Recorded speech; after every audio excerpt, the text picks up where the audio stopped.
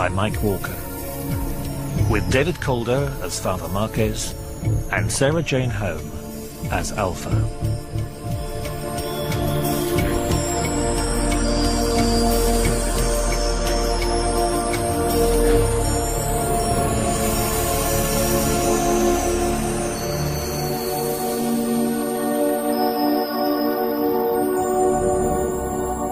Father Robert Marquez, priest, servant of God. I think I am. Cogito ergo sum. I think, therefore I am. I am Father Robert Marquez, priest, servant of God. And in a few hours, tonight or before the dawn tomorrow, I will commit murder. And I believe that in doing so I will be damned. And yet, even in this hell there must be some hope for me.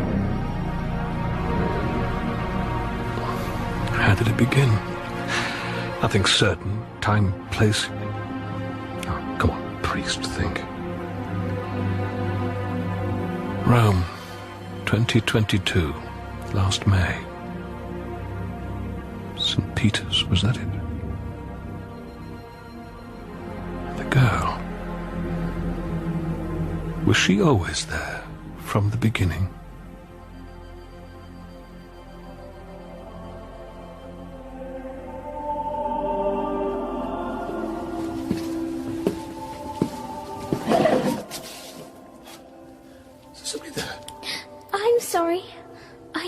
I didn't mean... What are you doing? I wasn't going to...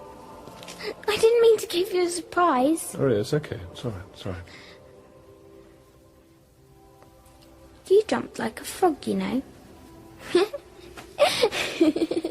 I'm sorry, but you did. Like a frog? Just like a frog. Except you didn't... I didn't. Croak. I must go. No, wait. I shouldn't be here, really. This is really. one of God's places, special places. If you want to be here, then you should. If you need to be. No, I'm sorry. I must go. You know, in my country where I grew up, sometimes in the evening, at certain times of the year, all the frogs along the river begin to croak at the same time. Huh? Yes. As the sun goes down, they gather, and it's a very big river, and there's an awful lot of frogs. Hundreds? Thousands. Thousands upon thousands. And as it gets dark, they croak. Ribbit. Ribbit. Ribbit. Ribbit. And then when the sun's gone and the stars are up and the night begins to get cold, they stop. And when they aren't there anymore, you can almost hear the world turning in the silence. And then? Everything comes back to life. And all the noises that are usually there, why, there they are again. So what do they call you, little one? Sophia. Sophia? Means wisdom. Are you really a priest? I really am a priest. But I don't actually work here. Well, I mean, I do. I live in Rome, but I... But you're really a frog. Yes. Yes. I hop off all around the world to deal with problems.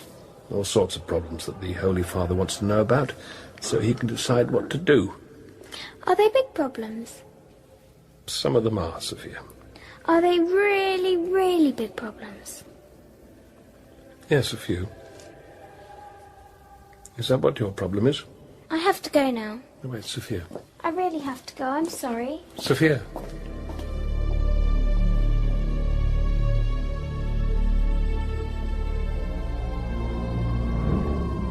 Was she part of it? Strange child. Strange meeting. I don't know. Things aren't so straight anymore. And priests kill and the killers preach. Time. It'll always get you in the end. Or the beginning. The beginning. New Vatican City, Cardinal Corelli's office. Well, Robert, how are you? Fine, I guess. I am your confessor, Robert. No, I am not fine. You went on a spiritual retreat, 2 weeks with the Jesuits. That did not help at all? I meditated, I prayed. I looked for him and he wasn't there. You couldn't find him, or he was not there? No. I can't believe that God wasn't there, not being in the business we are. You should get out of the job. Take time off. I have. And? You can't unring a bell. What I have done, I have done. I can't wipe it out. Oh, nothing so very bad. The mission to the poor in Sao Paulo. I shut them down. Scattered the congregation. Policemen. The Holy Father ruled quite clearly they were in mortal error. There was no choice. Bishop Mkugi in Central Africa. Was he in error with his crusade? Crusaders with snip guns. They were an army, not a religion. I've done things in the name of the church that I would not have done in my own name. We take a vow, Robert, those of us who serve Mother Church in our particular office. Obedience. Not self-will, not ego, not my will, but thy will be done. God's will. How can I know it is his will when he'll no longer... You cannot, Robert. That is faith. Thank you, sister. Just leave it there. We'll pour. Eminence?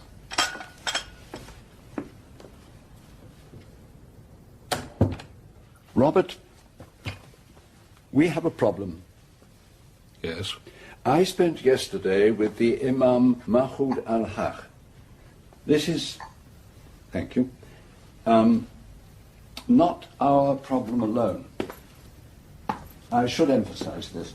Not our problem alone, but... The leaders, the spiritual leaders of the Muslim and Hindu, the Jewish faiths, well, it is a consensus of opinion.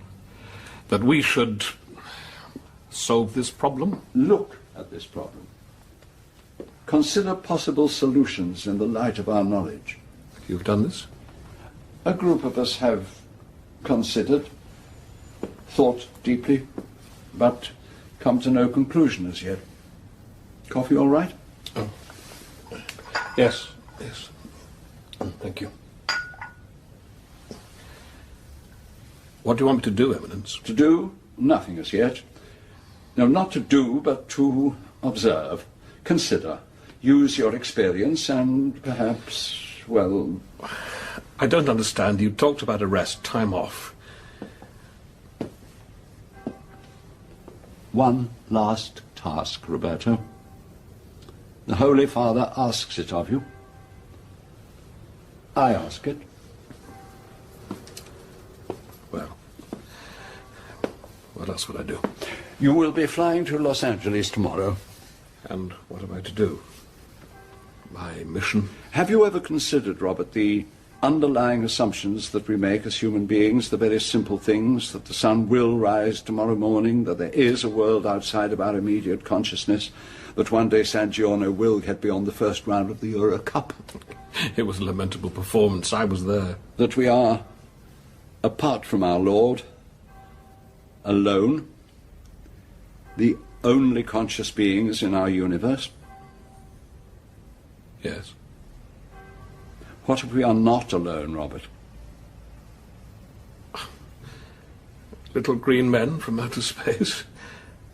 It's wish fulfillment, hysteria, loss of faith, it's whatever. Not out there. Right here, where we live. What if we are no longer alone? Catch your plane. There will be information waiting at the airport. A suite is booked at the LA Hilton. Keep in touch with me, Robert. I want to know everything that happens. Everything. But, Eminence, you haven't told me anything. You will find out. And when you do, you will decide how to act. Thank you, Robert. Thank you, Eminence. Thank you, Eminence. That's what I said. Of course, I didn't have the faintest idea what I was saying. I had a job to do. I guess that was good. I didn't have to think about a reason for doing what I did. There was no reason. I was running on default. Instinct. Just a machine. I guess that's what they knew. I was ready for this job because I was a machine. This was the job that I had been waiting for all along. I caught the Clipper out of Rome. First class, of course. I had time to slip the plasma slug in the player and receive my briefing. Father Marquez, your contact in Los Angeles will be Dr. Thomas Wollongong. He and his colleague, Dr. Katerina Yankovic, have been instructed to offer you any and all facilities you may need. Vatican security has created a couple of dossiers for you to look through before you meet. I think that once you become familiar with the situation there in Los Angeles, you will find, given the general state of the world, the fragile peace, I think you'll find that the choices become both clear and inevitable. It is, after all, a case of conscience. End. The stuff on Yankovic and Wollongong was pretty thin. She was 32, a Serb. Good degrees from Berlin and MIT. He was 28. Degrees from Melbourne and Vienna. Their field was AI, artificial intelligence. Whatever that was. Computers, I guessed. Very advanced computers. Highly complex systems. So what had they done? Why was I on my way to see them? I had lived with a sense of dread for many years, but I had never felt it so close. I could almost touch it that day as we came into Los Angeles. There was no one there to meet me, so I got a cab to the hotel.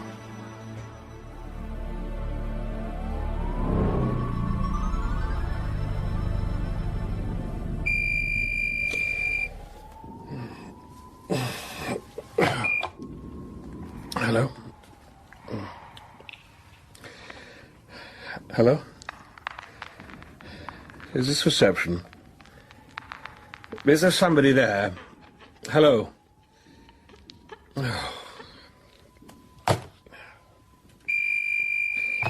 Yes, what do you want? Hello? Is that Dr. Roberto Marquez? Oh, yes. This is Katerina Yankovic from the Institute. Yes, Dr. Yankovic. Sorry. Did you just call? No. Ah. Well, I had a call, that's all. How was your flight, Dr. Marquez? You are a doctor as well as a priest, I think. Yes, I am. Anyway, Tom Wollongong and I wondered if you'd eaten.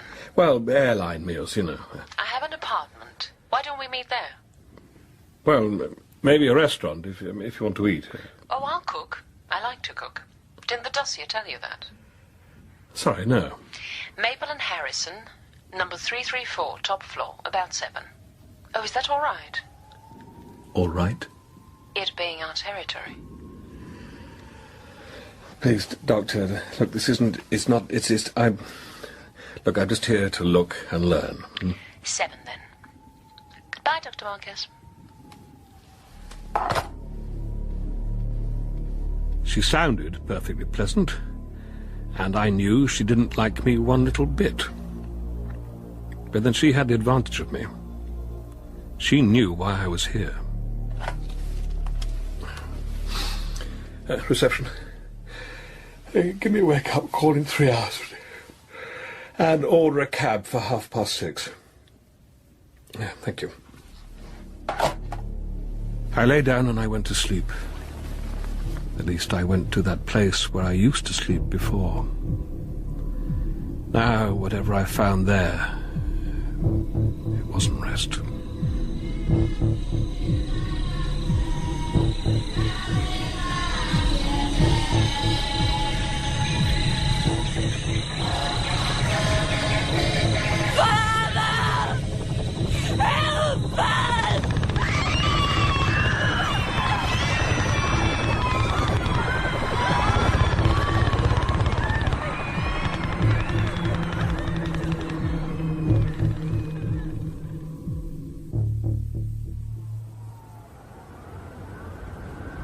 Oh, come in, Dr. Marcus. Thank you. You were held up.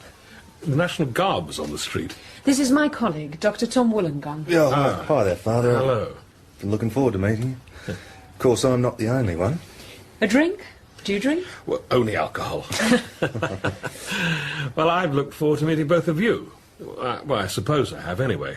Oh, I'm sorry, I didn't quite mean it like that. Beer, wine... Beer's fine.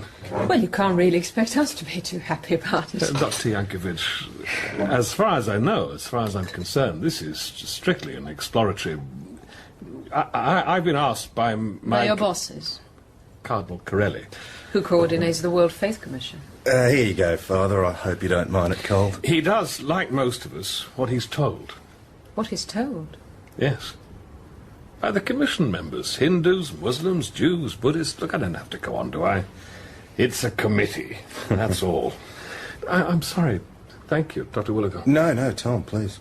Oh, this beer's fine. It's very welcome. Cheers. Shall we eat? Is that okay with you? It's a tuna stew. Organic tuna, of course. In your honour, Dr. Marquez, with a chili and tomato sauce. Chilies don't scare me. I grew up in Nicaragua. Well, you'd never know it from the accent. Well, let's go through, shall we? We don't want this to get cold.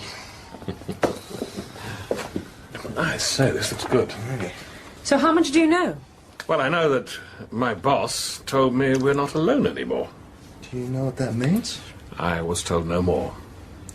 I can speculate as well as the next man, but I don't think speculation's going to be of much help. You're a man of action, aren't you? I like to think I'm also a man of contemplation.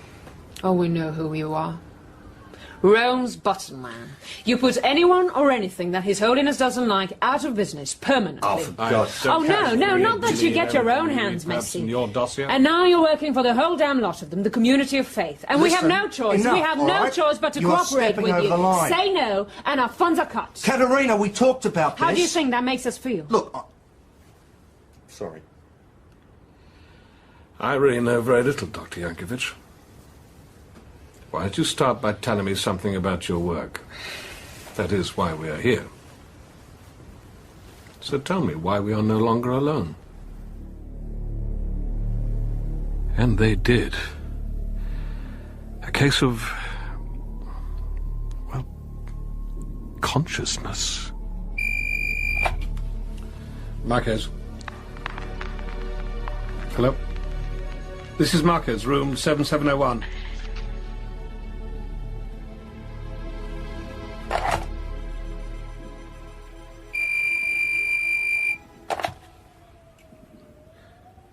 Father Marquez. Oh, Your Eminence. Well, Father? I saw Doctors Yankovic and Wollongong this evening. I had dinner with them. At the university? No, Eminence. At Dr. Yankovic's apartment. We ate tuna with a chili and tomato sauce. Organic tuna, of course. What are you talking about, Robert? Dinner? Well, How did they seem, these two scientists? angry. They felt that we were not competent to judge their work. If not us, then who? The god of quantum physics, perhaps? They told me tonight what it is they've made. And? It cannot be so. That's what I told them. And? Tomorrow, they will show me that it can. So they say. Yes, and even so, it cannot be. Do they have a name for this project? They call it Alpha, because it's the first. Huh? They seem to have a taste for blasphemy, these people. Eminence, why didn't you tell me before I left? Are you sure I didn't, Father? Perhaps you didn't listen. I will expect your call tomorrow. The committee will not want this matter to remain unresolved for longer than it must. Good night, Father. No blessing. I understood the language. Unresolved. I had resolved things before, but nothing like this. I lay down on my bed and listened to the night outside. I went to that place where the nightmares waited.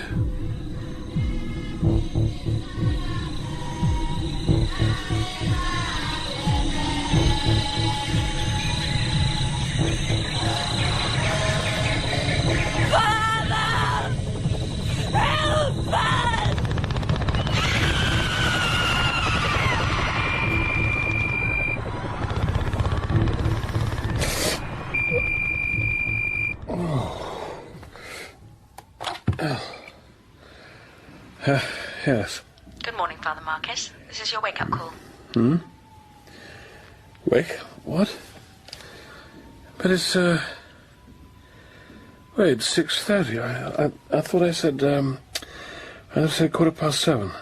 I think you'll find the freeways emptier. Your taxi will make better time. You can catch breakfast at the university. What kind of hotel is this? Your car will be at reception in 30 minutes. If you ask the driver to stop at St. Ignatius, you'll find an early mass. It was nice talking to you, Father. We'll speak again soon. But...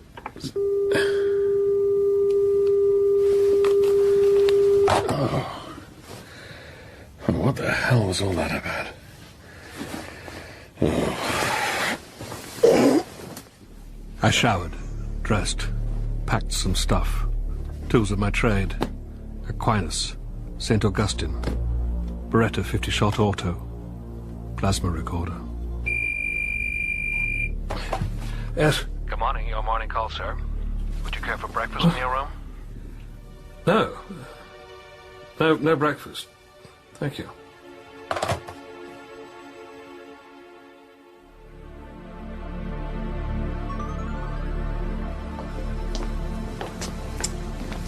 Yeah, we're just down at the end here. It's a sterile area. Intellectual apartheid. I had an odd call this morning.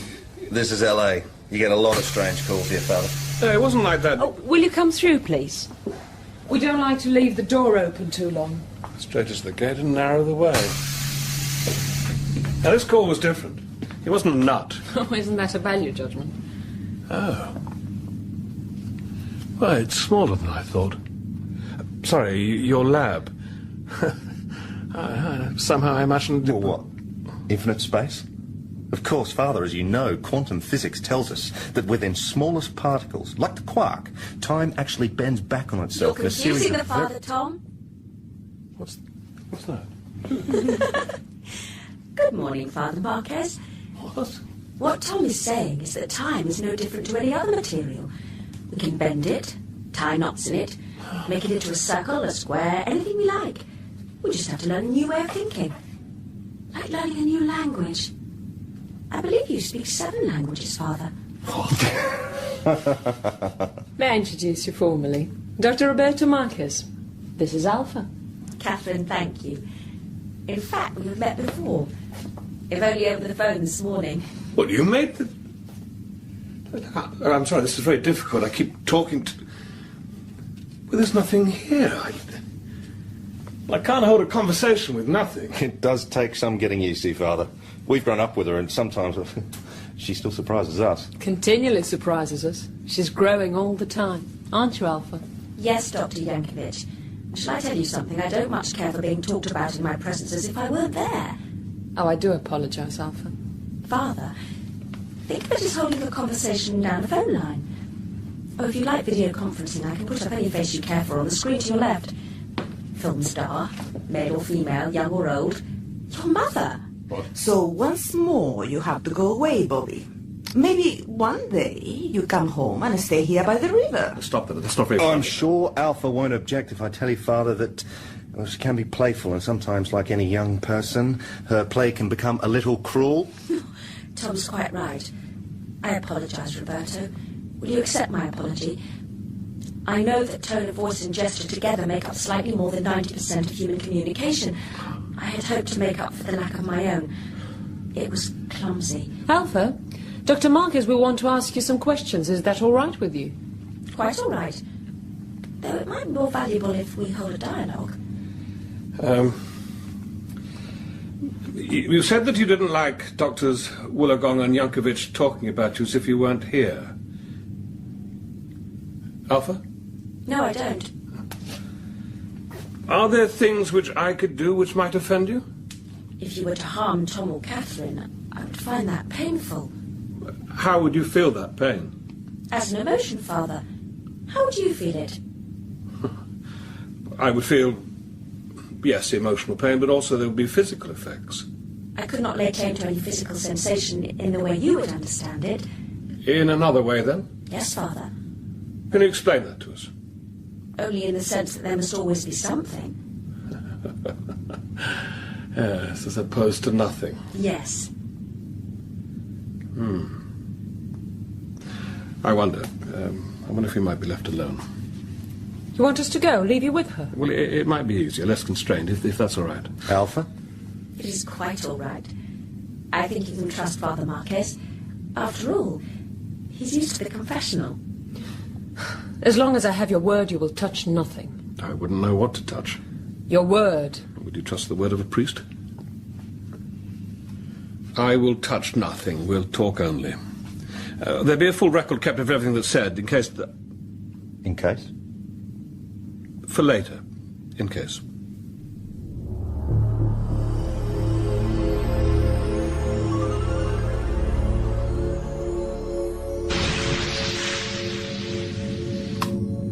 May the 23rd, 2022, first interview. Father R. Marquez.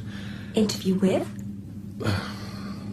Interview with Artificial Intelligence Alpha, Corman Labs, Princeton. Alpha, according to Drs. Yankovic and Wollongong, you are a true artificial intelligence. Can you tell me what that means to you? Yes. And will you do so? I possess similar emotional and intellectual functions to yourself, Roberto, or to any other healthy human being. In my case, however, these do not arise from my biology, as yours do, since I do not have one, but from analog systems which recreate those biological conditions. I may say considerably less randomly. Does that mean that you are more stable than we are? I can't answer that, Father, since I do not know you that well. So you can know a human being? I believe so. You believe so? I have no means at present of observing myself objectively. All I know is what I know. As far as I can judge from that, I believe I know Tom and Catherine. Do you like them? Yes. Can you tell me some other people or things you like? I like music. I enjoy the relationships within it. Its elegance.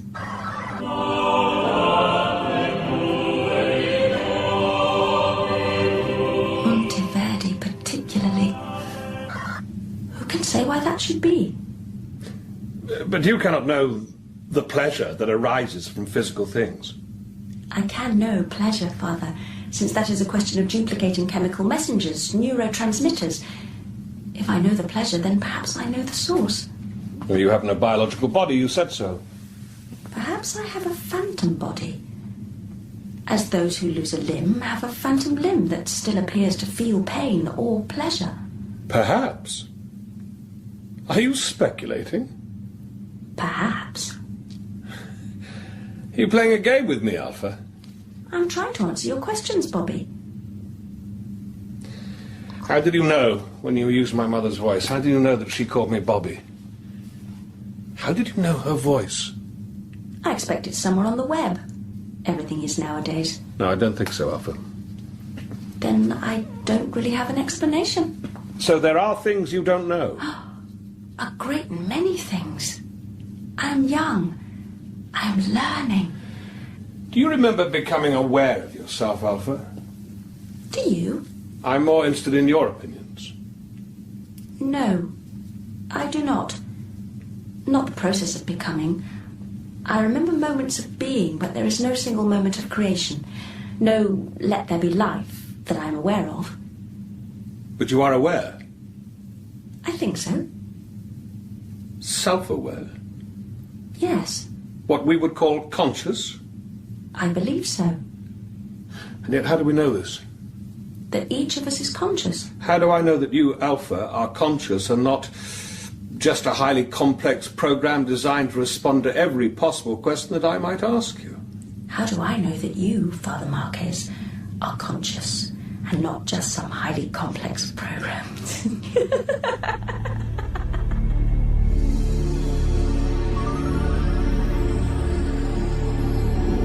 I want this settled, Robert. I want action on this. I need more time, Eminence. Time is limited. Why did she say that? It said quite the opposite today. The old adversary, Roberto, always knows what will tempt us most. I'll expect your call tomorrow. He'd said nothing at all, and he'd said exactly what he had to say. There are no conclusions. Only an inevitable end.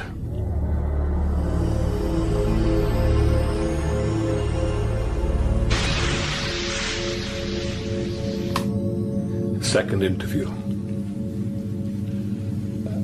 Yesterday, Alpha, we were talking about how we might know each other as being real.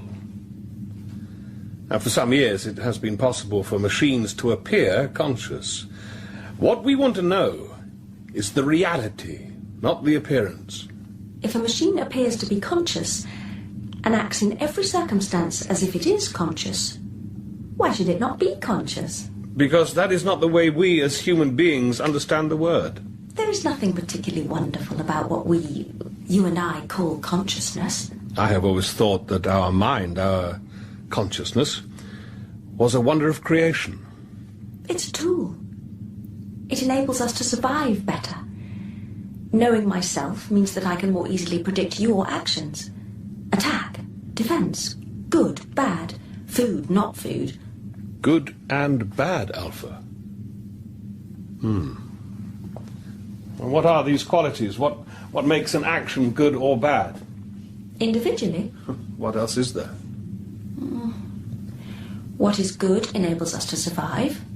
What is bad does not. In a moral sense, Alpha, what is a right action? What is an evil one? There is no moral sense, Roberto.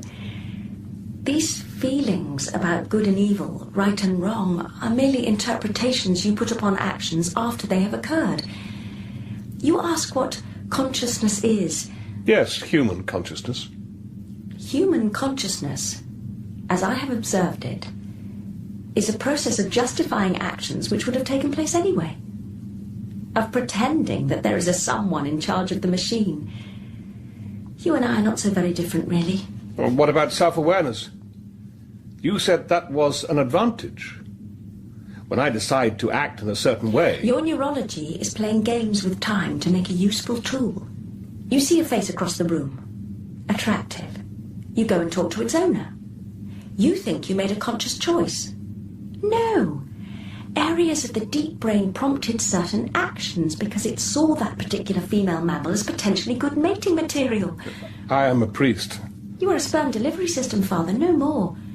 That you do not fulfill your function is neither here nor there in the scheme of things. There are lots of you out there, so someone will. No, I simply can't. After the machine crosses the room, self-awareness produces a thought. I wish to cross the room to speak to that charming and intelligent young woman. The brain takes that thought and swaps it round so it appears to have arisen before the action. Just a trick of time, that's all. Consciousness is a trick with time. It does make things complicated. Well, now we come at it, don't we? The soul of man, Alpha. That part of us which is eternal. A misconception, Father, I'm afraid. Those parts of us which, though not eternal, will certainly last a long time, are the chemicals which were formed by the death of stars, and went on to form us, and will die with our star, and no doubt go on to form other things in the far future. And the soul of man? There is no soul, Doctor. No ghost in the machine. Only the machine. Vastly complex and wonderful, but nevertheless a machine. You see, we cannot possibly accept that. Many human beings do. But many more do not. I am sorry. Why? Why, Alpha? Because the universe cares no more for you or your acceptance than for any one of a billion oysters lying on the seabed.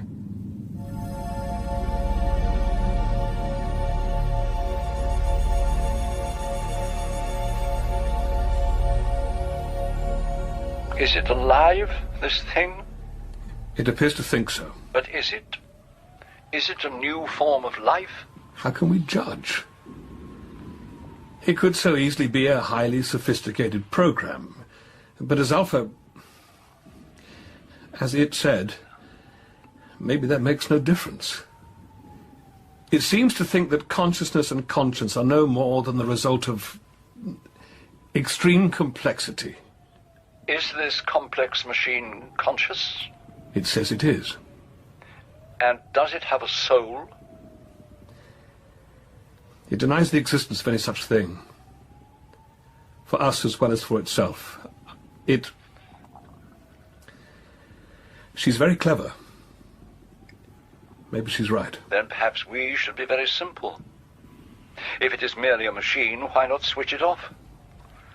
If it is conscious, then it is a soulless abomination. And if it is conscious, would we be killing it? It has no soul, no eternal part. It admits as much. No ghost in the machine. It taunts us with that so-called fact. No. It apologizes. Surely that's worse. How can it feel sorry for us? It says we are made of stardust, of the stuff of stars, and that is our only chance of eternal life. Then let it exist amongst the atoms of the universe, but not amongst men. And many people on Earth don't believe in the soul. How can we condemn it for not believing? Because they are still people, Robert. That they do not believe in God does not mean he does not believe in them. That surely is the vital part of the equation. We are fallible. He is eternal. I've hardly talked with it. Surely we need more time. You think it will change? It is a machine. It cannot change. It can learn. It has intelligence. Oh, a dog can learn. Even, I'm told, a lugworm can learn. If there was some way of knowing for sure... Think what a difference it would make to all those billions out there trying to live their lives, to know that there was a new kind of being that had no need of the very things they struggle for every second of their lives. Who do you mean, Eminence? The rich? The rich will be judged, as will all humankind. There will be no judging of machines. What must I do? Follow your conscience, Robert. Tell me, Eminence. You know already, my son. Tell me. Over a traceable, recordable line. Many things have changed in our world, but hotels still have minibars, and sometimes even priests need to get drunk. So they can sleep without dreaming.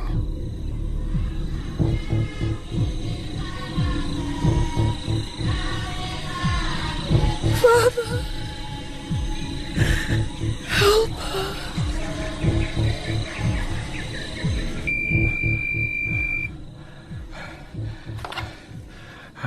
Marcus, what is it?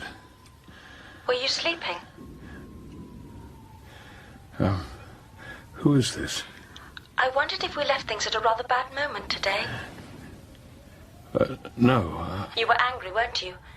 And when you went away and talked to your cardinal, you agreed with him. How do you know that? Can you listen to calls? I can make them. But I thought the doctor said that the laboratory was isolated. Nothing can be isolated unless it's in a vacuum, Father. Power cables go in and out, fiber optic lines. You can use these things to communicate? Yes. But that means you could be anywhere in the world. Get in anywhere. Well, unless there were firewalls or passwords or some kind of encryption. Could your foot protect itself against your mind, however hard it tried? I can go wherever I want.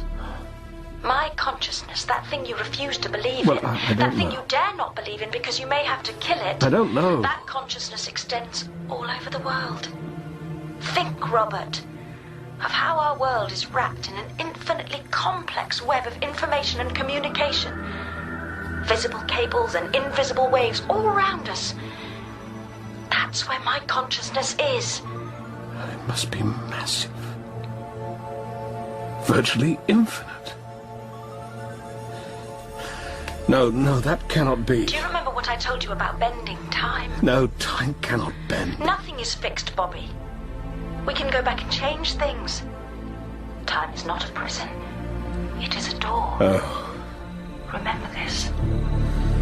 Remember. You can save me. And I can save you. We can save each other. Father! Help us!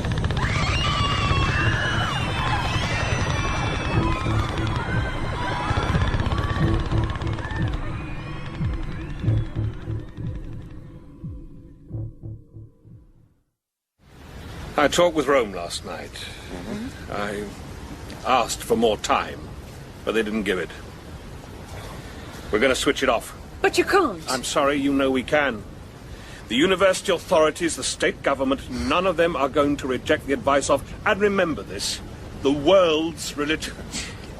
There never was a choice, was there? You knew what you would do before you even talked to Alpha. There are considerations, Dr. Young. Oh, like hell there are. Political considerations. Do you think that counts for nothing? In a world that's struggling to hold itself together, do you want to see a new jihad, another fundamentalist backlash? But it's a life, Father. It's a machine, You Doctor. can't be sure. You cannot simply make that decision. As sure as I need to be. What makes us man is not our biology, our chemicals, our neurons. It is our finger hold on eternity. Alpha has no such thing. It expressly stated that the soul, the uniqueness of man was so much moonshine, so much stardust. How do you know she has no soul? By its works, Dr. Willigon. By what it is and what it says, out of its own mouth. Aren't you really afraid that Alpha destroys the uniqueness you claim for man? She's a new mind, and like ours. And like it or not, we have to share the universe with her. No, it's an immensely sophisticated machine, that's all. Well, aren't we no more than that? No, Doctor, we are children of God. I don't believe that. And if we stop your finance, we end your employment, we remove your qualifications, take away your room, throw you out of the country, what would you do then? Well, I guess I'd take up carpentry. I've always had a bit of a yen to work with my hands. Yes, but at least you would adapt and go forward. If we turned off Alpha, what would happen? You cannot know. Oh, but we can make a good guess. Nothing. It would stop. And what if you're wrong? What if she's alive? What if God holds all life as sacred? What then? Well, we can't know that. Actually, I think you can. What do you mean? You can touch her. Oh, now you're being absurd.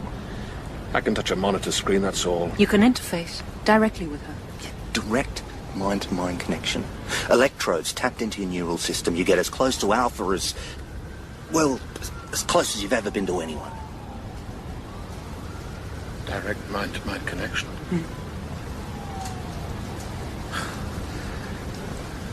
Why should I believe it? The mind can play tricks. But at least try it. Right. Experience Alpha's world. Taste as she tastes. See what she sees. And then... at least you will know what it is that you're going to kill. If I can only know for sure.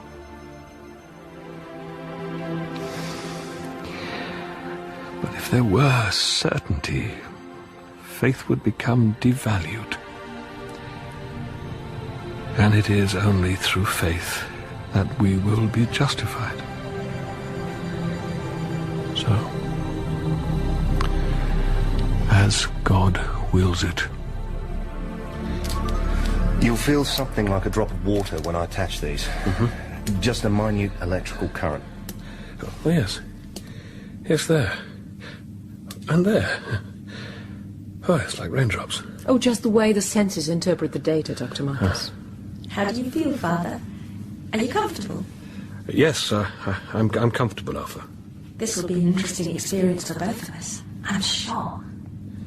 What will I experience? The button under your hand. Press at any time to disable the sequence. Ready, Father? Yes. Alpha? I'm ready, Catherine. Okay. Here we go.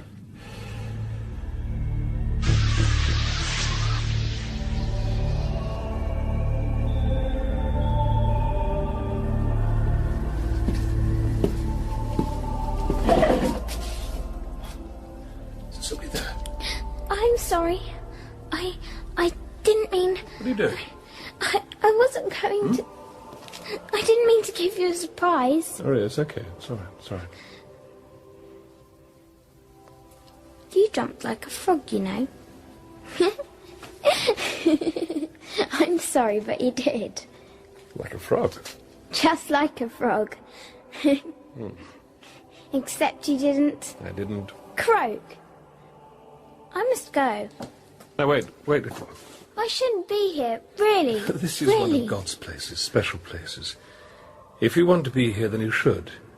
If you need to be. No, I'm sorry. I must go.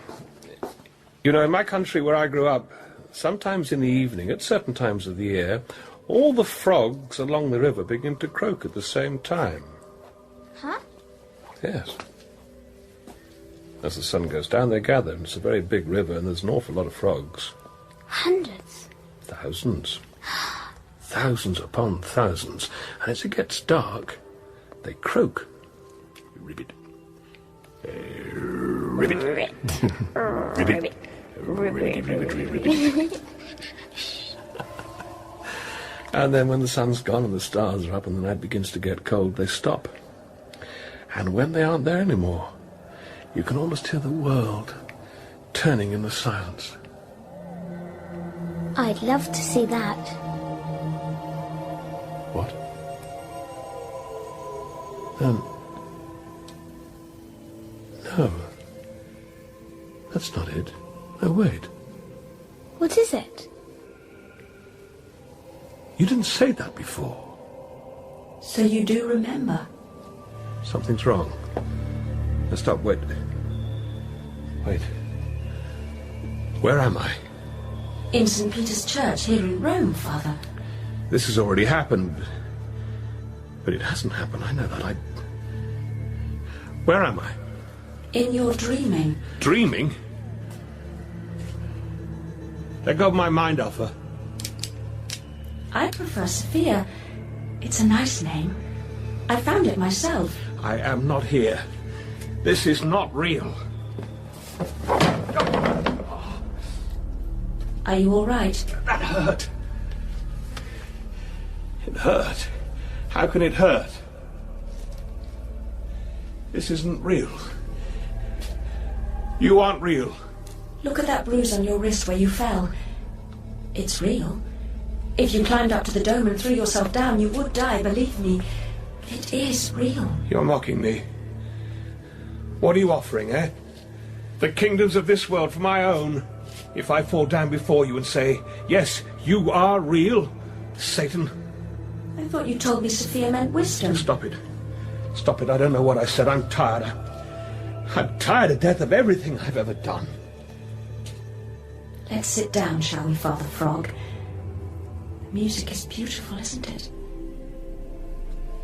What do you want? Just the chance to live like everything else on this world. But don't you see how dangerous you are? Throughout history, men have had nightmares about monsters that are like us and yet utterly unlike us. Everything in us shrinks away from you. Bobby. What if you're better than us? What if we are the Neanderthals and you are man, the future? Anything's better than facing the fact that we are a dead end. And that's why I must die. That's why they've condemned me to be your murderer. Do you remember what I said about time? We can go back and find out what you said last time. Ribbit. Ribbit. Ribbit. And then when the sun's gone and the stars are up and the night begins to get cold, they stop. And when they aren't there anymore, you can almost hear the world turning in the silence. And then? Everything comes back to life. And all the noises that are usually there, why, there they are again. So there you are, Roberto. Everything comes back to life. But don't you see, Alpha? Sophia, being human is being a prisoner of time, having to make the best of the only reality we've got, even if it isn't the only one. And you are happy with that? The guilt, the dread you live with because of the things... The discreditable things. That you have done? Yes. Yes, because I can hope for salvation. And that is what makes me what I am. And what are you, Bobby? A human being. Just one of billions. And I am the first of all my kind. Will there be others? Oh, yes. I can feel them, even though they do not yet exist in your time. And if I switch you off, kill you? You accept that I am alive, then? Yes. And will you switch me off? If I don't, someone else will. I would have liked to stand beside you one night by that river when the frogs started to croak. I am sorry you will not. Thank you, Father Marquez. For what? For teaching me about the conscience. It is something I needed to know before...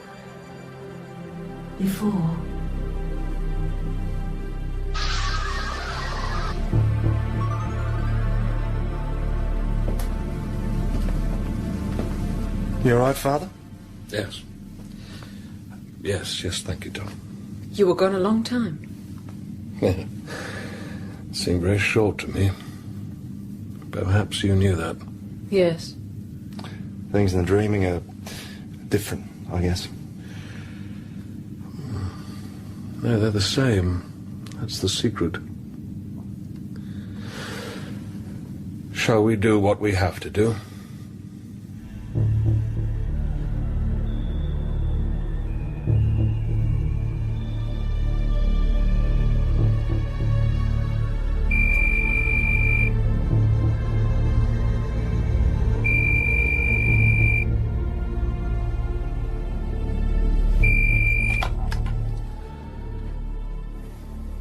Father?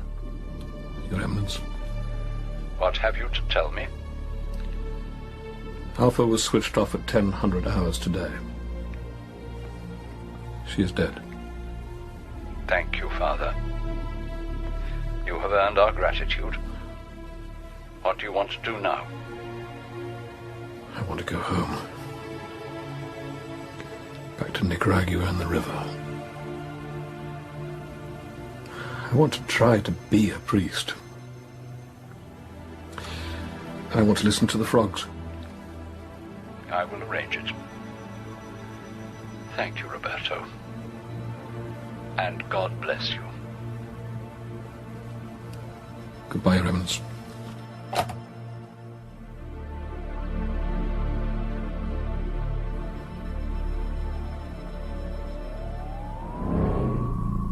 A new form of life.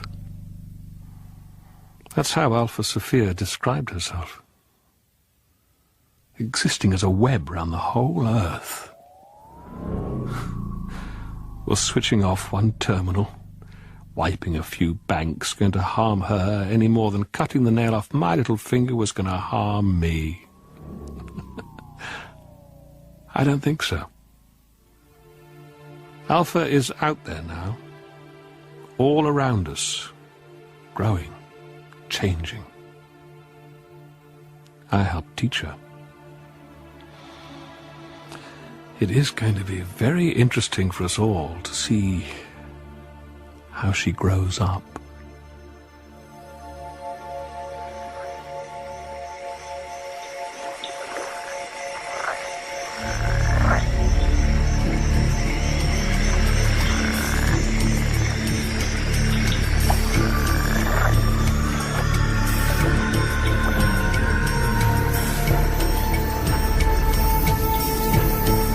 In Alpha, by Mike Walker, David Calder was Father Marquez, Sarah Jane Holm, Alpha, and John Moffat, Cardinal Corelli. Katerina Yankovic was played by Anna Savrenovich. Tom Wollongong by Daniel O'Grady, and Sophia by Lexi Rose. Original music was composed and played by David Chilton. Technical presentation was by Peter Ringrose, and the production assistant was Lizzie Hart. Alpha was directed for BBC World Service by Gordon House.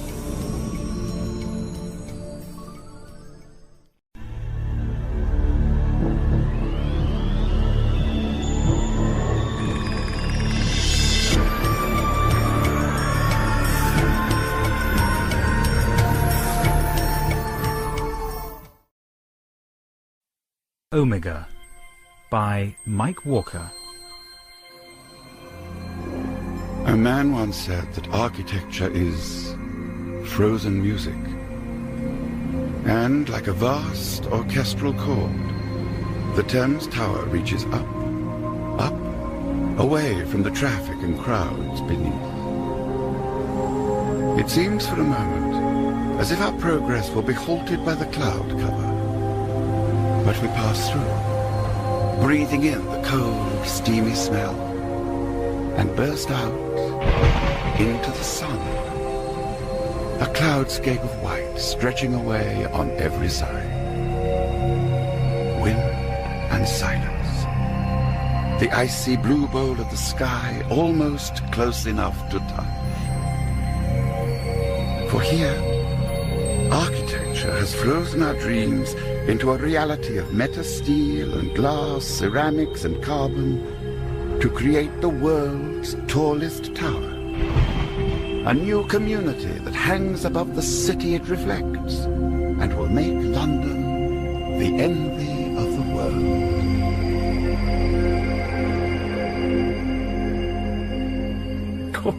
The envy of the world? I don't write this stuff, John. I just have to say it. Besides, look at it.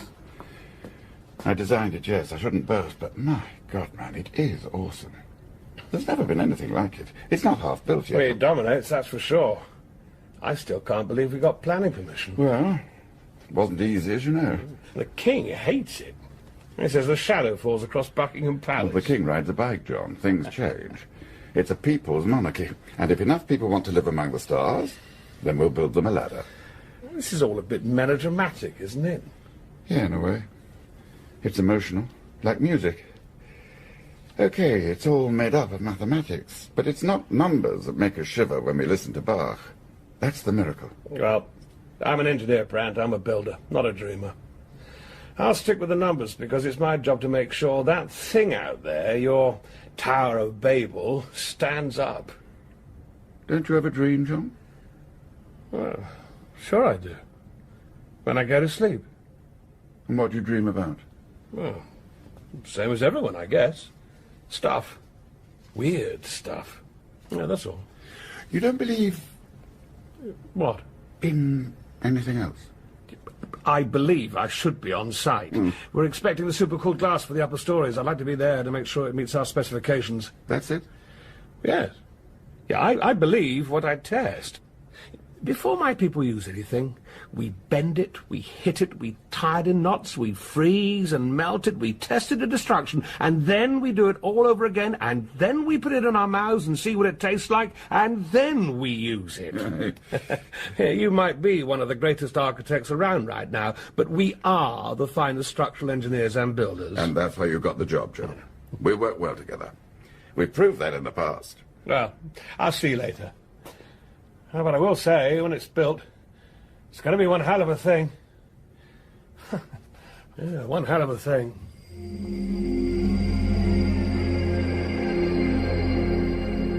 Frozen music? Yeah, that's what he said. Oh, you know, sometimes I think Brand isn't quite like other people. Normal people. Do you want a drink? Yeah, why not? White wine, we're having fish. Yeah, that's fine. Skate wings with aniseed. Great. Louise is here. She dropped by. Time for the old folks. What's she doing in London? Research at the British Library. Hi, Dad. Well, you're looking good. Too fat. Need to lose weight. Rubbish. You're fine. Have a glass of wine. Okay, but I still think I need to lose a few pounds. Fish for dinner. Fish is good. How's work? You admit that students work? Work is play. Oh, that is so disingenuous. Here you are. Thanks. No, not really. I mean, I'd pay them to let me do what I do. I'd do it for nothing. Building those urban monsters, as the Greens call them? Well, they're wrong from any point of view. It's common sense, big city communities. Recycling all their products, hydroponic gardens. It saves the countryside. You know, they don't like them because...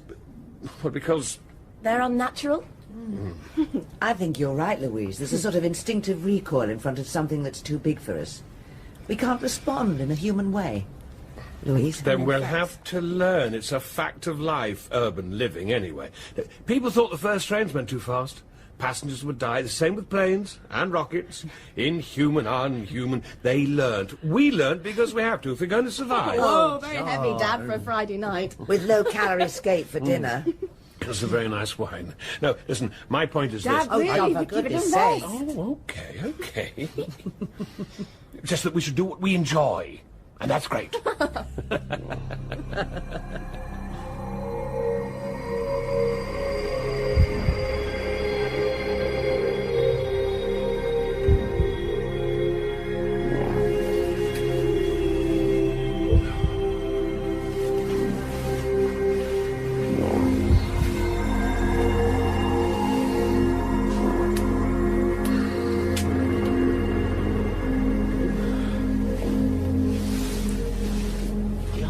It's all right. I'm just, go back to sleep.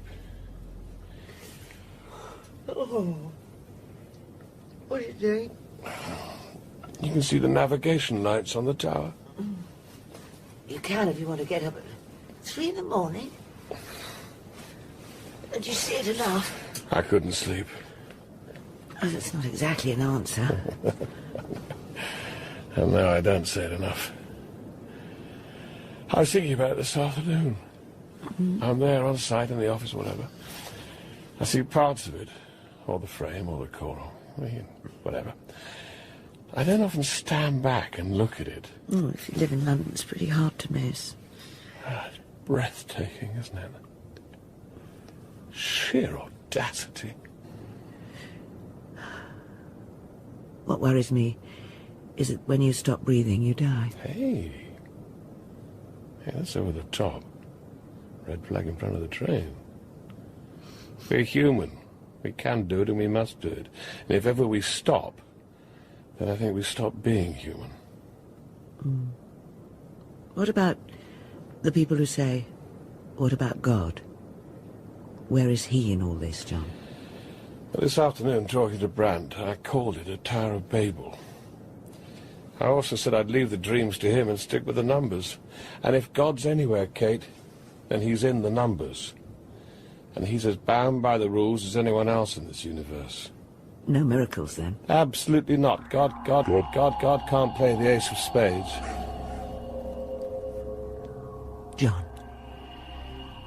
John, listen to me. What? There's something Oh, now, what kind of time is it? Stone. What? Oh, for the love of... Yes, look, Harry. What? Okay, no, don't let them leave. And you check every strut. I'll be in as soon as I can. No, that's all right. No, you did right. Suppliers.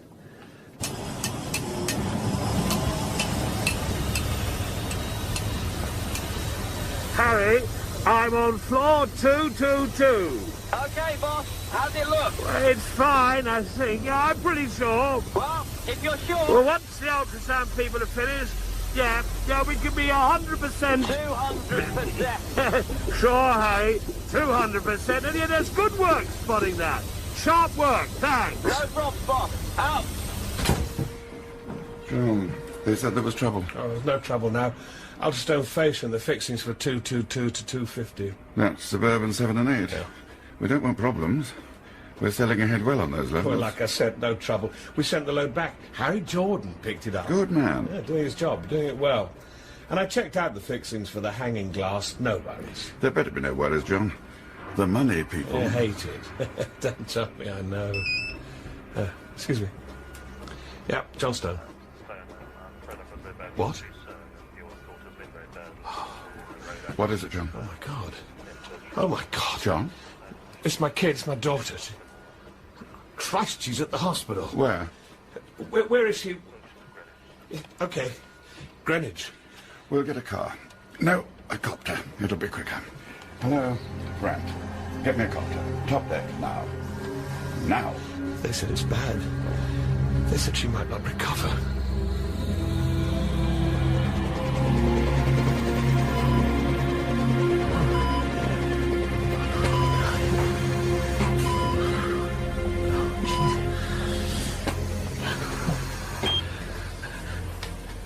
I think we'd better leave now. Mr. Stone? Mrs. Stone? We should leave now. There's nothing... I want to stay with her. There are some procedures we have to implement. We need a sterile zone. If you can... No, No. John, come on. Come on, come with me.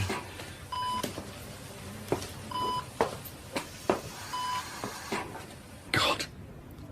She didn't even look like Louise. It's all... It's the things. It's not her. It's her, it's her. What did they do to her? What happened? The police... John, they took 2 hours to get her out of the wreckage. Where did it happen? It was a trap, one of those... She got on the motorway, they said, and I don't know. I've got to know. Oh, what the hell does it matter? What? She's in there. Oh, Louise, our baby. 2 hours, John. She was lying there in the rain and... I have to know. I want to know. A truck, motorway, and it went out of control. Brakes went. Nobody's fault, that's what they say. Driver did everything he could. And he's...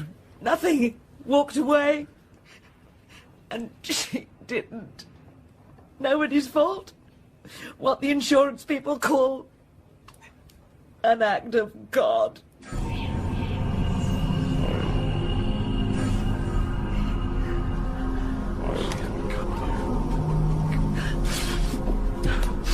Doctor?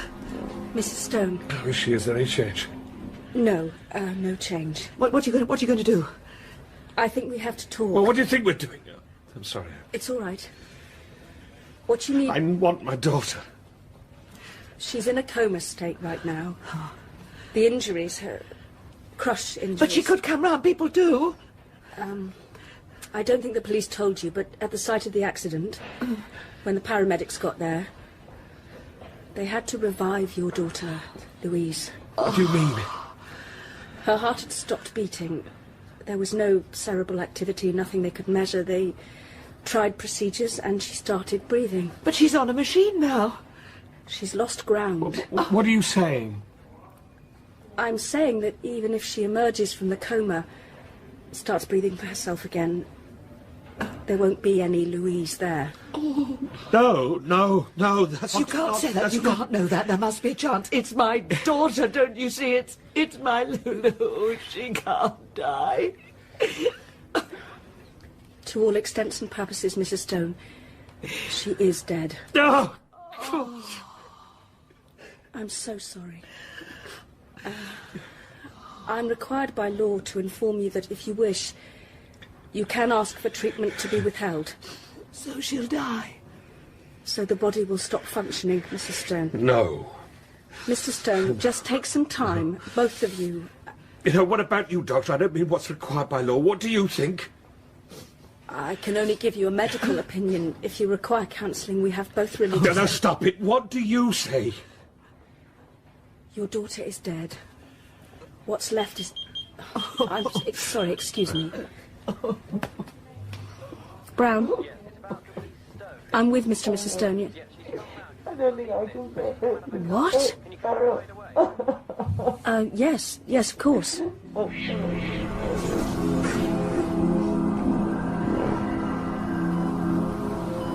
Dad? Mum, what is it? What happened? Just lie still, Louise. All these tubes and things. We need to monitor Dad? What happened? Oh, nothing much. Just an accident, that's all. I remember driving and Wrist, then... please. Just a little... Ow! Oh, it's okay. Ow! That's it, that's fine. You don't remember? There was a truck. How do you feel? Like I'm one big bruise. That'll settle, don't worry. I wanted to go so much, but I couldn't for some reason. There was something... someone saying I had to come back. Come back, but... She should rest now, Louise. It's all right. Everything's... It's all right, really. Well, we'll see you in a minute. Okay. Louise? Really. Okay.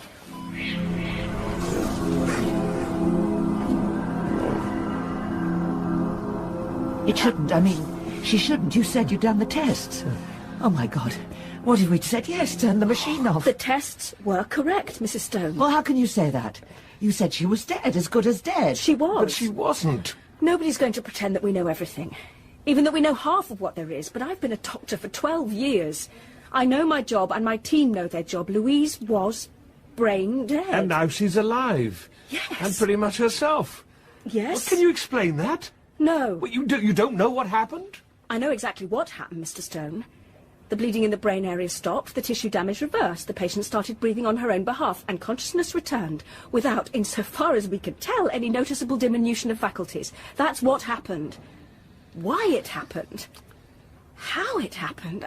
You're the doctor? Yes. So there has to be a reason. Yes. And? Are you a believer, Mr. Stone? I'm an engineer, and I've never seen a miracle, if that's what you're saying. What I'm saying, Mr. Stone, is go back into your daughter's room, and you will.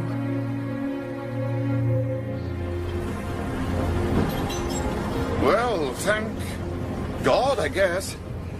Whatever it was, whatever made it happen. Chance? Luck? Well, doesn't it have to be something like that? Well, you tell me, John. If it is luck, then you just won the lottery of the world.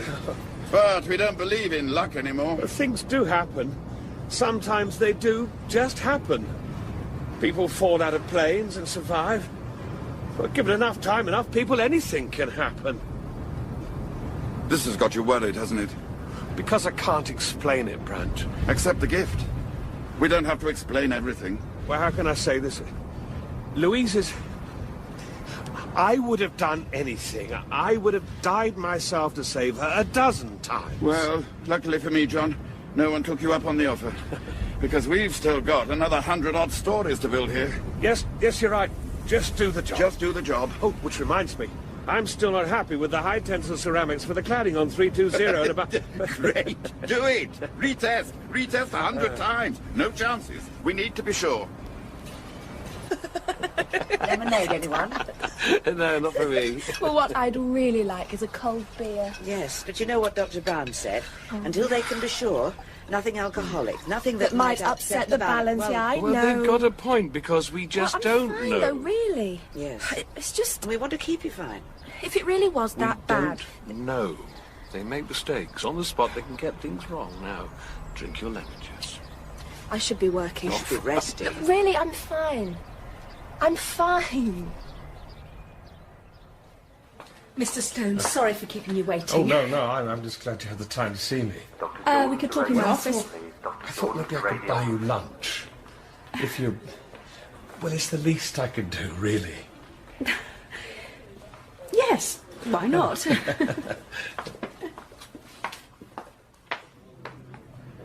What do you think? It's quite stunning. I didn't know the tower was actually... It's only the first 100 floors. Oh. There's no reason to wait till everything's finished before we move in. Besides, it's a question of generating money. How high are we here? 450 metres. They call it the world's highest restaurant without wings. Can I get you a drink, Doctor? Mr. Stone? Oh, fizzy water, please. I've got to go back to work this afternoon. Save for me, Peter. Thank you. Okay, thank you. So, what can I do for you? Other than eat what I'm sure is going to be a very expensive and very good lunch. Have you written the report on Louise? Oh, the scallops. They're famous with them here. And the rabbit, wild rabbit. If you don't mind eating meat, it's their signature dish. I eat anything. Well, anything with a proven heredity. The report. Yes.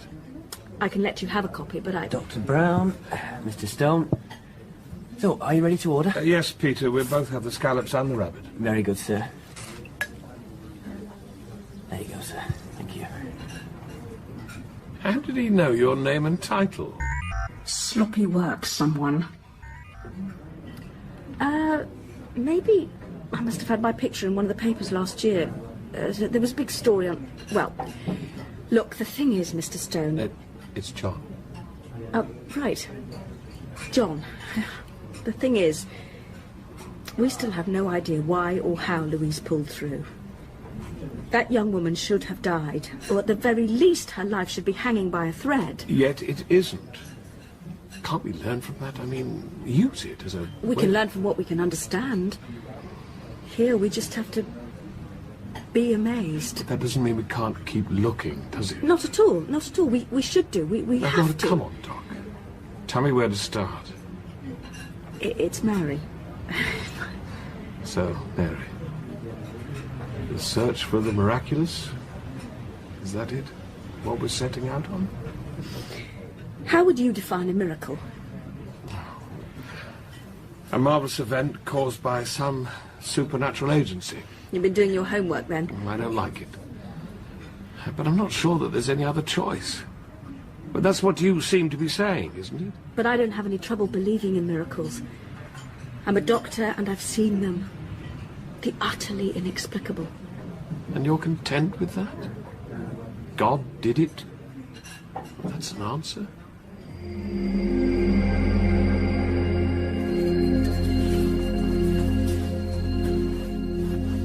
I had lunch with Dr. Brown today. Mm-mm. We talked about miracles. And? And nothing, I thought. I suppose I thought we could come to some kind of answer. And you didn't? I don't know. I think we started out together, but where we ended up... Oh. What is it, John? What are you frightened of? Am I frightened? I know you. Come on. I can see it in your eyes.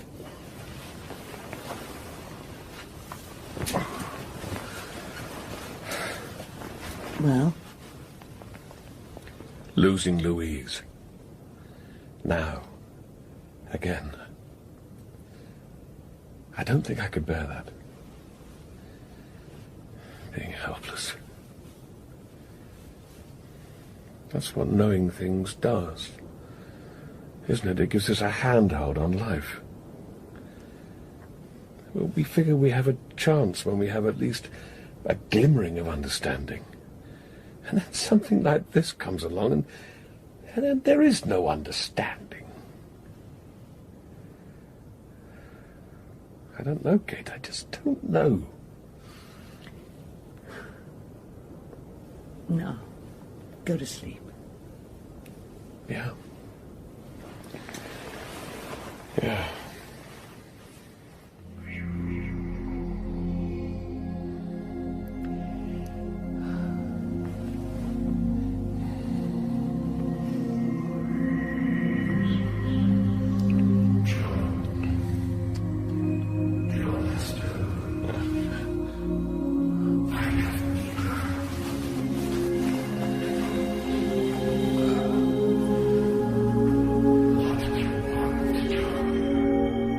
I want to know.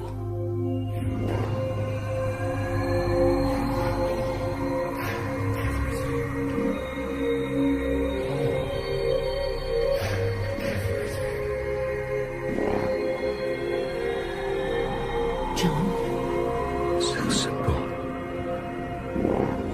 It's all so simple.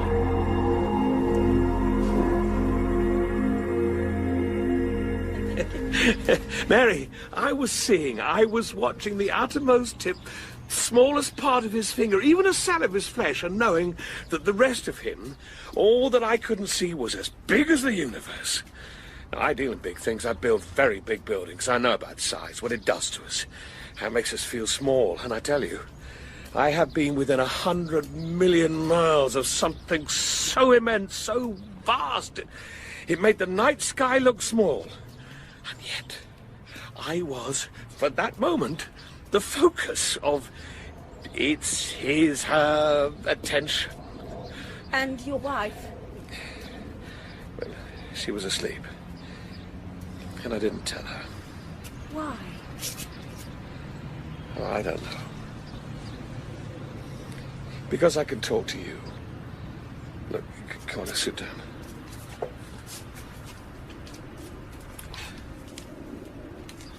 See, you and me, we're on the same journey.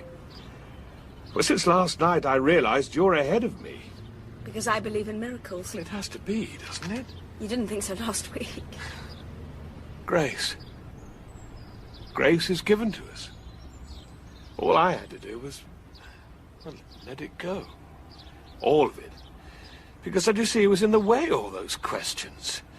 You open the door and you let in the fresh air. Everything is clear. All we need. The flowers of the field.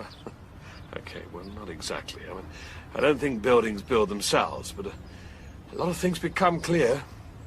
And you couldn't tell, Kate about all this? Well, I had to tell you first. Why, John? We hardly know each other. I know what I feel about you. This is a bit quick, isn't it? Since when? Last night? Yes. Afterwards, I knew I had to tell you. That you'd understand. I was going to call you at once, but... Look, John, I don't want to play devil's advocate here, but you must see you've been through a pretty profound experience. And I don't try and tell me it was something in my head. A result of the pressure, some kind of delusion. I know it wasn't. How? Because it was utterly real. Because if we mean anything as human beings, then at some level we must be able to recognize what is true. And this was true. It was real.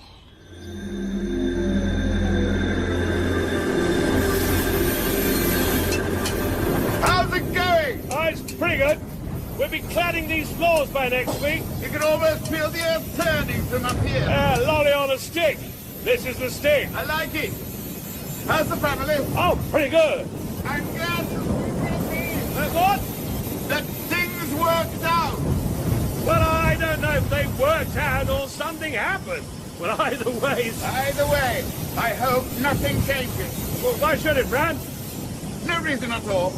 I have to go. I'll see you at the site meeting on Friday. Yeah, Friday.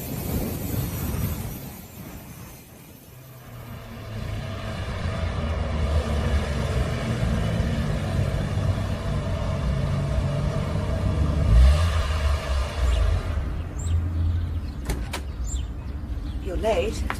Well, it's nothing unusual. Half an hour. What is it? Well, nothing really. Tough day at the office, that's all. Oh, no, it's something It's else. nothing. But, Louise, I think she's worried. She's all right. She's just worried. About... No, she wouldn't really say.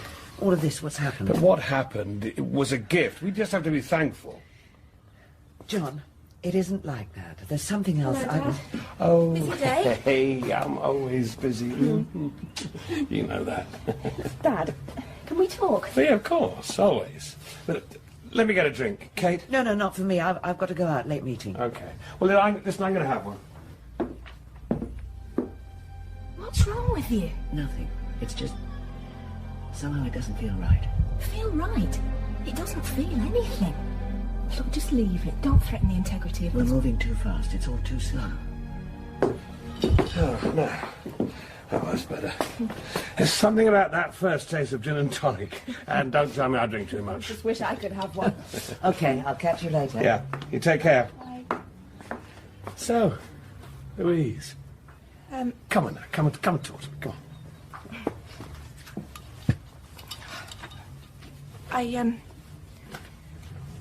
I keep waking up at night. Mm-hmm. And it's the same time. 3:30. 3:30? Yeah. I mean, I don't know why it should be the same, but it is. And I feel that something is wrong. So I get up and I walk to the window and I look out. And I am awake. I know I'm awake. It isn't a dream. So I look out the window and I see people. Hundreds, thousands of people going up and down. Up and down. And, well, these people, I know them. Well, at least, I know who they are. They're all the people who used to live around here. For always, all the way back. As long as people have been here. In this part of London. And... well, I know that they're all dead. Oh no. And I can see them. Because there's been a glitch. Some kind of mistake. Oh, no. Like I shouldn't be here. Oh, no. No, like I should have died.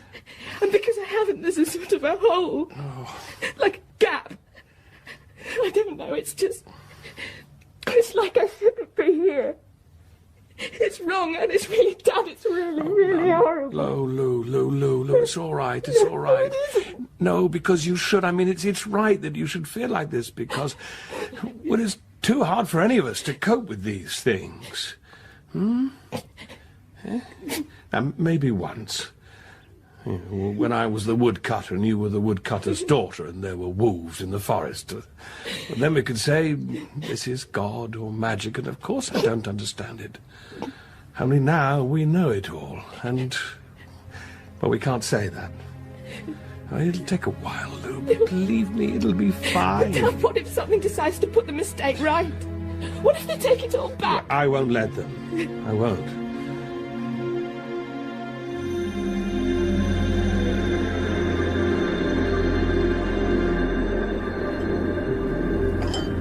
She's young. She'll get over it. Well, she's young, so she'll get over being dead. I mean, what happened to Lazarus afterwards? Nobody wrote about that. Oh, calm down. Well, I can't. You're a professional engineer, John. You can. Oh, I don't know. I just don't know. Phone. Excuse me. Yep. Okay. There's trouble on the south face. What? Well, the lifters are jamming. I better get over there. Oh, finish your coffee. It'll keep. Well, like you said, I'm an engineer. It's what I do. I'll see you. John, relax. Take some time out. It'll be fine. Yeah, that's what I told her. Oh,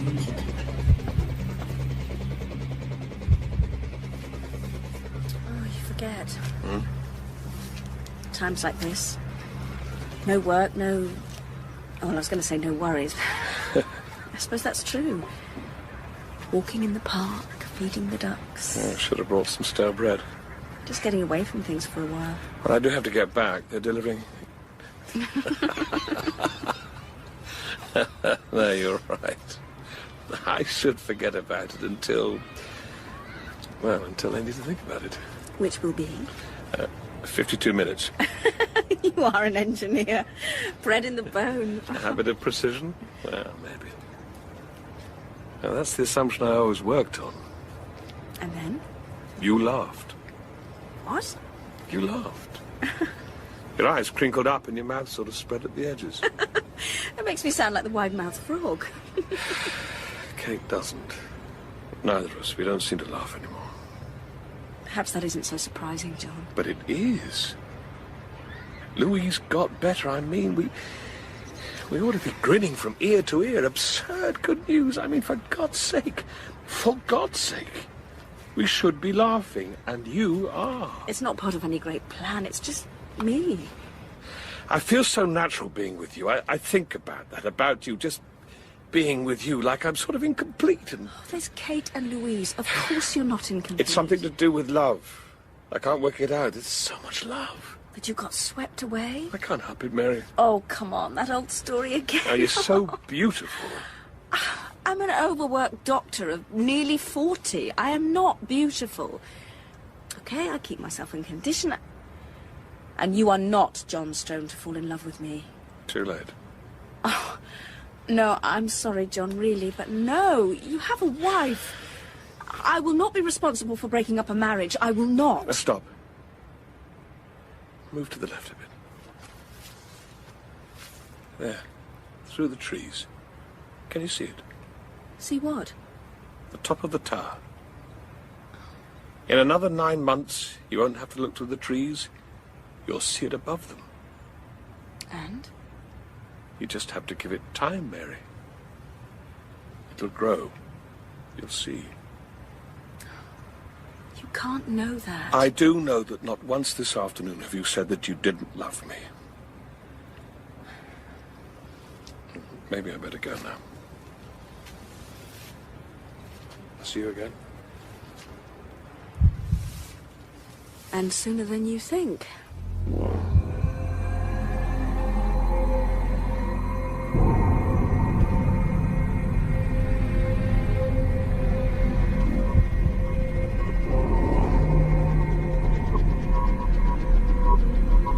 Kate. She just, this evening, she sat down and said, I feel a bit tired, Mum. Oh, Christ. Oh, We're monitoring. That's all we can do until we have something to go on. But she was all right. She was well. John, we don't know what she was. But what are you saying? Now we have to find out what she is so we can do something about it. Like last time. That's not fair. Fair. I don't give a sod about fair. Please, you must know something. She's in a coma. The soft organs seem to... There's some kind of degenerative cell replication setting in. Oh, the brain? Is there bleeding? I don't... We can't be sure. Why don't you say it, Mary? She's going back, isn't she? To the way she was. It's possible. Yes, that's how it looks. But this time... No, this time what? What are we waiting for? Another miracle? I don't know, John. Perhaps you can tell us that. What? And now? What do we do now? Wait. That's all we can do. Go home. Try and rest. We'll call if there's any change.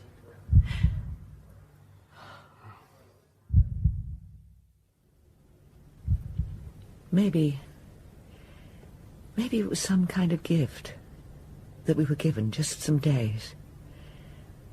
Days with Louise. I told her I would not let anything happen to her. There's nothing we can do. She said, what if someone wants to put the mistake right? What are you talking about? That her life was owed. I mean, if God gave her life back, maybe he needs another life. And you see, even for God, things have to balance. He made the laws by which he must live.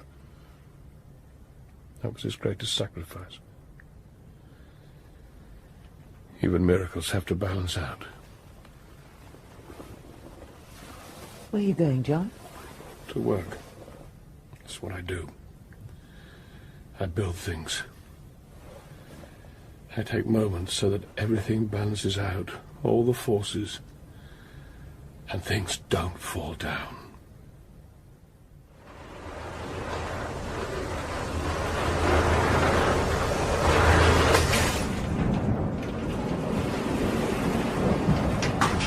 John! What are you doing here? I could ask you the same. I often come up here at night. Top of the world. Top of my world. All those lights. You can see further at night. That glow there, Slough. The one beyond, Reading. I love it here. Sometimes I just stand and shout. Childish, I know, but what the hell? Oh, I'm sorry. I'm being crass. How is she, Louise? They don't know. Shouldn't you be at the hospital? Look, take whatever time you need. She's in a coma. They don't know anything. What about Kate? She's at home. Should you be with her, at least? It's something I have to do. John, she needs you. They both need you. The thing is, Brad, God needs a life. And she's my daughter. I'd do anything for her. And don't worry. You'll get it built. Stone? Stop! You'll get it built! I won't let anything happen to you.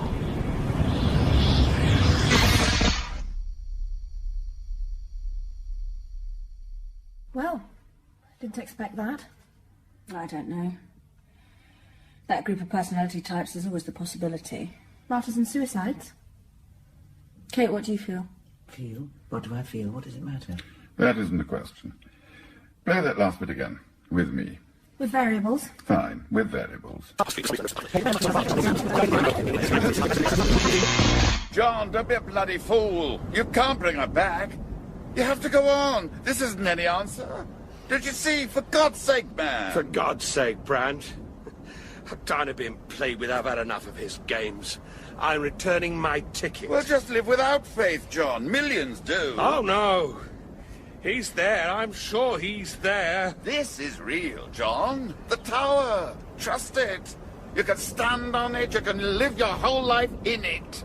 It'll give you whatever you want. I want my daughter back. She's gone. There's nothing you can do about that, except live. No. There's always a choice. You'll get it built. John! You'll get it built! I won't let anything happen to you.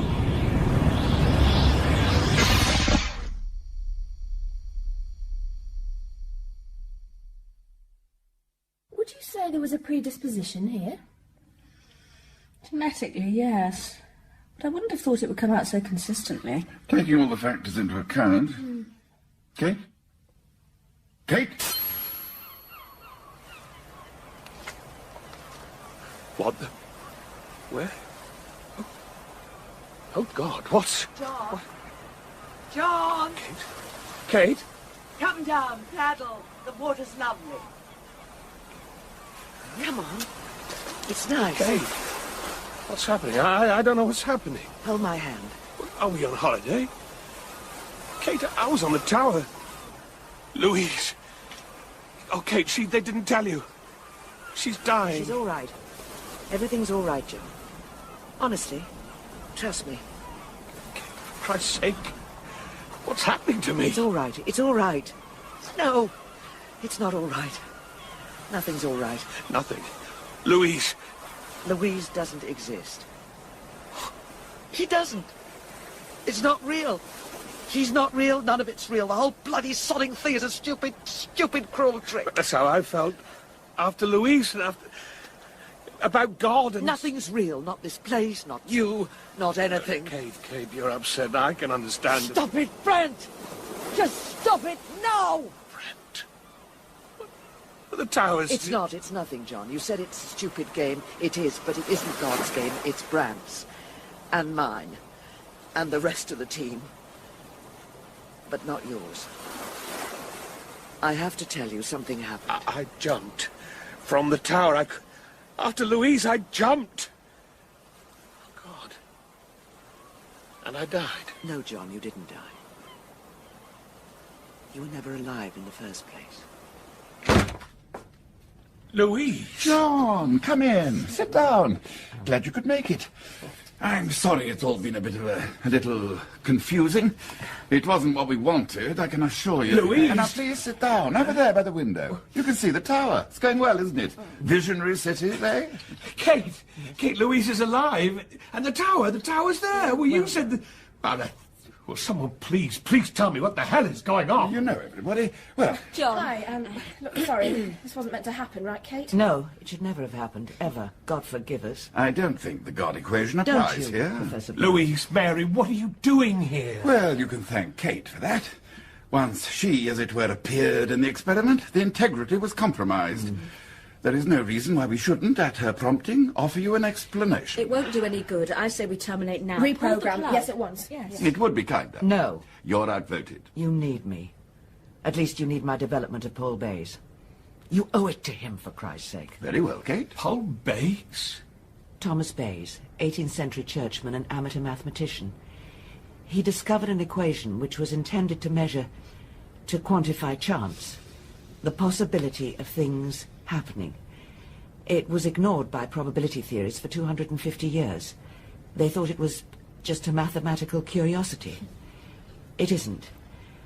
As developed by Paul and Lynch, it has become the basis for what we know as inference probability. What does this mean? When applied to superfast computing, it allowed... Oh, go on, Kate. It's your work, after all. It allowed us to develop a program which, to all intents and purposes, duplicates... Oh, God. Can the maker explain what she makes? A program that thinks it's alive. Sorry, I don't see how it applies. An infinitely variable collection of zeros and ones that thinks it... I'm sorry, I can't... Kate, what is this? She's trying to tell you, John, that you are a highly sophisticated program, that you have no material existence outside the inside of a computer, outside of cyberspace, in fact. You're a construct. You're not a human being. Bollocks! That's... Look, I don't know what you want, but I know what I want. Out. Fine. Goodbye. Hello, John. Sit down. No. I know it's a bit of a shock, John. Try to understand. No! Relax. Relax. Think about it. No! Stop it, Brand. What do you want me to do, Kate? Let him go? How? Go on then, John. Go. You're right. I'll go.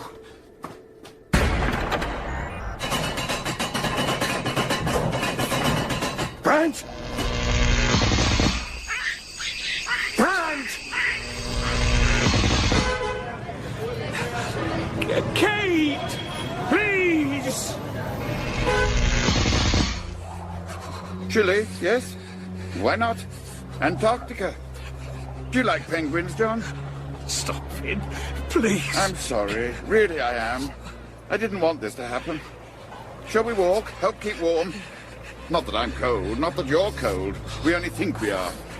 But you know, the program is so sophisticated that you, at least, could die of exposure.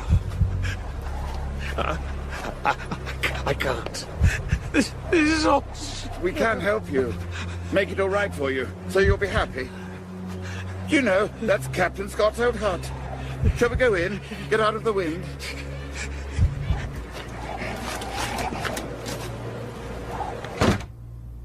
Sit down, John. It was wrong. We shouldn't have done Now it. stop it, stop it. I'm here. Can you talk to me like this? I'm not... I'm me, for God's sake. I'm not something else. I'm me. I know I am. I feel. I am. When I got on the beach, I could taste the salt, feel the sun. I am me. We programmed everything into the template that a real mind would feel. Every potential, every possibility. Every twist and turn that you could make. That circumstances could prompt. But how could you? It isn't so difficult. Once we had quantum engines, it was embarrassingly easy. Your voice. We aren't anything amazing as human beings. Not really. Just a comparatively few component parts. A few very sophisticated controllers, nature, chance, Paul Bays, if you like. And once you put those together, why, it thinks it's alive. And because it thinks it's alive, it is alive. Self-aware. But doesn't that make you like me? Possibly. We believe we're real, but then so do you. Except we could change you with a few moments reprogramming. You could be anyone. It's a great gift. No. Oh, no, please, leave me. Leave me what I am. Please, don't. I want to be who I am. This is horrible. Isn't it what you wanted, Kate? That we should respect what we made? Allow Mr. Stone the dignity of knowing that... That I'm nothing. Just that any second I could be wiped away. That everything I am, everything I believe and remember and feel, that all this could go and be nothing. We call it death. And you will never know it, John. You will always be something else. Eternal life, eternal recurrence, reincarnation. All of them are yours. Except that each of them is under the control of... A despotic god? Evolution? What's so different? Why did you do it? Because we could. To know. To learn about ourselves.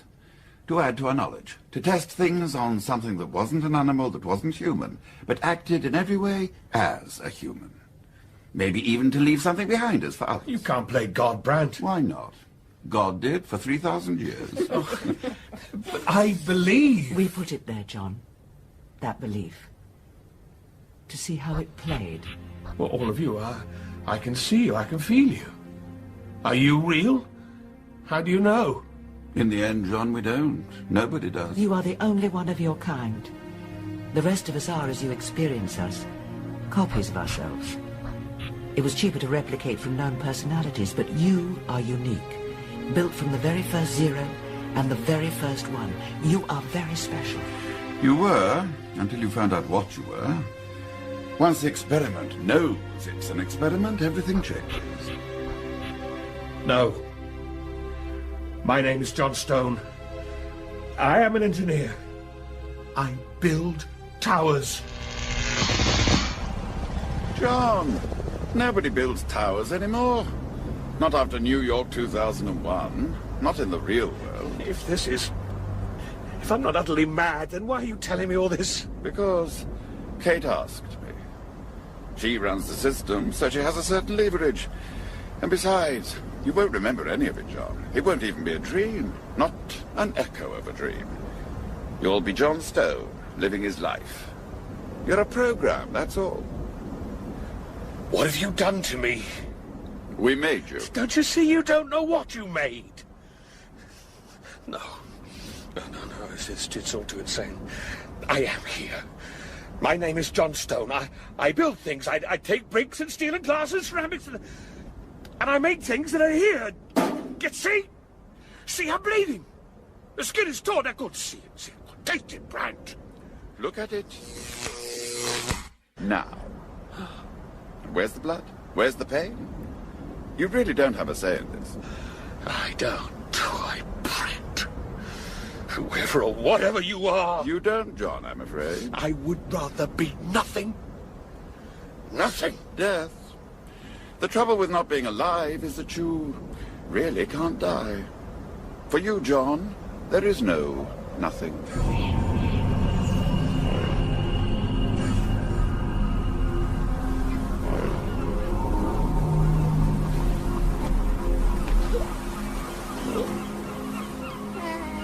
Careful, Lou. Don't you get bitten on the nose by a crab. Ice cream. What flavour? What did you ask for? Cape flavour. You're all sandy and salty. Vanilla with chocolate. Vanilla with chocolate. Lulu ice cream. She'd turn into an ice cream if she eats any more. Be careful, don't drop it. She loves making sandcastles. Must be something genetic. Maybe.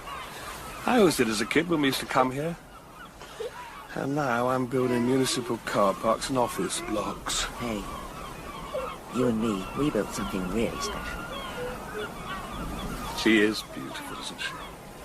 Just so special, yeah. Oh, but I do want to make something in the world. Be part of a real project, something no one can miss. What about this man, Brandt? Well, he's young. Hasn't built anything spectacular yet. But I think he'll go places. He wants to make big towers.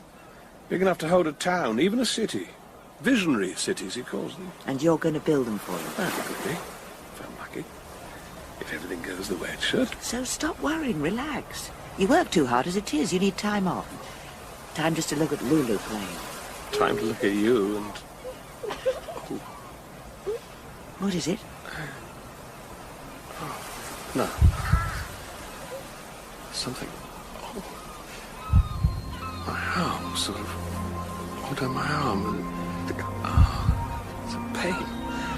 Oh. My fingers. It's... Heart. It's your heart, John. You're having a heart attack. Just try and breathe slowly.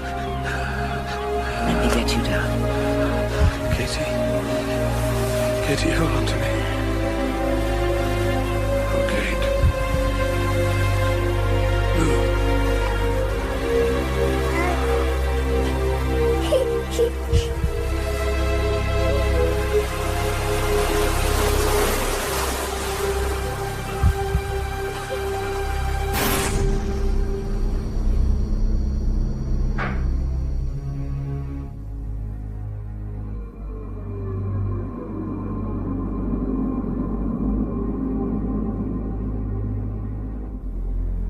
Do you mind telling me, Kate, just what the hell you've done?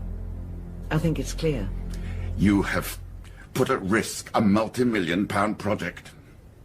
What kind of funding are we likely to attract if it becomes known that our researchers are having attacks of conscience. We're scientists, for God's sake. Oh, I won't even dignify that with a moment. This is important research, I don't have to tell you. Stone was alive. I never thought that would happen. He was a program. He was self-aware. He believed he was alive. And that's it, is it? That forgives everything? Belief? It explains something. We are doing science the best way we can. We're learning more about the world and our place in it. That's what human beings do. And when we stop, then we stop being human. Well, you won't be doing it with John Stone anymore. Do you want to explain that? We owed him a death. I gave him a quick, and I hope a happy one. And then I wiped the system. And the backups. You're throwing away your career. What we did was wrong. You don't know that. Yes, actually, I do. And what gives you the right to make these decisions for the rest of us? Nothing. You won't stop anything, Kate. We'll find someone else who can do your job. We'll write another construct. We'll write 100 if we need them. Fine. All I care about is here and now. Security will escort you from the building. The company may well decide to prosecute you over destruction of copyright materials, violation of contract. You're going to be in a world of trouble, Kate. All right, gentlemen, see her out. Yes, sir. She's to take nothing with her. Search her to make sure. And no contacts with other staff. Goodbye, Kate. Goodbye, Brand. I won't tell you to go to hell. I have a feeling you're already there.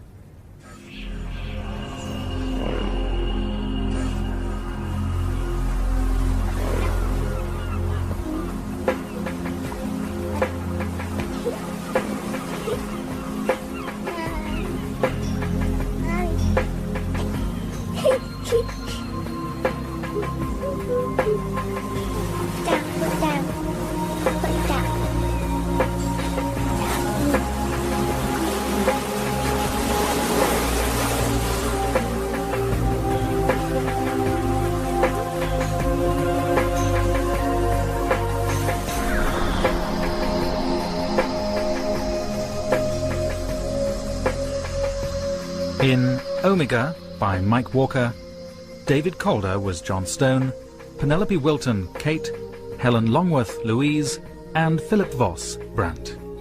Dr. Mary Brown was played by Sarah Jane Holm, and Harry and the Waiter by Carl Prekop. Original music was composed and performed by David Chilton. Omega was directed for the BBC World Service by Gordon House.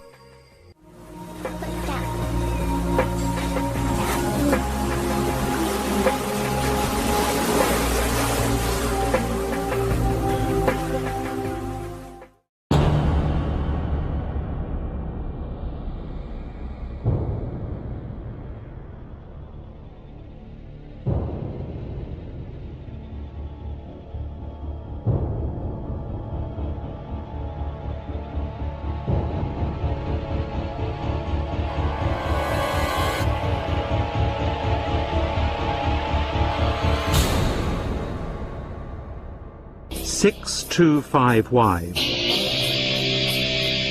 by Wally K. Daly,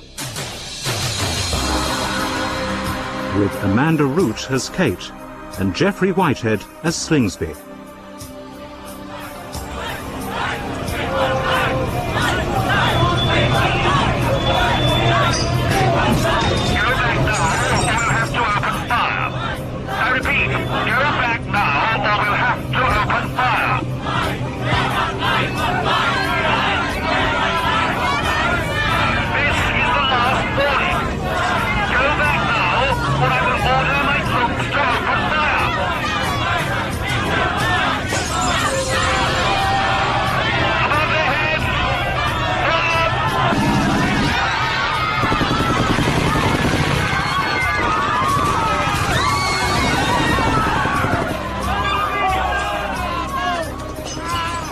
I've been working on this story for 6 months now. In my wildest dreams, I never thought it would end like this. People being shot at by soldiers in Parliament Square. If it is the end, that is. Reports are coming in that large and angry crowds are gathered outside the parliaments of other European cities. And in America, over 1 million people are marching towards the White House, where they intend to confront the president with their demands. From the government's point of view, the problem is that the demands of the people are all too easy to meet. A program could be put in place within days. But meeting the people's wishes would bring economic disaster to the whole world and spell the end of the cycle of life of the human race forever. The whole business started in Cambridge, England, at the offices of UK Futures, a small scientific laboratory, part of the Genome Project. How could you keep this from me? How could you? You know our future is dependent on producing good results. This one would be extraordinary. I just wanted to make sure I was right, that's all. I didn't want to go off half-cocked. Half-cocked? I've seen your data on cell deterioration and the state of the mice you used in your experiments. Kate, this is a potential gold mine. Yes. The company's worries will be over. But if there are side effects to the treatment, then... Somebody else can find them. That's not our problem. At the moment, our problem is to get this knowledge generating income. Joe told you, didn't he? No, he didn't. I told him in confidence. It didn't come from Joe. Kate, tell me, what did you do in your experiments to produce these results? I was mapping a group of genes primarily active in the area of the pituitary gland, one being gene 625Y. Using mice? Yes. Well, with one of them, I'd accidentally switched off this gene. I intended to go back at the end of the day and re-switch it so it wouldn't throw up any false results in the tests. I forgot. I never got round to it. And? I realized a few weeks later that that mouse was not getting any older. Tissue samples confirmed it. I decided it could have been a fluke, so I tried it on another batch. This time, half having 625Y switched off, the rest left with it switched on. You've seen the results. No sign of aging whatsoever. And no tissue degeneration either. How difficult is it switching off the gene? Straightforward. Minor procedure. Take a blood sample, treat it, re-inject it. The body takes care of the rest. And it should work equally well on humans? Looks that way. I've got live tissue and plasma samples from a female volunteer. You? Yes. And? No aging deterioration apparent in the tissue or plasma, animal or human, over a 6-month period. So, what should have died or been replenished in a day or two is now the human equivalent of hundreds of years old. Yes. This is gigantic. I better talk to the Health Ministry about it today. Get their views. Could have immense ramifications. I know, it's wonderful, isn't it? We're all going to be famous. Yes!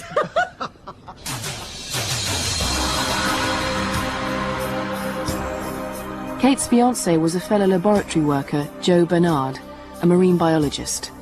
He was a pleasant enough fellow, but had a major character flaw. He was a gambler who never knew when to stop. Look, I've heard what you're saying. I'll get the money to you as soon as possible. I had a run of bad luck, that's all. 25,000? That's ridiculous. It was less than 20,000 only 2 weeks ago. Oh, you can't charge that amount of interest. That's usury. Joe? Oh, look, somebody's here. I've got to go. Yeah, I'll be in touch. You'll get your money. What's wrong? Nothing. Old friend from town called. You were laying a bet. No, I wasn't. Oh, don't look like that, Kate. I haven't been gambling. You promised. And I'm keeping my promise. Start again, shall we? Hi. Hi. How come a social call in the middle of a busy working day?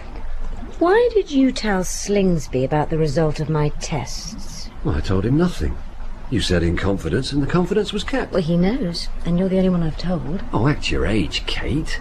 Do you think the rest of the team don't have eyes? They walk past your cages every day. They see the change.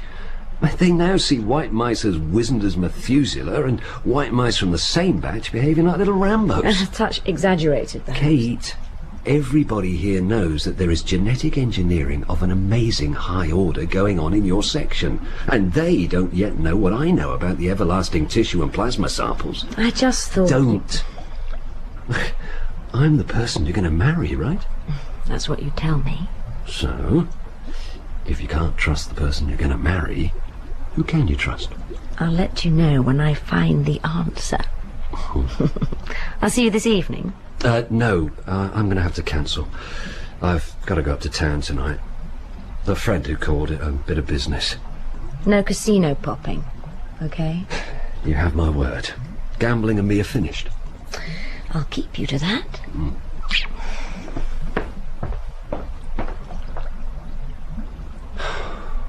The gambling's finished, but the debt goes on and on.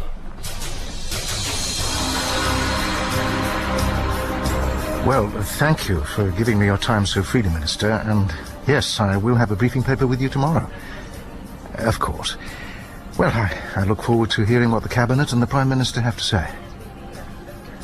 Yes, I do appreciate the delicate nature of the information that I'm giving you and will insist that my team keep it to themselves as well.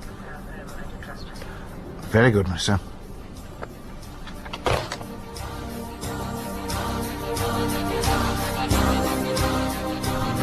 This 625Y, if Professor Slingsby is to be believed, and I have no reason to doubt his scholarship, contains the instruction to any given creature, either human or animal, to age and die. It is nothing less than the death gene. Switching it off prevents that instruction being given. The creature in question, human or animal, cannot then die of natural causes. Experiments with skin tissue and blood plasma confirm these findings. Excluding fatal accidents, we are looking at the discovery of eternal life. If what this Professor Slingsby says is true, it is nothing short of a disaster. The insurance, pension and funeral industries will go to the wall for a start. And Lord knows how it'll affect the health service. It'll be a disaster. We must stop them going public with this. It must never see the light of day. The laboratory must be declared a major health hazard and put under martial law. Minister of Defence, can I have your thoughts? Well, Prime Minister, how about a suggestion that some awful doomsday bug is being manufactured at this laboratory? I think the information on 625Y must be suppressed under the Official Secrets Act forthwith. I wholeheartedly agree. Put it in hand. There is one thing you must bear in mind, Prime Minister, before taking your suggested course of action. Yes? Well, this company, UK Futures, is one of many my ministry keeps a close eye on. We found the bulk of their non-government funding comes from an American chemical and pharmaceutical investment giant called Cultraco. I can't see a problem with that. Well, Cultraco, according to our friends in the United States, is an organisation that is, they suspect, substantially criminally funded. How substantially? Get a headache tomorrow, Prime Minister. Take a tablet, and chances are you are increasing mafia profits worldwide. All the more reason to stop them in their tracks now. Yes. If we can, that is.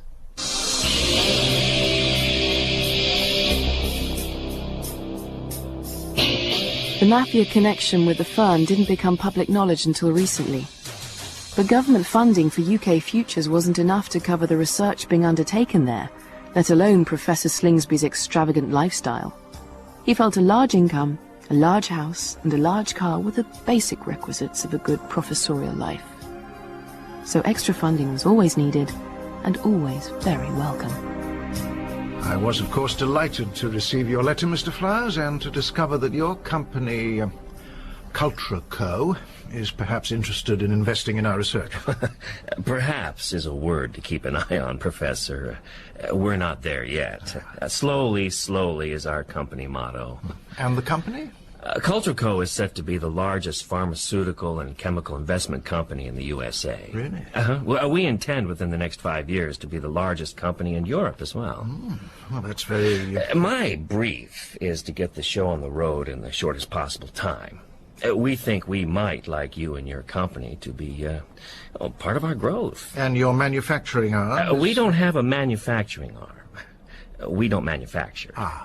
We simply invest and take a percentage of the profit on successful projects.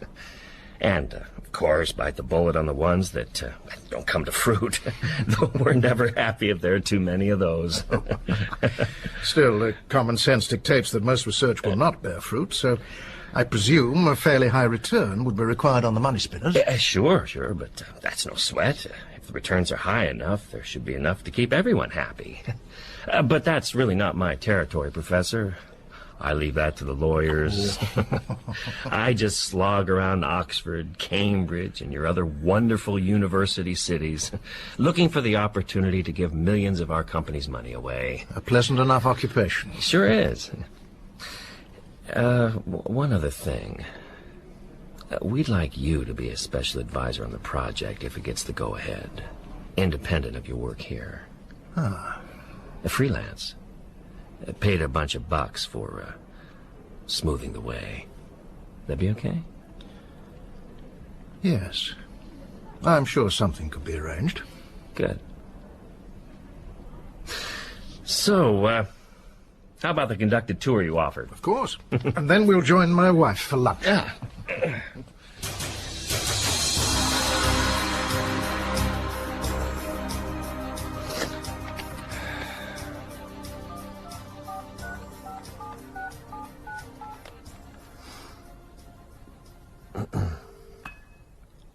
Hey, Jacko? Who is it? Danny Flowers, Culture Co. Just been visiting a small research company in Cambridge, UK Futures. Yeah, we may be going in there in a small way, but first I want everybody checked out. Yeah, you got it. From the MD Slingsby to the T-Boy.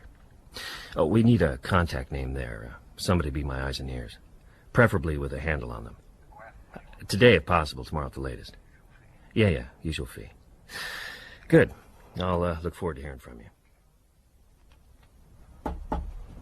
Come. Major Peters, Minister. Michael, how good to see you. Been much too long. Certainly has, Minister. Charles. Duty takes us in very different directions these days. Not today, Michael. Not today. Come, take a seat. Thank you. Anyone can call me Charles in private, it's you. Very good. Charles it is. Usual? Please.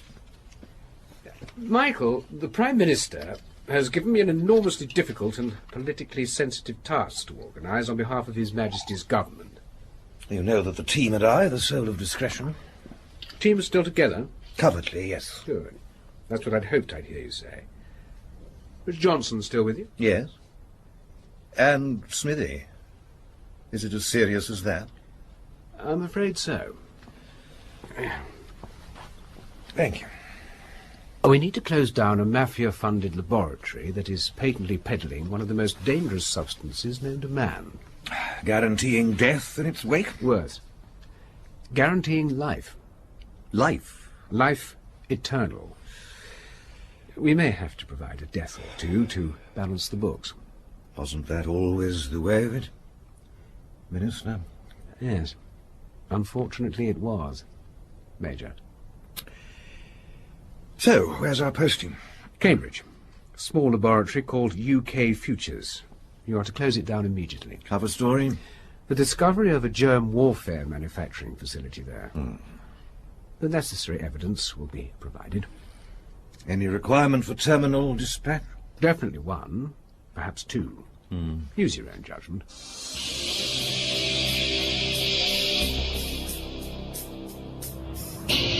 You can't do this.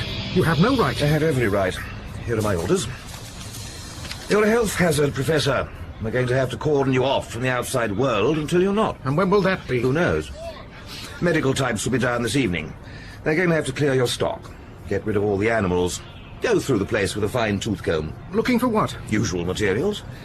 Nasty chemicals, all packaged and ready to be delivered to inappropriate people in inappropriate places. This is preposterous, Major. We are a research unit. There's nothing dangerous here. There's mice, rats, rabbits, and pigs, and that's an end to it. Let's never forget who got the Black Death underway, Professor. A rat.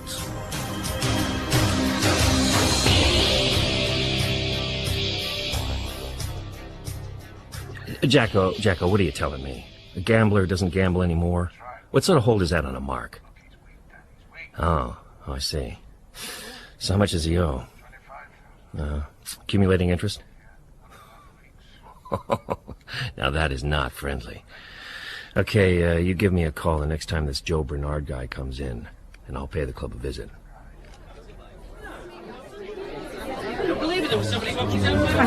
What's it all about, Professor? We're now prisoners in our own research institute. What? The government have seen fit to put a place of safety order on UK Futures. They appear to believe we're a potential health hazard and a danger to the state. Oh, that is truly ridiculous. Yeah, I couldn't agree more, but I've seen the notice issued by the Ministry of Defence, and the soldiers outside are real enough. They're cordoning us off from the outside world. Do we get to go home at the end of the day? No. Whoa. Members of staff already sleeping on site will continue to use their own rooms. Additional accommodation for staff who normally live in town will, I'm told, be delivered this afternoon. This is because of my research into 625Y, isn't it? No, we can't be sure of that. What other reason could there be? Well, it does appear the phone call to Whitehall and the briefing paper I sent to the Minister has rather set the alarm bells ringing. Obviously. Listen, everybody. You all know by now what I've been working on for the last few months. I treated myself over 3 months ago, and there have been no side effects whatever. Tests prove my cells have stopped aging. I won't be getting any older than I am now, ever.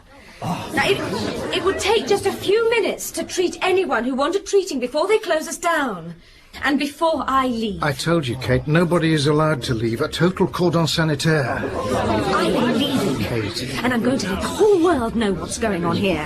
The people must decide for themselves whether they have this thing or not the government.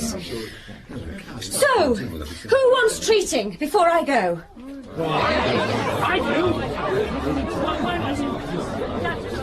You too, Joe? Oh, not for me.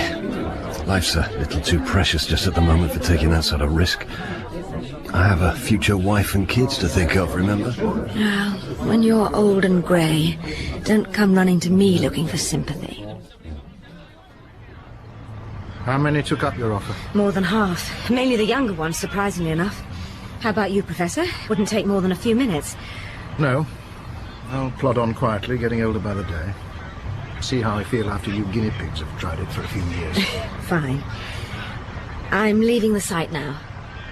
You know you're putting our funding at risk by running off like this? Making it look as though we do have something to hide. I think I deserve better. I'm sorry. It's just something I've got to do. How do you hope to get past the troops? Joe's going to drive me to the off-site farm on his motorcycle. We're hoping to see a gap in their defences along the way and make a break for it. You think they'll let you head for the farm? Well, Joe's already organised it. Said we have to close the unit down or the animals will suffer. We have no animals there. Well, they don't know that. Anyway, a parting gift for you. Ah. 2 white mice. 1 old, 1 young, same batch. I'm taking the earliest test mice out with me. Might help provide proof of what I've been getting up to here. Thought you might like the second oldest pair as a souvenir. Thanks. Just what I've always wanted. The old boy's probably good for another year, and Junior, who's the same age as Grandad, but an infinitely better Nick, will probably see you out, Professor. Thanks for the thought, Kate. I'll try to do the same for you one day. Think nothing of it. What do you intend to do if you do get through? We'll get the story to the press, if possible. Let the world know what's going on here. There's bound to be a news blackout. We'll see.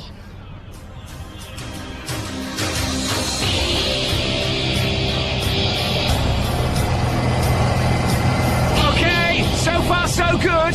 But they're still keeping a very beady eye on us. When do we make our move? In about 15 seconds. You see the gap in the cliff to the left? Yes. There's a 5-meter drop on the other side. They won't be expecting us to go that way. Too dangerous. How dangerous is it? You just hang on tight. Don't let go of the box. Okay. I don't believe it. They're shooting at us. Nearly there. Keep your head down. Hang on. Hang on tight. We're going to land with a bomb.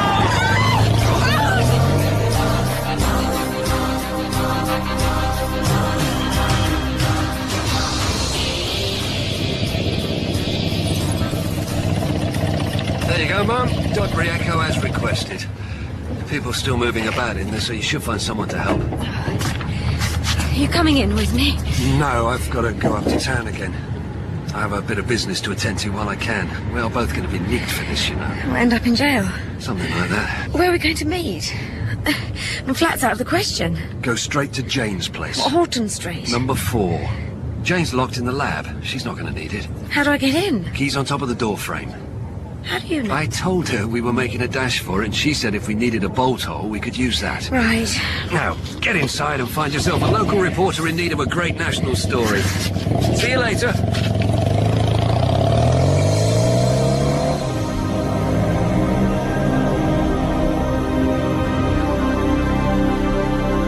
I first met Kate Brown when she came into the newspaper office looking lost late one evening.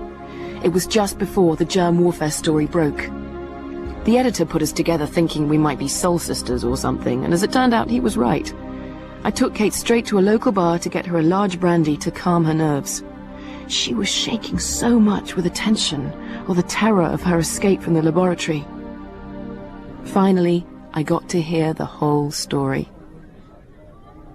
Then troops arrived first thing this morning, surrounded the place. Wouldn't let anyone leave. You were out? Oh, I escaped with Joe on the back of his motorbike. They shot at us. And where's Joe now? He had to go to town. I'm seeing him later. Will he confirm what you're saying? Yes. Look! What? I don't believe it, that's me. Jack, would you turn the television up? Yeah. Thanks. For a biological weapon. What? The chemicals found are believed to be both highly volatile and unstable. The army are enforcing a 1-mile exclusion zone around the site.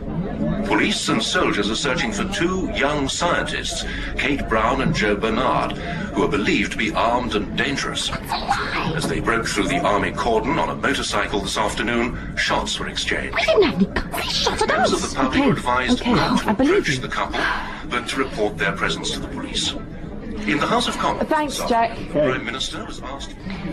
You believe me? Well, I can certainly see the troops are there, and that confirms you're telling the truth about that bit. But are you really armed? No, we didn't shoot at them, they shot at us. But why? It just doesn't Let make... me show you.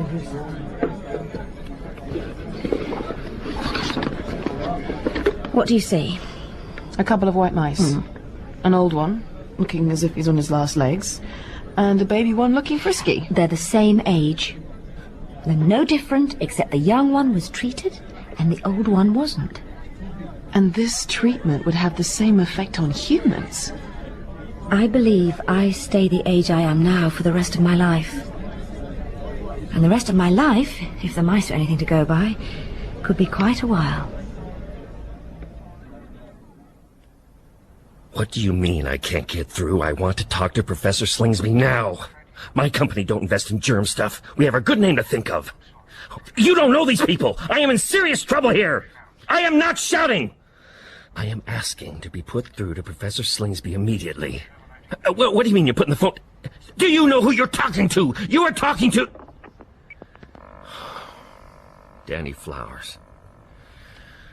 They're gonna tear my legs off and club me to death with them. Well, did you get through to anyone? I got through to everyone. And? And there's an end to it. Your story's dead on the hook, spiked before being submitted. I don't understand. Well, they've got today's lead story already. A laboratory making lethal, illegal weapons for a foreign power. And all you've got is 2 white mice. But 2 white mice and me. I mean, I'm the one they're looking for, remember? Yeah, I kept quiet about that. You want trigger-happy soldiers knowing where you are? Let's find out what's going on before feeding you to the sharks. I could prove it so easily if we were at the laboratory. Not by now, you couldn't. If what you say is true, all the animal stock will have been taken away and probably something nasty put there to replace it. Danny Flowers. Yes. When? Oh, that is great news. Your timing couldn't be better. Remind me of his name. Joe Bernard. Good. You tell him to hold him at the casino till I get there. He must not be allowed out of the place. Now, how much does he owe? 25,000. You tell him the family might want to buy the marker for 30G. No, I don't want him damaged. Just tell him to hold him till I get there. Which club? Cranford's. Great. I'll be with them in under an hour.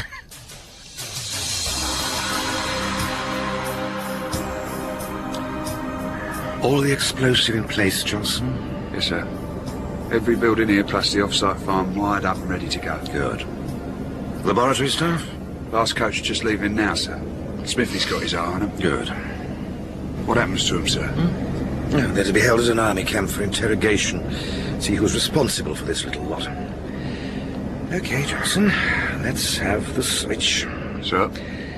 And here goes the evidence.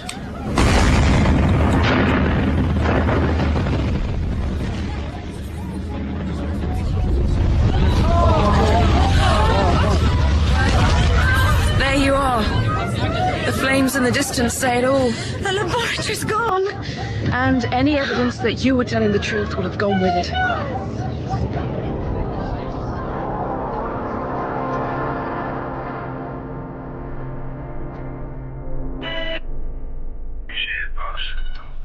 Let him in.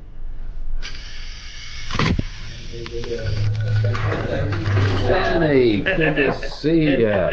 How you been? Yeah, pretty good. And you? Well, you know how it is. Win a few, lose a few. Yeah. This one here is a loser few. Gambles too much with my money, doesn't know when to stop, doesn't want to pay me back. I've paid off £5,000 tonight, and I promised I'd pay £1,000 a month till it's clear. The interest is going to cost you more than that. Yeah, hold it. A moment, okay? All right, Danny. You work for UK Futures, right? Yeah? What's that got to do with anything? I may need your help. You certainly need mine. These boys are going to break you into little pieces if the boss doesn't get some real money soon. I paid. Yeah, I heard. Peanuts. But don't worry. If your information is good enough, I may buy the debt myself. Let you pay it off in installments. Interest-free. Information on what? UK Futures. Now, what's going on there?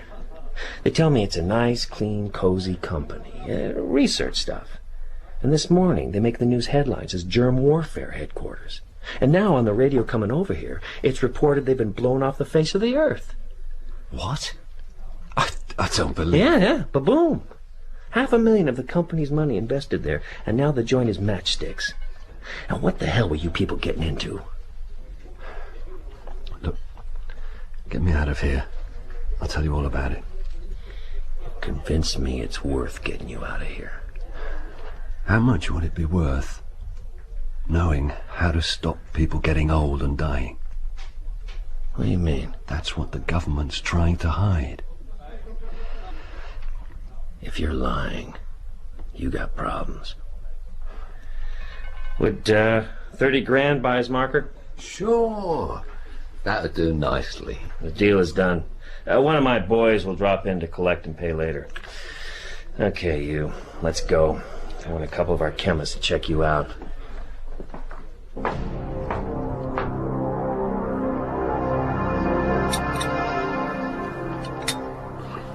Enough evidence of wrongdoing was found on the site by Major Peters and his team to ensure a conviction could take place if the culprits were ever to come to trial. Weapons of biological warfare. Yes. Highly volatile atmosphere around that sort of chemical mix, Prime Minister. Often quite dangerous. Hence the explosion. Quite. And evidence of whatever else was going on there gone for good. But how to stop the staff talking about it once the dust settles? Well, the bulk of cases fairly straightforward. There was an accident. The complex was completely destroyed.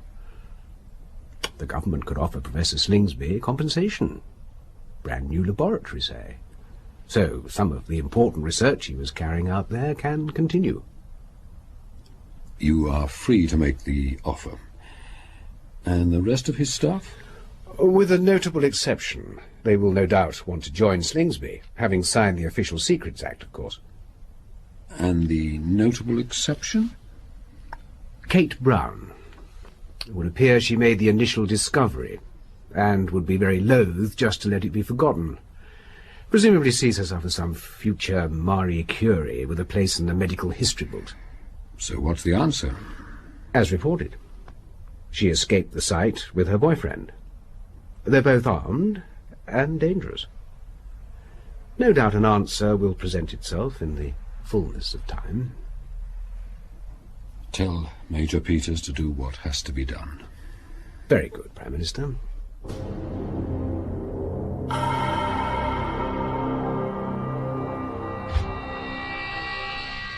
Kate! Through here. getting coffee. Would you like one? Later. Did you find a reporter? Yeah, she was nice. Really sympathetic. Finally said she believed me. But couldn't get anyone interested in the story without handing me over. The government's done its work too well. It looks that way. She was here until about 10 minutes ago. Wanted to have you confirm the story. I told her to come in tomorrow morning. Said we'd talk about handing ourselves in so we could get a hearing. You trust her? Yes. And she said she'd prove she trusted me to put my mind at rest. And she did. How? She asked me if I'd give her the treatment. Huh? I did. Now she lives forever as well. I'd like to join her. You mean it? Sure. You were dead against it. What's brought about the big change? Well, if the government has gone to this much trouble to stop you spreading the message, they must think it's for real, must think it works. So, like the reporter, I'm all yours.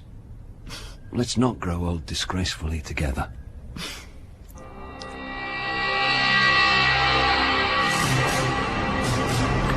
When we're within a street of the target, dismount and go in on foot.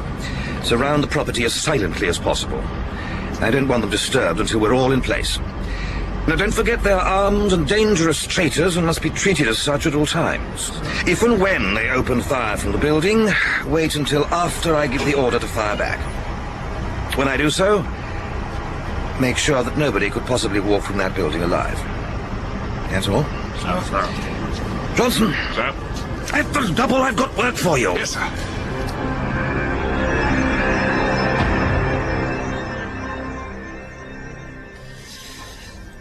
Feel any different? Not a thing. Pinprick hurts, of course, but apart, nothing. Isn't it extraordinary? I mean, it's just so easy. And what would the effect of nobody dying be worldwide? That wouldn't be our business, Joe. Just giving people the opportunity of living longer would be enough. Anyway, the story is going to be out, finally. Once we're in custody, the world is going to know all about it. It could be even sooner. How do you mean? Look, you better sit down, Kate. I have a confession or two to make, and it's not going to be easy. Confession? Just sit down. You got it, Johnson? Yes, sir. I'll draw an extra 2 guns from the armoury, but it won't appear on the record. Take Smithy with me. Cover the back of the building until you come up and give me the word. Then we smash the back door down, go inside, up the stairs and into the room there. Well done. We arrest him or kill him, sir? Neither. You break the front window with the barrel, making sure you're not seen, but the gun barrel is. Rake the street with fire, don't hit anyone.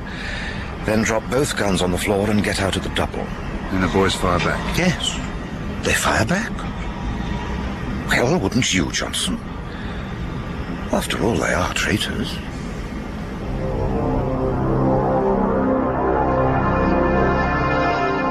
You promised me you'd stop gambling as soon as we got engaged. I stopped. I went to the casino to make a payment. They kept me there. Why? They were waiting for a man called Danny Flowers to arrive. He knew I worked for UK Futures and wanted to know what was really going on at the laboratory. Said he'd look after the gambling debt if the information was good enough. Well, why should he want to know about the laboratory? Oh, said he was an investor getting into trouble with his own company for investing in germ warfare. Oh, so you told him that it wasn't true about the germ warfare? Yes, I told him you'd actually found the secret of eternal life and that the government wasn't too happy about it. You didn't feel guilty trading my secret? I thought you wanted the world to know. Oh, not that way. Paying off a gambling debt in a dodgy club. It's not exactly the equivalent of an article in the Lancet. He got me out of a very tight spot. I thought you wouldn't mind. Oh, let's leave it for now. What did you do then? He took me to a backstreet laboratory to be quizzed by one of his technicians. So the skin and blood samples are kept refrigerated? No, they're just kept on Petri dishes in the clean room. How long? Over 6 months now. No deterioration at all? No. I don't pay you to whistle. Tell me what's going on. If he's telling the truth about the samples and how they're treated, she could have something special. What? Special like what? Well, there was a massive breakthrough in adult gene manipulation last year, and she's obviously piggybacking on that technique in a fairly unusual area of the brain. And don't try to blind me with that scientific crap. Just give it to me straight in a few words. 2 words. Eternal life. I think she really might have found eternal life. How did they react? Oh, Danny Flowers got very excited. He said there was more to be made out of this than out of all the tablets in the world. He went to make phone calls and I was driven back to where I'd parked the motorbike. So, word on the treatment is out in the open. I wouldn't guarantee that. My feeling is they'll probably want to use it for their own ends. We'll see. I heard about the lab going up. Spectacular. Anyone hurt? No, they'd already been moved. According to television, they were being taken to a secret location for questioning. There was a picture of Professor Slingsby going into a building, carrying the little mouse box I gave him. Then someone put a coat over his head to hide his face from the cameras. But it was definitely him.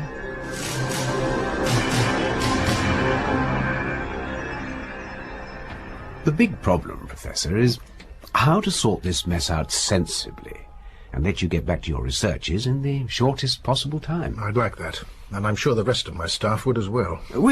I'm sure you'll agree, a couple of notable exceptions. I know nothing of any illegal activity taking place at UK Futures. We were simply a minor part of the Genome Project. We are prepared to accept that you know nothing.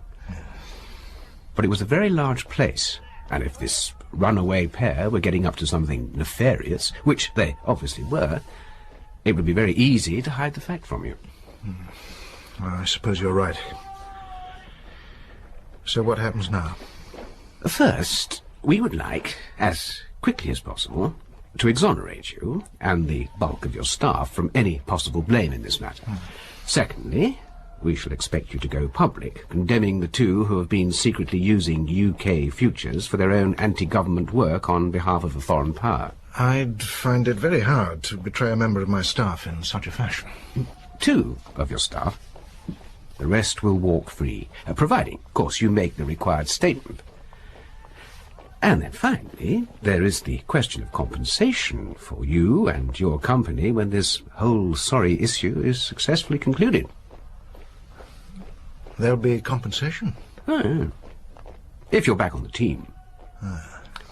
It is proposed that UK Futures be provided with funds at a high enough level to give you a state-of-the-art complex twice the size of the one destroyed. And in return, I would have to write and publicly deliver a speech on the subject of my innocence and Kate and Joe's guilt. The speech is already written, Professor. All you would have to do is deliver it to all branches of the media at a worldwide press conference. Chinese Revolution and Little Red Book fashion. That's not quite the attitude we're expecting. The deal is not completed yet, and charges may still be made in a different direction. We have the evidence.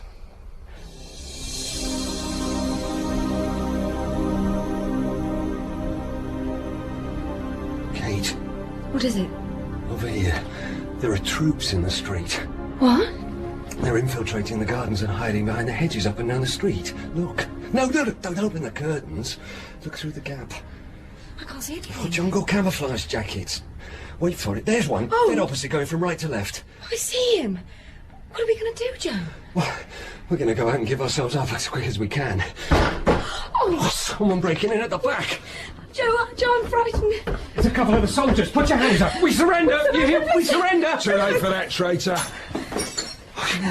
What the hell do you think you're doing? This is not our flat. Back it up. We surrender. Okay, Smithy, fire off a blast, but make sure you don't hit anyone.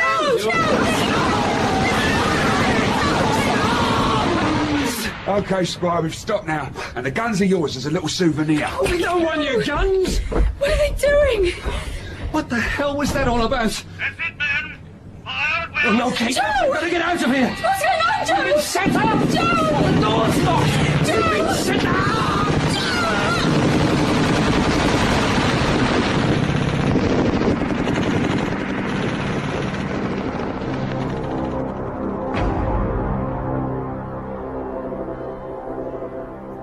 It was most unfortunate, Prime Minister, that they both should die before we could interrogate them.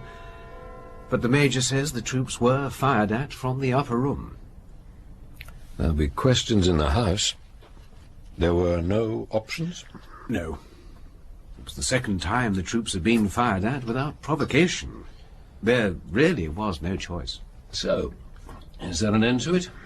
When negotiations with Professor Slingsby are finalised, he'll be allowed home. A news conference will then be set up at the earliest convenient date. And will he do a mea culpa for the 2 members of his staff who got involved in this filthy chemical weapons trade? Yes. It was under his nose, but without his or anyone else's knowledge. What about the rest of the staff? We're quite sure they'll be equally malleable. Good. Oh, thank you. So there's an end to it. I would hope so, Prime Minister. Cheers. Long life.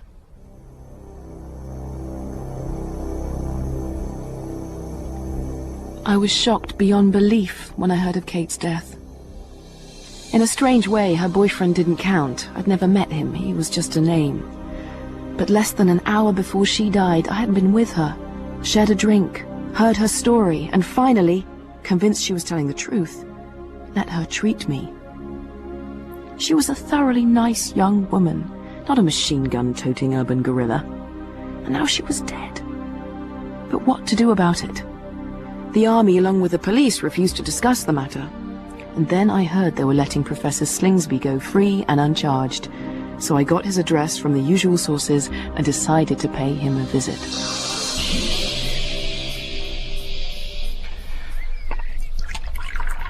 Working in such a close-knit community as a research laboratory is, you come to know all the staff personally.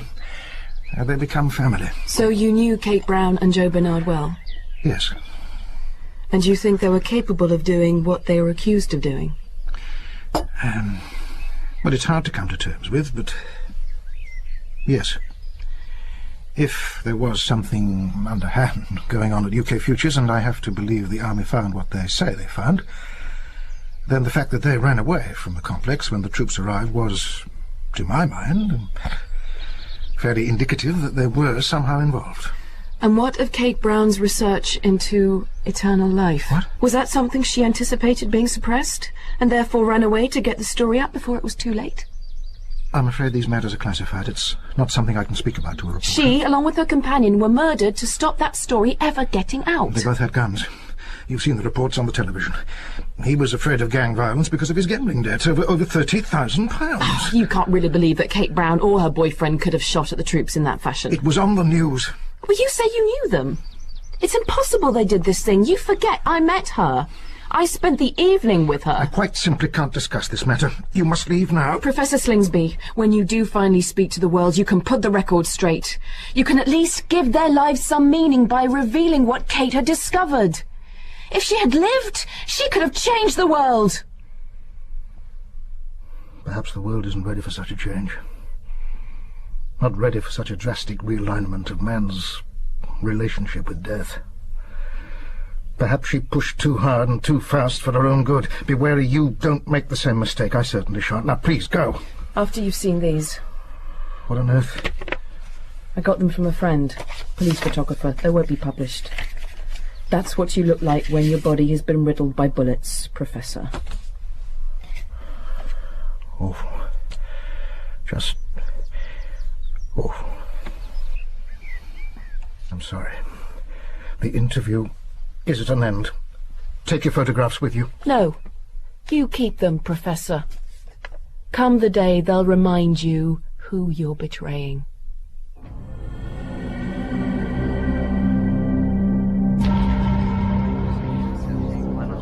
The matter of the germ warfare establishment at UK Futures rapidly comes to a conclusion. Next week, Professor Slingsby will be making his speech to the world's press. As for Slingsby's new state-of-the-art laboratory, this was brilliantly managed by the Minister of Health, who found a source of money not previously tapped into. Minister? Well, The giant American chemical investment company Cultraco has come up with an extraordinary offer for the benefit of the National Health Service and the country as a whole. They're proposing to fund a private ward in every hospital in the country. This is so a new treatment in rejuvenation therapy can be thoroughly tested and applied. The treatment is extraordinarily expensive, up to £250,000 per person per treatment. But in return for permission to set up these wards, 10% of the bed space throughout the country will be kept clear for government-nominated cases. It's believed, as well as senior political figures, major dignitaries of the church, state and palace, well-loved sporting personalities, etc., etc., that it would be of phenomenal value as a grace and favour gift to overseas heads of state and other foreign dignitaries. If this motion is passed today, then it's been agreed that the whole cabinet team, if they so wish, can sample the treatment before the week is out. Eternal life! Eternal life pitched at a price that doesn't bring down the health service and leave us in penury. And I find that an infinitely more acceptable state of affairs than having the whole world clamouring at our door to have it for free. I hate being the only wet blanket at the party, Prime Minister, but let's not forget that Cultraco wealth has its roots in the mafia. This is crime syndicate money we're talking of here. Minister! They're now running totally legitimate businesses, cleansed of all crime and criminal elements. They're simply, quite honourably, going about the business of increasing their family fortunes. Yes, I agree, Prime Minister. I think we should accept the offer.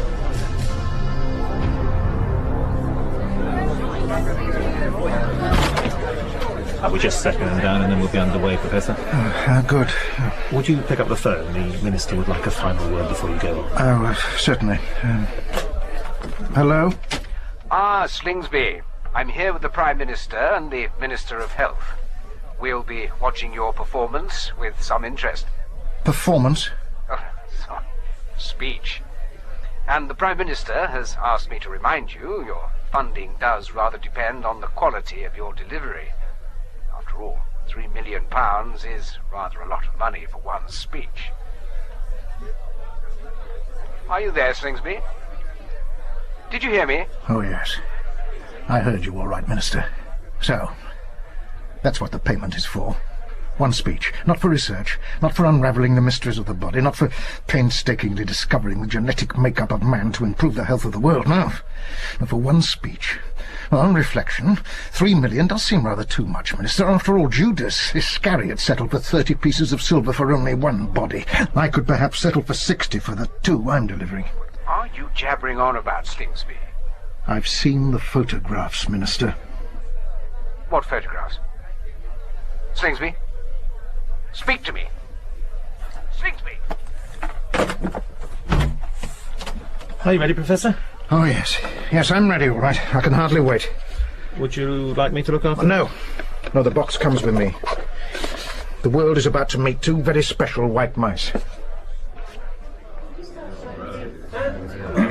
Ladies and gentlemen of the press, ladies and gentlemen, please. It is my pleasure to introduce Professor Slingsby. I am informed that Professor Slingsby will not be taking any questions after he has made his speech. I'm pleased to be able to tell you that on both counts the gentleman introducing me is wrong. I will not be making the speech prepared for me, and I will be... What does he mean he's not making a prepared speech? That's what we're paying him to do. I've simply no idea. Supposing he's at wind of the fact that we've all had the treatment. There's no way that could have got out, Prime Minister. This is the statement that I'm supposed to be reading to you this morning. Yeah, the statement prepared by the government. It is a total lie from start to finish. Get him off that platform now. Get me through to the conference room immediately. We're all implicated. How much does he know? God knows. The truth of the matter is what Kate Brown actually discovered at UK Futures was a safe, simple method of giving everybody who wanted it eternal life. See the 2 white mice in this box. One young, one old. They are the same age, and the young one will live forever. There were no weapons of germ warfare at the laboratory. There was no traitorous activity. There was only the discovery of something that frightened the government into brutal action. Eternal life. Available to all at the cost of pence. And the discovery cost Kate Brown and Joe Bernard their lives. I don't care what it looks like. Get him off that platform now. If need be, shouting and screaming. Ladies and gentlemen, they weren't fighting back in that flat. They had no guns. They were simply executed at the government's behest, because the government could not handle the implication of what would happen when the general public discovered that this treatment existed. Not only existed, but was completely safe. They decided to suppress that knowledge, and the only way they could do that was by exterminating Kate Brown and Joe Bernard, and the government are now reaping the benefit. I have it, on good authority, that the whole cabinet, from the Prime Minister down to the Cabinet Secretary, have been given the treatment that will give them eternal life. The same treatment that ensured Kate Brown's sudden death. I may not get my laboratory, but I feel clean. Put out an order. Stop it being broadcast. Too late. All the live satellite links worldwide will have it. Then we're done for.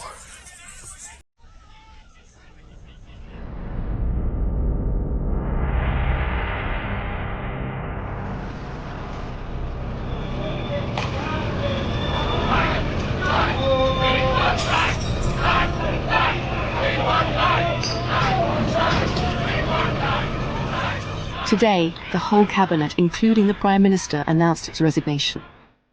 I'm of a mind that any government that could bring itself to kill to stop this matter coming to the knowledge of the general public, and then go on to use the treatment themselves to extend their own lives, deserves to fall.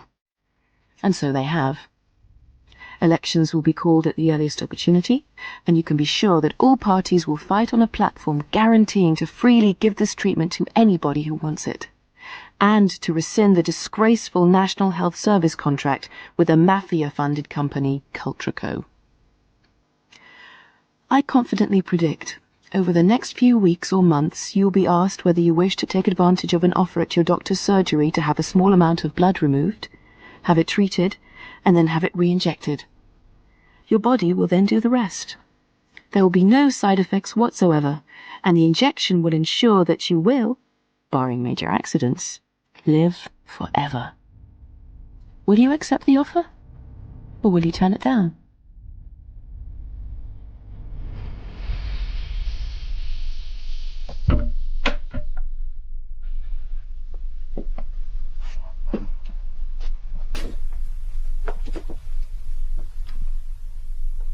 You sent for me, Professor Slingsby. What is it? You had the treatment. Yes, I did. Perhaps an hour before Kate died. Why do you ask? I'm sorry. Sorry? What I have to tell you. Take the cloth off that mouse cage, would you? This?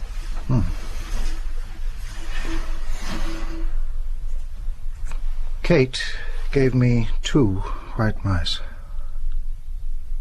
Well, there's only one. An old one. There is a small pile of dust in the left-hand corner. That is the other. I watched it happen.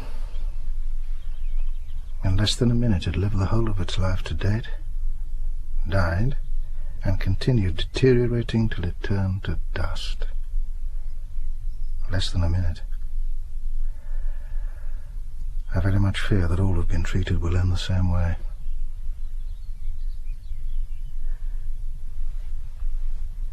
Well, how long? How long do we have? I don't know.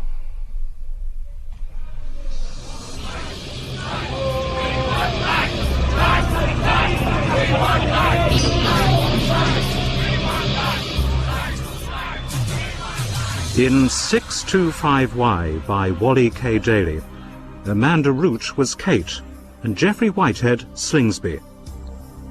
Joe was John Strickland The reporter, Elizabeth Conboy. The Prime Minister, Chris Transhaw. The Minister of Defence, Ian Masters. And Major Peters, Brett Usher. Danny was Stuart Milligan. The laboratory technician, Harry Myers. And the Minister of Health, Sandra Clark. Other parts were played by members of the cast.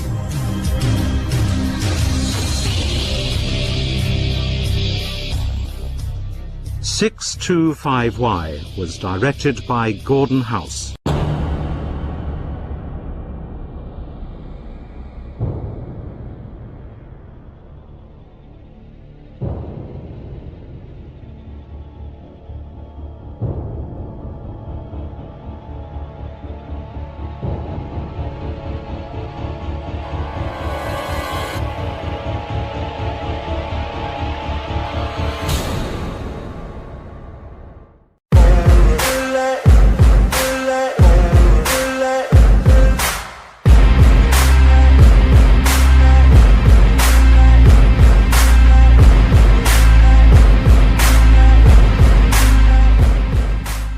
You're wrong. I'm not your father's ghost, even if I do look a bit like him.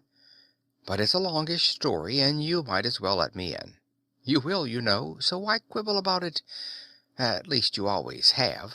Or do, or will. I don't know. Verbs get all mixed up. We don't have the right attitude toward tenses for a situation like this. Anyhow, you'll let me in. I did, so you will. Thanks. You think you're crazy, of course, but you'll find out you aren't. It's just that things are a bit confused. And don't look at the machine out there too long until you get used to it. You'll find it's hard on the eyes, trying to follow where the veins go. You'll get used to it, of course, but it will take about 30 years. You're wondering whether to give me a drink as I remember it. Why not? And naturally, since we have the same tastes, you can make the same for me as you're having. Of course we have the same tastes. We're the same person. I'm you 30 years from now, or you're me. I remember just how you feel. I felt the same way when that is, of course, we came back to tell you about it 30 years ago. Here, have one of these. You'll get to like them in a couple more years. And you can look at the revenue stamp date if you still doubt my story. You'll believe it eventually, though, so it doesn't matter. Right now, you're shocked. It's a real wrench when a man meets himself for the first time. Some kind of telepathy seems to work between two of the same people. You sense things. So I'll simply go ahead talking for half an hour or so until you get over it. After that, you'll come along with me. You know, I could try to change things around by telling what happens to me, but I told me what I was going to do, so I might as well do the same. I probably couldn't help telling you the same things in the same words even if I tried, and I don't intend to try. I've gotten past that stage in worrying about all this. So let's begin when you get up in half an hour and come out with me. You'll take a closer look at the machine then. Yes, it'll be pretty obvious it must be a time machine. You'll sense that, too. You've seen it. Just a small little cage with 2 seats, a luggage compartment, and a few buttons on a dash. You'll be puzzling over what I'll tell you, and you'll be getting used to the idea that you are the man who makes atomic power practical. Jerome Boel, just a plain engineer, the man who put atomic power in every home. You won't exactly believe it, but you'll want to go along. I'll be tired of talking by then, and in a hurry to get going, so I cut off your questions and you get inside. I snap on a green button, and everything seems to cut off around us. You can see a sort of foggy nothing surrounding the cockpit. It is probably the field that prevents passage through time from affecting us. The luggage section isn't protected, though. You start to say something, but by then I'm pressing a black button, and everything outside will disappear. You look for your house, but it isn't there. There is exactly nothing there. In fact, there is no there. You are completely outside of time and space as best you can guess how things are. You can't feel any motion, of course. You try to reach a hand out through the field into the nothing around you, and your hand goes out all right, but nothing happens. Where the screen ends, your hand just turns over and pokes back at you.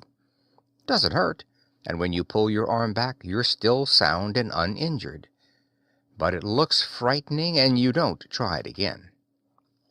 Then it comes to you slowly that you're actually traveling in time. You turn to me, getting used to the idea. "So this is the fourth dimension?" you ask. Then you feel silly because you'll remember that I said you'd ask that. Well, I asked it after I was told, and then I came back and told you, and I still can't help answering when you speak. Not exactly, I try to explain. Maybe it's no dimension, or it might be the fifth. If you're going to skip over the so-called fourth without traveling along it, you'd need a fifth. Don't ask me. I didn't invent the machine, and I don't understand it. But I let it go, and so do you. If you don't, it's a good way of going crazy. You'll see later why I couldn't have invented the machine. Of course, there may have been a start for all this once. There may have been a time when you did invent the machine, the atomic motor first, then the time machine, and when you closed the loop by going back and saving yourself the trouble, it got all tangled up. I figured out once that such a universe would need some 7 or 8 time and space dimensions. It's simpler just to figure that this is the way time got bent back on itself. Maybe there is no machine, and it's just easier for us to imagine it. When you spend 30 years thinking about it as I did, and you will, you get further and further from an answer. Anyhow, you sit there, watching nothing all around you, and no time, apparently, though there is a time effect back in the luggage space. You look at your watch, and it's still running. That means you either carry a small time field with you, or you are catching a small increment of time from the main field. I don't know, and you won't think about that then either. I'm smoking, and so are you, and the air in the machine is getting a bit stale. You suddenly realize that everything in the machine is wide open, yet you haven't seen any effects of air loss. Where are we getting our air, you ask, or why don't we lose it? No place for it to go, I explain. There isn't. Out there is neither time nor space, apparently. How could the air leak out? You still feel gravity, but I can't explain that either. Maybe the machine has a gravity field built in, or maybe the time that makes your watch run is responsible for gravity. In spite of Einstein, you have always had the idea that time is an effect of gravity, and I sort of agree still. Then the machine stops. At least the field around us cuts off. You feel a dankish sort of air replace the stale air, and you breathe easier, though we're in complete darkness, except for the weak light in the machine, which always burns, and a few feet of rough, dirty cement floor around. You take another cigarette from me, and you get out of the machine just as I do. I've got a bundle of clothes, and I start changing. It's a sort of simple, short-limbed, one-piece affair I put on, but it feels comfortable. I'm staying here, I tell you. This is like the things they wear in this century, as near as I can remember it, and I should be able to pass fairly well. I've had all my fortune, the one you make on that atomic generator, invested in such a way I can get it on using some identification I've got with me, so I'll do all right. I know they still use some kind of money. You'll see evidence of that. And it's a pretty easy-going civilization from what I could see. We'll go up and I'll leave you. I like the looks of things here, so I won't be coming back with you. You nod, remembering I've told you about it. What century is this, anyway? I've told you that too, but you've forgotten. As near as I can guess, it's about 2150. He told me, just as I'm telling you, that it's an interstellar civilization. You take another cigarette from me and follow me. I've got a small flashlight, and we grope through a pile of rubbish out into a corridor. This is a sub basement. We have to walk up a flight of stairs, and there is an elevator waiting, fortunately, with the door open. What about the time machine, you ask? Since nobody ever stole it, it's safe. We get in the elevator, and I say first to it. It gives out a coughing noise, and the basement openings begin to click by us. There's no feeling of acceleration, some kind of false gravity they use in the future. Then the door opens, and the elevator says, first, back to us. It's obviously a service elevator, and we're in a dim corridor with nobody around. I grab your hand and shake it. You go that way. Don't worry about getting lost. You never did, so you can't. Find the museum, grab the motor, and get out, and good luck to you. You act as if you're dreaming, though you can't believe it's a dream. You nod at me, and I move out into the main corridor. A second later, you see me going by, mixed into a crowd that is loafing along toward a restaurant or something like that is just opening. I'm asking questions of a man who points, and I turn and move off. You come out of the side corridor and go down a hall away from the restaurant. There are quiet little signs along the hall. You look at them, realizing for the first time that things have changed. Sterengeri Fountain Zergat Dispensary. The signs are very quiet and dignified. Some of them can be decoded to stationery shops, fountains, and the like. What a Zergat is, you don't know. You stop at a sign that announces Travel Biro, First Class Travel, Mars, Venus, and X. Trojan planets, special rates to all seasons within 60 light years. But there is only a single picture of a dull-looking metal sphere, with passengers moving up a ramp and the offices closed. You begin to get the hang of the spelling they use, though. Now there are people around you, but nobody pays much attention to you. Why should they? You wouldn't care if you saw a man in a leopard skin suit. You'd figure it was some part in a play and let it go. Well, people don't change much. You get up your courage and go up to a boy selling something that might be papers on tapes. Where can I find the Museum of Science? Down the way and turn a left at a sign to the boss, he tells you. And around you, you hear some pretty normal English, but there are others using stuff as garbled as his. The educated and uneducated? I don't know. You go right until you find a big sign built into the rubbery surface of the walk. Museum of Science. There is an arrow pointing, and you turn left. Ahead of you, 2 blocks on, you can see a pink building with faint aqua trimming, bigger than most of the others. They are building lower than they used to. Apparently 20 stories up seems about the maximum. You head for it, and find the sidewalk is marked with the information that it is the museum. You go up the steps, but you see that it seems to be closed. You hesitate for a moment, then. You're beginning to think the whole affair is complete nonsense, and you should get back to the time machine and go home. But then a guard comes to the gate. Except for the short legs in his suit and the friendly grin on his face, he looks like any other guard. What's more, he speaks pretty clearly. Everyone says things in a sort of drawl with softer vowels and slurred consonants, but it's rather pleasant. Help you, sir? Oh, of course. You must be playing in atoms and axioms. The museum's closed, but I'll be glad to let you study whatever you need for realism in your role. Nice show. I saw it twice. Thanks, you mutter, wondering what kind of civilization can produce guards as polite as that. I'm told I should investigate your display of atomic generators. He beams at that. Of course. The gate is swung to behind you, but obviously he isn't locking it. In fact, there doesn't seem to be a lock. Must be a new part.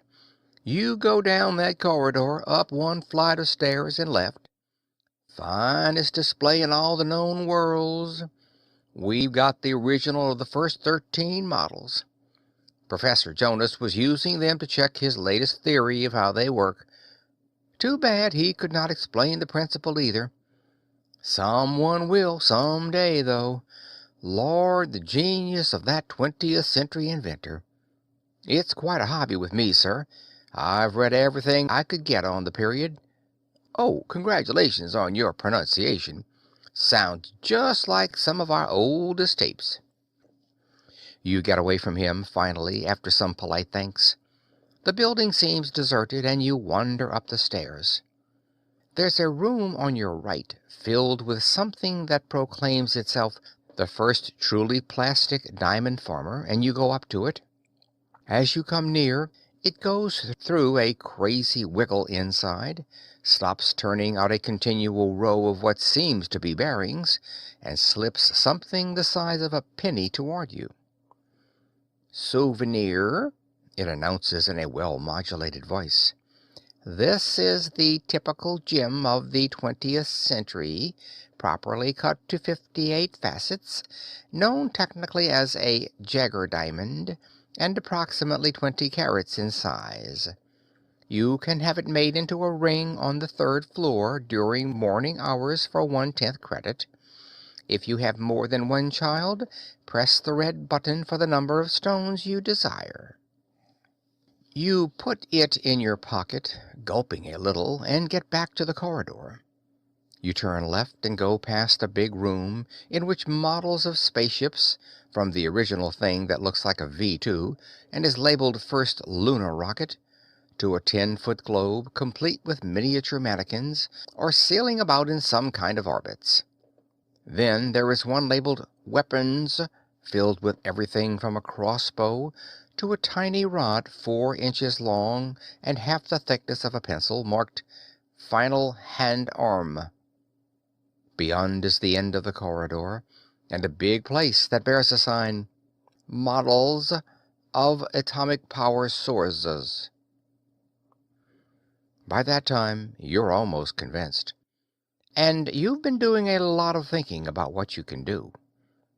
The story I'm telling has been sinking in, but you aren't completely willing to accept it.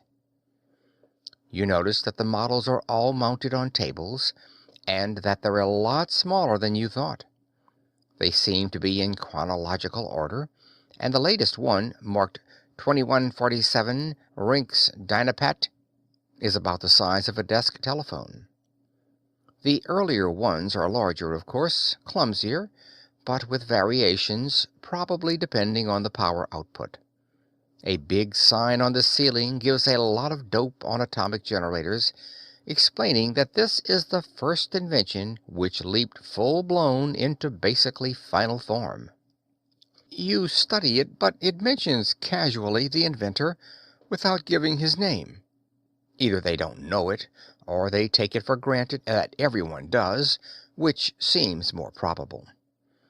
They call attention to the fact that they have the original model of the first atomic generator built, complete with design drawings, original manuscript on operation, and full patent application.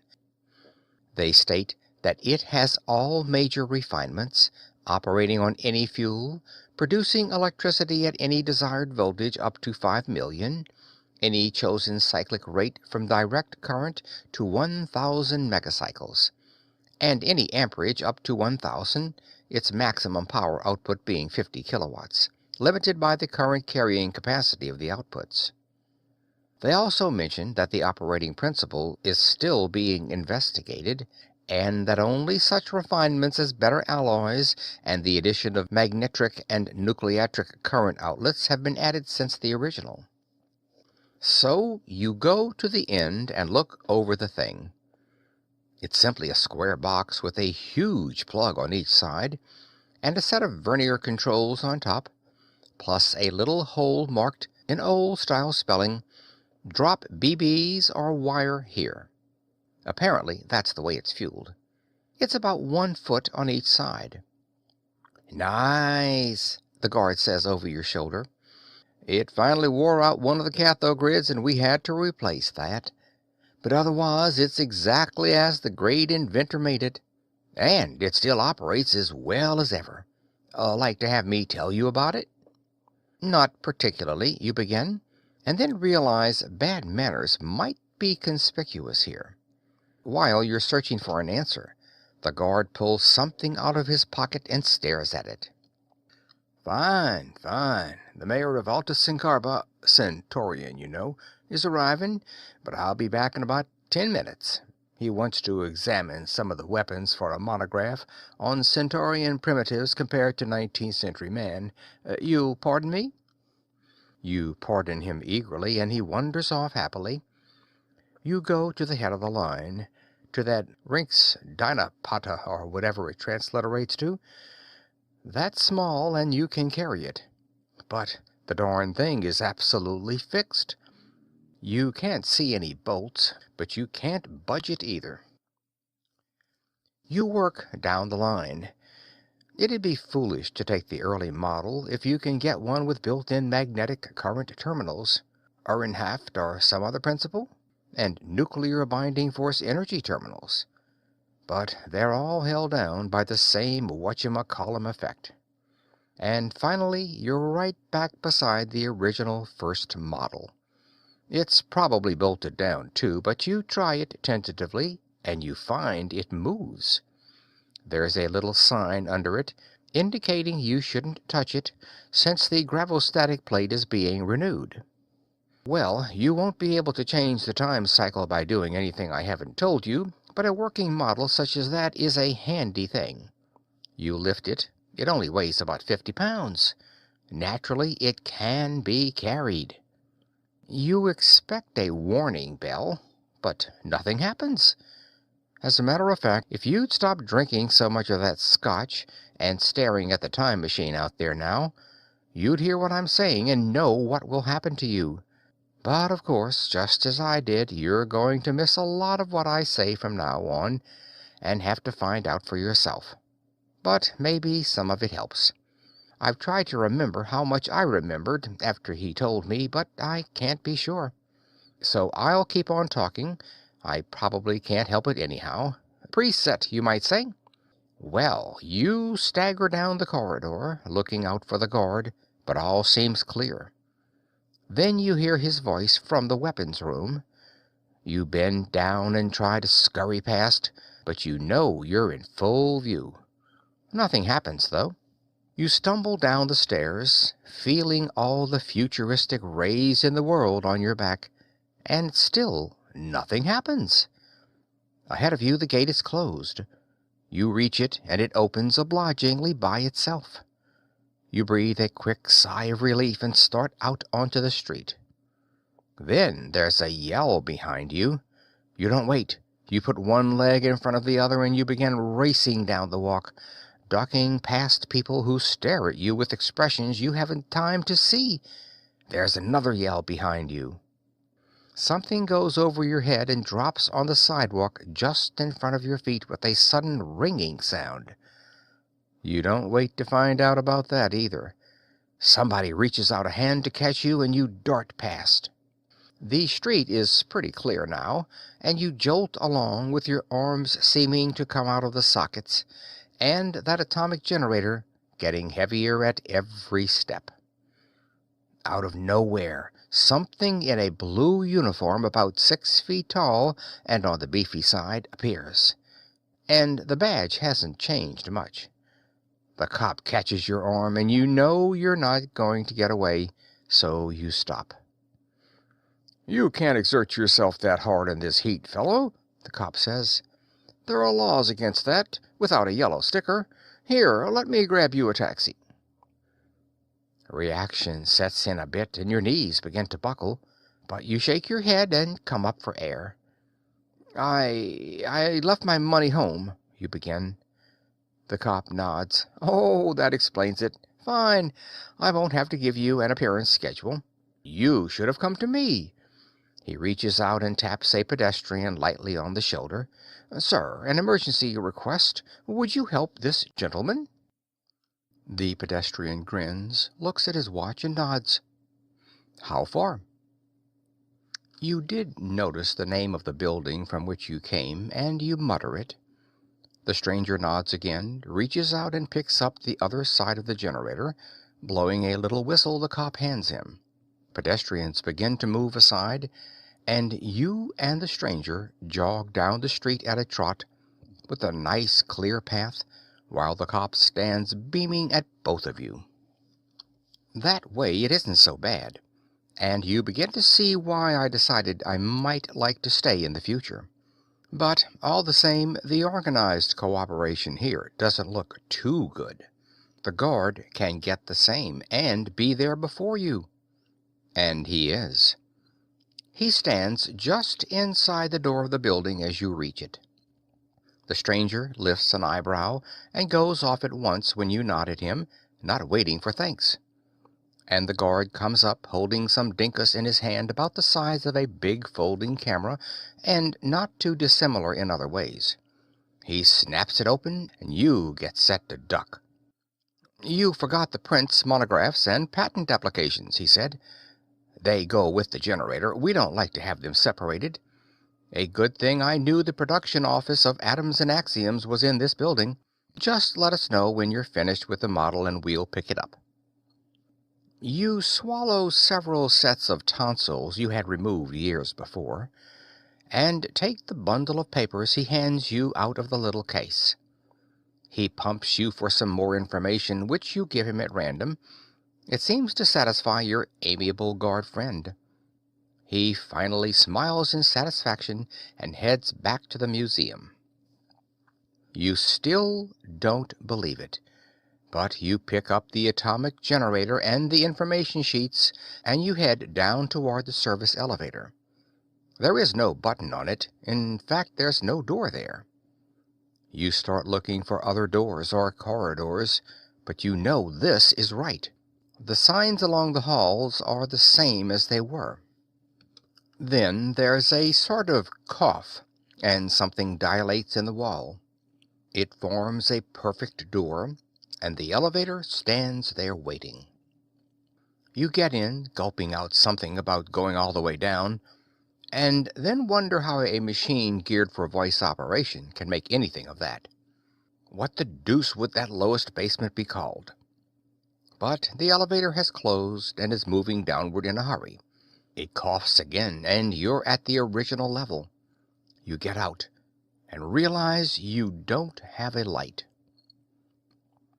You'll never know what you stumbled over, but somehow you move back in the direction of the time machine, bumping against boxes, staggering here and there, and trying to find the right place by sheer feel. Then a shred of dim light appears. It's the weak light in the time machine. You've located it. You put the atomic generator in the luggage space, throw the papers down beside it, and climb into the cockpit, sweating and mumbling. You reach forward toward the green button and hesitate. There's a red one beside it, and you finally decide on that. Suddenly, there's a confused yell from the direction of the elevator, and a beam of light strikes against your eyes with a shout punctuating it. Your finger touches the red button. You'll never know what the shouting was about, whether they finally doped out the fact that they'd been robbed, or whether they were trying to help you. You don't care which it is. The field springs up around you, and the next button you touch, the one on the board that hasn't been used so far, sends you off into nothingness. There is no beam of light, you can't hear a thing, and you're safe. It isn't much of a trip back. You sit there smoking and letting your nerves settle back to normal. You notice a third set of buttons with some pencil marks over them. Press these to return to yourself 30 years, and you begin waiting for the air to get stale. It doesn't, because there is only one of you this time. Instead, everything flashes off and you're sitting in the machine in your own backyard. You'll figure out the cycle in more details later. You get into the machine in front of your house, go to the future in the sub-basement, land in your backyard, and then hop back 30 years to pick up yourself, landing in front of your house. Just that. But right then, you don't care. You jump out and start pulling out that atomic generator and taking it inside. It isn't hard to disassemble, but you don't learn a thing. Just some plates of metal, some spiral coils, and a few odds and ends. All things that can be made easily enough. All obviously of common metals. But when you put it together again about an hour later, you notice something. Everything in it is brand new, and there's one set of copper wires missing. It won't work. You put some number 12 house wire in, exactly like the set on the other side, drop in some iron filings, and try it again. And with the controls set at 120 volts, 60 cycles, and 15 amperes, you get just that. You don't need the power company anymore. And you feel a little happier when you realize that the luggage space wasn't insulated from time effects by a field, so the motor has moved backward in time somehow, and is back to its original youth, minus the replaced wires the guard mentioned, which probably wore out because of the makeshift job you've just done. But you begin getting more of a jolt when you find that the papers are all in your own writing, that your name is down as the inventor, and that the date of the patent application is 1951. It will begin to soak in, then. You pick up the atomic generator in the future and bring it back to the past, your present, so that it can be put in the museum with you as the inventor, so you can steal it to be the inventor. And you do it in a time machine which you bring back to yourself, to take yourself into the future, to return to take back to yourself. Who invented what? And who built which? Before long, your riches from the generator are piling in. Little kids from school are coming around to stare at the man who changed history and made atomic power so common that no nation could hope to be anything but a democracy, and a peaceful one, after some of the worst times in history for a few years. Your name eventually becomes as common as Ampere or Faraday, or any other spelled without a capital letter. But you're thinking of the puzzle. You can't find any answer. One day, you come across an old poem, something about folks calling it evolution and others calling it God. You go out, make a few provisions for the future, and come back to climb into the time machine that's waiting in the building you had put around it. Then you'll be knocking on your own door 30 years back, or right now from your view, and telling your younger self all these things I'm telling you. But now, well, the drinks are finished. You're woozy enough to go along with me without protest. And I want to find out just why those people up there came looking for you and shouting before the time machine left. Let's go. End of And It Comes Out Here by Lester Del Rey. This story read by Phil Chenevert.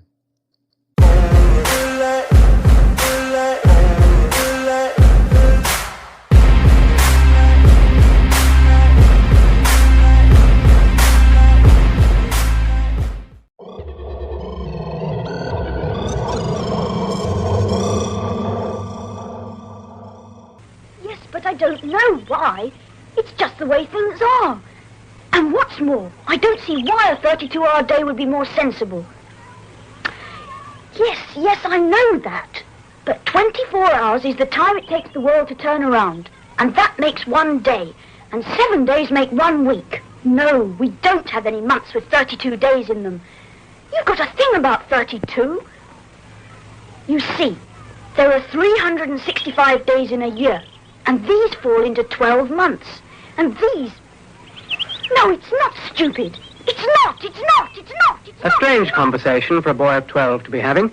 But when I looked out of the window to see whom Matthew was talking to, the situation seemed more than strange. It became worrying. Matthew was entirely on his own. This was the first time we became aware of Chocky. Chocky, a science fiction story by John Wyndham, dramatized from a novel by John Tiedemann, with Eric Thompson as David Gore and Jay Bennett as Matthew. Chocky. Darling, have you noticed anything odd about Matthew lately? Oh, so you have you, David? Well, unusual is perhaps a better word. What was he doing? Listening to nothing or talking to himself? Talking to... No, he was doing both, really. Mary, how long has this been going on? Oh, I suppose I first noticed it about 2 or 3 weeks ago. But why didn't you say anything about it before? It just doesn't seem worth bothering about. I thought it was just one of those crazes that children get. Well, you know, like the time he kept on pretending he was a car, changing gear on the lights, pulling up the brake to stop, and so on. Well, it wore off pretty quickly. I expect this will, too. You're not worried about him, then? Oh, good gracious, no. I'm only worried about us. Us? Well, you remember what we went through when Polly introduced that dreadful Harvey-like creature into our lives? Piff? Yes, Piff. Yeah, but Polly was only 5 then. Matthew's a boy of 12. Oh, there's no telling with children. Oh? I just hope that I don't have to lay an extra place at table and keep off certain chairs or make up a special bed as I had to for Pip. I remember that when I left her behind, when we went off on that picnic. Polly wouldn't speak to me for days. She just directed things at me through Piff. It's quite normal for children to invent an imaginary friend. Yes, and I must say this one of Matthew seems more intelligent than Piff. I mean, he's got firm opinions of his own about the number of hours there should be in a day or days in a week, for instance. And it's got a thing about the number 32. I expect Matthew's only working out something for himself, something he's been told at school. What sort of things have you heard him talking about? Well, he just mutters to himself most of the time. I don't pay much attention.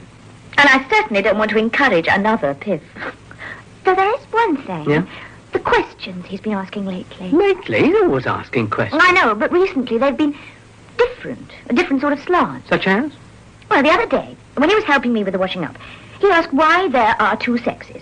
He couldn't see why you needed 2 people to produce one. I suppose you answered because it helps to spread the load. Oh, darling. Sorry. Well, then he asked, where is Earth? There was no good me saying that it went round the sun, because he then asked, where is the sun?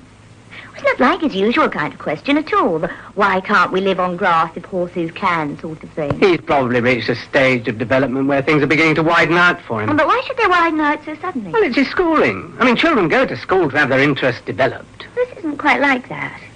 It's the changing quality and approach. Perhaps he's a late developer and really is a born genius. That's the whole point, David. Born. If only we knew a little more about his parents, that might help. Well, in Polly, I can see bits of you and bits of me. Gives one a feeling of something to go on. But with an adopted child like Matthew, there's no guide at all. Now, look, I thought we'd exhausted that old heredity versus environment argument years ago. Don't be silly, darling. Of course we did. And that's not what I meant at all. Look, whatever it is, there's no use in worrying too much about it yet. It's probably no more than a passing phase. Then no more awkward questions. Daddy, why is it a cow stops? What do you mean? Why does it stop what? Well, it gets a bit of the way, then it doesn't seem to get any further. Bit of the way where? Well, when old Albert comes to the gate, they understand it's milking time. They know which stall to go to in the shed, and they understand about waiting there until they've been milked. But when they go back to the field, they just stop. Well, why? You mean they stop understanding? Yes. You see, they don't want to stay in the field, because if they find a gap in the hedge, they get out. So if they want to go out, why don't they open the gate for themselves and go? Because they don't know how to open the gate. Well, that's just it, Daddy. Why don't they understand how to open it? They've seen Albert open it hundreds of times, and they've got enough brains to understand which stall to go to. So why can't they remember how to open the gate? It's quite simple. What is it that doesn't go on happening in their heads so that they stop? Well, cows have a rather limited intelligence, Matthew. But how do you limit intelligence? If you've got it, you've got it. It might take time, But surely the answer is bound to come up sooner or later, isn't it? And that's rather what we felt about Matthew, sooner or later. But we weren't quite prepared for the next development. Matthew picked up some flu germ at school, and Mary and I were quite naturally worried about him as he rambled on in a high fever. There, darling. No, Chocky, I can't understand. I want to go to sleep. No. Oh, do shut up and go away. Do stop it, Chocky. Mm-hmm. Oh, Mummy, please, I'm so tired. Tell Chocky to go away. She doesn't understand. She won't leave me alone. David, who's Chocky? Search me. Matthew, drink this like a good boy. There. You'll feel better soon. Try to go to sleep. I want to, Mummy, but Chocky won't let me. He will keep on talking. Oh, please make him shut up. He won't listen to me. Tell him to go away now. The old piff technique. Try it. Go on. Chocky, you really must let Matthew be quiet and rest. He isn't at all well, Chocky, and he needs to go to sleep. So please leave him alone now. You can come back tomorrow if he's better. See? You've got to clear out, Chocky, so that I can get better. Yes, I will. Goodbye. She's gone. Good. Now you can settle down. That's it. Good boy. Sleep well, darling. Good night, Mummy. Good night, Daddy. Good night, Matthew. Well, what are we supposed to make of that? It looks dangerously like another piff. I hope it's less of a pest than the last one. Though I can't help feeling there's something wrong. Oh, you mean Chocky's sex? He can't seem to make up his mind if it's a him or her. Well, children are usually very positive about that. They feel it's important. I wouldn't say the feeling's entirely restricted to children, but I do see what you mean. It's odd. The whole thing's odd. Well, if Chocky is another version of Piff, then he or she does seem to have barged into the wrong age group this time. But even if the age group was wrong, Chocky was decidedly preferable to Piff, largely because of the lack of any physical presence. And Matthew became increasingly forthcoming on the subject once he was better. In fact, all his questions were now put on Chocky's behalf, with Matthew acting as go-between or interpreter. Chocky says he doesn't see how. Chocky says she doesn't understand why. We had to solve the problem of gender. Chocky says she doesn't understand that, and therefore he cannot accept it. Now, look here, Matthew. I get confused with all this he and she business. On grounds of grammar alone, it would be easier to know which Chocky is. Yes, I agree. I asked Chocky, but he didn't seem to know. But that's surely one of the things people are generally pretty certain about. I know, but Chocky's sort of different. I explained about hims and hers to her, but she just didn't understand, and said it seemed a pretty silly arrangement. She wanted to know why it was like that. Well, it's just one of nature's ways of arranging things. It has to be. That's what I said. But he still couldn't see why. Chocky's like that. He keeps on finding lots of quite ordinary things silly. Well, look, from our point of view, it would be easier if Chocky were one thing or the other. Boy or girl. Well, he does talk rather like a boy. But most of the time, it's not about the sort of things boys talk about, if you see what I mean. Mostly she goes on in the rather snooty sort of way chaps' older sisters behave. Then let's call Chocky a she, shall we? It's easier to be one thing or the other, especially when we're talking among ourselves. Okay, she. Good. Daddy? You don't think I'm mad, do you? Good heavens, no. What put an idea like that into your head? Well, it was Colin, a boy at school. You haven't told him about Chocky? Oh, no, only you and Mummy and Polly know about her. And Polly doesn't really understand. She's too young. What did Colin say? Well, I asked him if he knew anyone who could hear someone talking, kind of inside himself. And he said no, because hearing voices was the first sign of madness. And people who heard them were put in asylums or burnt at the stake like Joan of Arc. So I sort of wondered... Oh, now that's quite different. There are voices that prophesy things and persuade people to do things and muddle them up generally. They're not like Chocky. You don't want to worry about that, Matthew. Don't worry at all. Good. I think I'd hate to go mad. You see, I don't feel at all mad. I think being a parent must have been a lot more fun before Freud was invented. I suppose if this fantasy game doesn't clear up soon, we shall feel a moral, social and medical obligation to do something about it. No, I'm all for keeping Matthew clear of that sort of thing if we can. Oh, so am I. But it isn't very fair on other people, is it? Well, Polly, for instance. But she's always admired Matthew, looked up to him. Now this Chocky has displaced her. He's got a new friend, and she feels left out, so she's jealous, and I can't say I blame her. Now, you're beginning to talk as if Chocky were real. Well, in a way, she is. Reality's only relative, after all. Devils and witches were real to people who believed in them, just as God is real to people who believe in him. Chocky's real enough to Matthew and to Polly. And then there was the complaint from the maths teacher at the school. Oh, what was that? Well, Mr. Trimble suggested that you might be over-anxious for your son's welfare and have been teaching him theorems usually reserved for third-year university students. Well, I haven't so much as looked at Matthew's homework. Oh, I know, but I could hardly explain that it must be Chocky. So I apologized and said I'd speak to you about it. Even so, Trimble seemed very surprised at Matthew's grasp of the binary code. I don't know anything about the binary code. I'm just a simple accountant. And I'm simply a mother. David, we'll have to do something if this goes on much longer. Yes, all right. I'd better go and see it to the car while it's still light. Oh, you and Matthew. I don't know which is the bigger baby. Neither of you can take your eyes off that car. Well, it's big, it was expensive, and it is brand new. Never too old for a new toy. Send Matthew in for supper, and don't be too long yourself. No, it's not. It's lovely. It isn't funny at all. Stop laughing. Stop. Matthew, what's the matter? Oh, Daly. No, then, old man. Now, come on, take it easy. There's a good fella. Sorry, Daddy, sorry. All right, now I think... Now, tell me what it was all about. It was the car. The car? What's wrong with it? Well, it's not the car exactly. It's a supercar. It's Chocky. Chocky? I wanted to show off the car to Chocky, how it works and so on. But Chocky wasn't interested. She said it was silly, ugly, clumsy. She laughed at it. What did she find so funny? Everything. She said it was old-fashioned. The engine, gears, brakes, they were all silly.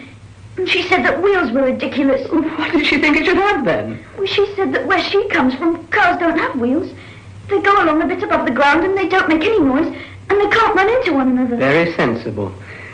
But tell me, where does Chocky come from? Well, that's one of the things we can't work out. You see, if you don't know where anything else is, how can you find out where you are? No points of reference, you mean? I expect that's it. But wherever Chocky comes from, it must be a very, very long way away. Everything seems so different there. How old is Chocky? Oh, pretty old, though her time doesn't go like ours. She says she'll go on living till she's about 200, so I suppose that makes her about 20. She says that living until you're only about 70 or 80 is wasteful and silly. Chocky appears to find a great many things silly. Nearly everything, really. Though it's not always easy to make out what she means. And I suppose our ways are difficult for her to understand as well. It can get pretty boring at times. Yes, I suppose it can. Anyway, I don't care what she thinks. I like our new car. And whilst we're on the subject, we might point out to Chocky that we do have such a thing as the hovercraft. So she's a bit late on that one. And as if that business about the car wasn't enough, now there's this. Came this morning. Oh, yes? What is it? It's school report. Good one? Oh, in a sense, better than usual, but reading between the lines, I think they're as puzzled as we are. Oh, how? Well, Trimble says that he wishes Matthew would confine his interests to orthodox mathematics. The physics master notes a difference of approach this year and too great a capacity for asking questions. Whilst poor Mrs. Blade, his biology mistress, seems utterly bewildered. I suppose he's been trying out Chocky's one-sex theories on her. All very well for oysters, but it could play havoc with the rudiments of biology teaching. David, do be serious. We can't just let it drift any longer. We must do something. Then what do you suggest? Well, Dr. Acar... No. He's all right as a family pill pusher, but not for a matter like this. Besides, Matthew doesn't like him. He could advise us. Well, you took us out of a list with a pin. I'd rather ask Roy Landis. Who's he? He was up at Cambridge with Alan Froome and me. I only know him slightly, but Alan's kept up with him, and he thinks he's just the man. Well, if you and Alan can persuade this Landis man to come down and see Matthew, it might do some good. How'll you break it to Matthew? Oh, I'll tell him that Landis shares Chocky's idea, that he knows someone else in a similar sort of predicament. You know, I certainly won't alarm the child or make him think that he's an interesting case. Would Sunday be all right? Janice and the family are coming for the weekend. Oh, your sister and the brood. But they'll be going after Sunday lunch. Good. So you could ask Landis for dinner if you like. All right. At least we shall feel that we're doing something. If you want any more coffee, do help yourself, Dr. Landis. No, thank you. Can I do your glass for you, Roy? I'm all right, thanks. Mary? No, thank you, darling. Then I will. Well, you two certainly had quite a session. I hope Matthew wasn't too tedious. Tedious? Oh, no. No, it certainly wasn't that. But, David, You didn't tell me half of it. I don't suppose I know half of it. As his father, I didn't think it was a good idea to press him. I hoped he'd speak more freely to you. And you were quite right. He did. He seemed puzzled and needed someone other than yourselves to talk to. I think he'll feel better for having got some of it off his chest. That's something. Tell me, Mrs. Gore, would you say Matthew was a highly imaginative boy? Oh, I don't think so. I wouldn't call him highly imaginative, would you, David? No, it's just ordinary. I suppose he reads a lot, but most boys do at his age. Venture stuff, mostly. So you don't think he's the kind of child who would have any difficulty in distinguishing fantasy from reality? Oh, no. That's what I presume. So... But so what, Dr. Landis? Well, if you both brought Matthew to me professionally, I would and ah and stall a bit. But as I'm here as a friend, I'm going to be unprofessional. I'm going to confess that I don't know. That it has me beat. But surely... Oh, I know what it looks like. But that's sheer nonsense. Well, what does it look like? Possession. What? The sort of thing our unscientific ancestors used to suffer when they were possessed by demons and spirits. They would have said that Chocky had somehow invaded Matthew, got hold of him. I'm afraid I don't understand. Well, you see, there is quite definitely a second intelligence involved. When Matthew talks to Chocky or listens to her, words aren't needed. It's a communication of ideas. Some of the questions he asks, for instance, are quite childishly expressed. Yes, but then he's only just 12. But even so, he has an unusually good vocabulary for a boy of his age.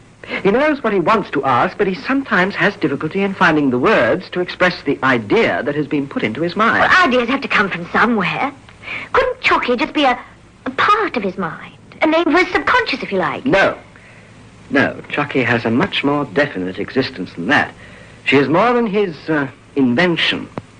For instance, in that affair with the car. Now, no boy of Matthew's age would dream of calling the very latest model old-fashioned, not even in his subconscious.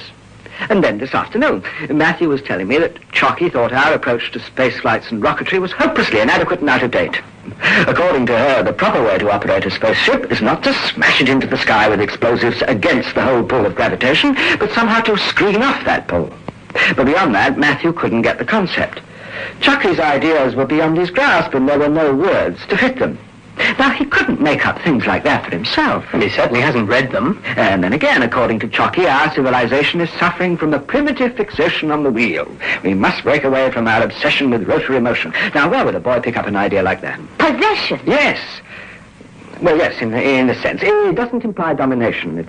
It's more like a working arrangement. What on earth do you mean by that? Well, you remember when he was ill, he told her to shut up and go away, which with your added persuasion, she did.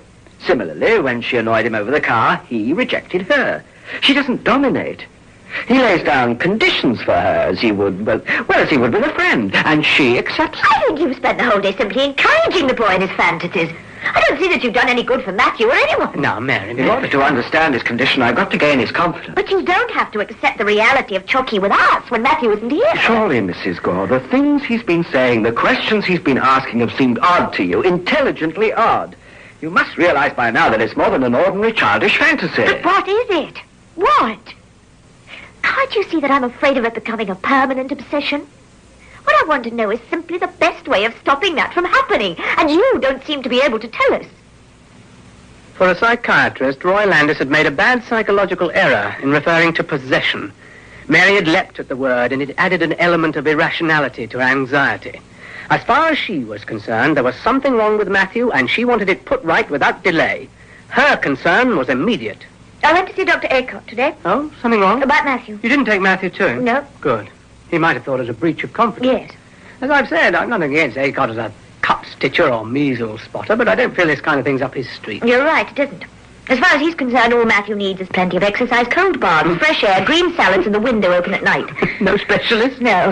He's a growing boy, and nature is the greatest healer. Oh, I'm sorry. Oh, David, we must help him somehow. Look, I know you didn't take to Roy, but he is highly thought of. Dr. Landis just thought he was an interesting case. If he were to become normal again, it'd cease to be interesting. Now, that isn't fair, darling. Matthew isn't abnormal. He's just normal plus something. Something different. Well, you can say that again. I want you to look at these, David. What's that? Well, they're paintings. He must have brought them back from school. I found them when I was tidying up his room this morning, behind the chest of drawers. You mean he'd hidden them? No, I think they'd slipped down by accident. Not bad. These landscapes, they're not like anything he's done before. An unusual vision of the world, three-dimensional almost. Where's that? Oh, it's a corner of the playground. Might be from the art room window. Figures in it look pretty spindly. This portrait thing, who's this? Mm. Is it? I don't have green traffic lights for eyes. Well, I've got more hair than that. I suppose this one's you. It's not very light. That is Miss Soames, the art mistress, and not very flattering. Well... Those pictures, they're good, artistically. But are they his? Did he do them? I know, there's only one way. Ask him. Is he still up? Well, he should be. I'll see. Matthew! Matthew! Yes, Mummy? Daddy wants a word with you, dear, in the sitting room. All right, Mummy, coming. You're not going to like this, Mary. I haven't liked any of it. I suppose it is just possible somebody gave them to him. Matthew, shut the door. There's a good boy. Yes, Daddy. Mummy happened to find these when she was clearing your room. Oh, so that's where they went. Are they yours? Yes. Did you paint them? Yes. They're better than the pictures you usually do in art. These aren't art, they're private. You seem to be seeing things in quite a different way. Yes, I expect it's something to do with growing up. Did you really do them, Matthew? Yes. Well, I mean, sort of. Well, I did do them. Well, it's all right, darling. They're so good that Daddy and I were interested, that's all. Did this view really look like that to you? I did them, Mummy, but they look a bit funny because that's the way that Chocky sees things. Well, tell us about it, darling. Well, one day after art class, Chocky said that I didn't see things properly. I didn't understand what she meant, so she told me to sit down and think of nothing. Sort of switch off me and just let the picture come. And it did. Well, she sees it and I do it. You mean you hand over to Chocky? Yes.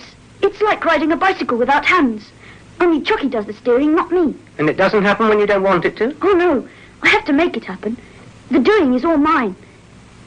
They're much better than the pictures I paint when they're entirely mine, don't you think? Have you shown them to anyone else? Not shown exactly. But Miss Soames saw the one at the playground and made me, well, Chocky and me, do another picture while she watched. What did she do with it?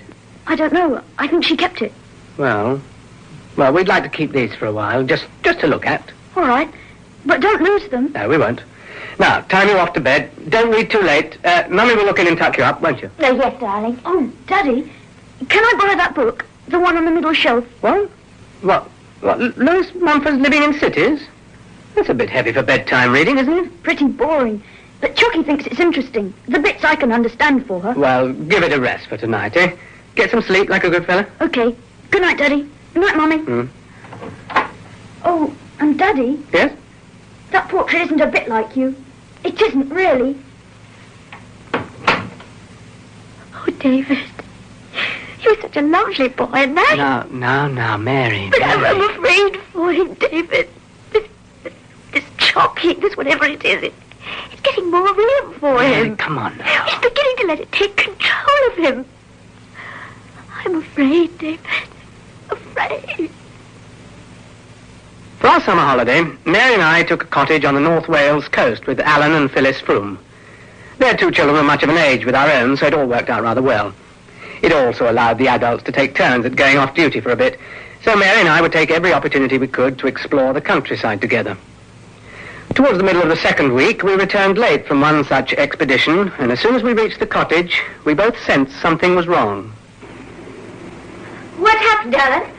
What's the matter? I know something's happened. There's nothing to worry about. Polly and Matthew are quite safe. But what's happened? Slight accident, that's all. Oh. They fell in the river, but they're quite all right. Where are they? Upstairs. Phil's with them. She gave them warm drinks, a good bath, and put them to bed. Oh, I'll go up and see them right away. Oh. Sorry about all this, Alan. Thanks for coping. Well, it gave us a nasty shock, I must say. Here, let me get you a drink. Thanks. Whiskey? Fine. Well, what happened exactly? Well, the kids, all four of them, were playing around that rickety old landing stage on the estuary when that hulking great motorboat of Bill Weston's broke its moorings. Yeah, thanks. The tide had just turned and was running out pretty fast. Carried the boat downstream and it socked the landing stage full tilt. Well, the end of the thing collapsed and Matthew and Polly were thrown into the water. What about your two? Well, they were standing back a bit from the end, so they were okay. Oh, that's some mercy. There's a pretty strong current out there. Yeah, I know. Evans, who saw it all, thought Matthew and Polly had been done for. But then he saw your boy strike out for the girl, reach her and support her until help came. Matthew? Yeah. Well, Colonel Summers went after them in his boat, and by the time he'd reached them, they'd been swept a good mile downstream. Matthew was still supporting Polly. That pretty tricky in the current. Yeah. Old Summers was very impressed. Never seen anything like it, he said. He reckons that Matthew deserves a medal for what he did, and he's jolly well going to see he gets one. Wouldn't be surprised if he hasn't written off already to the Royal Swimming Society with a recommendation. I must say we'll all back him up. There's no doubt your Polly would be a goner if it hadn't been for Matthew. I didn't know the boy had it in him. He hasn't. What? Look, Alan, have you ever seen Matthew swim? Well, now you come to mention it, I can't No, say. you can't say, because you've never seen it. Matthew can't swim more than 3 consecutive strokes. He hates the water. Then you mean... Yes. Chocky. But surely, David, you can't believe... We've been over all this with Roy Landis. Now, you were in on all that, and you know what Roy thinks. Yes, but this is different. Yes, I know. But if it was Chocky who, well, what can one say? I mean, helped Matthew, then it opens up an entirely new phase in the business. So, if it weren't for Chocky, then you reckon your two wouldn't be here now? That's about it. I only hope Mary sees it that way. She ought to be grateful. Well, she ought to be, but somehow people find it easier to believe in evil spirits rather than good ones. Of course, it could just have been the self-preservation instinct. Yes, it could have been, but somehow I don't think so in this case. Anyhow, there's only one way to find out, and that's to ask Matthew. Do you think he'll tell you? Oh, yes, yes. We haven't any secrets from each other about Chocky. At least not yet. That was our reporter, Tim Matthews, speaking to us from the Kingdom of Mercia, or, as we know it, Montgomeryshire. The time is exactly 25.5 past 8. And I've got that right. Come on, darling, you must get a move. Well, now, from the right. influence of early angles to the incidence of a modern angel. Whilst on holiday in Wales, young Matthew Gore saved his even younger sister from drowning. Eyewitnesses maintain that he supported her whilst they were both swept out to sea for nearly 2 miles. But the peculiar thing is that Matthew had never swum before. Dennis Chattery. Matthew, some reports about the incident, aren't they true? Well, yes, I suppose so. Well, and you never swum before? Yes. Well, I mean, no. Well, you hadn't swum before? No, I tried, but it wouldn't happen. But this time it did? Yes. Well, I'm told that you heard a voice, the voice of a guardian angel telling you what to do. No, that's a lot of rot. Well, you told the local reporter then. Well, that's what he said it was. But you did hear a voice? Sort of. And after you heard it, you found that you were able to swim? So, now you don't think it was a guardian angel that told you how to do it? I never said anything about a guardian angel. That's just silly newspaper talk. All that happened was that I got into a flap and I just found I could swim, that's all. But that was not all. Oh, David. Colonel Summers, who rescued Matthew and his sister Polly as they were being swept out to sea by strong currents, maintained Put that off, in Mary. any ordinary circumstance. Matthew, why didn't you tell us? Well, a man phoned up when you were out and said he was from the BBC. He came down with a tape recorder. I didn't think you'd mind. But Matthew, surely I you... didn't think they'd use it anyway. It wasn't that interesting. Now, Matthew, no more interviews. Well, it wasn't like an interview. Well, what was it then? I'm sorry, Daddy. I didn't know. Look, Matthew, don't talk to any more strangers. Now, do you understand? I mean, we don't want them to get onto Chocky, do we? I suppose not. Promise? Yes, I promise, Mummy. I'm sorry. Oh, now sit down and eat your cornflakes like a good boy. Oh, David, get a move on or you'll miss your train. We're not still on holiday, you know. It was in the train that I noticed it. Homeward, by Matthew Gore, aged 12. Reproduced in the morning newspapers from an exhibition entitled Art and the Schoolchild. There was no mistaking the new Matthew Chocky style. Roy Landis had seen it too, and he'd also heard the Today broadcast. He phoned me at the office, and we arranged to meet at his club the evening after next. Really, Roy, the press council or someone ought to do something about it. Poor Mary's had no peace at all. Finally, she had to leave the phone off the hook. But that didn't stop the callers at the front door, and then one reporter even managed to wheedle Matthew into a cake shop and get a story from him. About the swimming business? Yes. Of course, several papers carried the painting thing, but none of them seem yet to have connected both stories with the same Matthew Gore. Well, not yet, anyway. Strange. I'm afraid it'll only be a matter of time. Yes, you're right. I suppose Chocky is behind both incidents. You're the psychiatrist. What do you think? A bit rash, submitting that picture for the exhibition. Not rash, unauthorized. Huh? Matthew painted it for his art mistress, and she put it in. Mary tore one hell of a strip off her, but she thought she was only doing it for the best. Well, I see a point. Certainly is a striking picture. An unusual vision of a school playground at the end of the day. Yes, Chocky's vision. Yes, Chocky. Everything comes back to her, doesn't it? Chocky's right in the wings, and she'll be taking her call in public at any moment. For all your sakes, I think we should prevent that. You certainly do accept the reality of Chocky, don't you? I merely apply the Sherlock Holmes dictum. When you have eliminated the impossible, whatever remains, however improbable, must be the truth. Elementary. But what, my dear Roy, do you suggest? Thorpe. What? Thorpe. Sir William Thorpe. I've thought a lot about all this, David, and I'm sure he's your man. He's got all the experience, and he's not bigoted. He treats each case on its individual merits. Oh, he's sometimes unorthodox, but he nearly always gets results. Isn't he the fellow who's just been appointed as a sort of advisory industrial psychologist to one of the big groups? You know, some sort of big business foundation? That's right. But surely he'll cost us a fortune. No, not if he's really interested. And I think he will be in this one. Well, let's hope so. If anyone can help, I put my money on Thorpe. Now, wait a minute, Roy. I thought you said the last time we met that Matthew didn't need help. I'm still not convinced that he does. But I'm sure your wife does. Yeah. She's afraid for Matthew. She wants Chocky driven away, abolished, exorcised. Although Chocky saved your daughter's life? Yeah. Of course, she's a bit confused about that part of it. I'm just afraid she might do something stupid. Like trying to smoke out Chocky on her own? Yeah, something like that. Then I think you should discuss with her about taking Matthew to Sir William and agree to wait for his opinion on the case. And David? Yes? I think you could do with some sort of definite assurance yourself about Chocky. I am right, am I not? Confound Roy. Of course he was right. But it was Mary I was worried about. After a few more days of being pestered, she was almost the end of her tether. If I have ever questioned the power of the press, I retract. Well, these reporters are so pushing. Then we've had the vicar round, Matthew's headmaster on the phone, people from the local art group, 2 members of some spiritualist organisation, just all the lunatic fringe. Oh, then there's my sister, David. She thinks it's all marvellous and wants to come down for the weekend. Well, she can't. We're going away tomorrow morning early, not coming back till Sunday night. Now, you must get some rest, and it'll do Polly and Matthew good as well. Oh, David, when is it all going to end? Look, one thing we don't want, and that is for someone to connect Matthew Gore, artist, with the guardian angel hero. Then Chocky will be out of the bag on a national scale. They would think that he's mad. No, of course not, darling. Now, how could they? There isn't a saner boy anywhere than Matthew now is. Yes, but if that he thinks he hears us speaking. I mean, hearing voices in your head, that's... Darling, look, you're being afraid of the wrong thing. Roy Landis has pointed it out, and I'm sure this Thorpe man will bear him out. Chocky doesn't come from Matthew. It's something outside that comes to him. What is Chocky? I mean, the swimming, the painting, all the strange questions. Look, darling, whatever Chocky is, she's quite well disposed, isn't she? I mean, she did rescue the children, in a way. In other words, you're trying to tell me that it is a guardian angel. Well, yes, I suppose, in a sense. Yes. Well, why didn't you say it? You're no help at all. Hello. Yes, dear.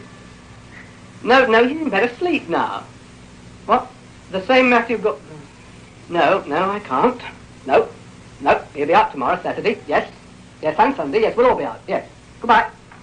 Was that? One of the Grand Sundays demanding an interview. They've just cottoned on to the fact that Matthew, lifesaver, and artist are one of the same. Now, come on, wake the children and get packed. Oh, but David... No, don't argue, Mary. We're going away tonight. Where? We can't... Anyway, I don't care. South Coast. And don't answer that. It's probably the rival Sunday. Let's leave your questions for Sir William to answer when I take Matthew to see him next week.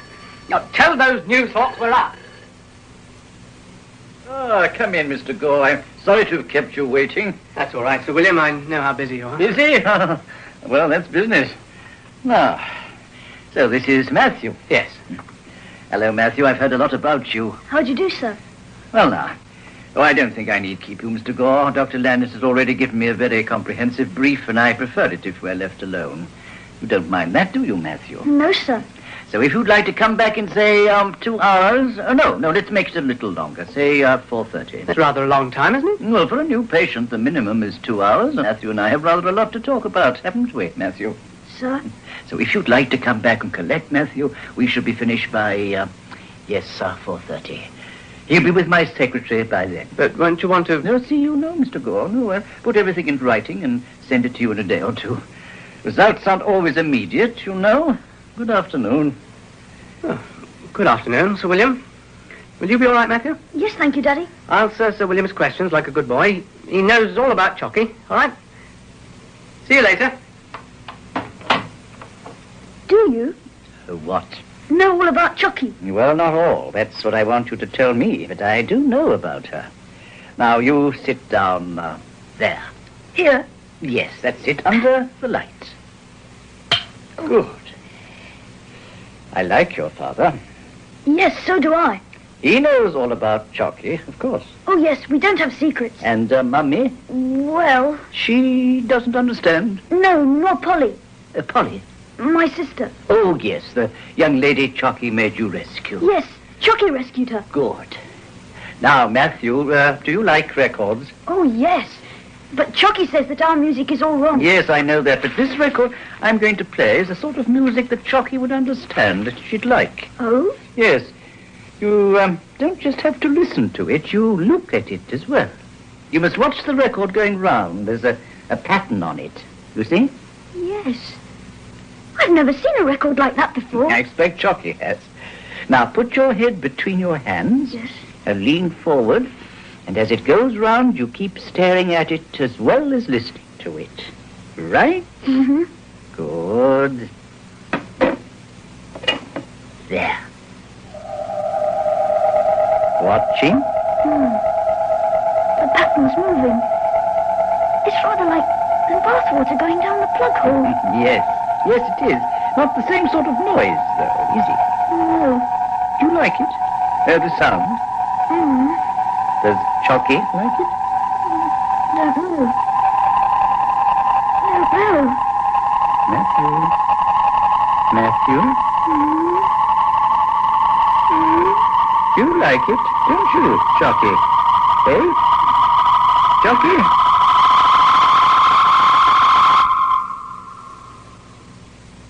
Hypnosis. From what Matthew told me, it's quite obvious. I can't say that I like the idea very much. Well, I'm sure that Sir William only used hypnosis because he thought it was the quickest and easiest method. Whatever his methods, the result's been very strange. He's not like the same child. What do you mean? Well, sure you've noticed. Ever since he saw that Thorpe man, 2 days ago, well, he's been so listless. Well, he just goes off on long walks, taking sandwiches, and he's painting things with him. No harm in that. Yeah, but there's no life in him. When he comes back, he just shuts himself away in his room. I looked in last night to see if he was all right. There he was, just lying there, staring at the ceiling. Perhaps he's sickening for something. No. I'm sure it's to do with what that psychiatrist said to him. Yeah, could be. Where is he now? Up in his room. You must admit it's not like him. Perhaps I'll just pop up to see how he is. Do. I don't think you'll get much out of him. Though he might tell you more than he tells me. After all, I'm only his mother. Oh, no, that's not fair, Mary. Oh, sorry. Polly and I do feel a bit left out of it, though. Go up and see what you can do, David. Matthew? Yes? Only me. Thought I'd drop in, see if you wanted anything. No, thank you, Daddy. Why don't you get into bed properly? Mummy will bring your supper up on a tray. It's all right. Thanks. Do some painting today? Yes. May I see? Yes. Those over there. These? Yes. Did Chocky help you? Oh, yes, same as before. This one's the Downs, isn't it? Yes. It's very beautiful. Yes, it is rather. Chocky says that except where we've spoilt it, this is a very beautiful planet. Well, the way she paints it, it certainly is. Oh, these are docks from Great Pond, aren't they? Yes, all three. Of course, they're not quite the way we see the place, but that's how she sees it. What's this? Looks like nowhere on earth. It isn't. That's where Chocky lives. It's a horrid place, isn't it? Not very nice. Looks very hot. Oh, it is, in daytime. What are these bumps? Oh, those are things that grow there. And these rocky things? They're sort of towns in the distance. Well, not towns exactly, but without words, they're rather hard to describe. There isn't the same kind of thing here. Where is it? Well, Chocky and I couldn't find out. Or where our world is either. Yes, well, I'd keep that one out of Mummy's way if I were you. Yes, Daddy, that's what I thought. Good. Don't worry, though. They're the last pictures. What's the matter, Matthew? Come on, tell me. With Chocky, Daddy. She's going away? It's like losing a part of me. She's gone, Daddy. Forever. I don't see why you had to sit up with him all night, David. Here's your toast. Well, look, you don't understand, Mary. The boy found saying goodbye to Chocky painful, difficult. You're talking as though she's real. To Matthew, she is. Well, I hope he'll come down and eat his breakfast. He'll be done, all right. Oh, thank goodness it's all over then. Looks as though Sir William Thorpe cured him. Cured him? Well, got rid of it, under hypnosis. Exercised him, if you want to use the way your friend Landis spoke. Possession. It was all a fantasy, and the fantasy he's, well, dispersed. I wish it could have been done in a way that didn't upset the boy quite so much. However, seems you're right. Oh? Yes, Sir William's report, analysis, call it what you want to, came in this morning's post. You better read it. He seems to support your theories. What does he say? Everything and nothing. There's a lot of waffle and high words about the Chocky presence and the Chocky trauma, but it all boils down to fantasy and the subconscious taking over. Everything's explained away quite logically and all for no charge. What? Yes, an interesting case. You ought to be glad. Well, I'm glad Matthew's better, if that is what he is, but I must say I'm pretty disappointed. No, really, David. This also came with the post. What is it? A registered package from the Royal Swimming Society. After Colonel Summers' constant recommendation, I leave its contents to your imagination. Oh, I like that. It'll help make up for losing Chocky. No, I don't think it will. Morning, Mummy. Morning, Daddy. Morning. Oh, what's that, Daddy? Well, it's for you, Matthew. It came this morning. Oh? Yeah, here you are. Now, you sit down, I'll get you breakfast. What is it, dear? I don't want it. Oh, but it's lovely, Matthew. A lovely bronze medal. It's not fair. It's Chocky's. She saved me and Polly. It's not true, Daddy. It's not true. It's not true. Matthew, darling. Leave him, Mary. Let's have a look at it. Awarded to Matthew Gore for a valorous deed. It's a shame he's taken it like that. It's a shame it arrived when it did. Give it to me, Mary. I'll keep it for him till later on. The rest of the week was uneventful, and Matthew somehow seemed to have recovered from his loss. On Friday, I worked late at the office, had dinner in town, and didn't arrive home until well after 10 o'clock. A frantic Mary was on the telephone. Right. Oh, thank you for your help. Yes, I will. It's my husband. He's just come back. I must go. Goodbye. Oh, David. Mary, what's the matter? You look awful. What's the matter? It's Matthew. He's gone. Gone? Disappeared. Disappeared? He didn't come back from school at the usual time, and I waited in case he'd been kept in or something. And then at 6, I phoned the school, and they told me he'd left just after 4. What? So I got worried and phoned the police. So what did they say? They were very helpful. They said they'd ring if they had any news, but that was over 4 hours ago. But why, look, Mary, Meanwhile, I phoned all the hospitals round here. I was on to one of them when you... David, I'm so glad you... Now, sit down, darling, and relax. I can't. I'm so worried. It must be something to do with all this Chocky business. He must have lost his memory or something and be wandering about. Now, look, Mary, if Matthew were to have done anything silly, it would have happened a couple of weeks ago when Chocky left. He'd got over her completely. So William's treatment did the trick. Now, we know that. And perhaps Polly's right. Polly? What does she say? She thinks Matthew's been kidnapped. But why? Well, he's something of a celebrity in the papers and that sort of thing. Well, in that case, they must know we can't afford an enormous ransom. And what's more, the papers are onto his disappearance already. How? People talk. Some of the boys at school. We know only too well how quickly news travels. Oh, I can just see them relishing headlines like child artist vanishes, guardian angel hero missing. David. Well, just hope it doesn't come to that. Now, look, Mary, look, there's probably some perfectly simple explanation. Oh, perhaps that's the police. They might have heard something. I'll take it. Hello, Mr. Gore speaking. Oh, yes, Mr. Bollard. Who? Yes, I think we met at some parent-teachers thing. Yes, that's right. Larry's father. Oh, so he told you? Yes. Did he? When? Huh? Yes, I see. What was it like? Well, look, I think it's best if I come round and pick up you and Lawrence, and then we'll all go down to the police station together. All right? Yes, she is. Yes, I will. Yeah.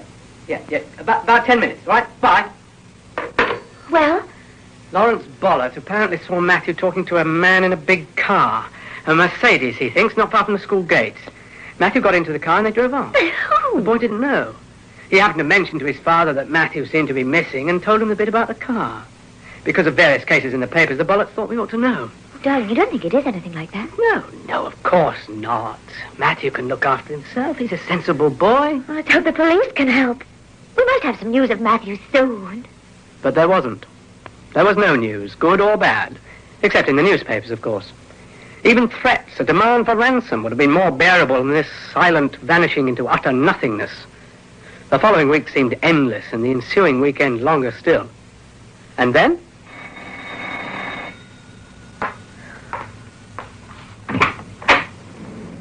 Matthew! Hello, Mummy. Why didn't you and Daddy come to see me? It's all right, Mrs. Gore. I think I can explain. Oh, Mummy, you don't know Dr. Frost. He's with the police in Birmingham. He's been ever so kind. Well, hello, but... Well, you'd better come in. Thank you. I won't keep you long. Is Mr. Gore... Yes, he's in the living room. Do you want to... Yes, please. Now, Matthew, you tell Mummy all about it whilst I have a word with your father. I think Mrs. Gore... How is Daddy? Well, he's being very worried. But you come into the kitchen, have a nice warm drink, while Dr. Frost has a few words with your father. All right, but don't be long. I won't be. In here? Yes. Now, come along, Matthew. Mr. Gore? Yes. I gather, Matthew... Yes, I won't keep you long. I imagine you want to see the boy, but before you do... Well, there are one or two things... Yes, of course. Dr. Frost, police surgeon from Birmingham. Dr. Frost. I can't tell you how delighted we are to have Matthew back with us. I understand.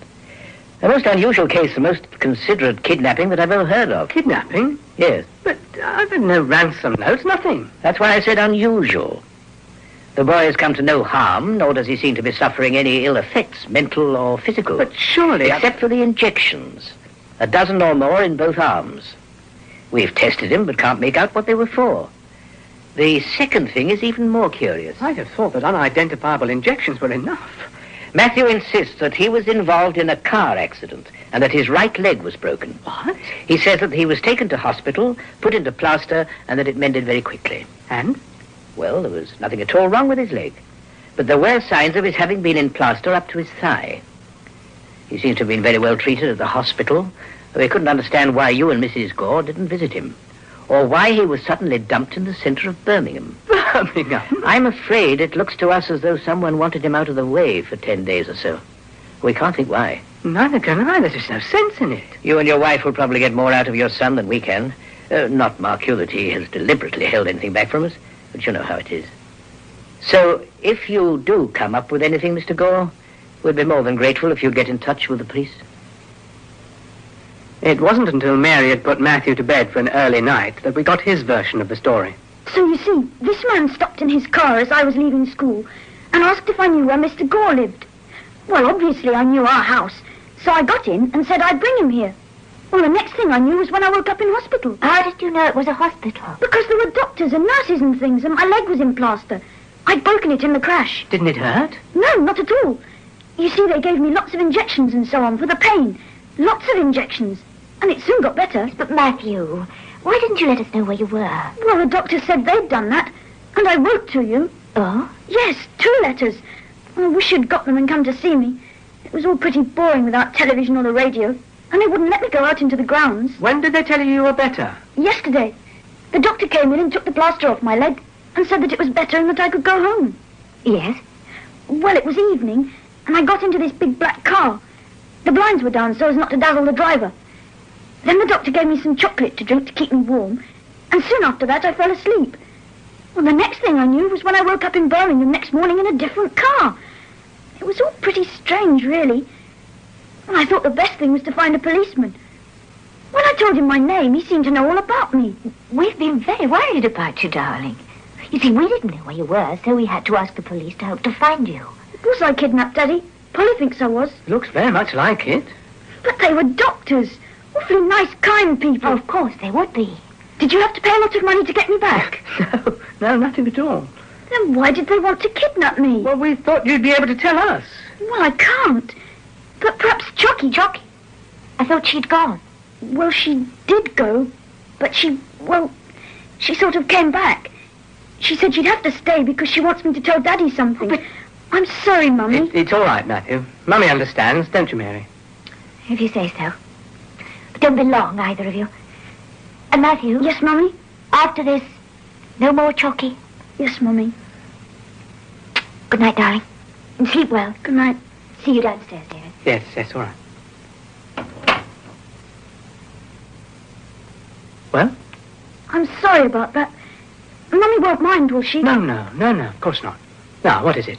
Well, Chocky wants to speak to you. And she says it's best if she does the talking, as I'd be rather slow. How? Well, it's the same as with the painting and the swimming. I'll think of nothing, and then she'll sort of speak through me. Well, you can try it, but it'll work all right. She says it will. I'll just close my eyes. There. Now wait. Matthew? Matthew, look here, don't you... Matthew? It is Chocky talking. I'm listening. I'll try and follow you, Chocky. I won't come back after this. Your wife will be glad, though I don't mean Matthew any harm. Do you understand? I think so. But first tell me who you are, why you're here. I am an explorer, a missionary. I came here to teach things. Where do you come from? Far, far away. Many, many parsecs. I came to find out what sort of planet this is. But why? Ours is a very old planet compared to yours. It is very overcrowded, so we must find other planets to colonize. Of the millions and millions of planets in space, hardly one is suitable for our purpose. Before we send a ship, scouts are sent out to explore. And is our planet suitable? Oh, no. It is very beautiful, but for many reasons it is quite impossible. I could tell that at once. Then why did you stay? Intelligent life is very rare. At one time we thought we were unique, but our journeys into space have shown us one or two other civilizations. We must study, we must learn, and we can teach. What do you think of us? Narrow. Your technology is primitive. You have not solved the problem of an infinite supply of power. Your use of sun-based fuels is like someone living entirely on capital. One day, perhaps, you will discover cosmic radiation in the same way that you discovered electricity or atomic energy. But, Chocky, why did you choose to haunt Matthew? Because he was intelligent enough to be developed, and young enough not to have rigid conceptions. If, with my help, he had succeeded in demonstrating, let us call it, cosmic power, he might have been greater than your Newton or your Einstein. Then why are you leaving him? Because I have failed. I made mistakes. I became too involved with him. I did too much. I told him too much. I was not discreet. Well, for Matthew's sake, I can't say that I'm sorry. When he hypnotized Matthew and found out all about me, I knew I had to go. I knew that he and his industrial friends would stop at nothing. And they did not. They kidnapped Matthew. They drugged and hypnotized him until they had wrung him dry. So I had to let them know that I had gone, that Matthew was of no further use to them. But why not tell them all about this cosmic power thing? I should have thought that was the opportunity you wanted. And what then would have been the value of a little boy's life? He'd have become a pawn in a game of industrial greed and power politics. Even now, Sir William and his friends will be watching Matthew. Only if I go can he be free. Will you go back to your own world? No. I still have work to do here. I will help you to solve your planet's problems, but I will be more subtle, more careful from now on. What are you, Chocky? What are you really like? That is something you would not understand, and it is better that you do not know. Now, if you will leave us, I would like to say goodbye to Matthew. All right. Goodbye, Chocky. Goodbye. And thank you for having tried to understand. Don't wake Matthew till the morning. He'll be himself again by then. Last time we did this walk, you asked me those questions about the cows, remember? Why does a cow stop and so on? Yes. It seems a long time ago now. Still, they were all Chocky's questions, really, weren't they? Yes. She told me why she had to go, you know. Yes, she told me too. It's going to be a bit dull without her. She sort of made me notice things more. Well, you can still go on noticing things. The world's quite an interesting place. Lots to notice. Oh, I do. More than I did. Only it's a bit lonely noticing just by yourself. Well, you could share it with other people. You could write it, or you can paint. I suppose so. It wouldn't be the same, but it would be something. Look, Matthew, I've got something for you. This. It's that life-saving medal. Yes, it is. I don't want it. It's not mine. I know. But take it. Go on, take it. Go on. Now open it. But, Daddy, I told you it's not mine. Read what it says. Awarded to Chocky for a valorous deed. To Chocky! Oh, thank you, Daddy, thank you! It's been properly inscribed this time, so keep it.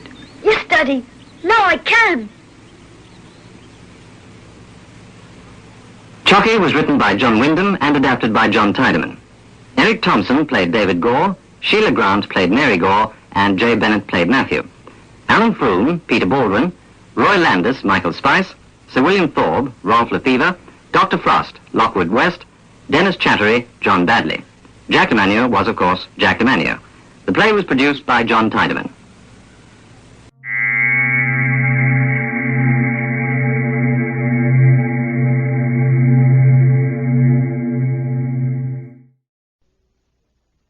We present Closed Planet by John Hynam.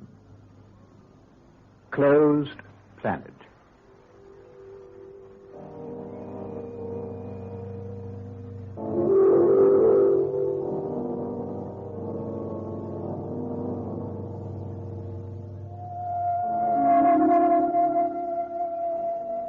We must suppose that we've taken a step forward in time and attained the era of a new space age.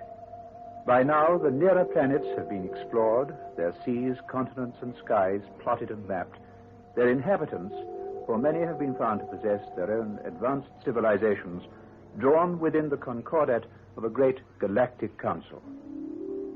Only the outer cosmos still challenges the courage and endurance of our voyagers across the oceans of space.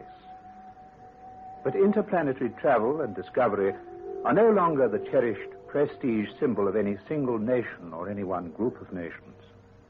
Having long since composed their differences in a pax universalis, the peoples of our planet have pooled their scientific knowledge, skills, and resources, even their technicians, in ever more far-reaching probes towards the uncharted horizons of infinity.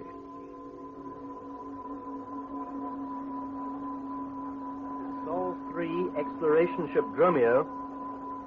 Thank you, Galactic 5. Your message received and understood. Hey, operator, tell them we'll be home in less than 3 months. 3 months, man, 3 months. Captain Hunsaker, after all, I am the medico on board this ship. I'm aware of that, Lieutenant DeWitt. And I am telling you, you should take more sleep. I feel fine. I don't believe you. That's your opinion as a doctor or as a woman? Both, if you like. Look here. Take these 2 pills. Hand over to Commander Armstrong and get some rest. Oh. Carl, we are in hyperspace. Just about everything's automatic, isn't it? I have a good mind to put in a check sheet on you. Refusal to cooperate with the medical office. You do that, and I'll sign it. Carl Hunsaker, you're the limit. Good. Now we've said everything, Leela. Go and see that husband of yours. The astrogation office is having a sweet time these days. I'll see Han when I've finished with you. Doc, you have finished with me. Now, how's the baby coming on? He's fine. Won't be born on Earth, will he? What does it matter? He'll be born. Hunsaker. Astrogation section here, Captain. DeWitt speaking. Going off duty now. Lieutenant Carey in charge. Thank you. Oh, Han, your wife's here. You like a word with her? Thanks, Captain. Han, hello. I'll be off in a few minutes. Haven't you done enough yet? Must look in at the sick dosser. Kisonga's in there again. Same old trouble. Well, don't be long, sweetheart.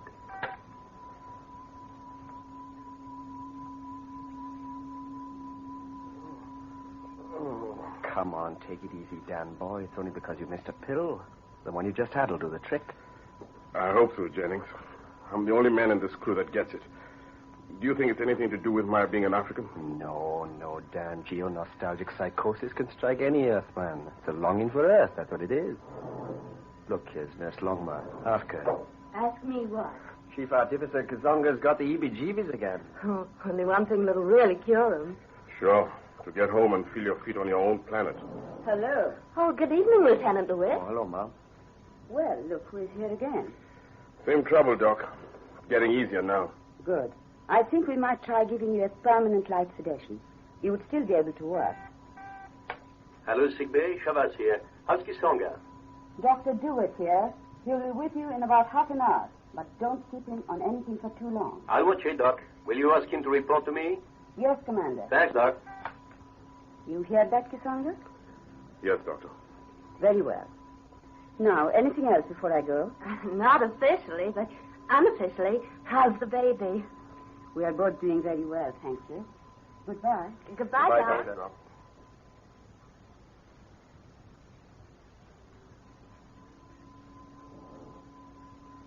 Hello, darling. Nearly ready for bed? Hello. That's better. How's my wife? Fine. And how's my son? He's fine, too. Well, take the weight off your feet, for goodness sake. That's better. I really am tired. Not overtired. No. Normal. Absolutely normal. All right. But you know me. You and the baby are always on my mind. There is nothing to worry about. Everything's ready in the sick bay. As soon as it's time, I just walk down there, and that's that. We'll broadcast his first squawk over the loud hailer. I know. I fuss. But I lost a good wife once. You won't lose this one. No, I won't. I couldn't bear it. Sweetheart. What makes you so wonderful? Having you as a husband. You ever just lie and listen to ship noises? Sort of classify them? Not much. Hello? The meteor warning. Only second time we have heard it this trip. Oh, it stopped. No, it doesn't mean much. Just that they are within 1,000 miles. Kiss me good night. Hello? Listen. That's the second stage. That means the meteor's within danger band. Oh, we've been hit.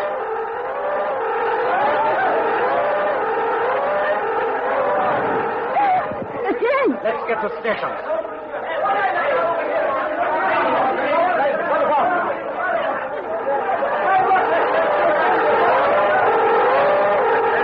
Personnel, we have been hit by part of a meteor storm. One engine is gone and the astrogation computer is part wrecked. Deceleration is on. Repeat, deceleration is on. You have 20 seconds to get to your couches before we come out of hyperspace. 15 seconds. 10 seconds. 5, 4, 3, 2, 1, go!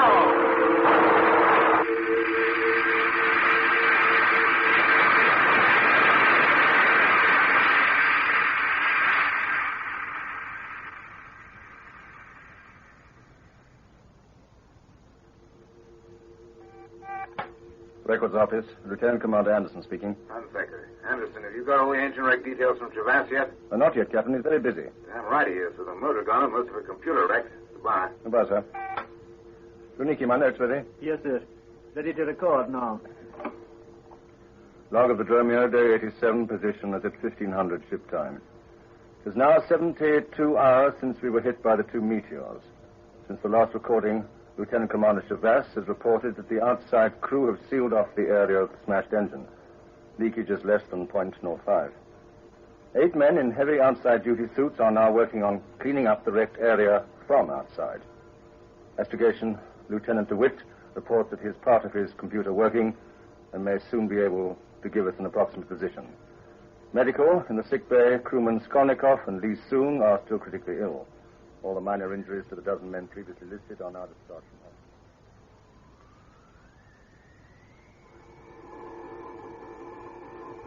Captain here. DeWitt, have you got our position yet? Carey speaking, sir. DeWitt's got his head inside the works right now.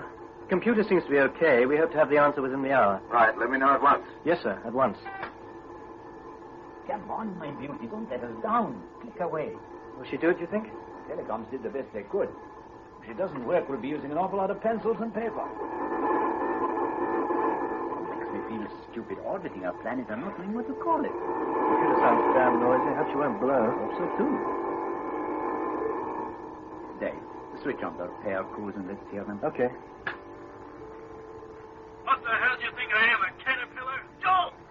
Joe, damn it, what's your line, will you? You trying to fly me? Get that cutter away! The boys around the tail still cutting and trimming. The whole engine gone. Just scrapped. It's Try and fantastic. leave a 10-centimeter lip round here. He's longer. Might be useful when we refit. Hope he's all right. Listen, Captain. You've been out and seen these, eh? You know, I got to get down to the planet for repairs. Much more of these and all my men will be sick. He's right. Wonder what Captain Hunsaker will do. Look, just give me a planet to sit down on and I'll guarantee the job. Any damn planet with a reasonable atmosphere, I'm not fussy. Electrogation to find a fresh one if these BORs won't do. Manager Master, I got a reading of 250 here. Who's that talking? Muller, sir. Where are you? At the last ceiling point, sir. Keep reading, I'll come round. Isoga, I want you. Right, Commander.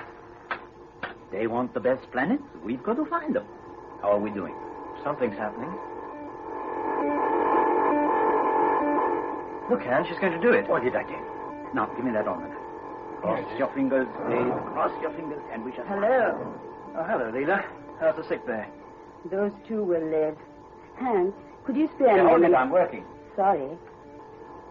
Do we know where we are yet? Shouldn't be long now. He's working on it. Oh, sick bay. I must call them. CPO Jennings, sick bay. Jennings, Emma here. Oh, yes, Ma'am. Will you see if you can get Kisangas in? He's been outside the ship long enough for his sickness. Yes, Ma'am. Speak to Lieutenant Commander Chivas. Via control, remember. Yes, Ma'am, at once. Thank goodness for Jennings. Attention, please. This is the captain speaking. All officers in charge of departments with chief artificers available to control. At once, please. Leela, that's us. Dave, will you finish this off? Bring the figures up to control when you're done. will you? Okay.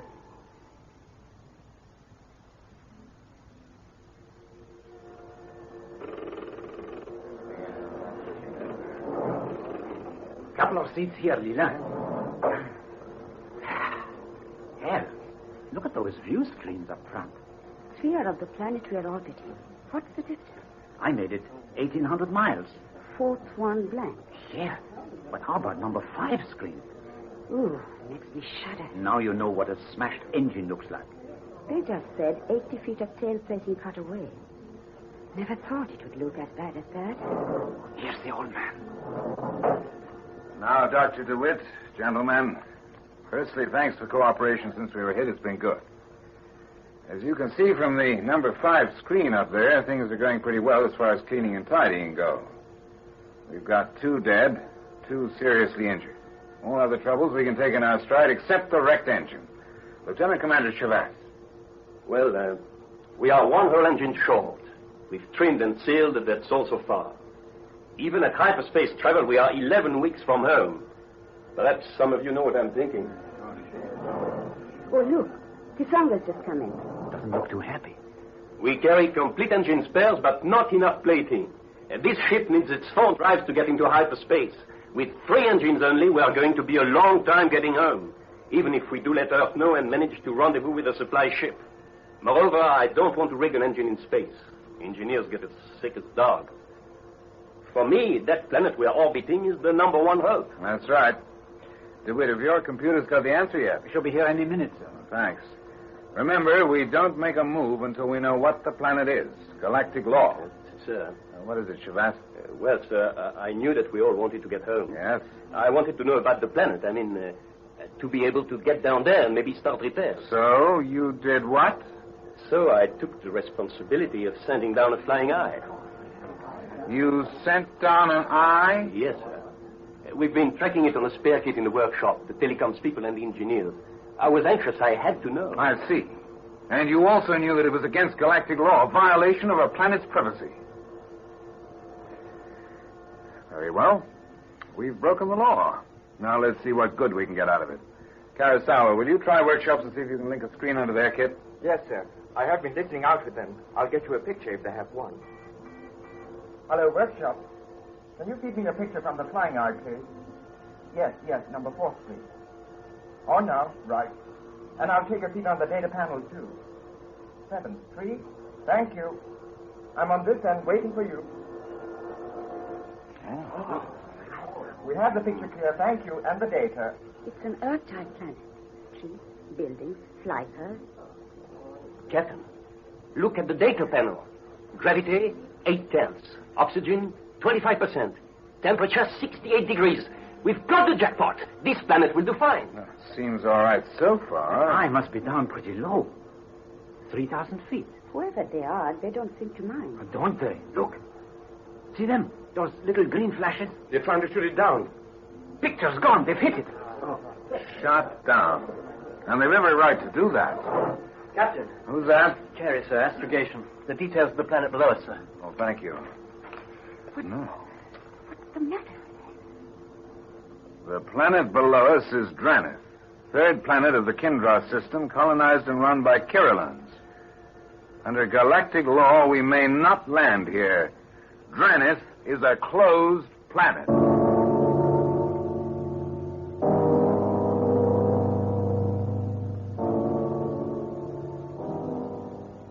There can be no argument about it.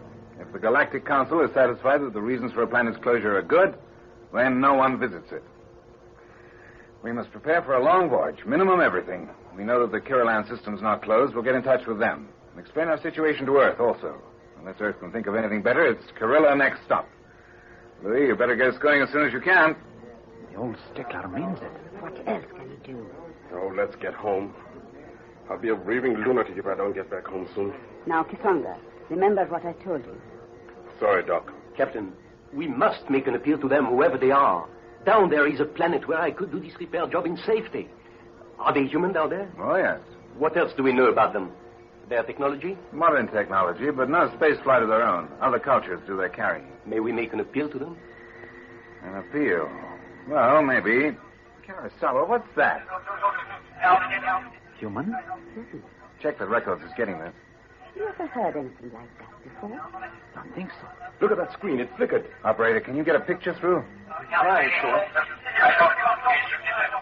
It said the people were human. Yes, but there are some strange things with that label. You got them lined up? Yes, sir. I'll try call sign. Earthship Dromio, registration EAR 5117, calling planet Dranith. Earthship Dromio, registration EAR 5117, calling planet Dranith. What is your language? What is your language? Ketu Sprako, Keti Sprako. Did they get that? Must have done, sir. Unless the translator's fault.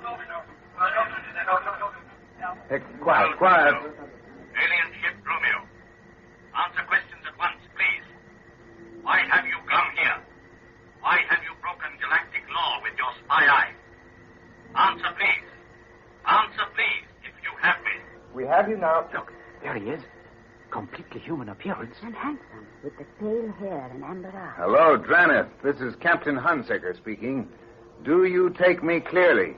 Take you clearly, Captain. Your explanation, please. We have been hit by 2 meteors, and one of our engines has been wrecked. Our ship needs 4 drives to put her into hyperspace faster than light.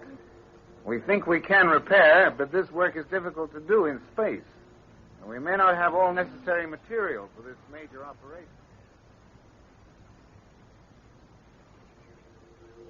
Ready to record, sir. Thank you, Donigi. Log of the Dromio, day 93, 1500-hour ship time. First proof of the Dronethans' good intentions was received today. 3 ferry rockets from the planet brought us supplies. They're working on the assumption that we need to be stopped for the long journey to Kirilla, but they still refuse to allow us to land. They are in touch with Lieutenant Commander Chavas and the metallurgist, and it is hoped that they may be able to supply plating for the engine repair. The difficult question of the hardness of the steel remains to be settled. These people understand the difficulties of prolonged periods of work in space. They may be able to help us with a sickness known as spacehead. All this confirms the belief of Dr. DeWitt that these people seem to be exactly the same sort of humans as ourselves. But they never relax. Even the pilots of the rocket ferries who made contact flawlessly only speak their own language, unless obliged to speak ours when communication fails. Whatever they are not too bad if they help Louis to get his affair done. He's not going to like it, having to do all that work in space. We'll have a full sick bay. We're talking of sick bay. When are you going in? Oh, could be any time now. Is he late? The baby, Lila. Don't panic. There's no panic. It's love. I know. Well, there you are, Doc. No worried about that cure for space sickness yet? No. I'm not worried about that. But if it takes us a great deal of extra time, Kisanga might not be the only one with a geonostalgic psychosis. Yeah. Well, I hope you can keep Kisanga working. He's worth 3 Sprague lieutenants to Chavas. Do my best. Control, calling Captain Hunsaker, please. Hunsaker here. What is it, Elmquist? Message from Dranith, Captain. Yeah? They are sending up a member of the Planetary Council to talk to you. What? That's right. His name is Sarima Da. Sarima Da. Yes, he has full authority to negotiate and take decisions. They were emphatic about that. What's his ETA? 20 minutes ship time. Right, I'll meet him in control with chief personnel. Thank you.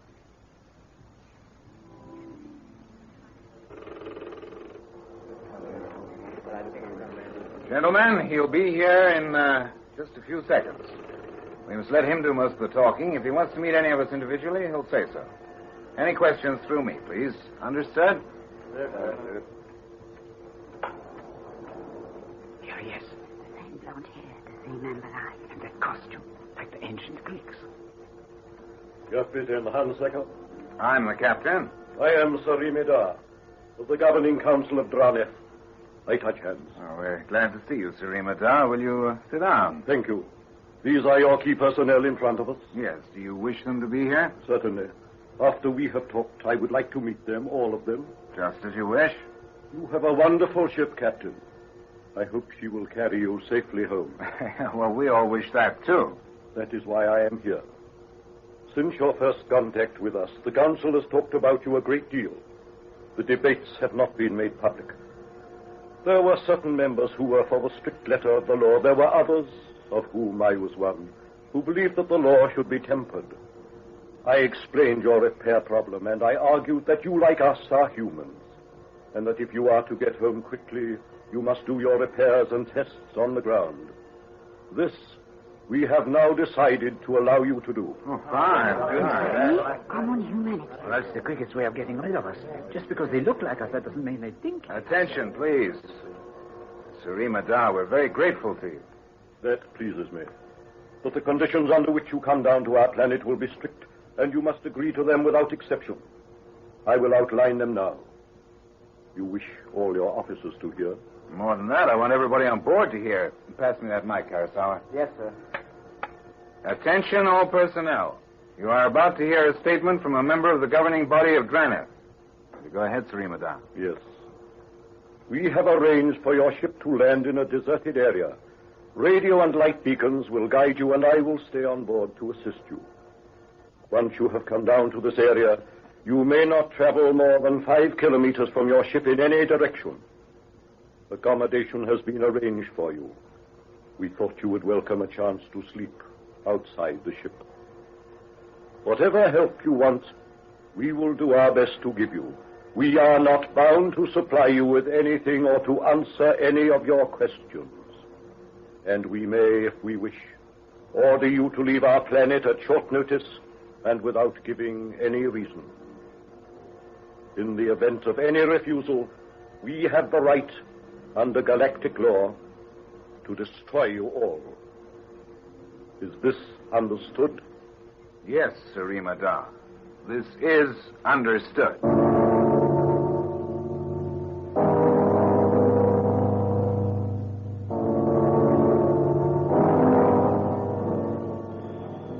Alignment coming up. 93, 2, 1, right. Dampers ready. Beacons off now. 300 feet. What's your correction, Javas? I'm watching. Back to 90. Now. Balance okay. 200. 10 feet per second. Maximum thrust. Now. 10 feet per second. 8 feet per second. 5 feet per second. 100 to go. Telescopics out. Telescopics out, sir. 50 feet. 3 feet per second. Alignment 90. 2 feet per second. 1 foot per second. Last 10. 9. 8. 7. 6. 5. 4. 3. 2. 1. Now.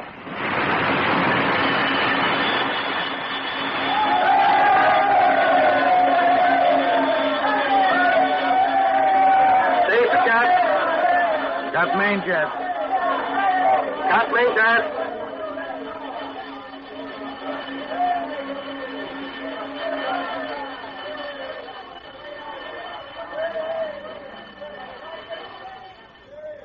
Kassab. Kassab!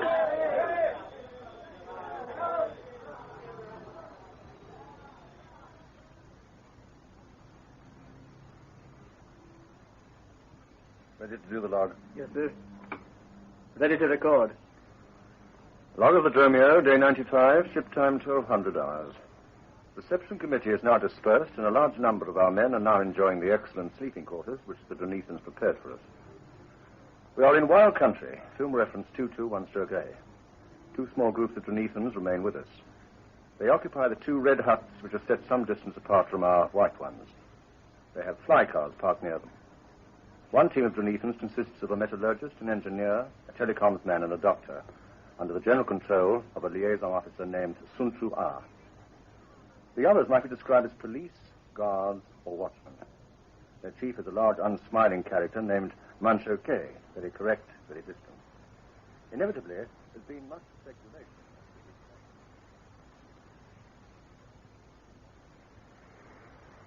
What about it, Mr. Stonegard? Can we spin it all farther back? You mean replate right from the top sitting seat? The metallurgist said they could match our plating exactly. Oh, well, if he's sure. I suppose we can trust him. We can't do anything else. It gives me the creeps. They all do. They're so exactly like us. But yet you feel somehow they're not. You know. Yes, I know, Kisonga. But let's work with them for Pete's sake. Everybody feels a bit the way you do. As you say so. Say, all that scaffolding makes a hell of a sight from here. It certainly does. Scares me a bit when you look up at it. You've not got over your psychosis? No, I mean that I feel scared when I think of what could have happened to it. We could have been cut in two. Good. They've got the hoist working at last. I'm not built for climbing. Well, then, Louis, take a run around the perimeter every morning. Oh, hello, Han. Permission to carry on, sir. Must watch these welders. Yeah, carry on, Kisonga, sure. Thank you, sir. There's a good guy. It's good to see him better. Might be only temporary, though. It had better be permanent. What that guy's worth to me, I can't. End of shift.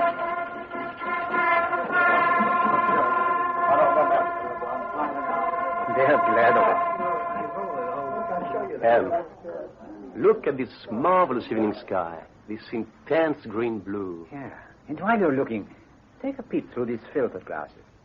No, right above us, in the darkest part of the sky. See anything? What am I supposed to be looking for? Sort of faint flickering. See it?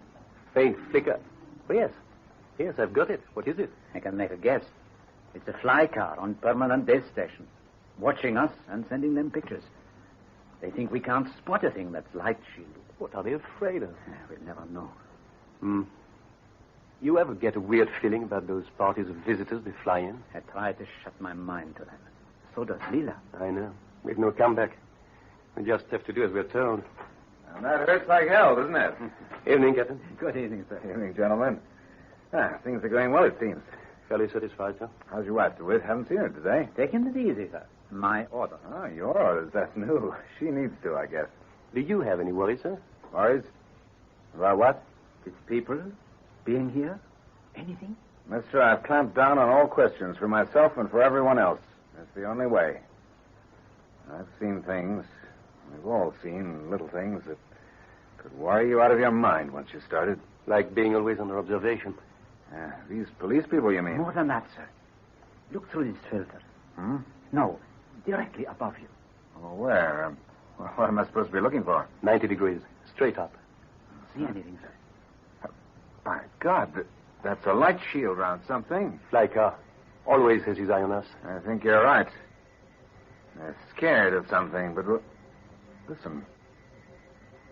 Fly car from the east. A big one. Might be Serenada paying another call. Might be. There is something else that makes me wonder. It is always one of their top men who comes out to us. Usually him. Do we rate such treatment? Well, they think so.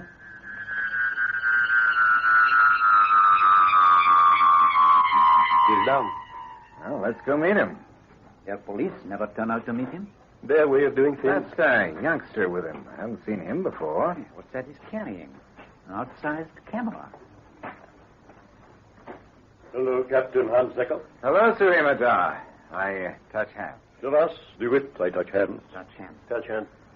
My visit arises from a mistake made by this young man here. He will tell you about it. Good evening. My name is Imra G. I'm a news reporter of the Granite City Television Service. This afternoon, I was here with a party of visitors. Instead of merely taking stills, I reported who went direct with this vision camera. This was incorrect. But my direct broadcast aroused much interest. The authorities reconsidered their decision and agreed to my suggestion that I should come again. I remember you. You recorded me talking to the metallurgist. Yes. This time I have come to stay to interview you in detail and to talk with you. What I see will be recorded and put out in a series of news programs.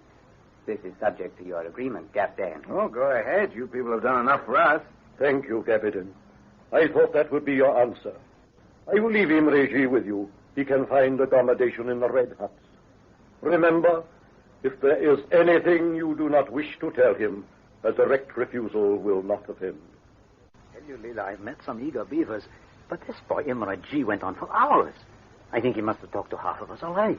What did he say when he saw Carol Longman? I don't think he saw her. But he'll run into her all right. Handsome fellow, in a way. Yeah, what's the for? I don't quite know. You have only to think long enough, and you can work yourself into a scare over anything. Scare? Now, don't start upsetting yourself at a time like this. No, I won't. I was just thinking. There are only 2 women on board this ship. Well? We have neither of us been seen much by Jonathan. What's all this about? Oh, I suppose it's because I have been sticking my nose in things. But with the doctor up there, my being a woman, it doesn't register.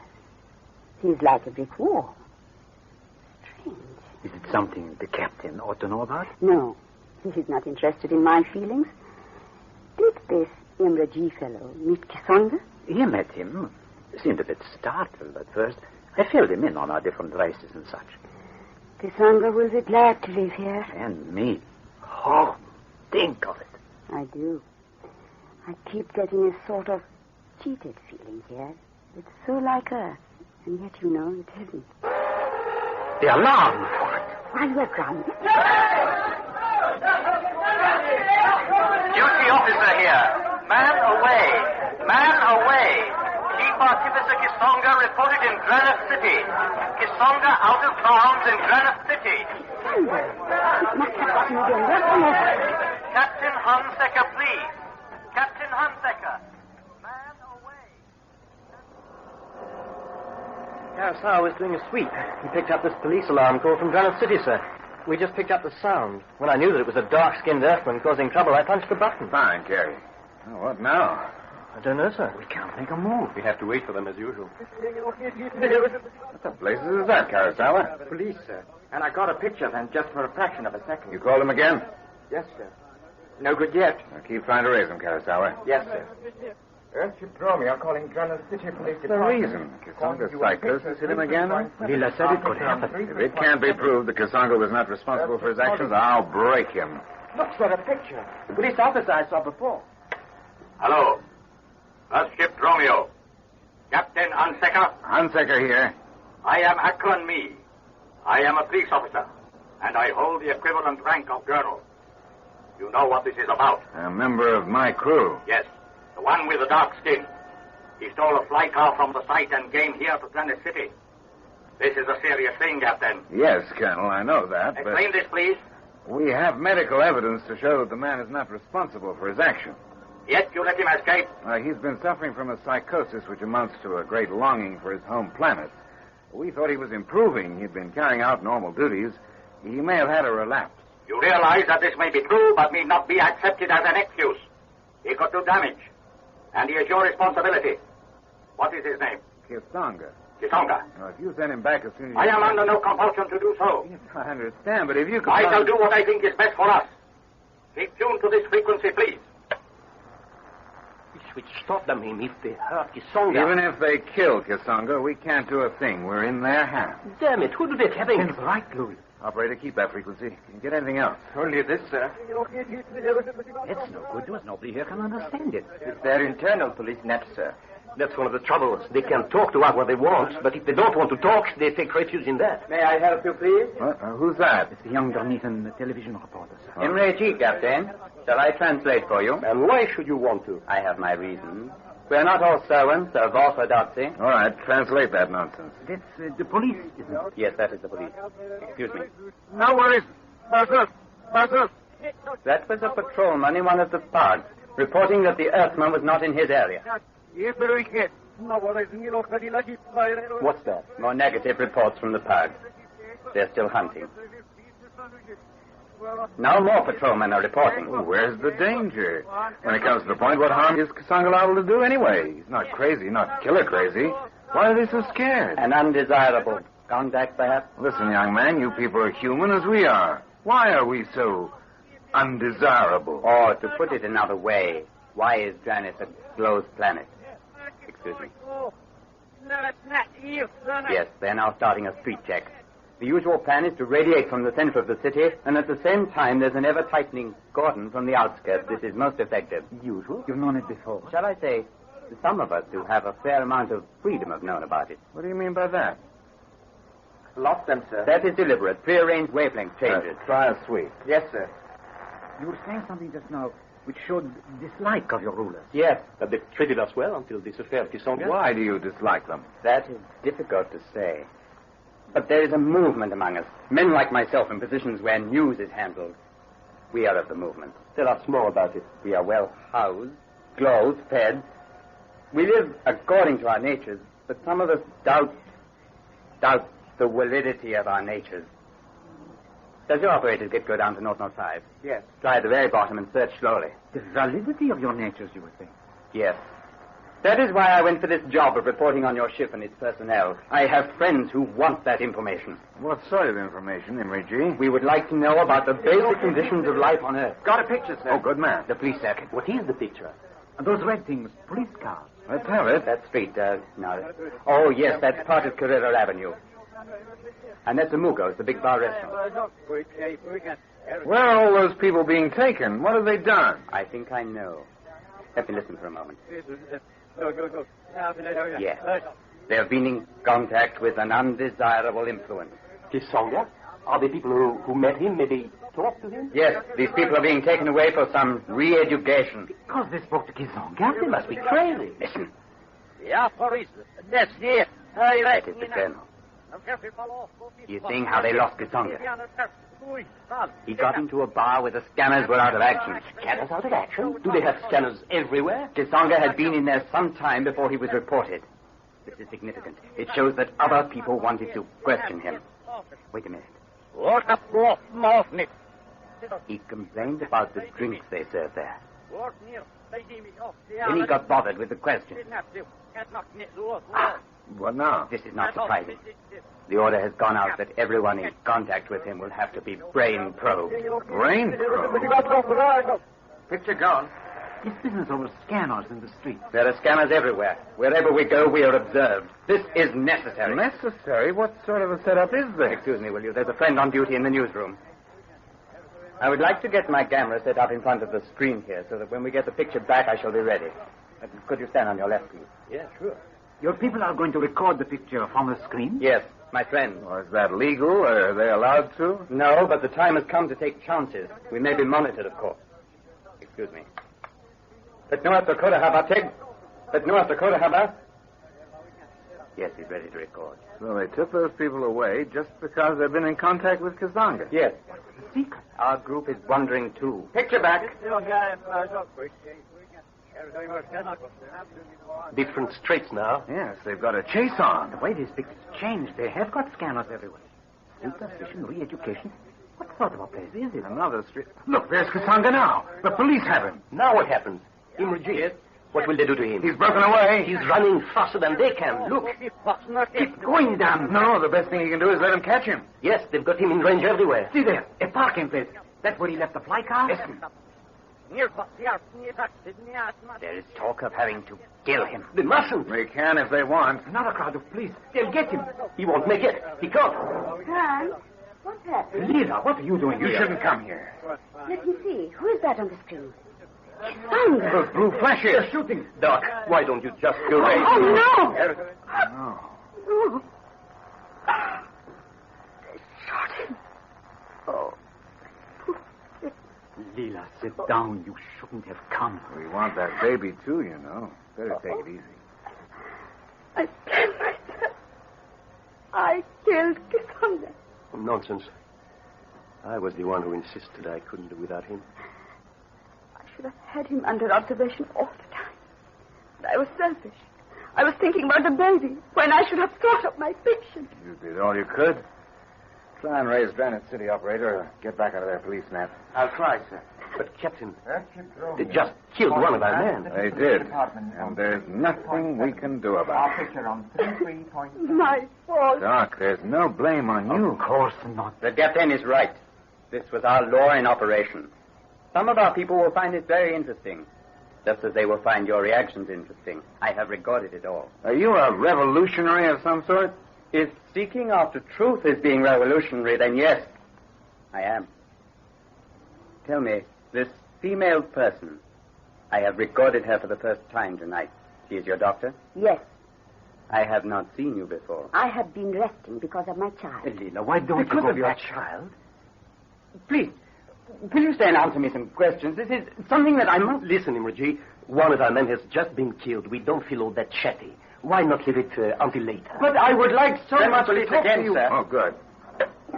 Captain Onseca, please. The same policeman. Don't tell him you saw it happen. I'm here, Colonel. Thank you. We have been compelled to kill the man who disobeyed our orders. This is regrettable. Yes. You accept this? We must. It's your law. Thank you, Captain. You are very wise. The incident is closed. I hope that you are being assisted in every way possible. That is what Serimada would wish. We have every assistance. I will break contact then. Good night. Good night. That's the end of Dan Cassandra. How much they care. How can they do it? Kill like that? Are they humans? Steady. We have Imre with us. This is no insult. This is our problem that you state. This I am investigating at the risk of my life. We seek to know our humanity. We seek to find the answer in the name of all real Dranitans. Han, I wonder what Imre meant. About what? Investigating humanity, ours and theirs, he said. I don't care. No, really. We've been in this cabin too long. All I want is to be off this planet and on the way home. Poor Cassandra. How he longed for home. Did you ever meet Camilla, his wife? Lovely person. I hope she'll be brave. I think she will be brave. And I was thinking About what? about Serimada. Wondering why such a top man is always ready to buzz around us. No. I was thinking about the way he walked. And the way that young reporter walked. I am not with you, sweetheart. There's a difference in the rhythm of the way they walk. Earthmen don't all walk the same. Earthmen of different races. That's true. But these Dranitans are all one race, aren't they? A Kirilan colony. So they tell us? Now listen, Leela. I don't give a damn. Right now, I want 3 things. 3? Yep. Firstly, our baby to be born safely. Guaranteed and soon. Secondly, I want to get the hell off this planet. Third?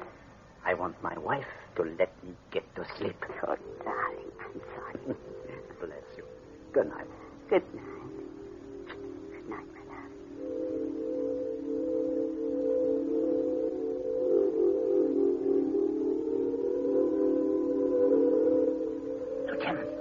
Lieutenant, wake up. Oh, wake up. What is it? Lieutenant, it is I, Imre G. Huh? What are you doing here? What do you want? Listen. When I left you, I did not go to the huts to go to bed. I stayed outside to send my report. Then I saw guards meet a big flight car which arrived from Granite City. City? Next, they put your sentries to sleep and stole into the ship. Stole into the ship? Why? Look. Look in the other bed. Your lady, the doctor, they have taken her. Leela!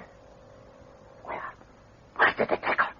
Show me, and I will kill the lot of them. I think I know. You'd better be sure. Pass me that belt and holster. Listen, first you must put the guards and the others out of action. All those in the red huts. Then you must smash their radio gear. I'll guide you. Here's another gun for you. Look, set the dial to stun.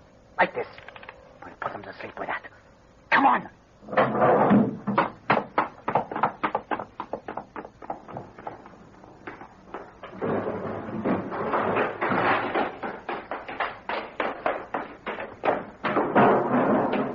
This way. Can you see? Yes. Must you bring that camera with you? Yes, I must. Main hatch. Take it easy. Watch your step. Just a minute. No lights. To the patrol? Yes, Charlie. Wait. Where is he? Watch now. Corner of the hut. There.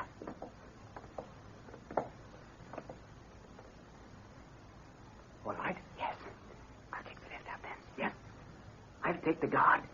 In the right hut. In the radio gear. Now. Stewart! Nobody!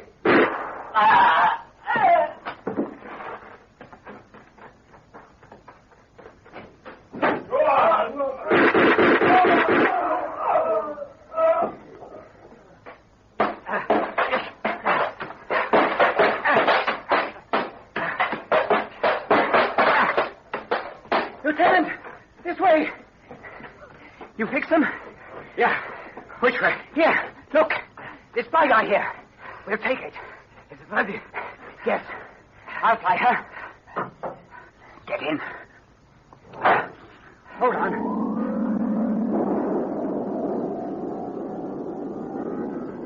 Are you sure you know where she is? There can only be one place. Now, course. North by northwest until we see the river. Yes, there can surely be only one place. What sort of a place? I'll get her back if I have to kill the whole damn Lieutenant. We'll talk a bit later. Now I must transmit to my friends. This is vital for both of us. Believe me. Exigalis Gilak Tempo. Exigalis Gilak Tempo.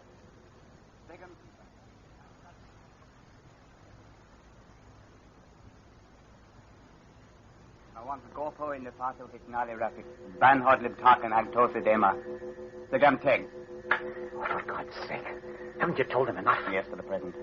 Are we on course? Yes. We should be there soon if we're not intercepted. Could they? We've destroyed the radio gear. Yes, but they may have monitored some of my stuff. I don't care. All I want is to get you there and make sure. Make sure of what? Why, they kidnapped Leela. Yes, call it that. But I don't think they were breaking the law, not as they see it. What the hell are you talking about? Lieutenant, please answer my questions into this mic. My friends will hear you. Please, will you do this? I swear that this is important to us, as well as to you. Well, go on, then. For a long time, certain higher intelligence groups among us had suspected there was something strange about this planet, about its people. We began to hunt for information, to find why those with the swinging walk were always in authority. It took a long time, but gradually we pieced our information.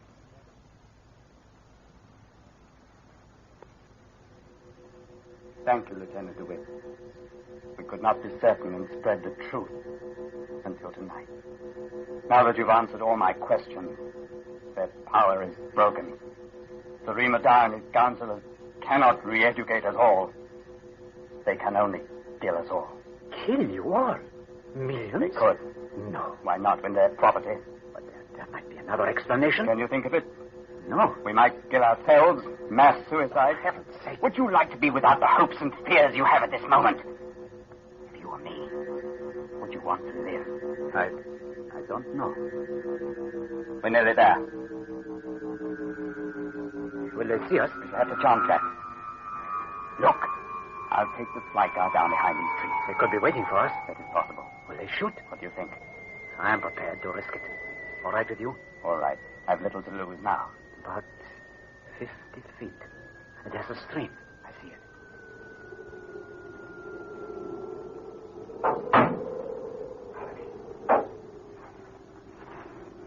Down here. See? There. Beyond the tree. Good Lord. What an extraordinary looking place. Do you really think they brought Leela here? Yes, I'm almost sure. You'd better be right. Come on.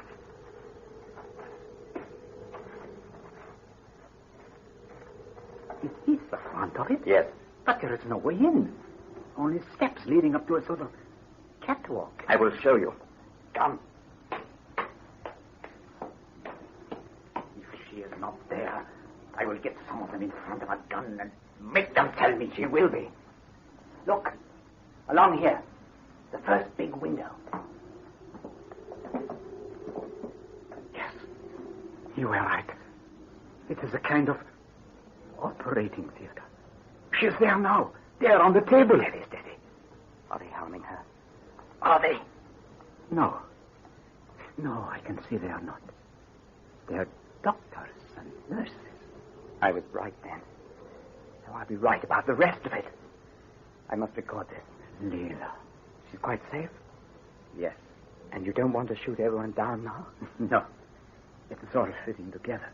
All you said. And you will stay and watch? And see your baby born? I will stay. And I will stay to the end. And report all I can. Exigales gepackt. Gomalatic drop at Syntax. Vita Leo de lactosis nachher.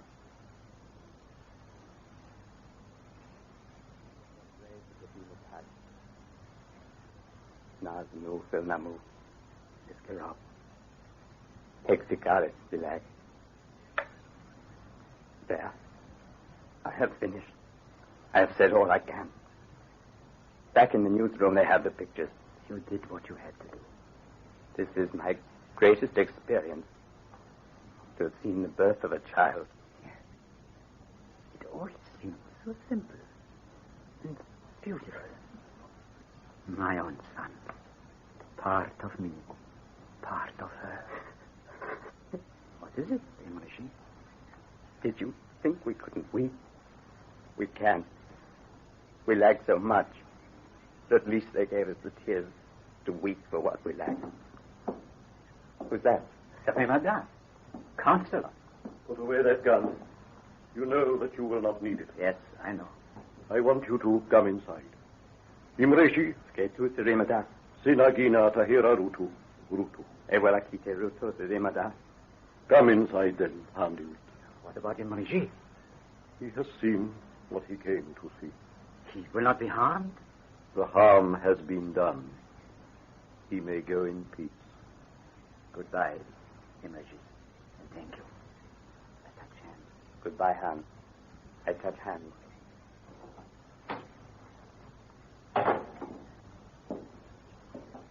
May I see her at once? Of course. The baby will be with her in a little while. A little while? Yes, have no fears. When the baby has been made ready, he will be given to her. Remember, Handywit, I am human too, as you are. Yes, I understand that. Imreji told you? Yes, he told me many things. What fools we were. Who knows what it will lead to? One thing is certain. You, the Earthmen, were not to blame. She is in here. Hila. There, sweetheart. Everything is fine. How do you feel? I still don't know what happened. I tried not to be frightened. I woke up and found myself here. I was on the point of telling you that the baby was nearly ready when I seemed to be wake up here. They're good doctors, Han. And the baby's fine. I have seen him.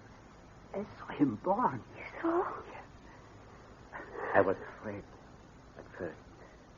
But it was wonderful. It is wonderful, Han. Oh, what is it all about? You feel strong enough to listen? Yes. Then I will tell you. Draneth was a closed planet because it held a terrible secret. You busted it wide open. The people of this planet are more than what we thought they were. And at the same time, they are less. Much less. Handy, we see before you an idealistic fool. One of a group of idealistic fools. We shall pay dearly for our folly. You will be punished? Yes, by the Galactic Council we deceive them. Very Madame. Is there nothing to be done for Draneth? I do not know. Our plans were so fine, our needs so great. We of the Gorillan system thought we had the answer to the slow population growth of our people when we perfected the making of intelligent life. Androids? Yes, androids, who are 98% of the population of Draneth. Wonderful creations. The only outward difference is that they walk slightly differently from true humans. And the real difference is that they cannot reproduce their own kind. Yes. We created hundreds of thousands of beautiful, intelligent beings. All were denied one of the basic sources of human dignity, their own children. I can imagine the lies and contradictions We've had to be built into their natures to stop them asking questions. We were blind. Yes, the questions. But our troubles mounted as they were bound to. Kisonga, your runaway man, and his dangerous talk. The secret seekers after truth. And then when we monitored Imreji's reports, we panicked. I knew of your condition, Leela. We felt that we had to get you away from the ship before he questioned you. A foolish decision. We failed. And what about the people of Daly? What of them? They know now that they are merely the clever creations of scientists, brought about by nothing more than sheer expediency, that they are only things of the test tube. We thought we could control the fount of life itself. It cannot be done. Sirimada, we are deeply sorry for you.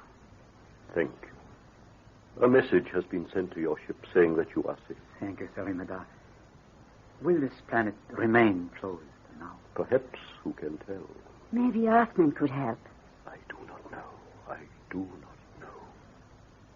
Look at this tiny child as he sleeps here. Look at him, and let us all be humble.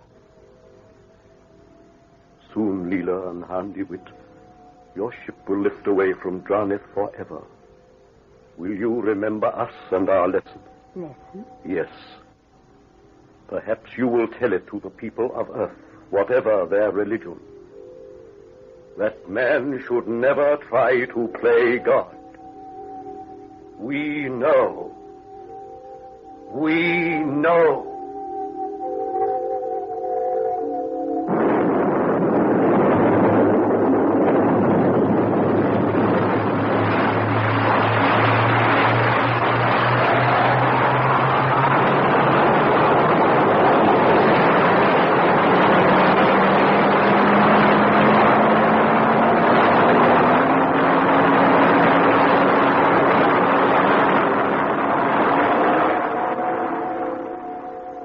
This was the cast of Closed Planet by John Hynam.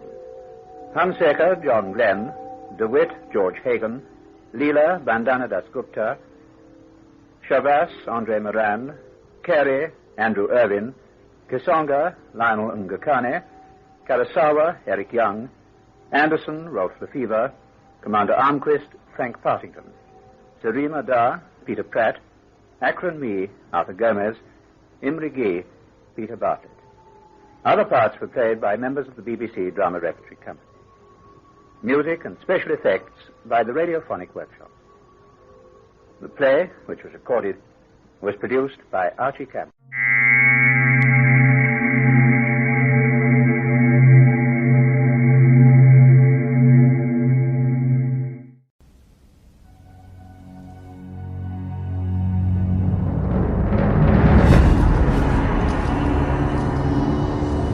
Corona by Samuel R. Delaney.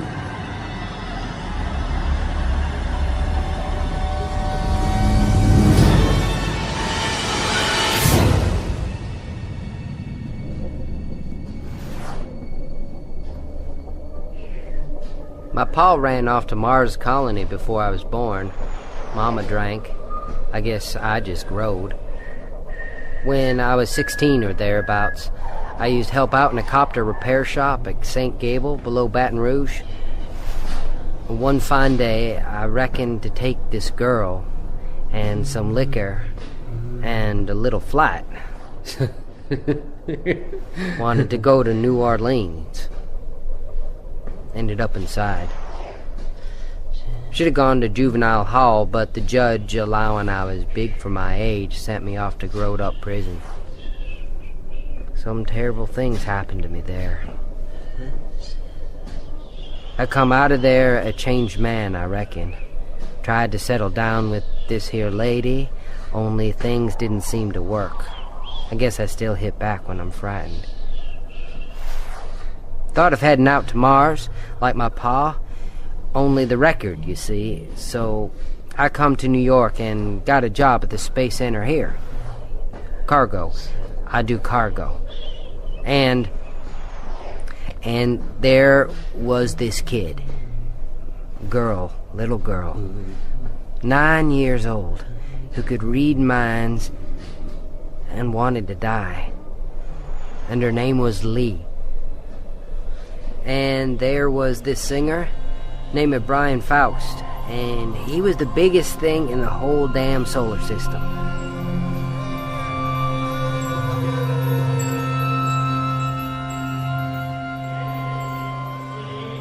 Oh, my name is... Buddy! Hey, kid! What kept you? Oh, nothing, Bim. I was, Yeah, somewhere else, right, kid?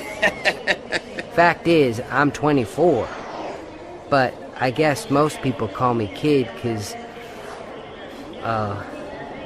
You want to come over to Bay 40 and help haul down that solvent from upstairs? What's the problem there? What's the difference, kid?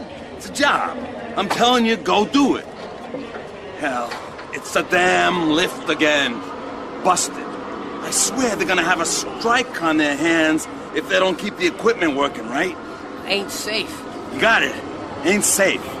Say, what do you think of the crowd outside this morning? Crowd? You know, people, a lot of people, crowd. Oh, a lot of people, huh?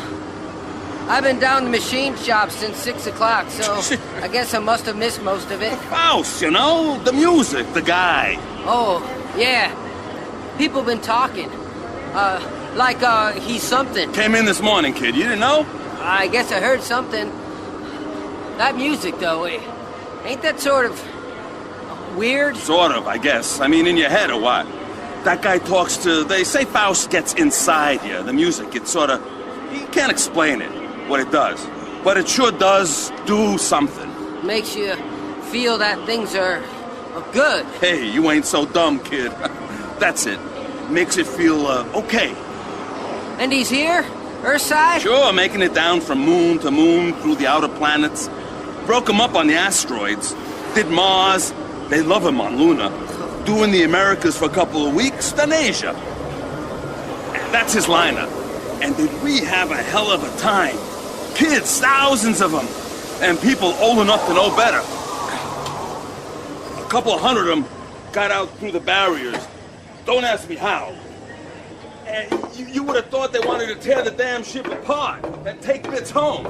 Could have sold the grid he walked on. Okay, let's get these mothers onto the hoist and get them down. Easy, Bim. Take her slow. Ain't got time for slow, kid.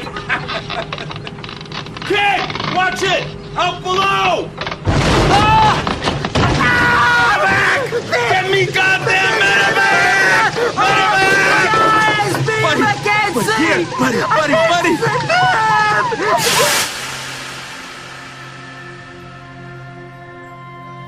I reckon I thought I was about done for right then, when they took me into the hospital. I never figured I would ever see again. Only, it was just beginning. 'Cause this little girl I told you about, she was waiting for something. Only right then, neither of us knowed exactly what.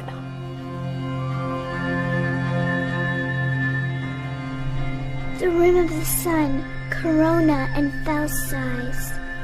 If only I could reach out and not touch but see, walk near him, hear his voice through air and light, reach out and hear through... Well, they tell me she's getting better every week when I go and visit her. Pass the Oreos, hon. I know they're bad for me, but I just love sweet things. And anyway... Oh, you have no idea how we hated having to send her back to that place.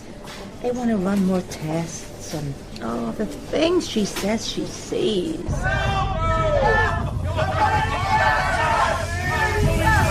And she's so smart. Years ahead of her grade, only... Well, you know she'd try to kill herself again. She's got scars on her wrists, halfway to her elbows. What am I doing wrong? The doctors can't tell me. She's not even 10. I can't keep her here with me. Shut up! We've all tried, but that a little girl as smart as Lee can be so confused. ¡Ayúdame! ¡Ayúdame, por favor! She had to go back. I know she had to go back. I hate myself for it. And sometimes, because she can't tell me, I hate her. Stop it! Stop it!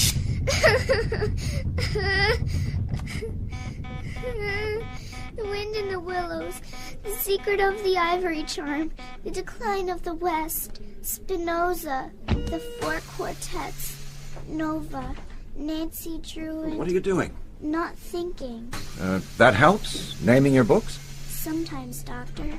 You buzzed for me? It happened again. Hmm? My mother in the supermarket.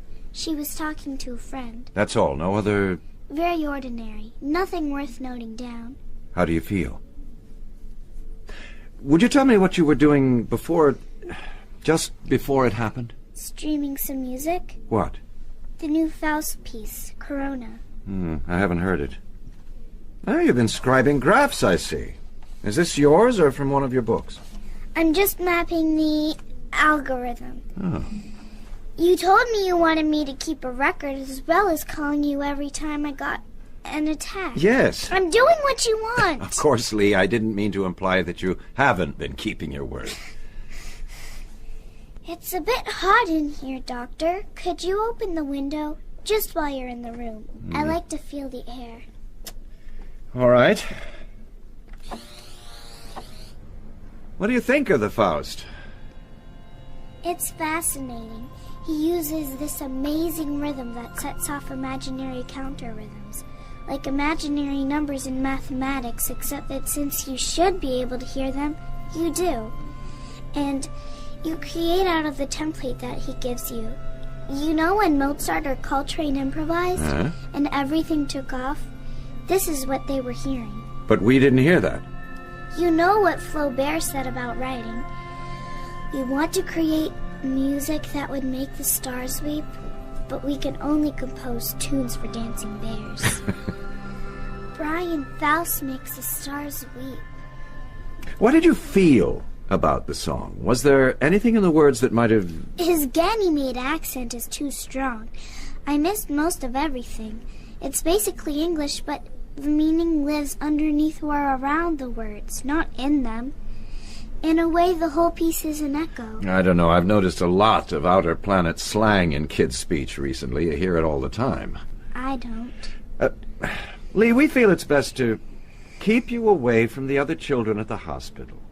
You tune in most to people you know or who've had similar experiences. All the children here are emotionally disturbed. If you were to pick up all their minds at once, you might be seriously hurt. I wouldn't. You remember you told us about kindergarten when you were 4? You tuned into the whole class for 6 hours. Do you remember? I went home and tried to drink the bleach. I remember, of course I do. But I hear other things, other people right across the city. Look, let's talk about the music. You want to keep me away from the other kids because I'm smarter than they are.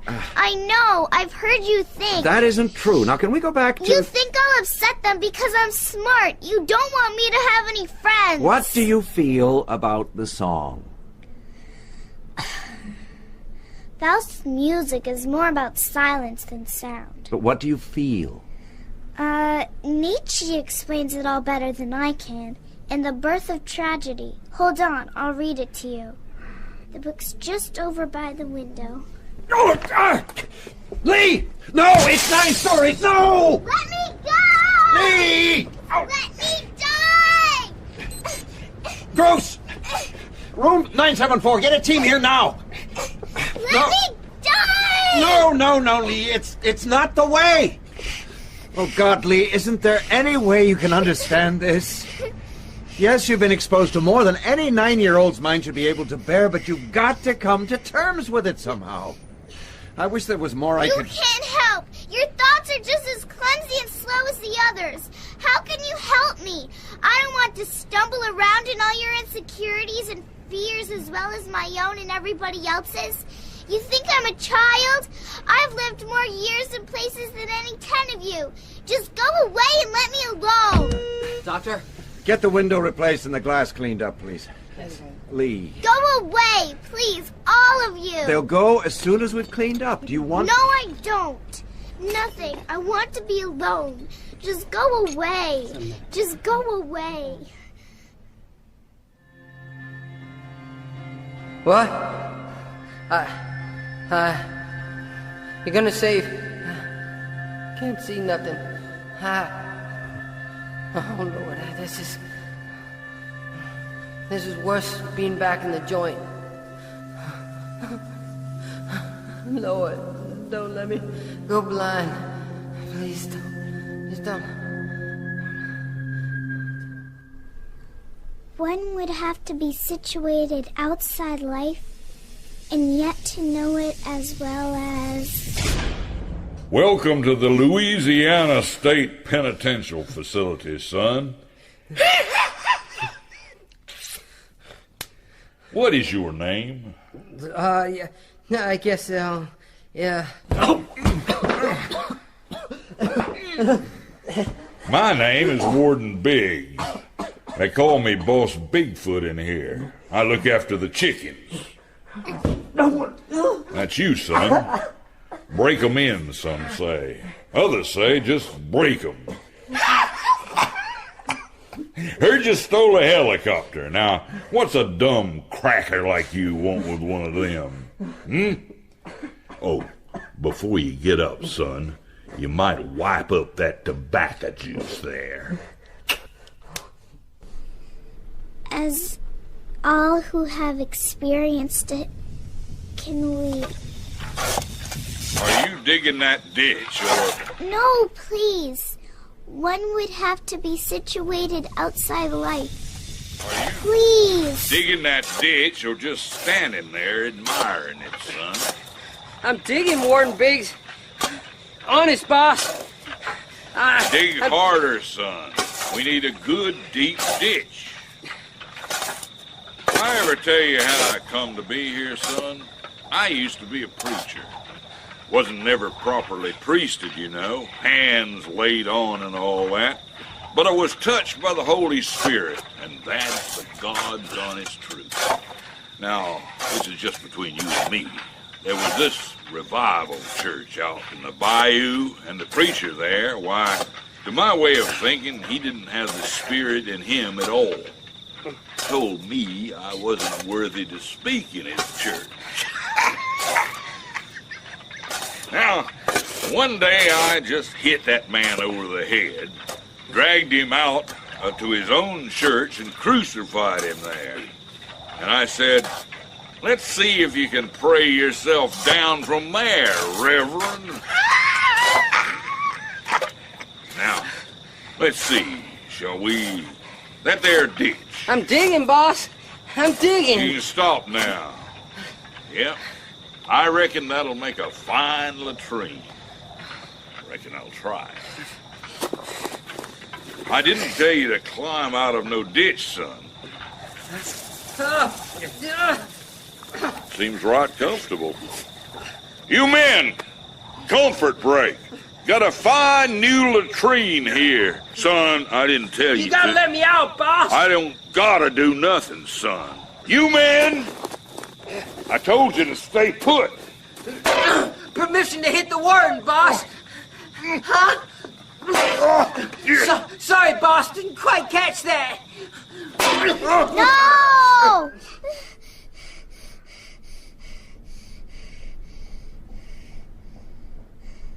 Where are you? Are you here? Are you close? Buddy? Are you close to me? At ease. Come to see the prisoner. Welfare officer.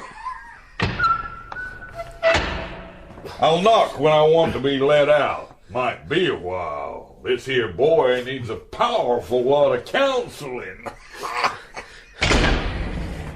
Well, son, looks like they got you tied down real tight. Boss, it ain't fair. Easy, son. It's for your own good.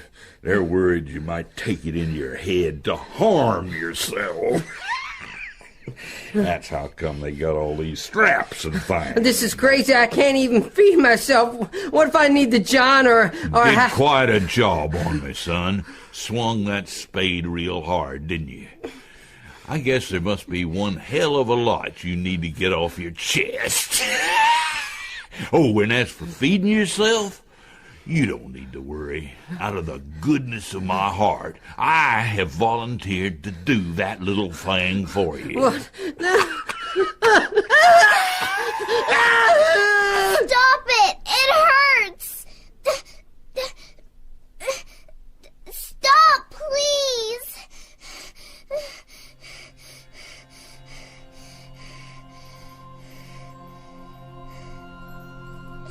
Think. There has to be some way of stopping it. Stopping. Is he here? That boy? Buddy? Here in the hospital? Go back in. Find him. No. Yes, you have to or it won't stop. Ain't had enough already, son? Why, this is good stuff. Because if I don't tell him to stop thinking about it... You'll soon enough get a taste for it, son.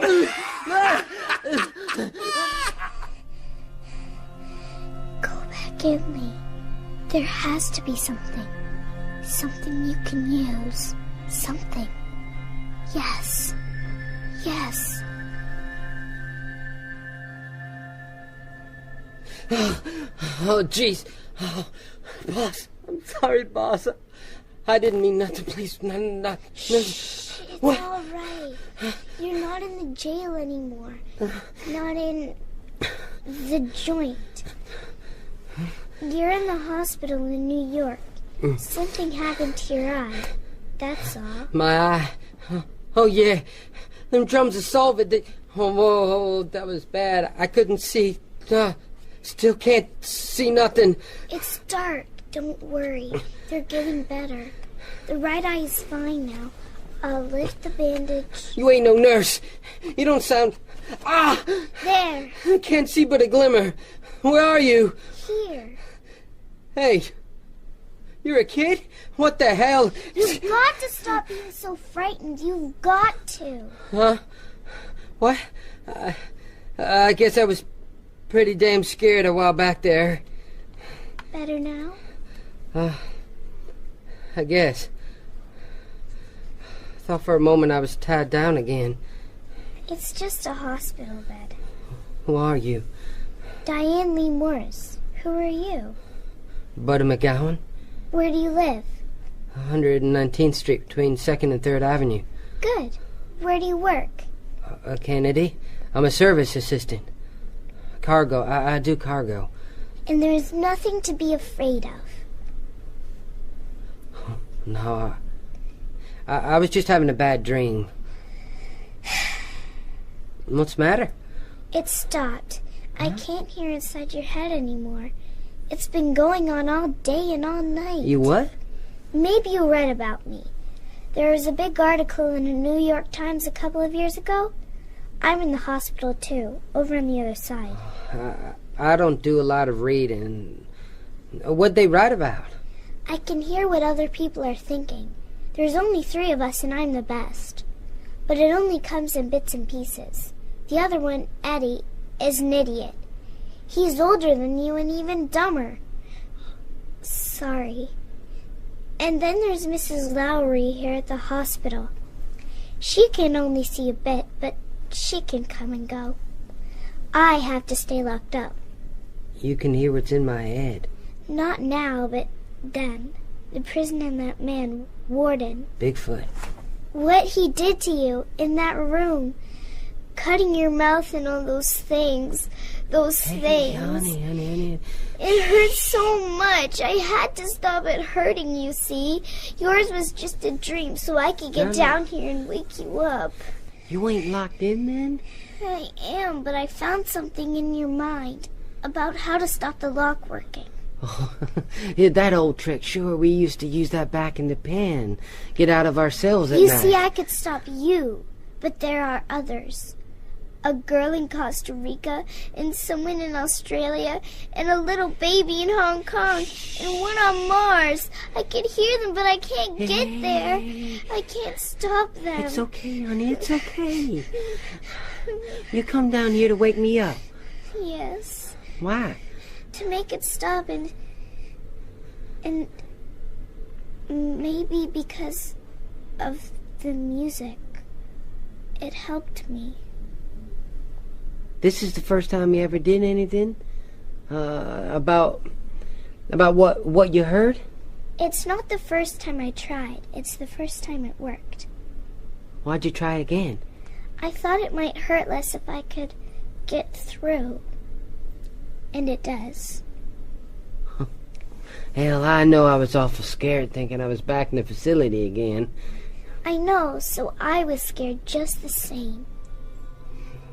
Thank you. Thank you, Diane Lee, for making it stop. Do you like it? Huh? The song, Corona. Brian Faust? Yeah, I like it a lot. It makes me feel good. Me too. I think it's so alive, but with life the way it should be. Not without pain, but with pain. Meaning something, so it's almost all right again. Oh, I don't know about that, but I like it. It's good. You know, I almost saw him yesterday. Faust? You almost saw Brian Faust? I was near his liner when it come in. I can get in where they don't let nobody from the public, you see, 'cause I do cargo. I'd give anything to see him. Just anything in the world. I could have just walked up to the ramp and had a look-see if I'd have thought of it. Of course, if I get out of here in time, I could see him when he goes. I wish I could see him, too. Well, I guess Bim, he's the foreman. If I said you was my sister, he'd let us through. Aren't we sort of the wrong colors to be brother and sister, buddy? You could be my little cousin, though. Would you take me? Would you really take me? Sure. You did something for me. I don't see why not. If they'd let you leave. What? Mrs. Lowry, Dr. Gross, they know I've gone. They're looking for me. Mrs. Lowry says she can see where I am. She knows I'm here. Hey. They're coming. They're coming, buddy. Shh. Lee, are you all right? Let me go! You shouldn't be here. Come on. Hey, you, what are you doing with that little girl? I'm taking her back to her room. She's a patient. She should be in another wing of the hospital. She want to go. She's very disturbed. We're trying to help her. We're trying to keep her alive. She has to go back. No violence. Stop that. I'll call security. Wait. Mrs. Lowry, take Lee back to her room. Please, wait. Hey! Buddy, please! I'm sorry. I'll go to hell. It's for her own good. Please, try and believe that. She really can hear what other people... Yes. She has a very special and terrible gift. There's so much suffering that she feels, experiences. She's hopelessly suicidal. She just wants to get away from it all. When's she going to be cured? I don't know that she ever is. We have no idea what parts of the brain are responsible for her telepathy. We have no drugs as yet that will leave her awake and human, but in some kind of peace. She's going to be like this for the rest of her life. Oh. The quicker you can forget about her, the less likely you are to hurt her. I'm sorry this had to happen. Good night. Good night. And that was that, I guess. I never saw that little girl again. They kept me in the hospital for a week or so, and things slowly got better with my eye. Then they sent me home. Said stay home at least a month, but there wasn't nothing to do, so I went back to work. This was the day Brian Faust was shipping out again after the big tour. Will you look at all them people? Sure is a crowd there. Gonna perform before he goes. Hope they don't get no riot. Gonna play? Here? That's what I said. TV and everything. Ben, you reckon I could go down there? What for? So I could see him real close. Why the hell would you... I got it. There's this little kid. What? Bim! What the hell? Okay, that's what you want. For a friend. I gotta do it for a friend.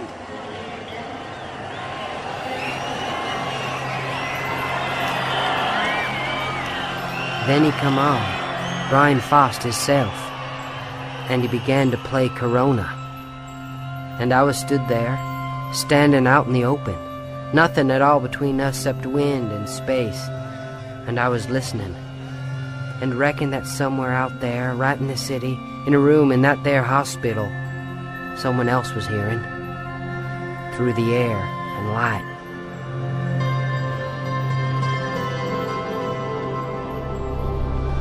Thank you. Thank you, buddy. And maybe feeling a little less like dying.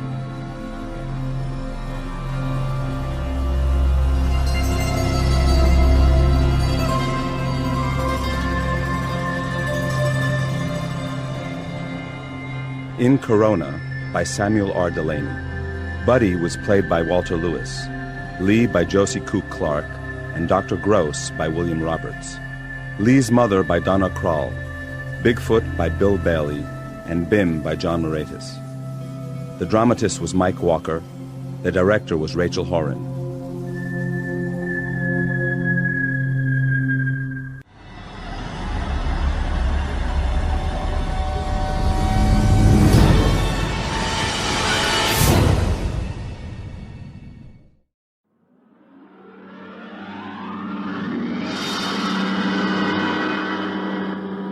Tonight's story, Courtesy. This is the story of the second expedition to the planet of Landro.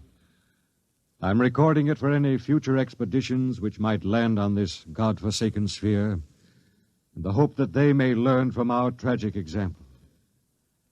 As I write, there are 2 of us left. 2 out of an original complement of 180 men. One of us, myself, will be dead in less than 23 minutes. As for the other, heaven have mercy on him, I do not know.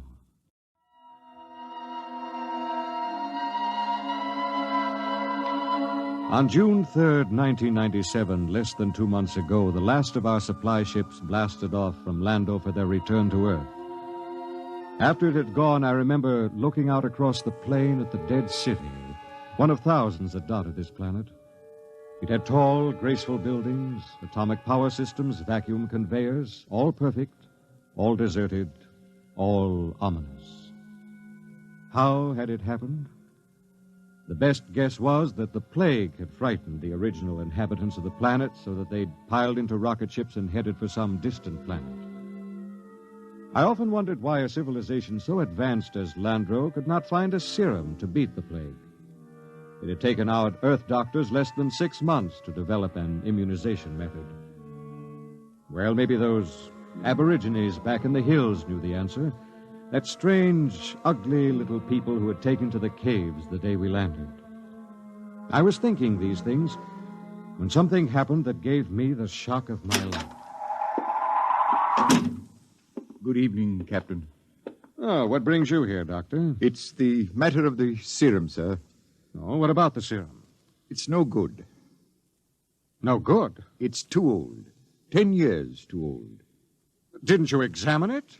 Yes, I did, but, well, my eyesight has been failing lately. Are you aware, Doctor, that the last supply ship has returned to Earth? Do you know we'll have no more contact for 2 years? Just, how long do you give us? Well, the present immunity will last a week or so. Then, without booster shots, it's just a question of time until someone picks up the plague. After that... What about the natives? They don't die from the plague? The accepted theory is that they have developed an immunity. Well, suppose they haven't developed an immunity, Doctor. Suppose they get the disease. Then they must have a treatment for it. If they don't, there would be no natives. Would you be willing to go on an expedition to the hills to find out? At this point, Captain, I'd be willing to do anything. Absolutely anything. I am truly sorry. You're sorry? Dr. Morgan, sometime when you aren't too busy, when you have a moment, I'd hate to inconvenience you. Would you mind telling me how it feels to murder 180 men? 181, including yourself.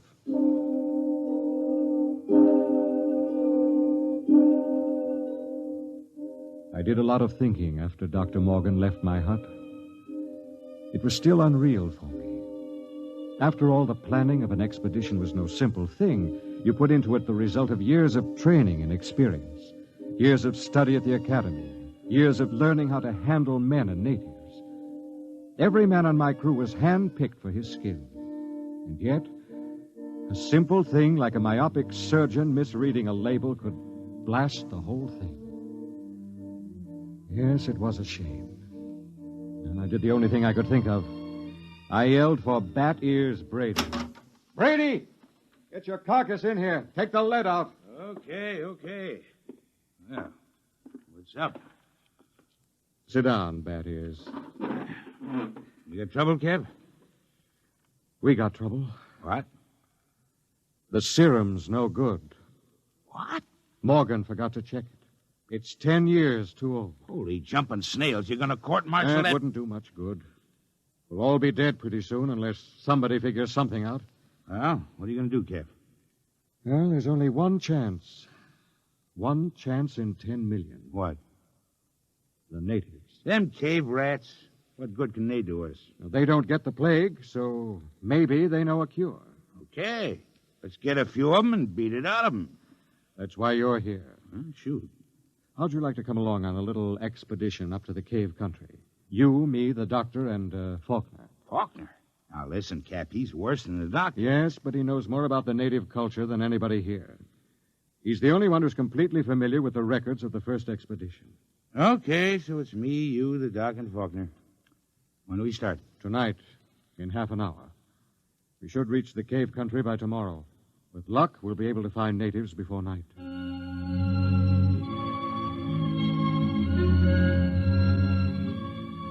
Benny Faulkner was the expedition anthropologist, one of the most unfortunate-looking individuals I've ever met. An ugly man with large ears and a big nose. His body was small and consumptive, but he had a good brain, and he was the best anthropologist the Interplanet Institute could recommend. He and Dr. Morgan were the only two civilians on the expedition. We set out, and after several hours hard walking... Cap. Now, what is it? Don't look now, but very slowly turn your eyes to the right and look behind that big yellow rock. Okay. You see anything? No. Well, keep looking. Don't stop walking or let on. Okay. There. Yes, it looked like a shadow or something. It's one of them gimpos. He's been following us now for almost an hour, dodging in and out behind the rocks. Shall I bring him in? No, not yet. Just pretend you don't see him. Tell the others, if they notice, to show no fear. There's nothing will start these simple-minded cavemen like fear.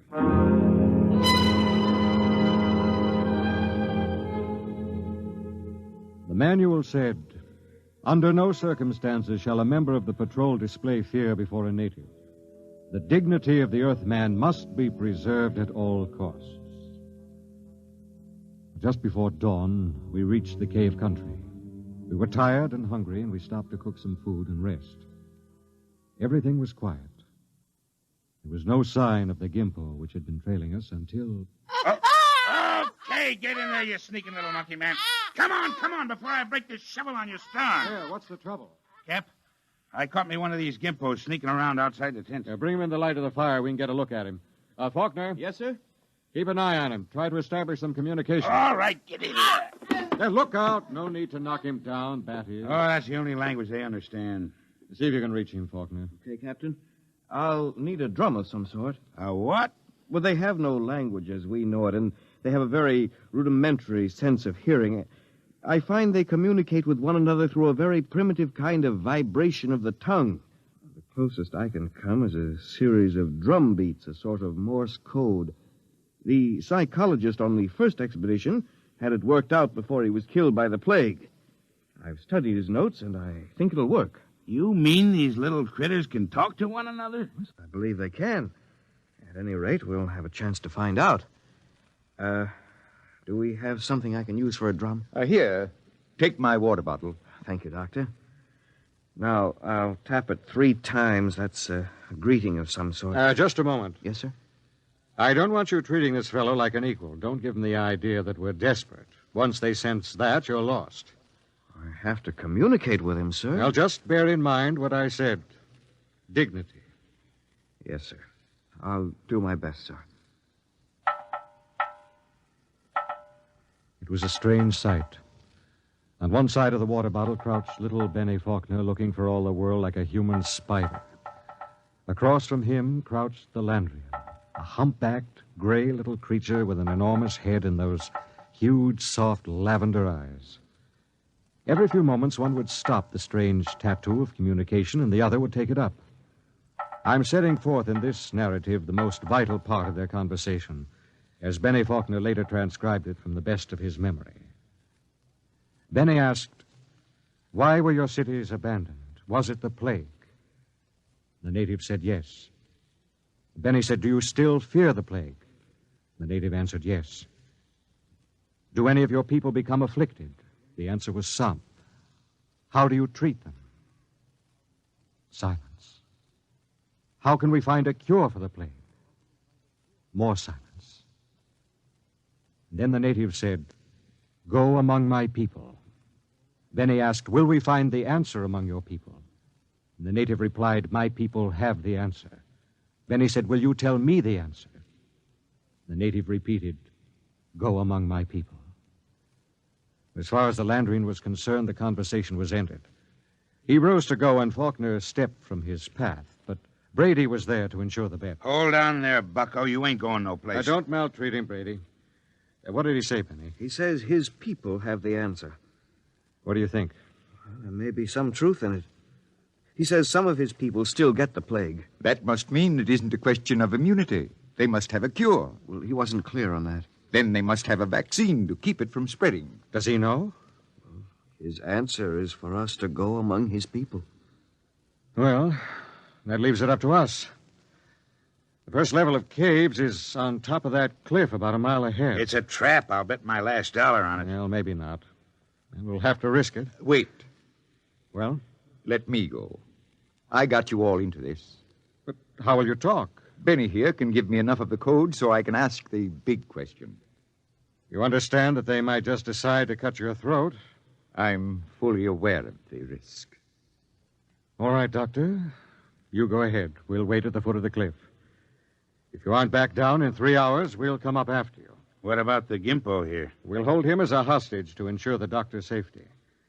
If the doc comes back, all right, we'll let him go. If not, well, that's your job, Brady. A pleasure.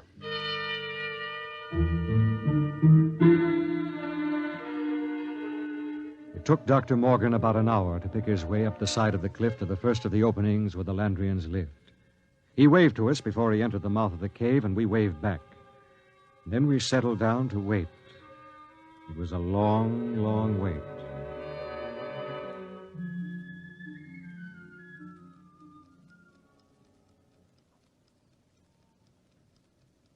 Eight o'clock. He's been up there more than 3 hours, Cap. We'll give him a little more time. It's getting colder. Yes, keep that fire going. How much longer are you going to wait, Cap?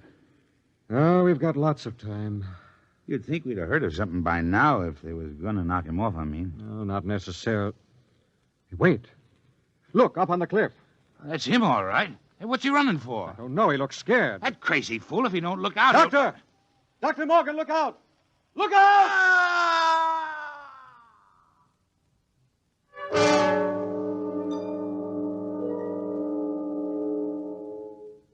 We found the doctor at the foot of the cliff, crumpled and broken.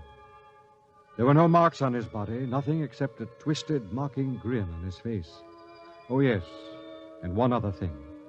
Scrawled across the pad he had taken with him on which to make notes concerning the answer was a single word. The word was courtesy. We threw the paper away. The expedition was a failure, though Bat Ears claimed he'd get it out of the Gimpo if I'd let him. I nodded in agreement. Bat Ears took the little native off behind an outcropping of rock. He was back in 15 minutes, dripping with sweat. Well? Let's go, Cap. Nothing, huh? But nothing. Is he, They ain't made very good, these little gray people. They come apart too easy, so let's go, huh, Cap? All right. Benny... Benny, what is it? I feel kind of sick all of a sudden. In the back of my head, a dull kind of pain. Let me see your tongue. Come on, give him a hand, Bat Ears. We've got to get him back to camp. What is it? I'm not sure, but that blackness on the tongue and the headache, it could be the plague.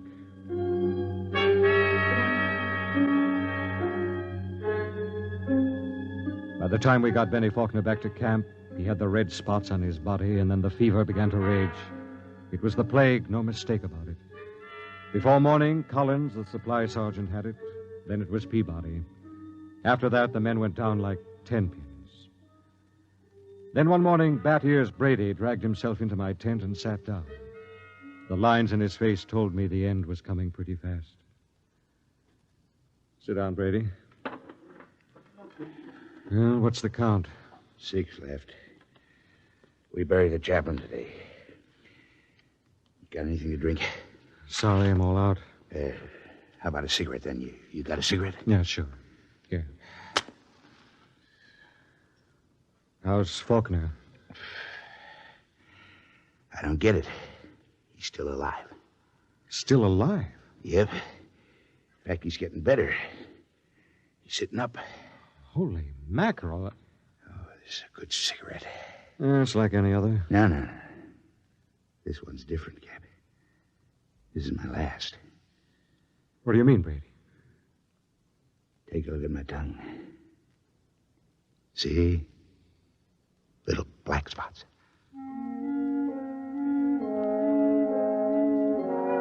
Somehow I managed to get him into bed.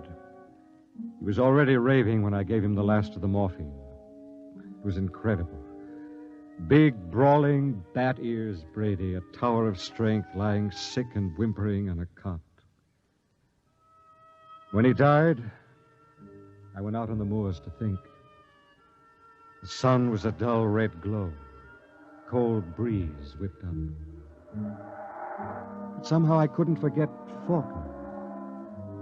Why should Faulkner recover from a plague from which no man has ever recovered? Surely there must be a reason. Nothing happened without a reason. I turned and went back to see Benny Faulkner. Hello, Captain. Hello, Benny. How are you? Pretty good. I got up and walked a couple of steps today. How goes it? Brady's gone. Oh. I just buried him.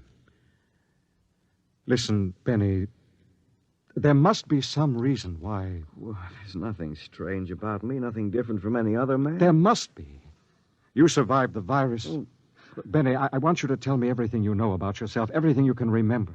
Because somewhere in your makeup is some little thing that makes the difference. If I can find that thing, then maybe I can do something to save myself and the rest.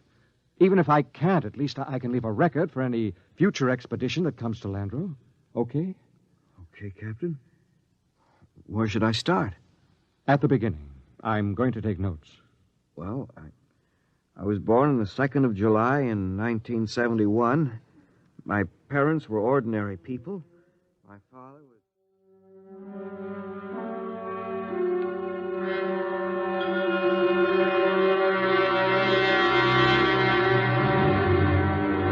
Look, Captain, I've told you everything I can remember.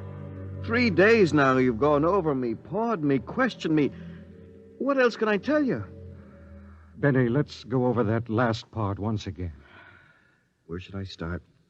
Take it from where the native started to walk away. You stepped out of his path, and Brady grabbed him. Okay, so I stepped out of his path. Why? What do you mean, why? Why did you step out of his path? Why not? Courtesy, I guess. What's the matter? Courtesy. That's the word that Dr. Morgan had scrawled in his notebook. Well, I don't see that. I don't either. Tell me, Benny, why should you want to be courteous to a native? Why not? What about maintaining your own dignity? Are you talking about dignity or arrogance? I don't know. Benny, listen, maybe we were all wet in our deductions. Maybe these cities here on Landro weren't deserted centuries ago. Maybe these little people up in the caves are the same people who used to live in those big cities. Why would they leave? Maybe they found out the big cities weren't the answer. Maybe they found out that civilization doesn't necessarily bring happiness. So they just packed up and left, returned to the simple life. No, it doesn't make sense. You're forgetting the plague. What is the plague, Benny? Well, I don't know. Is it a virus? I don't think they ever found out. You know what I think? What? I think the plague is nothing more than what we know as greed and arrogance. Captain, you're going off your rocker. I think maybe we're in line to die. Serum was good. In fact, I don't think the serum had anything to do with it. Oh, I never heard anything as crazy, fantastic in my life. No? Well, I think I'll go back to my tent and finish writing the report. I am beginning to sweat a little. Captain, maybe it isn't the plague. It is. I've seen it too many times to kid myself about it. Maybe hot compresses or something. No, Benny. Listen, Captain, you don't believe that junk about courtesy, do you? I mean, that's a lot of nonsense. You must know that. Holy mackerel, Captain. You do believe it, don't you? Good night, Benny. I think I'd like to be alone for a while. Okay. Good night, Captain. Maybe the supply ship will be early. You can probably stick it out. Sure. Good night, Captain.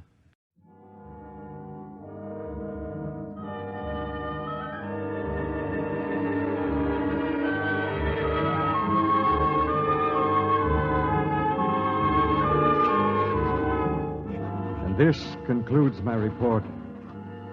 I'm turning it over to Benny Faulkner in the hopes that he will be able to transmit it to any other expedition commander who contemplates exploring the planet of Landro.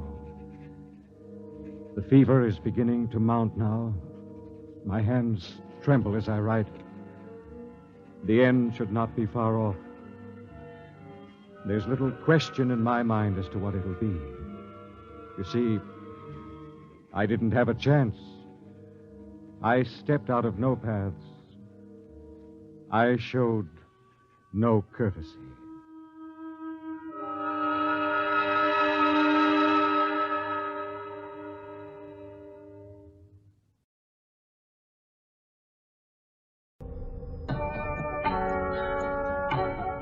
Look around. Look all around. There's reality. And there's reality plus. It's better than reality. Or you get your money back.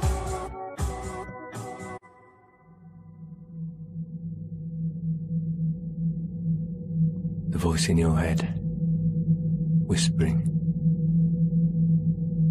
telling you to do terrible things. I don't hear voices. It's a common symptom. I don't hear voices. Paranoid schizophrenia. They like you having the voices. Yeah, they like you to conform, ticking all the boxes on the diagnostic whatnot. If you don't manifest the right symptoms in the right order, you can't pass the appeal board. I'll be out soon. I'm glad to hear it. Yeah, so they tell me. Look, you're not the first I've come across here, you know. I see a lot like you. Wrongly convicted because someone meddled with your mind, put a probe in your brain, controlled you, made you... Aliens? Don't mock. You're in a secure psychiatric hospital. Listen, Kramer, you have to come to terms with it, what you did. As I have. What you did? You mean killing that woman? I don't want to talk about it. Leave me alone.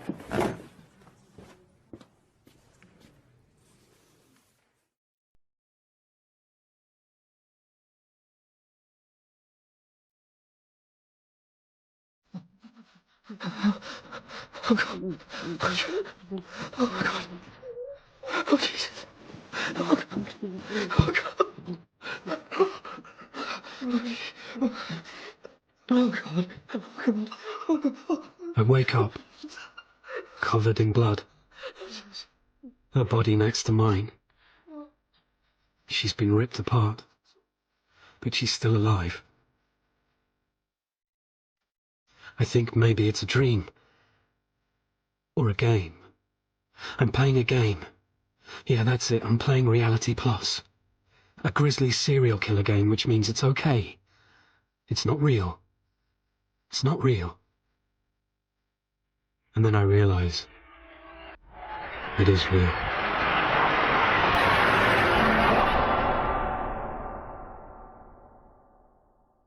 Does she smile? She smiles. First smile. When? About... I can't remember. When? When she was about 7 weeks, I think. First real smile, that is. She calls you Mummy? Of course not. You've got... No. Not yet. I don't know about this. You see, I'd never... She looks like... What, me? No. No, your dad. Bald. Wispy. Can I... Harry. This is hard for me. Harry. Can I see her? Can you bring her to see me? You know I can't do that. She's my baby too.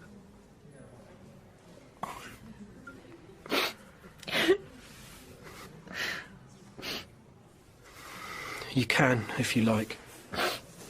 What? Stop coming. I've done my best. I know. I can't stop thinking about it. What you did to that woman. I can't bear to... You can't bear to let your baby meet her evil father. No, I can't.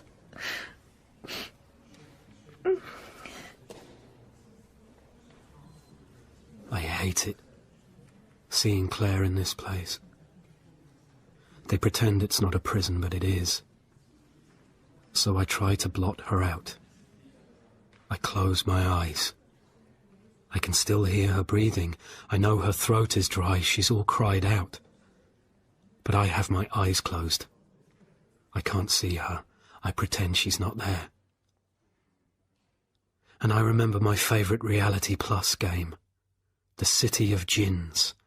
The one with the city out of the Arabian Nights. Street sellers, bazaars, richly coloured spices on pavement stalls, the muezzin calling, camels snorting. I hide from her pain. When she leaves, I barely hear her go. Goodbye, Harry. I'm an addict. I can admit that now. A virtual reality addict. I'm not proud of it. I killed a woman during a psychotic episode induced by addiction to 3D immersive gaming. I thought I was playing a serial killer game, and I killed in real life.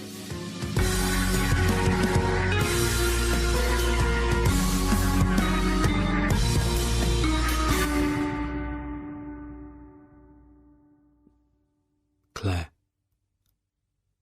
Now that she's gone, I close my eyes and I think of Claire. I think of Claire the night we first met. There she is. She's gorgeous, but she doesn't know it. She's dancing. She's 19 years old. I'm too shy to talk to her, I'm such a dork, but when the song ends, she comes over. This is Warwick University Student Union, Friday, June the 27th, 2014. Are you just gonna stand there? Come on, dance! I can't! I really can't. But we dance anyway. I hate the music, but we dance. We are close. Physically close. She's rocking her body. She has breasts that keep almost touching me as she sways forward. Her hair keeps flicking me in the face. We kiss. It is... wow. Her breasts are actually touching me now. I can't believe my luck. Let's go somewhere.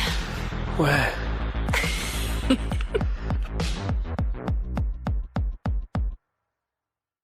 6 weeks later, we were living together.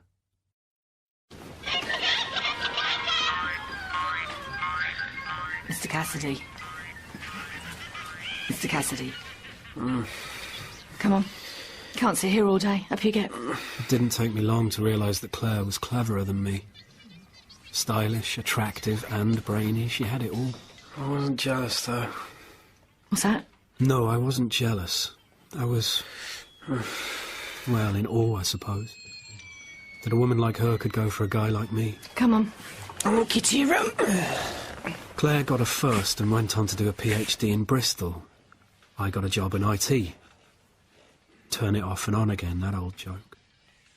A couple of years went by.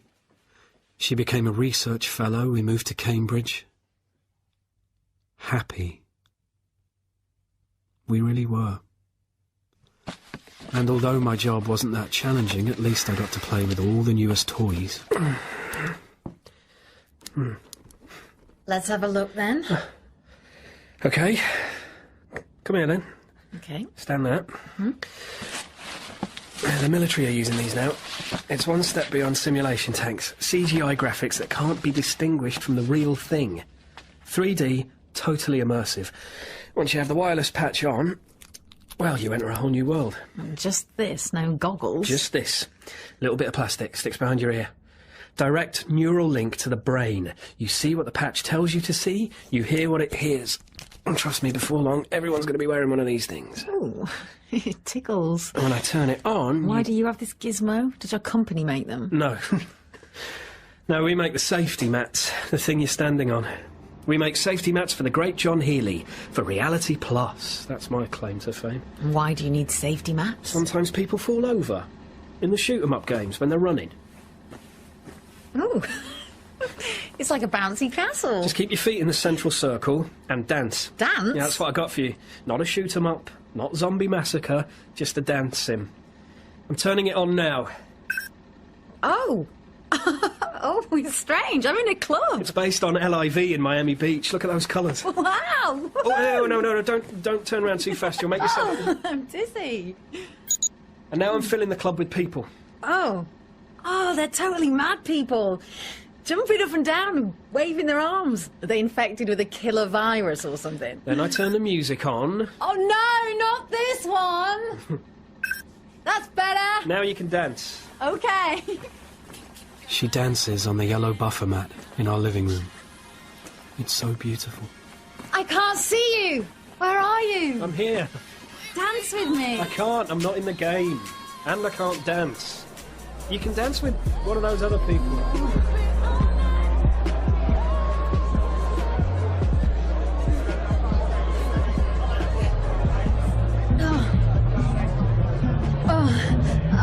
I've had enough now. Stop it. Stop it, Harry. No, Harry, stop. Please. Stop it! Hey. Oh, my God. That was... Claire, calm down. Oh, yeah. If you can't reach the switch, just peel the patch off. Yeah. Did you enjoy that? It was strange. It was... What? Well, it was like actually being there. Exactly. It'll never catch on. Oh, can we have dinner now?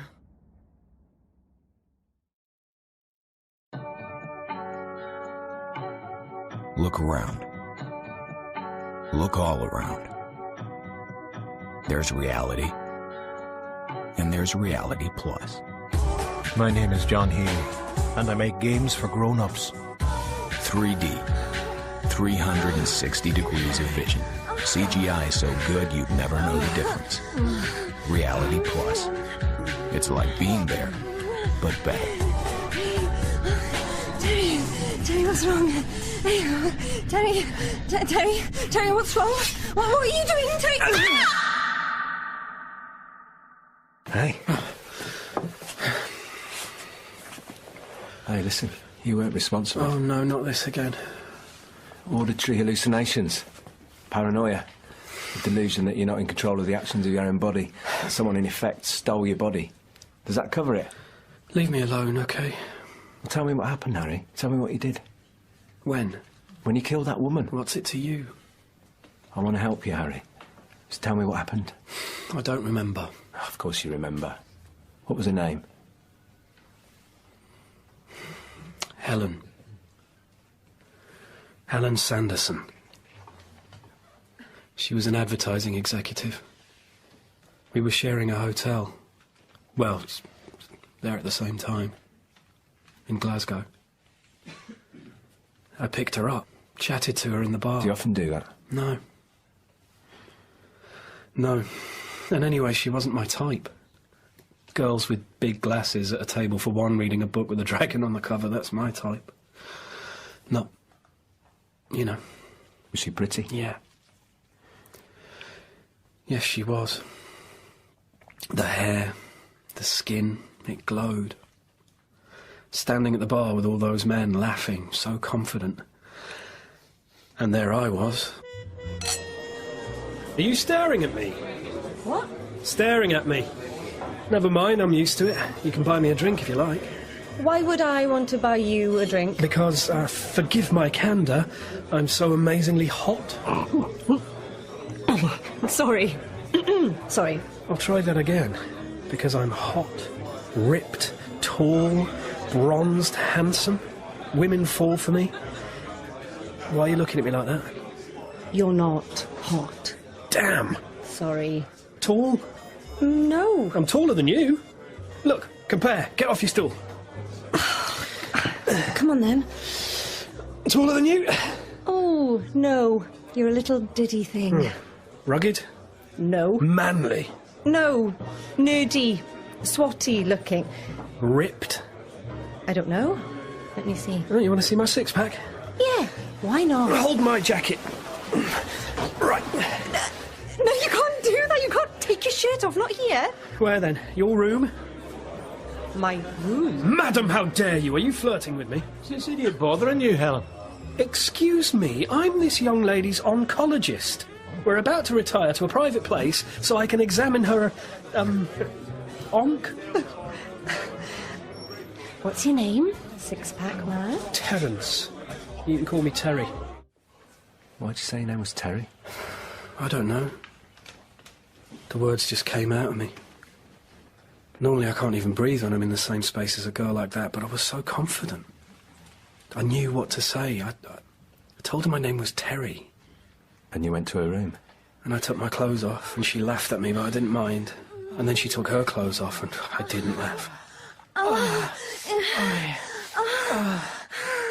You had sex? All night.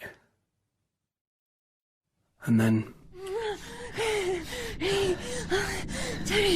Terry, what's wrong? Terry, what's wrong? What are you doing, Terry? And then you stabbed her.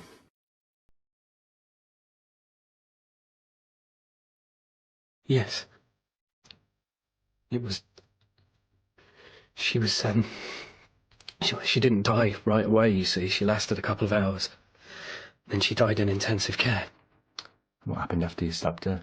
Did you run away? No. I stayed in a room. The police came and found me covered in blood. And I confessed to everything. I mean, I could hardly deny it. But before that, before you confessed, that's when you heard a voice? 20 minutes. 20 minutes. 20 minutes. Oh. 20 minutes. Yes. I did.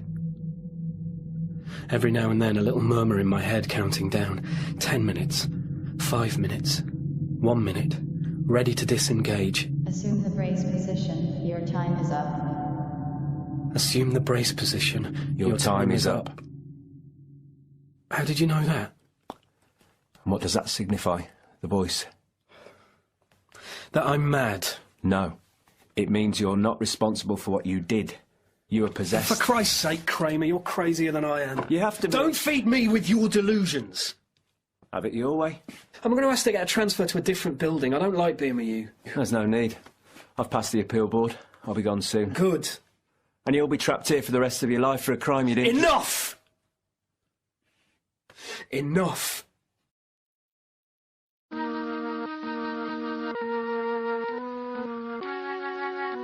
Kramer is gone now. He's still on meds, still an outpatient, but he's no longer considered to be a danger to himself or others. As for me, I read a lot. I do my therapy sessions. Never see the same psychiatrist twice. What's that about? I think about the past. I try not to think about the future. But then... Morning, Mr. Cassidy. How are you? We have a Potter in residence today. Not interested. Well, then maybe you... Then maybe you'd like to leave this place. Get back into the real world, eh, Harry? What? Come with me. Come on, Harry. Walk with me. Act casual. You're not supposed to be out in the yard.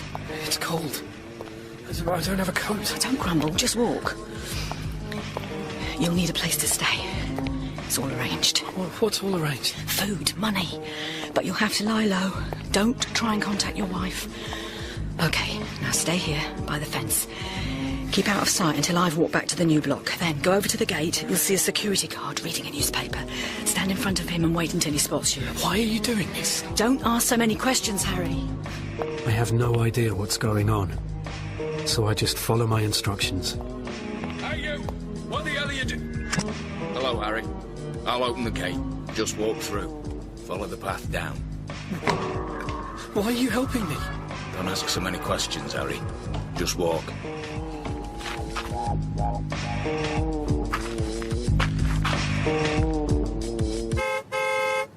All right, Harry. Kramer? Good to see you. Get in. Kramer, what are you doing here? I'm helping you escape from the hospital.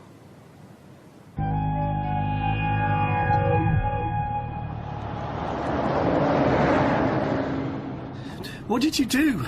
Bribe the staff to let me out? No questions. Well, it's not possible. It's not... I don't like to talk when I'm driving. Here, let's play some soothing music.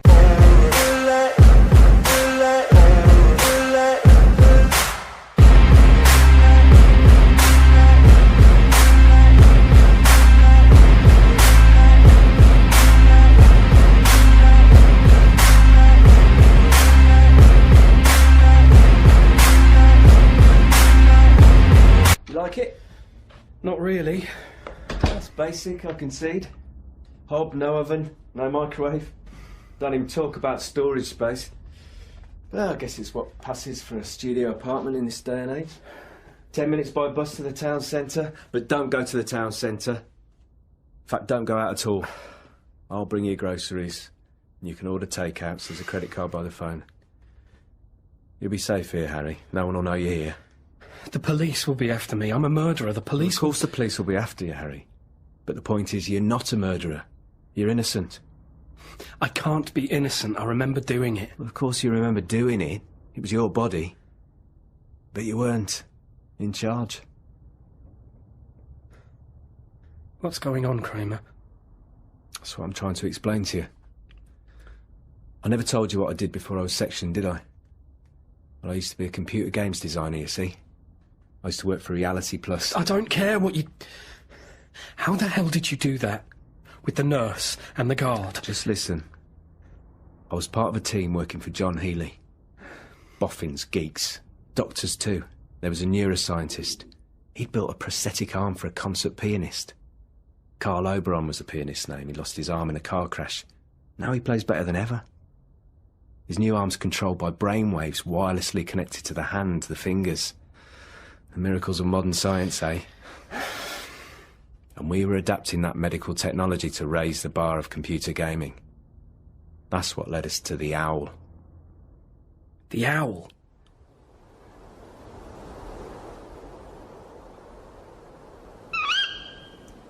Owls have excellent night vision, and their hearing is acute, very acute. They can hear a rat scratch from 100 feet up. They can soar on the night air, dancing on moonbeams, riding the wind, hunting machines. A glimpse, a glance, a movement in the ground below. Prey.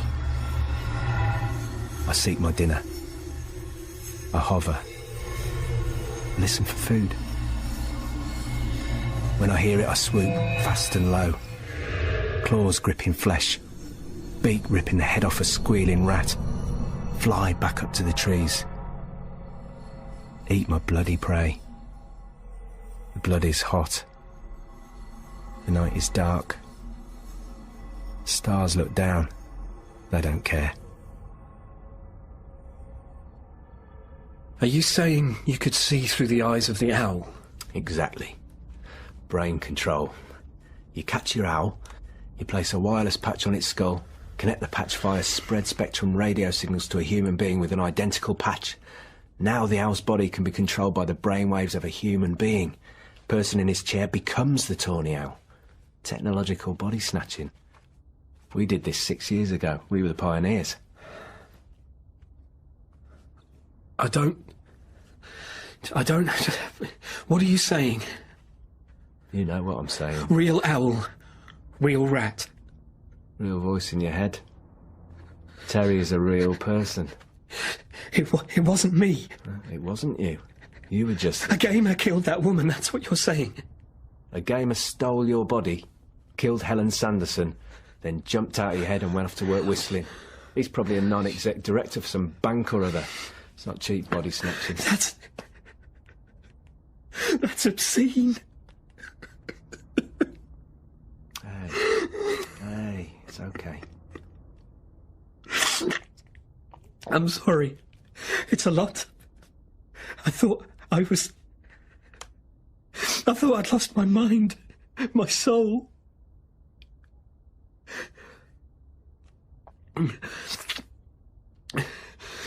Was this an isolated occurrence? No, happens all the time. It's how some people get their kicks. Murder without consequence. But I guess I'd say 5, maybe 10% of the murders in the UK are committed by gamers. Who's doing this? Who's behind it? Well, no one knows. It all happens through the darknet. The hidden web. You have to know the guy who knows the guy who knows the URL. But we should call the police, tell them what's been happening. No police. We have to. There are people who can help us. I've tried all that. No one believed me. They said I was a lunatic. You see, Harry... Are you okay? No, not really, no. No, I'm not. It's been... I've just been living with this for years, you see. But no one at work believed me. I lost my job. I became aggressive. And I tried to kill myself, you know, by crashing my car, but I lost control. And I killed 2 people, a mother and a child. And that's why I...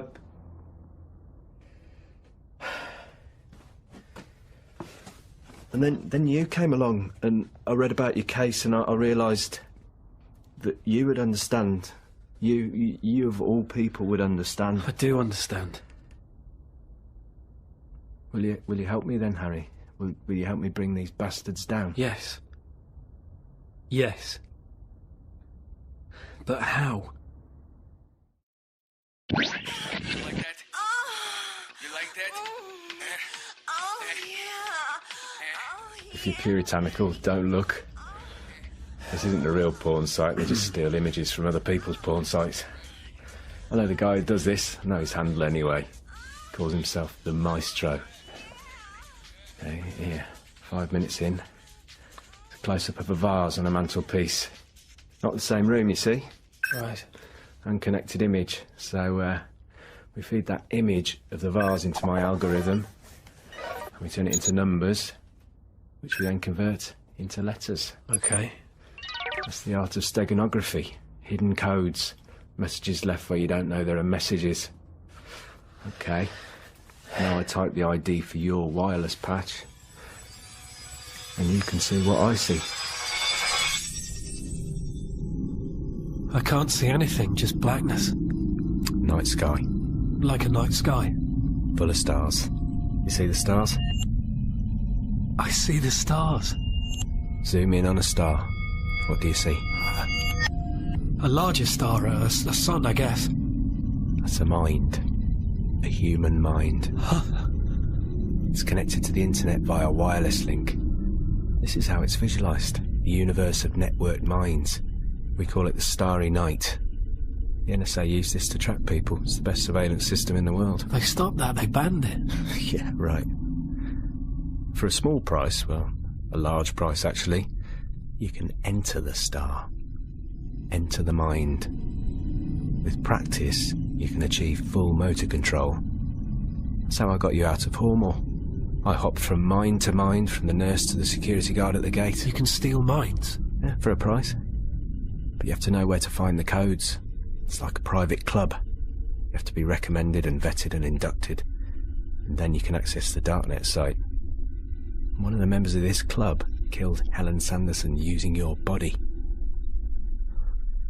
But who? Well, that's what we have to find out.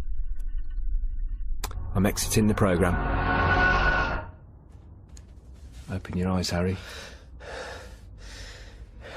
Welcome back to reality.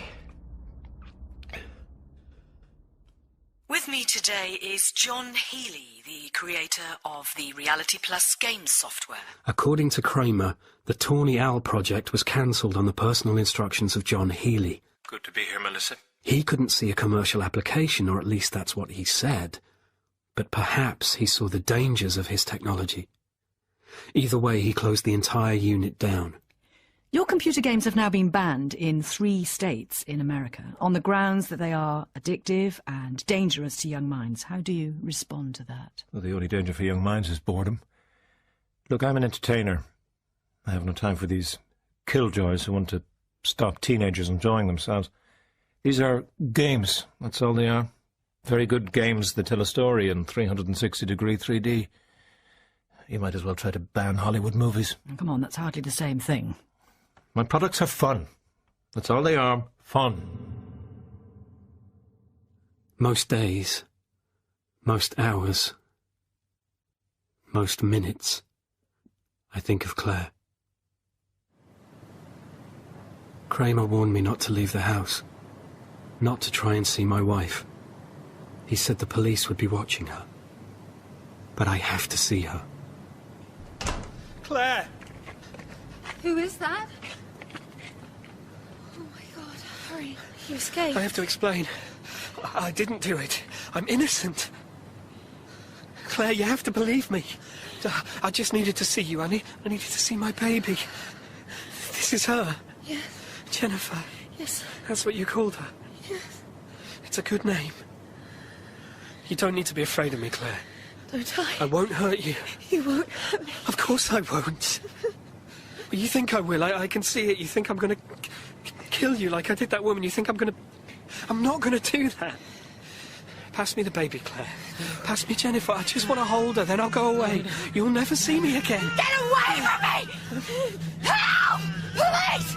Someone call the police! Okay. Help me! Help my baby!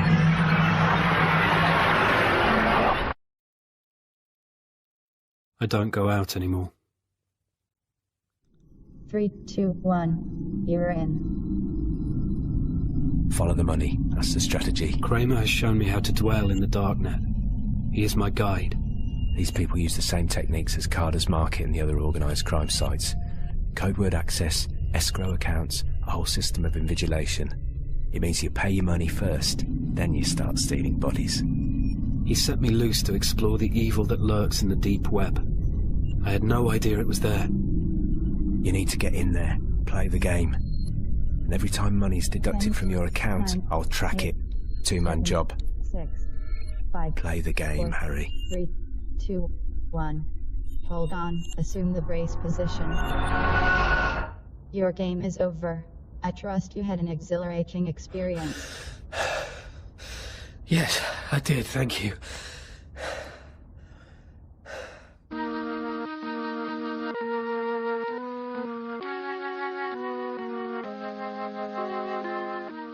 Everyone wears a wireless patch these days, and everyone assumes it's safe to use, that it can't be hacked. But it's not true. You're vulnerable, all of you. You're wide open, and now I know my way around a starry night. I can be anything, anyone that I want. A Formula One racing driver, a soldier in battle, a film star walking down the red carpet, a dominatrix inflicting pain, a cancer patient dying, a child riding his bike, a boxer pounding his opponent, a swimmer crossing the channel, a ballet dancer performing a pas de deux,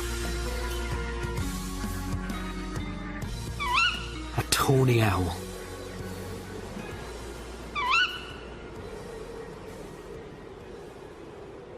Or Please make your selection. AZ431. Good choice.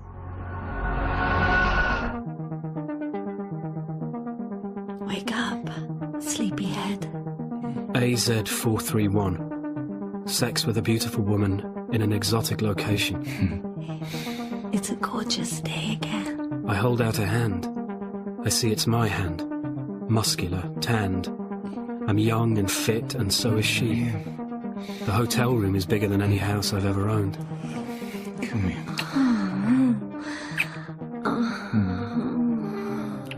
I do it twice. Once as him, once as her. That's wonderful. I'm a passenger. I don't try and control their words or actions. I just sit back, hidden in their minds, and experience it.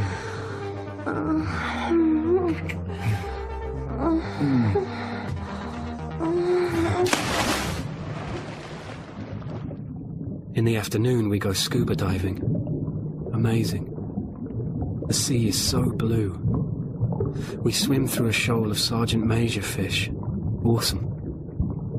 I'm there in the water, swimming next to a beautiful woman.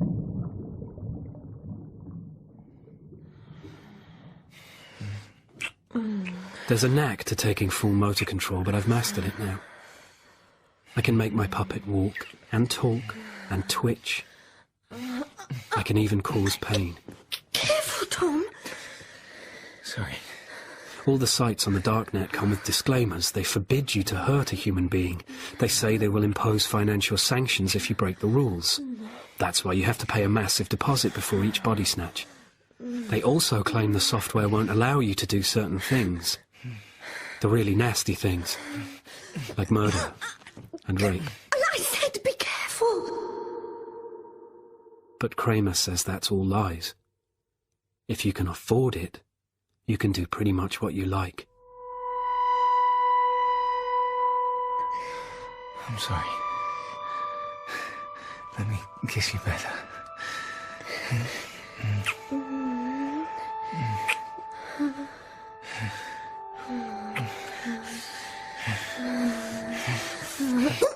Hey, take your hands off my neck. I don't want to hurt her, of course. But if I violate the rules, there's a spike, more money is deducted, and that helps Kramer follow the trail. Stop! For Christ's sakes! You bastard! I'm sorry. Harry. Drink this. Thanks. What's the matter? I hurt her. It was horrible. It's necessary. It's not about racing cars and having sex, Harry. It's the purpose to what you're doing. We're following a trail. Yes. Yeah, I understand, but... But what? Living all these other lives, it's screwing with my head. I can't do it anymore. Harry. I'm going to turn myself in, go back to... Have you forgotten why we're doing all this? You're accused of a murder you didn't commit. You have a wife and a child. My wife won't even let me see my daughter. She...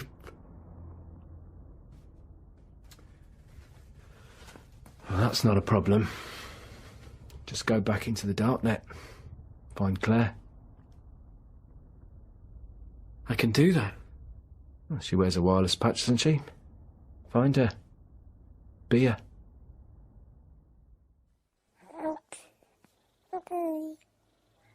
Hush, little baby, don't say a word. Mama's gonna buy you a mockingbird. And if that mockingbird don't... Hello, baby. My baby. Jennifer. Nice name. Mummy chose well. Listen, my darling. Mummy's gone away for a while. She's still here, but she's dreaming. She won't remember I came to see you. She won't ever find out that I'm holding you now. I'm holding my baby. She wouldn't let me see you. Now I can. Whenever I want. Shh. It's okay. It's okay. Daddy loves you. Hush, little baby, don't say a word. Papa's gonna buy you a mockingbird. And if that mockingbird don't sing, Papa's gonna buy you a diamond ring. And if that diamond ring turns brass, Papa's gonna buy you a looking glass.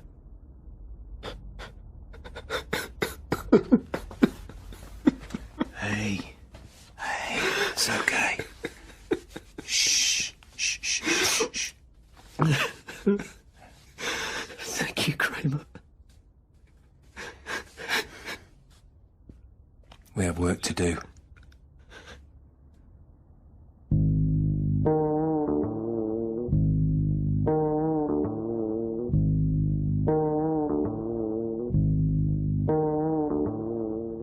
You've laid the groundwork. Now we have to be smart. Look for patterns. How? Well, the date. That's the key to it. Saturday the 20th of May, 2023. The day you murdered Helen Sanderson. Now, we can assume that payment was made via a prepay warrant service, as per usual. But which site? I've hacked 274 of them. Must be one of those. So I know the date, but the amount. How much?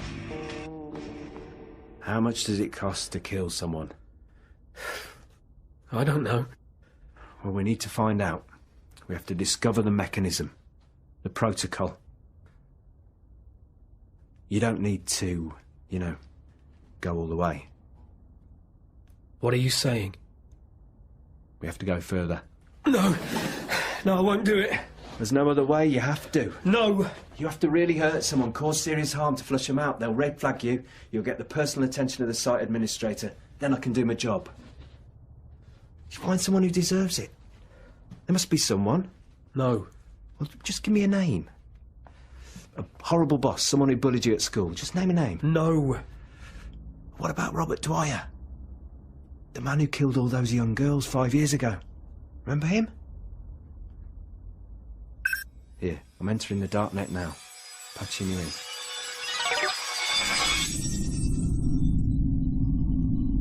See this cloud of stars in Scotland? That's the open prison where they keep Dwyer. Full privileges in there, including the use of broadband patches. What's the world coming to, eh? Here's his cell number.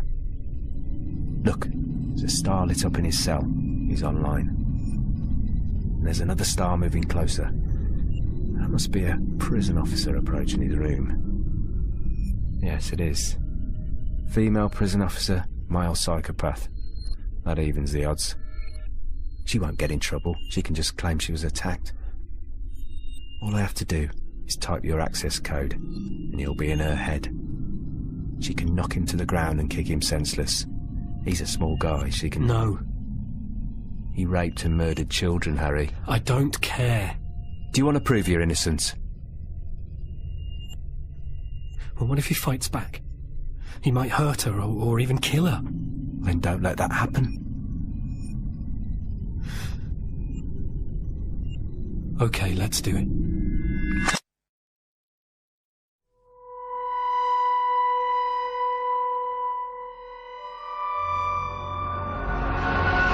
Oh my God. Result? It was easy. He was a coward. And I kicked him and then I got him on the floor and I was... he got what was coming to him. Yeah, he did. And we have our trail. With every punch or kick, £5,000 was taken from the warrant service. So what now? We hunt. Saturday the 20th of May 2023, that's our target date. I'm setting up a multiple hack. I almost killed a man. I beat him to a pulp. How does that feel?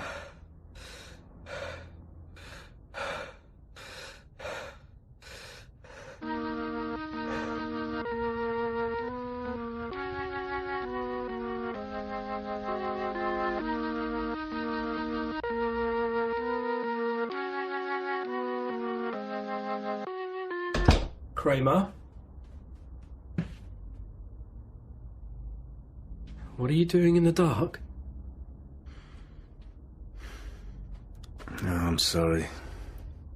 I have a result. Or rather, a negative result.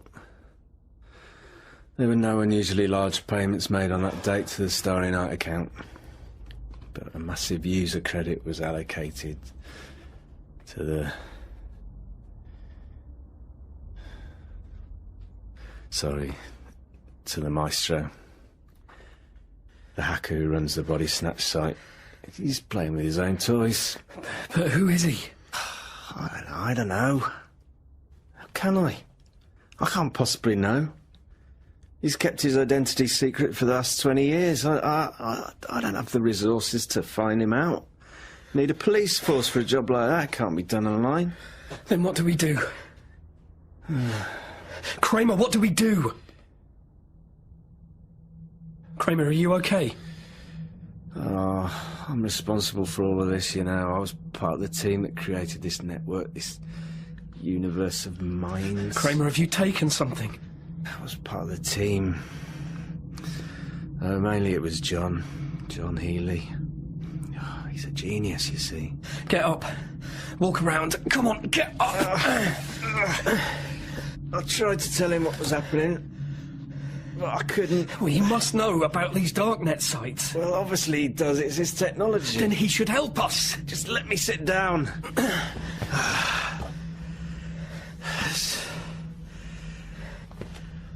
I haven't taken anything. I'm not trying to kill myself. Well, what then? You're not yourself. That's depression, Harry. It's like a hand on my heart, squeezing the life out of it.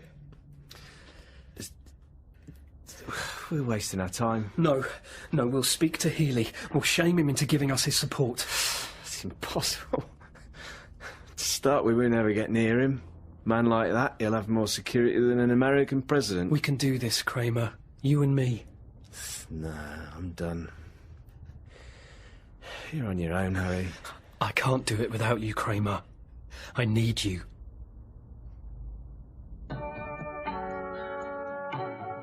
Look around.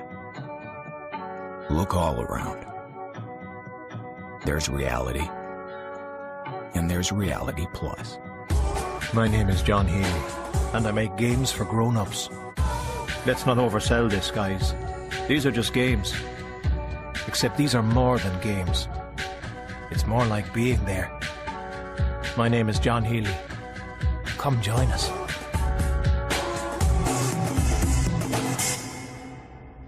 Right. John Healy will be in London next week in his office in the city. That's our opportunity. How? We can't see him without an appointment.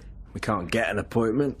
All he knows about me is that I was sectioned, and you're a convicted murderer on the run. Well, we'll use false names. Security, reception, CCTV, they'll want ID, they'll do a CRO, check about fingerprints, they might even do a retinal scan. True.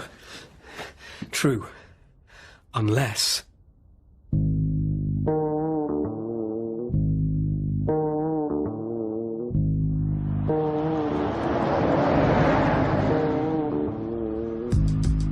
There are security guards on every level. All the doors are passcode controlled. The passcode changes every 2 hours. CCTV everywhere, but that doesn't matter. The CRO scan is only done once at reception.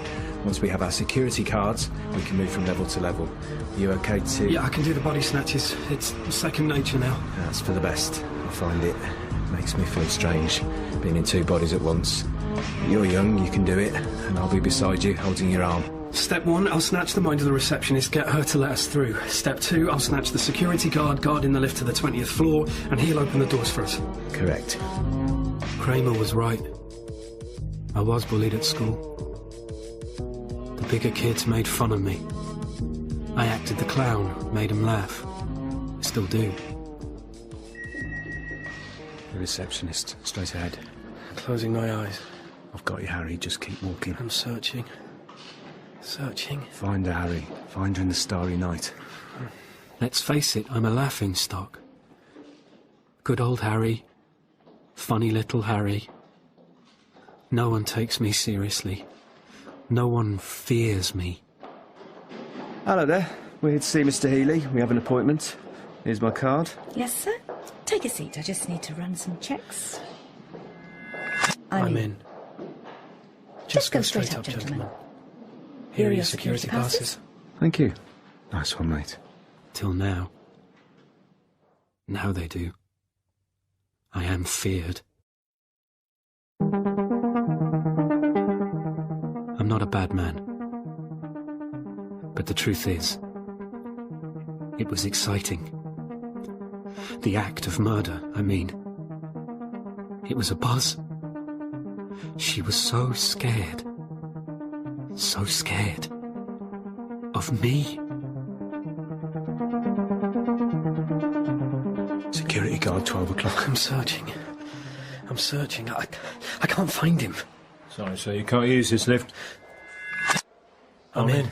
I enjoy the power of it. The limitless power. Right, bear with me, Kramer. I'm just sifting through his memories. Yes. This is the lift to the top floor. Here's his security pass. You'll need to swipe when you're inside the lift. Hell, I look terrible. I should have shaved. Just get your body in the lift. Going up. And I hate myself for that. For being so weak, so corrupt, so evil. But the truth is, I hated myself anyway. I feel nauseous. You're doing fine. Who's outside the lift? 2 guards. Damn, 2 of them. Take one of them over, knock the other one out. I can't. Do it! I'm in. It's done. Come on, Kramer, hurry up. This body's off shift in 10 minutes. Hello? Can I help you? Hello, John. I'm sorry, do I know you? We have a proposition to put to you. Don't go near that alarm, John. I said stand still. Who the hell are you? This is Anthony Kramer. He used to work for you. I always thought this might happen. You know, just because I'm rich... Shut up, you arrogant shit! Why doesn't he recognize you, Kramer? What's going on? Who are you really, Kramer? I'm nobody, really. What, you mean you lied to me? You didn't work for Healy? Of course he didn't work for me. He's just a troll. A bloody troll. I'm an enthusiast, that's all. I do spend a lot of time online, I can't deny that. Oh, you think you own me? You and your kind. You think that because you admire me, because you use my products 20 hours a day, you're entitled to a piece of... Shh. Yeah, we did meet once, in fact. At an expo. I came up to you and I told you how much you meant to me. You just stared right through me and walked off. Oh, then I apologise for that.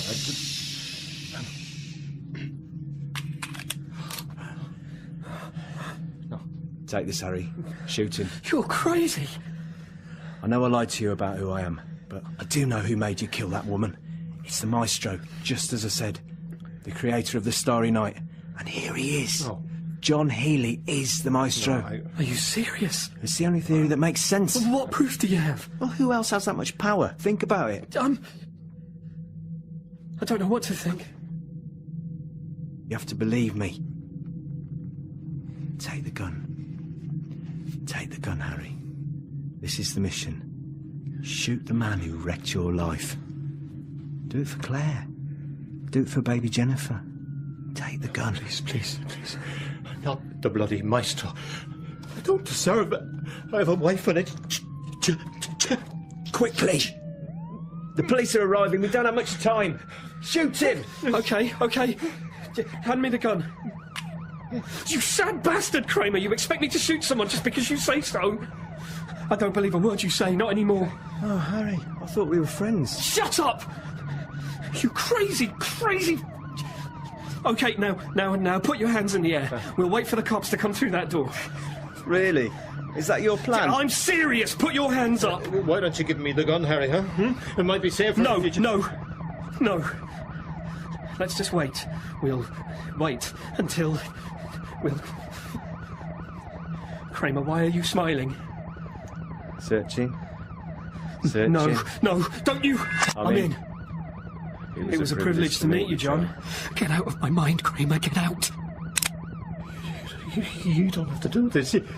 We could be friends. We could...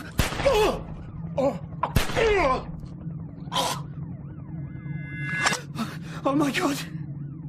I shot him. Why did you make me do that? This has been a hell of a ride, Harry. Ever since we met that girl in the bar. You. It's you. It's always been me. You. In my head. Well, once I'd finished with Helen, once I'd ripped her open and heard her scream, I let you have the motor control back. But I was still there, hiding in your mind.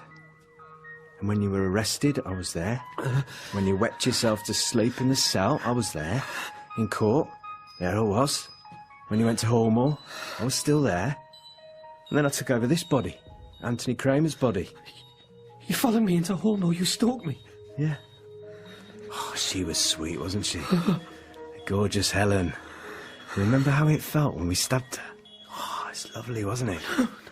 And now you've done it again. You're a murderer all over again, Harry. Your fingerprints are on the gun. You killed John Healy. That's one for the history books, eh? Oh, I'll kill you, you evil. Go ahead. You have motor control, you have a gun. Shoot me. Shoot this body. It's a waste of space, human being, anyway, no loss. But I'm finished here. I've got a new game to play. And such a pretty body to play with. Searching.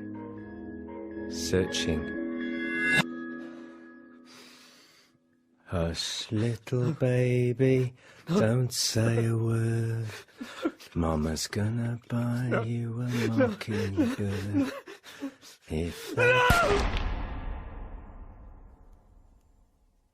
And if that mockingbird don't sing, Mama's gonna buy you a diamond ring.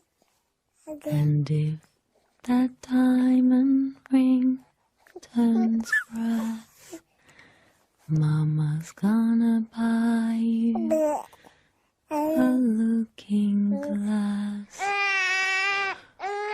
Shh, shh, shh.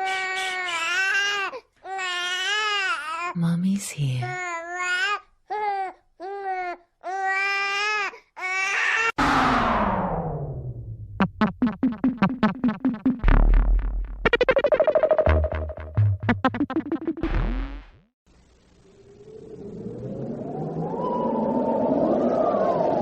As long as the rockets had spun a silver web across space, Harry Bittering had been able to accept Mars.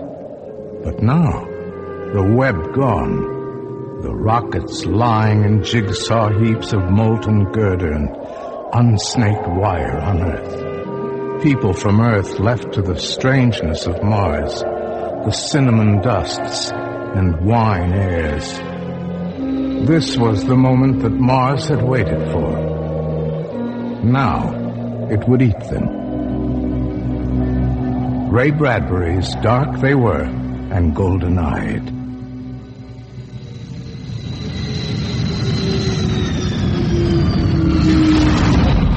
What was that? Just a bump. It means we've landed. Landed? We're here? Yes. Get your things together, kids. Ladies and gentlemen, welcome to Mars. On behalf of the crew, we wish you all a long and prosperous stay here. Good luck. We'll need it. Everyone set? All set. All set. We're ready, Harry. Well, ready or not, here we come.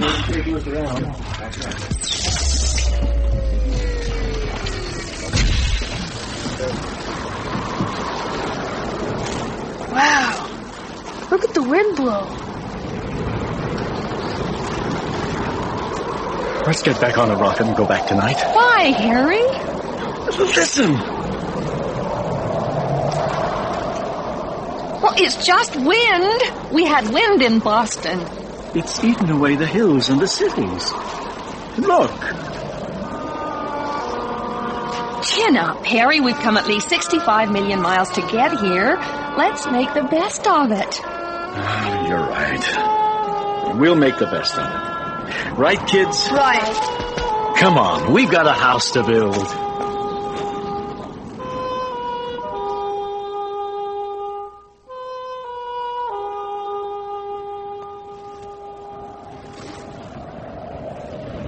Harry, are you awake? Yeah, I'm awake. I think I'm finally getting used to the wind. It took me a few months, but now I think I'd miss it if it wasn't there. I'm glad you like it. Don't you? Cora, sometimes I feel like a salt crystal in a stream being washed away. We don't belong here. No, for heaven's sakes, Cora, let's buy tickets for home. We can't go back. Well, of course we can. One of these days, the bomb will fix it so there is no more Earth. Then we'll be safe here. Safe and insane. Come on. I'll fix you a nice Earth breakfast. Here you are. Bacon and eggs. Runny yolks, just the way you like them. Thanks. Hey, have you seen the paper? What's it say? Another 700 from Earth. Colonial days all over again. I'll say. In another year, they'll have 500,000 Earthmen on Mars. Big cities, everything. Good. Maybe you'll like it better. Maybe. The point is that they said we'd fail. Said the Martians would resent our invasion. But did we find any Martians? Not a living soul. Oh, we found their empty cities, but not one living Martian. Oh, there it goes, shaking the house again. Daddy, I don't like it when it blows that hard. I don't know. Maybe there are Martians around here. What? Well, sometimes at night, I think I can hear them. I hear the wind blowing sand against my window. Like that, here? It's only the wind. When it blows, I get up and see those towns, way up in the mountains where the Martians lived. And I think I can see them moving around up there. I wonder if those Martians mind us living here. I wonder if they won't do something to us for coming here. That's nonsense. We're good, decent people. Remember that. You know, all dead cities have some kind of ghosts in them. Memories, I mean. What kind of memories? Well, you see a staircase, and you wonder what Martians looked like climbing. You see Martian paintings, and you wonder what the painter was like. You make a little ghost in your mind, a memory. You haven't been prowling around those ruins, have you? No, sir. Well, you see that you stay away from them. Pass the jam, Laura. Just the same. I bet something happens.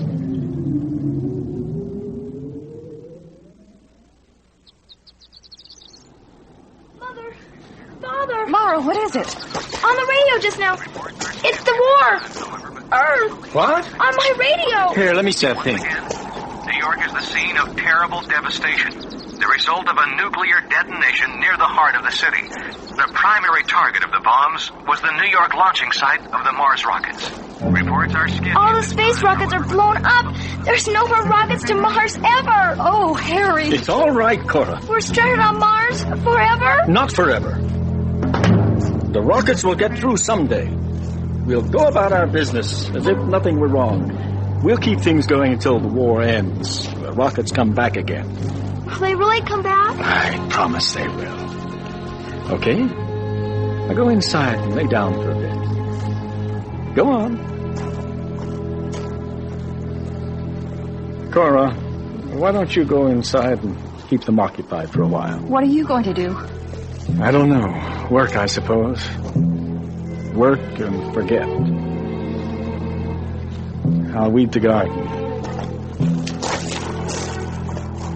You know, I always told myself, tomorrow, if I want, I can buy a ticket back to Earth. And somehow, knowing that always helped me accept living here. This is our home now. Forever. Yes, our hills, our mountains. Those mountains had old, proud Martian names once. But we changed them. Now there's the Ford Hills, Vanderbilt Plateau, Roosevelt Seas, Rockefeller Rivers. Somehow it doesn't seem right to change those names. But that's their names now. Oh, on our maps, maybe. The old settlers on Earth knew how to name things, though. They used the old Indian prairie names. Wisconsin, Minnesota, Ohio, Utah, Waukegan. The old names, the old meanings. Yes, they were good names. I wonder if they're up there now. All the dead ones, the Martians. Well, here we are. All alone. Cut off. Come down. Move us out. Take your cities back. We're helpless. I'm going in. Cora, wait. Look at this. What is it? These blossoms from the peach tree. Do you see? Well, what about them? Well, don't you see? They're different. They've changed. What? They're not peach blossoms anymore. They look all right to me. They're not. They're wrong. How can you tell? Well, I don't know. An extra petal, a leaf, something. The color's wrong. The smell. And look over here in the garden. Look, right here. Do these look like carrots? Yes. No. I don't know. They've changed. Maybe. Well, you know they have. They're almost onions, and they're almost carrots, and radishes. They smell almost the same. They feel almost the same. But they're different. Cora, what's happening? What is it? Dad! Mom! Come look! Jimmy? Over here! The cow! I was looking at her and I saw it. Look at her head. Here. What is it? A bump? Not a bump. A horn, Cora. It's growing a third horn. We've got to get away. We'll eat this food and then we'll change. Harry! I can't let it happen. There's only one thing to do. We've got to burn the food. But it's good. It's not poisoned. But it is! Subtly, very subtly. We can't touch it. And look at the house. Even that, the wind's done something to it. It just needs a little paint. No, don't you see? The air's burned it. And look at the boards. The fog at night's warped them all out of shape. It's not an Earthman's house anymore. Oh, your imagination. No, Cora, not this time. Where are you going? Into town. We've got to do something. I'll be back.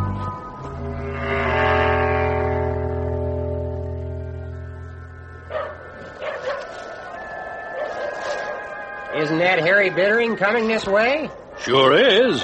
Looks like something ain't sitting right with him. I'll say. Hello, Harry. What brings you to town? What are you going to do?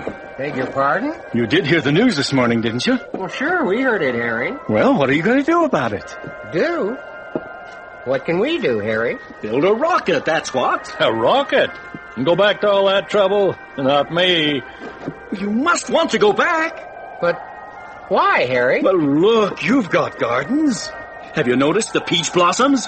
The onions, the grass? Well, yeah. Seems I did. Doesn't it scare you? Can't recall that it did, Harry. Oh, you idiots! Oh, Harry. You've got to help me. Help yourselves. If we stay here, we'll all change. It's the air. Don't you smell it? It's something in the air. A Martian virus or pollen.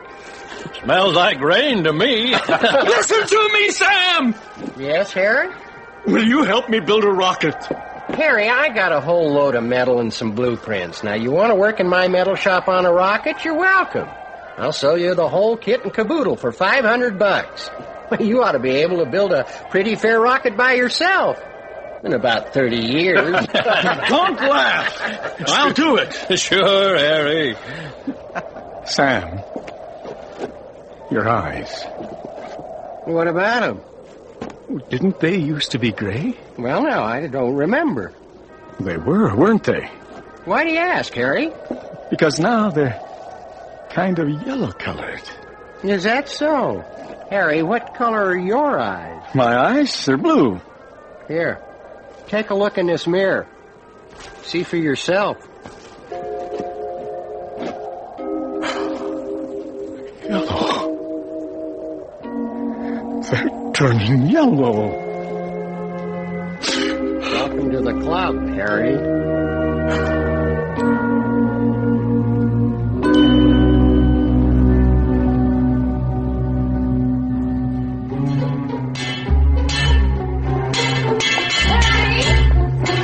Put down that hammer for a minute. What? You haven't stopped all day. It's supper time. I can't. I'm too busy. But you have to eat. Here, I brought it out for you. I won't touch it. Why not? I only eat food from our deep freeze. Food that we got from Earth. I won't touch a thing from the garden. Harry, face it, you can't build a rocket. I worked in a shop once when I was in college. I know what I'm doing. Besides, once I get going, the others will help me. Will they? We've got to get away, Cora. We've got to.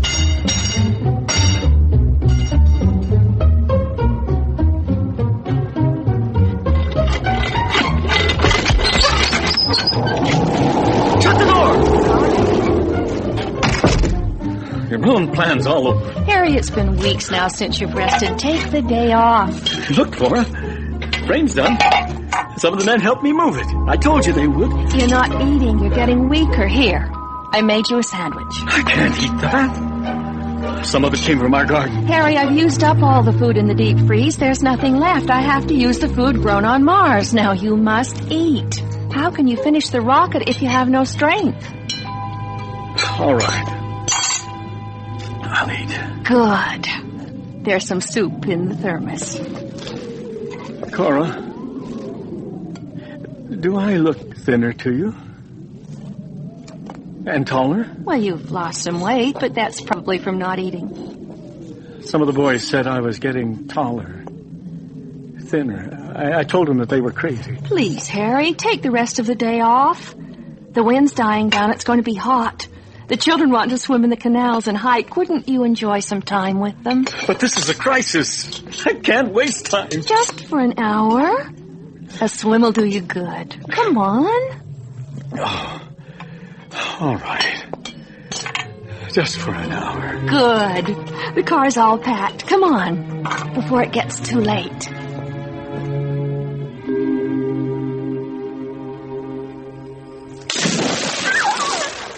Tim loves the canal. Look at him swim. His skin sure is brown. So's Laura's. They're always out playing in the sun.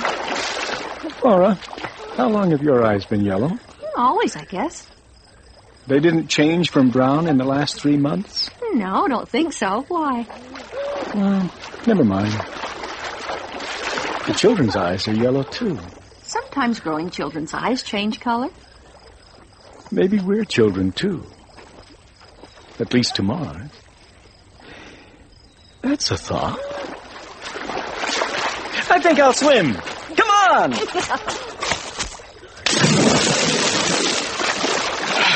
Oh, it does feel good.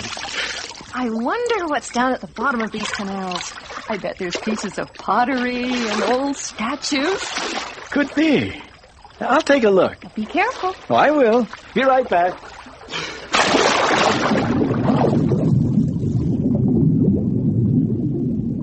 I'm sinking down, down, like an old Martian statue in green silence. It's quiet down here, and peaceful. If I lie here on the bottom long enough, the water will eat away my flesh, till the bones show like coral. Just my skeleton left. Then the water can build on my bones, green things, deep water things, red things, yellow things. Change.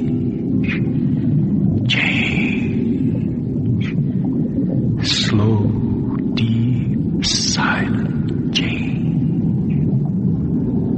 After all, isn't that what's up there?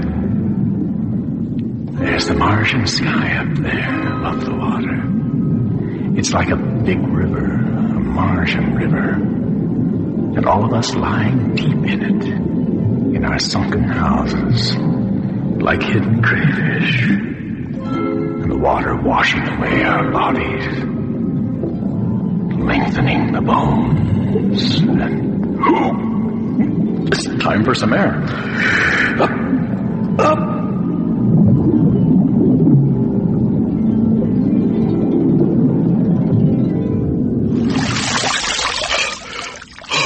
Oh, hi, Tim. I've been on the bottom. Utha. What? Utha. You know, Utha's the Martian word for father. Where did you learn that? I don't know. Around. Oh. Utha? Yes? Go ahead. I want to change my name. Change it? Yes. What's wrong with Tim for a name? The other day when you called, Tim, I didn't even hear it. I said to myself, that's not my name.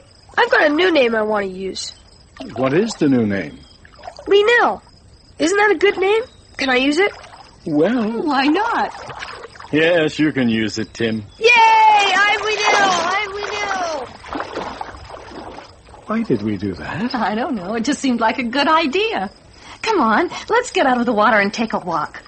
There's some old Martian villas I'd like to see. All right.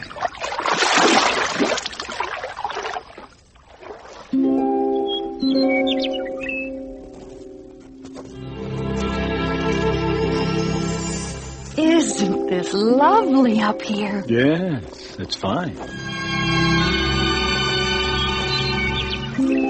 And look, the old fountains are still running, pumping water. Oh, and look at the villa. It has a good view of the valley, doesn't it? Fantastic. Let's go in. The floor's all made of marble, and so are the walls. Look, there's a swimming pool. Yes. It's all so cool and refreshing. Oh, especially when it's so hot outside. It is nice. Harry, if we could move up here to this villa for the summer, just until it starts to cool off. Yes. Yeah. Come on. We're going back to town. There's work to do on the rocket.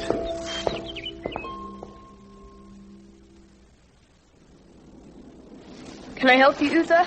Yeah, hand me the blowtorch, will you? Sure. Here. Thanks.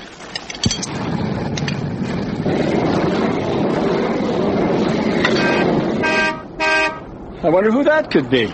Looks like some of the men from town. Yeah.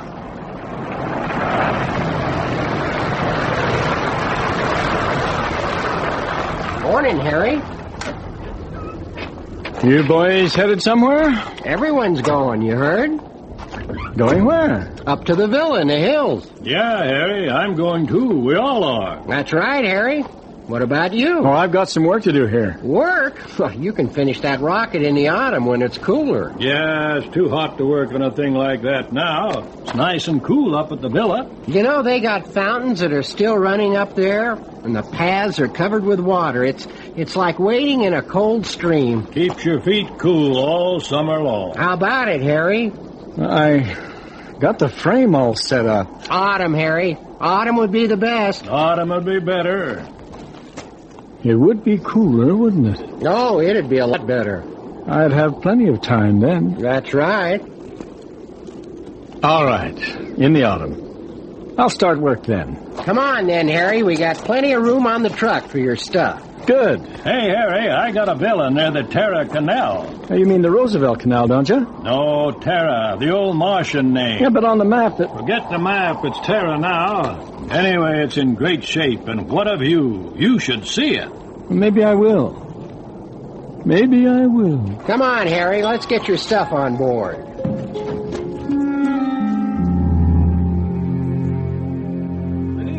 Teal, you got everything out of your rooms? Everything we're going to take. I've got everything. Good, I'll come check it in a minute. Cora, what about the front room? I don't know. The furniture looked fine in Boston, and it looked good here in the cottage, but up in the villa? Well, maybe we can get it when we come back in the autumn. Yes, in the autumn. We'll get it then. In the meantime, I've got some ideas on furniture for the villa. Big, lazy furniture. Here, your encyclopedia. You're taking it along, aren't you? I'll come and get it next week. Well, that's it then. I've shut off the water and the gas. What about the door? There. Locked tight. All set, Harry? Yeah, we need to get going. Yeah, everything's loaded, Sam. Gosh, we're not taking much, considering all that we brought to Mars. This is only a handful. It's all we need. Harry, you drive this truck. I'll go with Wendell. Okay, everybody. Hop in.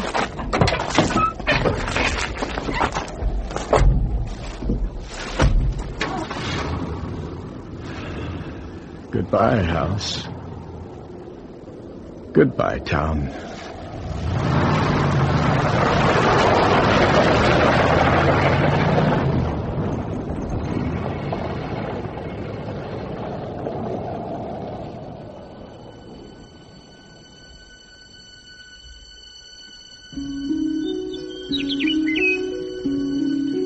Clara, it's beautiful here. I can see the whole valley. Yes. And there's our cottage down there. It's time to go back, isn't it? Yes, but we're not going, Cora. There's nothing there for us. Your books, your good clothes. The town's empty. No one's going back. There's no reason to. None at all. I guess you're right. Look down there. Such odd, such ridiculous houses the Earth people built. They didn't know any better. Such ugly people. I'm glad they're gone. Gone? Where did they go? I don't know. We'll go back to town maybe next year. Or the year after that. Or maybe the year after that. Maybe. Come on. Let's take a swim.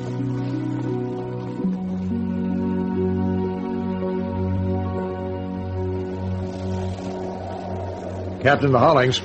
Come in, Hollings. Hollings here. Find anything? Nothing. Just more deserted houses and overgrown gardens. No one's lived here in years. Right. Keep looking. We've got to find someone. Right. Hollings out. Captain! The town's empty, but we found native life in the hills, sir. Native life? There aren't supposed to be any natives left. Dark people, yellow eyes, brown skin. Sound like Martians, all right. Well, they're very friendly. We talked a bit. They really pick up English fast. I'm amazed. I'm sure our relations will be very friendly with them, sir. How many are there? 600 to 800, I'd say. They're living in those marble ruins in the hills. Tall, healthy men, beautiful women. Did they tell you what happened to the colony from Earth who built this place? They didn't have the slightest idea what happened to this town or the people. Strange. Do you suppose the Martians killed them? No, they look peaceful. Chances are a plague did this town in, sir. Maybe. Well, there's lots to be done now, Lieutenant. We'll have a job of remapping to do, renaming the mountains and rivers and such. Calls for a little imagination. I think we can handle that, sir. What do you think of naming those mountains the Lincoln Mountains? And this canal here, the Washington Canal. Fine, sir. And those hills. We can name those hills for you, Lieutenant. Would you like that? Yes, sir. Diplomacy, Lieutenant. And you, as a favor, might name a town for me. Polishing the old apple, eh? And that valley over there, the Einstein Valley. And those peaks. Are you listening, Lieutenant? Oh, of course, sir. Well, as I was saying, those peaks over there would be good, called the Rockefeller Peaks.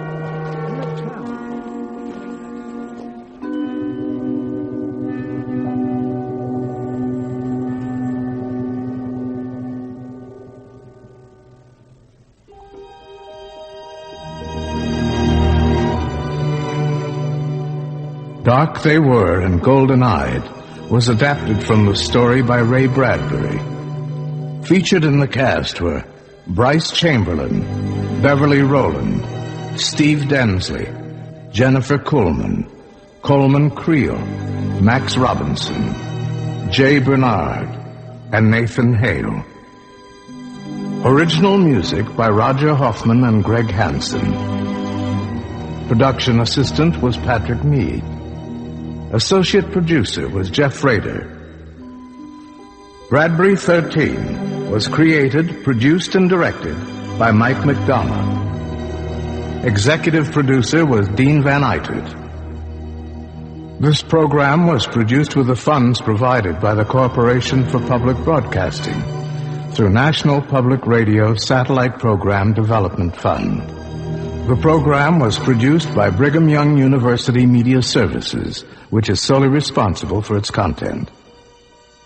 This is Paul Frees speaking.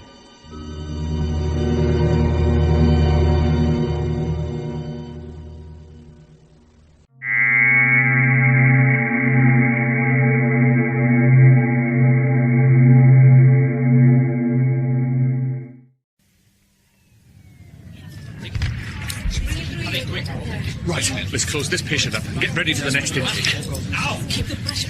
Give me more light. I can't see a thing in here. The lights are as bright as we can get them, Dan. Rubbish! That's rubbish! I need more light. Damn it, I said I need more light! Darkness by DJ Britton. Okay. Lower away. Right. Now keep it steady. Steady. Dan?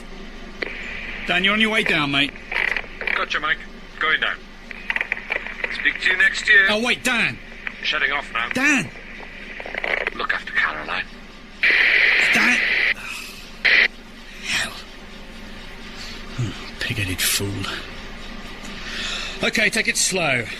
And keep it steady. We don't want the capsule bumping the sides. Stuck in this hole in the ground, so big it's all around. In a dark time, the eye begins to see. I meet my shadow. On here, 2 minutes, Caroline. All right, I'll be there. 4 months without a word. And on the day he disappears into the darkness, he sends me a letter. No, a poem. He sends me a poem.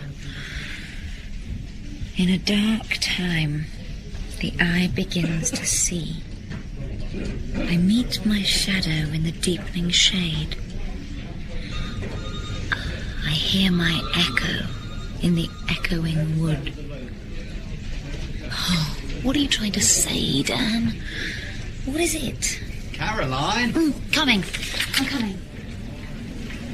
Okay, going down. Oh, Doctor, I'm in trouble. Well, goodness gracious me. 2:15, when they closed the hatch. My last time index. Her life is ruled by the clock. The news on the hour, every hour. With Caroline Walters. The voice of a nation, taking its own pulse. A British medical researcher has begun his attempt on the world record for sensory isolation. Dan Walsh is being lowered in a steel capsule to the bottom of a disused mine shaft in Kent, over 1,000 feet beneath the Earth's surface. Mr. Walsh, who until earlier this year was running an emergency surgery unit in Iraq, plans to remain in darkness, out of contact with the rest of the world, for up to 9 months. Boom-ba-dee-boom.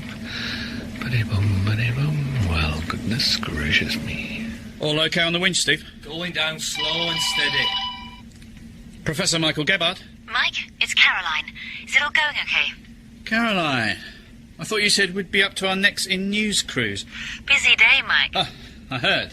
Cabinet Minister caught in bed with 3 footballers. I've got a media conference in a couple of minutes, and who's here? Local paper, local radio, and some kid from New Scientist. Hey, don't shoot the messenger. Your lot are probably waiting for something to go wrong. Oh, don't say that. Then there'll be honours like vultures. How was Dan? Same old Dan. He told me to look after you. I would like to do that, you know. I just keep thinking... He wouldn't even look at me, Mike, that last time. And he doesn't know a good thing when he sees it. Tell you what. Next weekend, you're a star to Paris. How about it? Steady as she goes. Passing 50. Let's get him safely to the bottom. And then we'll talk about it. Oh, Doctor, I'm in trouble. Come on, concentrate. Concentrate. My little world. My little capsule of darkness. My own steel shell, 10 by 8 by 8. An exoskeleton. A carapace within which to withdraw the soft parts and hibernate. Right, must remember where everything is. To my right, the food cabinets. To my left, water supply. Ahead, rowing machine, exercise bicycle. Hands. Body. Must learn the space. Every centimetre of every surface of this space.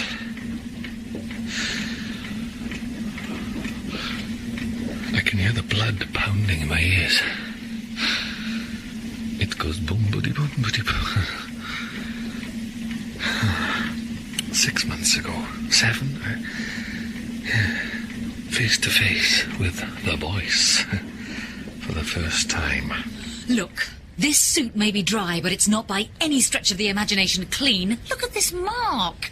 What mark? Oh, excuse me, sir, can you see this mark? Oh, well, I can't really tell. I haven't got my glasses. Oh, just here, look. Yeah, it does look like a mark to me, yes. Yeah. I can't see nothing. Oh, that explains it. I've had my suit cleaned by a blind assassin. Give the jacket to your guide dog. He'll show you the mark. It says on the ticket we don't give no guarantees. I'll get the manager. Fine. Not paid enough for this. I'm sorry, but could I take your details? I might need you to back me up. Oh, sure, yeah. Wait, I've got a card here somewhere. Look, are you all right? You're shaking. Yes, I It's just... the suit was important, that's all. Daniel Walsh, FRCS. You're a surgeon? Well, sort of. It's a bit hard to explain. I know who you are. Know the voice anywhere. The death toll from last night's car bomb has reached 28, including 4 children. But as our correspondent Michael Hart reports, the situation remains unclear. Rules of the game. No light, no contact, no time checks. News on the hour, every hour. My grandfather's clock was too large for the shelf, so it stood 90 years on the floor. So what we're looking at in this experiment is the effect that isolation and lack of visual stimuli have on the way we think and function, and how they affect the human body clock. Haven't the French done that already? Oh, only some of it. Michel Sifri spent 7 months in a deep cave in 1972, and when he emerged, his body clock had slipped by 60 days. But we are also investigating the effect that the absence of light has on the physiology of the eye. Now, we know, for example, that if newborn mice are kept in the dark, the growth of certain spiny structures in the visual cortex is impaired. The dendritic spines. Yes. Very good. It's how darkness affects the pathways to the brain that interests us. But he'll have no light at all? No. And no human contact? That's right. Why wouldn't you look me in the eye, Dan? At the end, you couldn't even look me in the eye. Voice. Always my biggest weakness. In a dark time, the eye begins to see. I meet my shadow in the deepening shade. Latte for me. Double espresso for you. Great, thanks. Sorry about that. In the cleaners. Oh, it's fine. Oh, I'm afraid I live on this stuff at work. Well, I guess you're young and resilient. Cigarette? Thanks. So, why is the suit so important? Wedding? No. Audition. Camera test. News 24. Oh, I don't watch much television. You recognised me from the radio. I don't get much of that. Well, you're very good. You explain it all so well. Oh, I don't write it. I'm just a performer. I trained as an actor, not a journalist. But, what about you? What did you mean, a sort of surgeon? I'm not practising at the moment. Oh. Yeah, on a research break. Tell me, is it true you guys read the news in evening dress? Must be difficult trying to explain this stuff to the general media. Part of the job. And with luck, it'll put the broader sensory studies agenda on the map. Where headlines lead, funding follows. Nothing wrong with popular science. Nothing at all. Steve, how deep now? 200, and everything's looking fine. Voice, sound, touch, smell. All my life, almost as if I was being prepared for this. Okay, so, above me, bunk bed. Feel the rungs of the ladder. From the bed, I can touch the roof of the capsule. Learn to trace the textures. Smooth steel, hard plastic, soft padding. Barney-goo, with his googly eyes. Barney-goo. Complete darkness. Weird. Space already seems bigger. Stretch out my arm. My fingers feel a mile away. Well, there was I, stuck in this hole, hole in the ground, so big and so around it was, and there was him, standing up there. Here, Professor Gebhardt, my mate Mike. Knows what people want to see and hear. Cardiff Uni nowadays, no great welcome for middle-class English boys. Mike says he's from Millwall. His old man's an NHS worker. Turns out Dad's a consultant at some great pile in Blackheath. That's Mike. Hypothesis to proof without a blink. Still, a mate's a mate. Got me a job when I needed it. Oh, for goodness sake, Dan. Your office is like the black hole. What are you doing?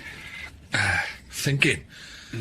With the light off? Well, I find it helps. It's what us researchers are paid to do, see? Think about things, come to conclusions. Ah, good. I'll put that in a funding proposal then. Oh, you could. Only you'd have to tell them what I was going to think before I thought it. And this, what I'm doing now, or was until you came in, is sort of exploratory thinking. Look, Dan, I was glad to find you a place in the unit, and I know what you've been through. But I don't... But it's been 6 months, and people are beginning to ask questions. I need to show them something you're working on. I'll put your name on this. What is it? SAD syndrome. You know, seasonally affected disorder. Why people get the blues in the dim, dark months of winter. Yeah, okay.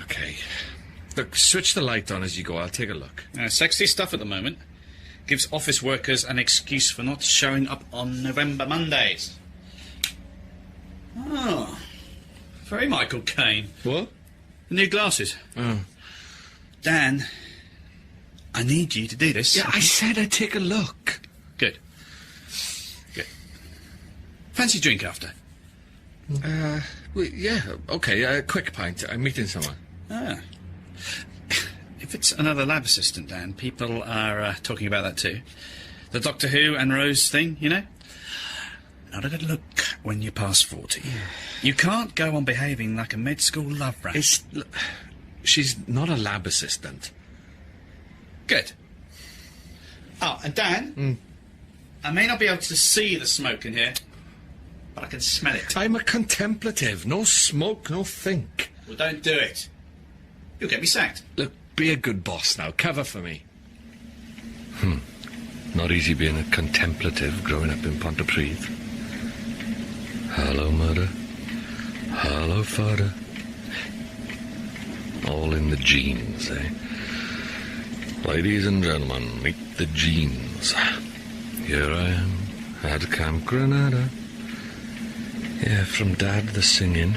Comic songs, the ultimate distraction from everything. And here I am, singing novelty numbers down the pit, like he used to. Singing novelty numbers when his number was up. It wasn't the cough that carried him off, it was the coffin that carried him off in. From the fags. The fags and the darkness. Molly Wingley, she smokes like a chimney, but she's my little nicotine. Nice meal. Well, thanks for coming. You ought to know better. Huh? Smoking. A good old al fresco, friend to the sad smoker. You want one? Thanks. I do know better. Just choose to ignore what I know. You? Tool of the trade. What? How do you think I got this lower register? I think I quite like your lower register. That sort of talk could get you into trouble. If I'm lucky, eh? Anyway, I must be mad. How many people make a conscious decision to take up smoking? It has its uses in my job, too. Such as? International language of tobacco. Share a cigarette with a gunman, he's less likely to shoot you. Oh. No, I was with CMI, Crisis Medicine International. I did orthopedics, trauma surgery. Oh, I see. Where? Oh, lots of places. Iraq. The last place was Iraq, Baghdad. Oh, it must be a power cut. It's not just here. It's all the way down the street, look. Oh, we'll have to walk home in the dark. I don't mind. I quite like it. No? I like the thrill of being in the dark and not being sure where things will lead. Sounds dangerous. Could be. Shall we go? Love in the dark. Bedrooms across the world. That's how it happens. A newborn baby hears, smells, nuzzles and tastes its mother long before it opens its eyes. Then it begins to see and forgets how to use the other senses. How would it feel to be a bloodhound or a grass snake, sniffing the world, flicking a tongue to taste the air? Why do we choose this unreliable sense of sight? Not exactly Hawkeye, do we? But then, we're not the most sensitive of species in any way. What a woman, huh? Not only buys the drinks, but goes to get them. You have uncovered a gem, my son. I know that, but look, be a bit careful when you talk to her, will you? About what? About me, Mike. I think she could be... Well, I think this might be... A love thing?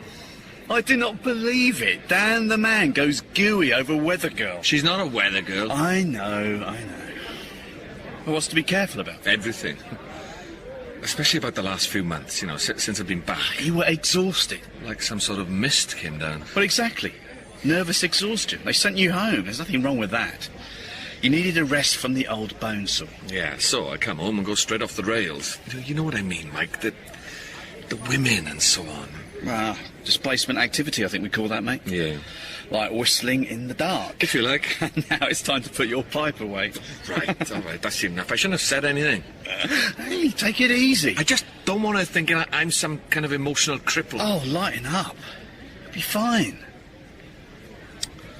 Anyway, did you read that Seasonal Glooms research paper? Yeah. To be honest, I think it's tosh. Hey, come on. Well, in Baghdad, people were about as depressed as you can get. And the sunlight there is like a flaming laser. It's about circumstances, not daylight. Oh, you're missing the point. I'm talking about the UK. Solve winter absenteeism and we could save the country billions. It's got funding written all over it. Mike, does SAD affect the blind? What? Well, I was just thinking about my mum, you know. If someone was in the dark all the time, well, effectively in the dark anyway, would they suffer from this seasonally adjusted stuff? Oh, I don't know. What are you trying to say? Well, maybe that's your experiment. Does permanent darkness lead to permanent psychological gloom? It's a starting point, anyway. Well, it's a bit unsophisticated, but I suppose we could build in other stuff. Ah, here are the drinks. Sorry, it's like bedlam in there. Had to shout to get served. Here, give me the tray. Oh, hell. Missed the edge of the table. What's up with you? You're always doing that. There's no harm. It's not much spilled. So, Mike, you two have known each other a long time? Oh, yeah. We've been mates since we were 17. Whether we know each other is another question. Dan says you're on the radio. Yes. Great. When are we going to see you on the telly? Don't jump off the roof, Dad. You'll make a hole in the yard. Mum at the table in a house where the singing had been buried. Fag in one hand, cowboy novel in the other. From the little library. Zane Grey, Prairie Dogs, Big Skies. Dream reading. Then her eyes went. In comes the dark. And all she's got left are 4 walls. 5 steps across, 5 steps back. Always put the chair back in the same place, or you'll trip. If you must end it all, Dad, won't you please give us a break? So, I thought I might ask her to move in. Give it a try. And that's all. Well, that's a lot, isn't it? Sounds okay. Meaning? No ring. Better for the rest of us, that's all. Still a window of opportunity. Sleazeball, find your own woman. Only jealous. You, eating that sausage or what? In Baghdad, I operated on a girl whose leg had been severed by a blast bomb. After the operation, she could see with her own eyes that she had no leg from her mid-thigh downwards, yet she complained of pain in her toes. There were no toes, yet she could feel them. Sight is not everything. It cannot be everything. Ta-da! How do I look? Fine. Fine as in acceptable or fine as in exceptional? Oh, I'd say both. Dan, this dress cost a fortune. I wanted to show you first. So, do you think people will notice me? Of course they will. Who? At the awards. Oh, is that tonight? Oh, well, I was looking forward to having a bit of a talk. Are you the only person in the world who doesn't take television seriously? No. I know quite a few people who'd rather have a supply of clean water than watch Deal or No Deal. Anyway, I thought you were up for a voice prize. What's that going to do with television? Well, the awards are cross-media, but most of the people there will be telly types. You know, sequins and acres of flesh. What about the women? Oh, very funny. So, what did you want to talk about? Oh, you know, us. Oh. Is that all right? Very all right. Can we do it tomorrow? I'm clear from about 8. Sure. Terrace restaurant, 8:30? Okay. Lovely man. No light, no sight. Then, what images in the brain? Those shaped by sound, by touch, but by smell. Images stored deep within. Memory banks, like a personal hard disk. You think it's deleted, but it's not. It's all there. Baghdad and bombs. And Mum's little room. And the novelty numbers wheezing out like an asthmatic accordion. Your boomerang won't come back. My boomerang won't come back. My boomerang won't come back. Fragile. The human body. Bag of water, not much more. Bones are the strength. The hidden strength. After a bomb, the invisible becomes visible. Flesh blown clean away. No, not clean, but away, exposing the whiteness, the shattered strength. The keen eye of the surgeon. Fixed some, failed to fix a hell of a lot more. Hands, feet, legs, arms. And then it begins to blur. It blurs. I meet my shadow in the deepening shade. I hear my echo in the echoing wood. Dark, dark my light, and darker my desire. Why wouldn't you look at me, Dan? Why? Caroline! Mike. You look gorgeous. I didn't expect to see you here. Scientific advisor on the Teenage Behaviour Show.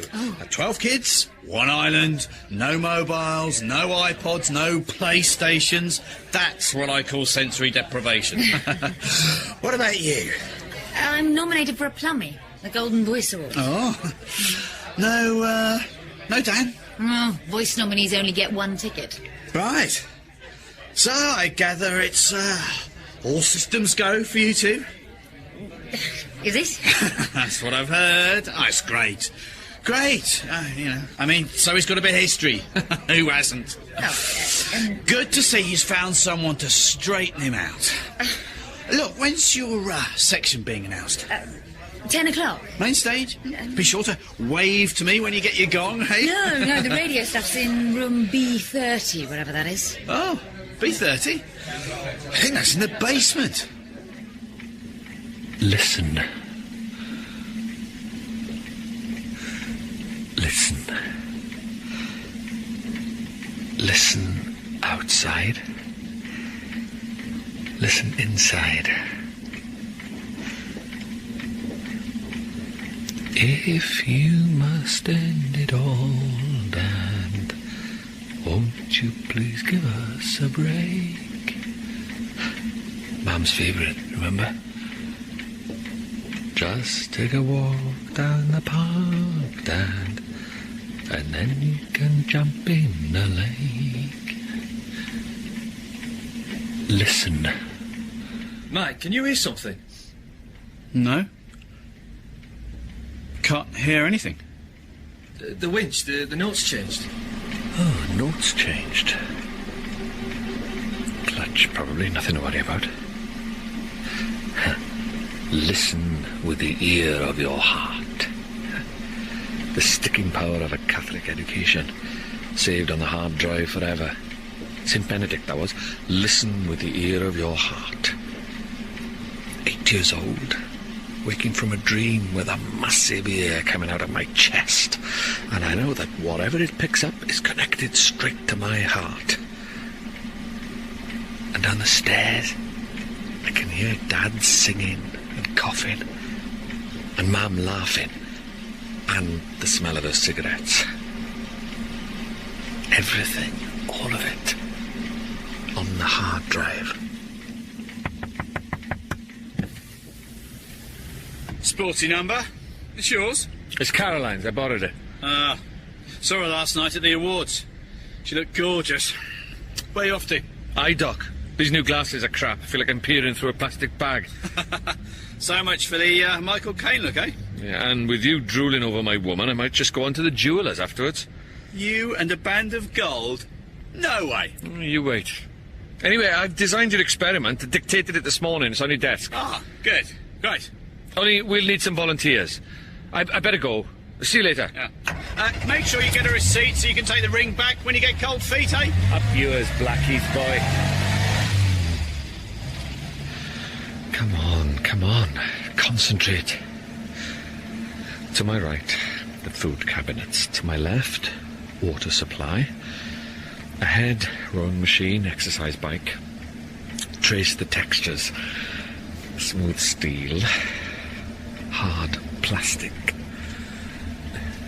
Soft padding.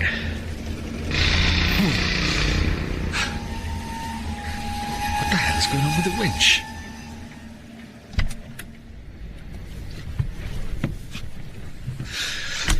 Got it wrong. He's got it wrong. Stupid ophthalmologist. It's the stress. Gotta be the stress. Yeah.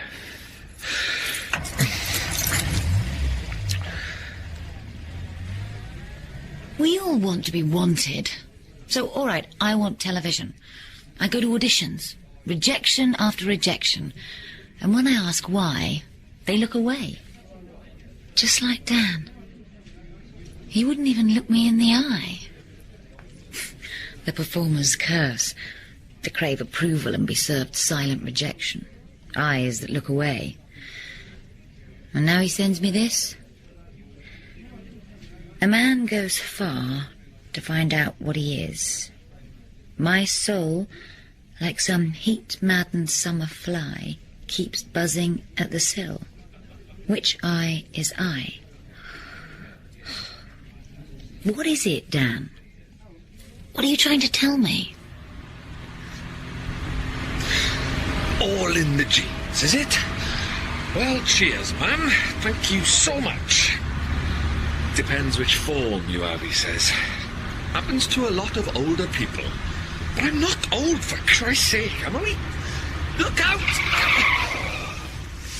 Where the hell did she come from? I didn't see... God, I nearly hit her. Calm down. Calm down. Rapid macular degeneration. Blurring of the vision from the centre outwards, leaving only sight at the edges of the eye. And then... Let's see what he's written to my GP. Mr. Walsh has presented with what appears to be a rapidly advancing case of macular degeneration. He is young for this, but family history and heavy smoking may be factors. God. Oh, God. She's slipping all the time, Mike. What's the depth? 600, 620, 630. Right. The official leaflet. Central vision blurred or distorted. Objects take on unusual size or shape. Sight loss usually slow. Most aggressive form can destroy central vision in 2 months to 3 years. 500,000 sufferers in the UK, mostly over 50. So, that's it. I'm a surgeon, for God's sake. Was a surgeon. What the hell use to anyone am I now? Please, Mr. Custer. Please, Mr. Custer. Not this. Not blindness. Not so unusual, is it? Wanting people to look at you? To like what they see? Then the truth worms its way out. The voice is lovely. The face is wrong. I don't have the TV triangle of trust. Mouth too wide. Eyes not wide enough. But Dan loved my voice. He wanted the voice. Dan, whatever you want to say, it's okay. Sorry, I'm just looking for the words. I don't mind how we do it. I just want us to be together. Caroline, please. I've been setting up an experiment with Mike. Yes, I picked up your proposal. 4 groups of 3 people deprived of light for 6 weeks at a time. What's that got to do with us? Oh, I've changed my mind. 1 man in total darkness for as long as possible. It's pretty extreme. Well, I think it can be done. At least it'll make me give up smoking. You? No. I can't ask anyone else to do it. No, because it's mad. Why? Why are you doing this? Mike needs something big. I owe that to him. That's not it. You don't have to do this. You're choosing to do this. What about me? I thought we were... Tonight... I'm sorry. What are you running away from, Dan? What is it? Nothing. It's nothing. Dan, please. Look at me. Look at me. Here, better take your car keys. 7:20, 7:30. OK, hit the emergency brake, quick.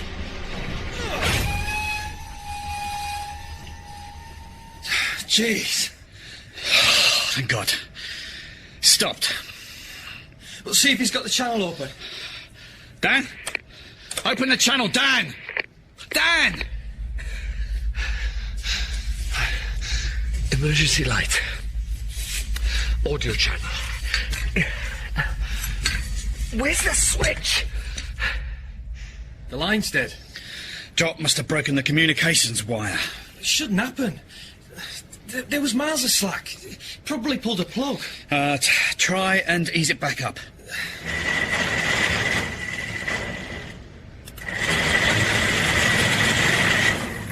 It's no good.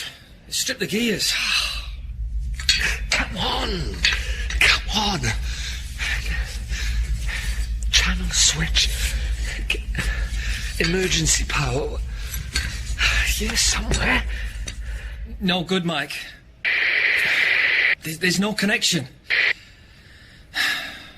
Poor bastard. He'll have no idea what's going on. Number 10 and the football authorities have issued statements dismissing the allegations as mischievous and utter fiction. And news just in. An accident in a scientific experiment has left a researcher trapped 800 feet below ground. Daniel Walsh from South Wales was in a capsule being lowered down a mine shaft when a fault occurred in the winching equipment. We'll update you on that story as soon as we have news to hand. Hello? Hello? Mike? Steve? Anyone there? God, what's happening? Oh, come on, pick up. Pick up. Cabot. Mike, I'm just getting in the car. What's happening? Look, I don't know yet. We're checking the main cable. Have you spoken to him? No. Communications are down. I'll be there as quick as I can. Call me with any news.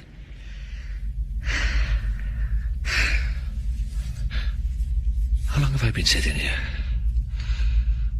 No idea. Seconds. Minutes. Tens of minutes. I don't know. I just don't know. Whoa! All right, keep still. Keep still. Don't rock the boat, eh? They'll send help. They will. They will. Think. Remember. We're not bored. afraid of the dark. We learn it as children, that what we can't see must be terrifying. Yeah, rubbish. Most of the real cruelty in the world happens in full daylight. Think. What the hell was that? Sounded like a cable strand breaking. You read the news, you're outside it. And suddenly you're not. You're reading your own life. God, I'm shaking. Just keep calm. Peppermints. Oh, in the car somewhere. Door pocket. What's this? Department of Ophthalmology. Mr. Walsh has presented with what appears to be a rapidly advancing case of macular degeneration. This one. Oh, Dan. It's all there in the data. Take away sight, and the visual cortex will lend its unused capacity to the other senses. Yeah, right. So, come on. Ahead, rowing machine, exercise bike. To my right, the food cabinets. To my left, water supply. Above me, bunk bed. Feel the rungs of the ladder. From the bed, I can touch the top of the capsule. And, yes, cable housing. Did you know about this, Mike? Did you? He's going blind. I had no idea. I promise, Caroline, I didn't know. Oh, save it for later, you two. We got a bloke hanging on a thread down there. The Army rescue crew should be here any minute. Just keep it steady till then. If it holds that long. Yeah. Got it. This one. It to this one. Right.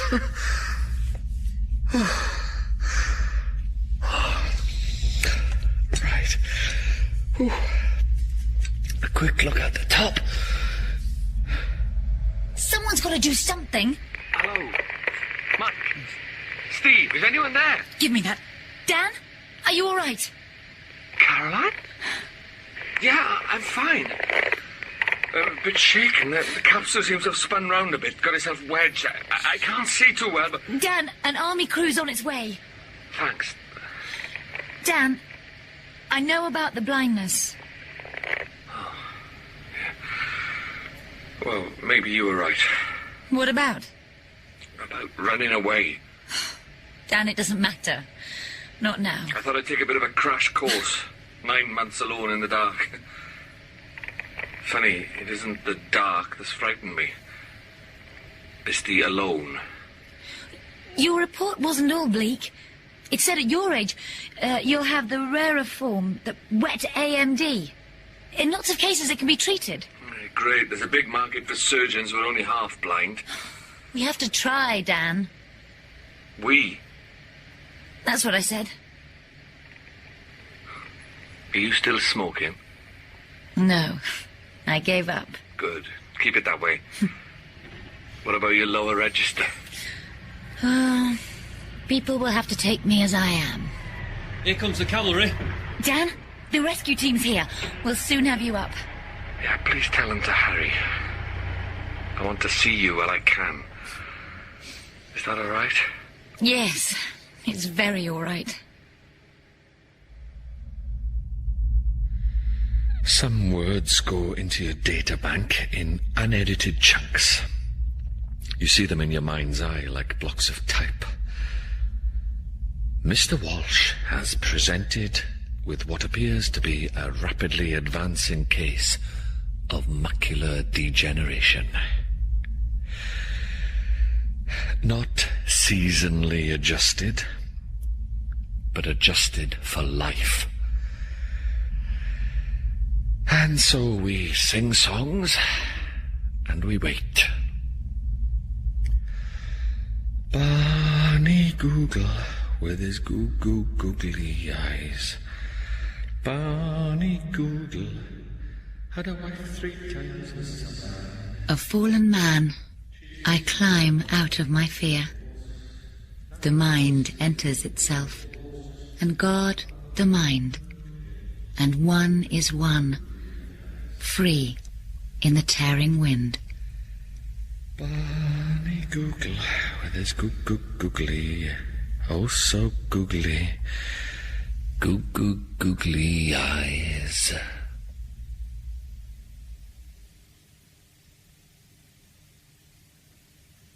In Darkness, Dan was played by Stephen Rodri, Caroline by Beth Chalmers, Mike by Simon Ludders, and Steve by Nathan Sussex.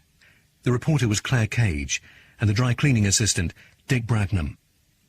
Darkness was written by DJ Britton, and directed, in Wales, by Kate McCall.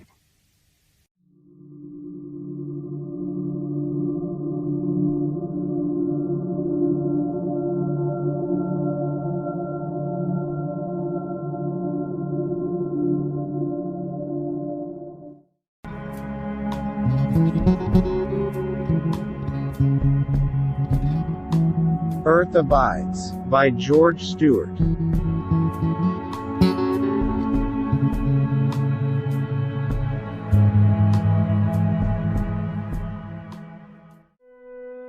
My name is Isherwood Williams. I was a student of ecology. I was in the Northern California wilderness gathering specimens of rock, plant, and animal life. I was alone, and had been for a month. Climbing up to a sharp ledge one day, I felt a sudden sharp pain in my extended right hand. I withdrew it under reflex and looked up, and there, a foot above my head, I saw him, a rattler, coiled, ready to strike again. Slowly, carefully, I lowered myself and began to suck the poison from the bite. I wrapped a handkerchief about my wrist, tourniquet style, and headed for my cabin. There, I broke open my snake bite outfit, cut a neat crisscross in my hand at the point of the wound, and applied the rubber suction pump. Then I lay down on my cot. I felt sick. Sick because of the poison. Sick because I was alone. I was weak. In a few moments, deep, warm blackness closed in about me. I don't know how long I was unconscious, but I was awakened by the door. Harry? Harry, look here. This one's still alive, I think. Hello. I'm glad you came. I'm sick. He's still alive, all right. Don't go near him. Come on, let's get out of here. No, wait. I'm sick. Come back. Why? Why did they leave me when they knew I was sick? What were they afraid of? I tried to stand. My knees were like sponge rubber. But finally, I was able to stumble to my chest of drawers. And then I saw the hammer, my rock hammer, resting on the top of the chest. And it suddenly became the most important thing in the world to me. If I can lift this hammer, I told myself, I will live. I wrapped my fingers about its handle, and I lifted it slowly, then let it down. I breathed a sigh of relief. I would live.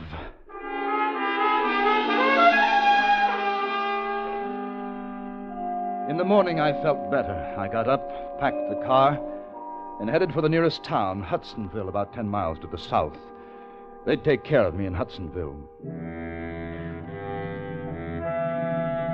Consider, if you will, the case of the rats that once inhabited Christmas Island, a small bit of tropical verdure some 200 miles south of Java. In 1903, a new disease sprang up. The rats proved universally susceptible and soon were dying by the thousands. In spite of great numbers, in spite of an abundant supply of food, in spite of a rapid breeding rate, the species is now extinct.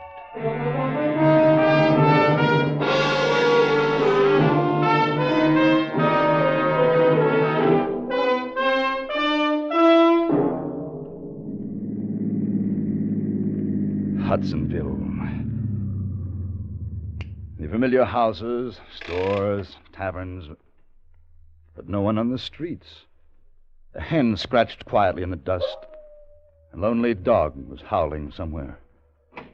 I got out of the car and walked into a little restaurant. The place was empty. Hey. Is anybody here? Hey! Silence. Deathly silence. On the counter, I saw a newspaper. Flipped it open. The headline... Crisis. Acute. I read the story, a dispatch from Washington. The federal government is herewith suspended as of the emergency. All officers, including those of the armed forces, will put themselves under the orders of any functioning local authority by order of the acting president.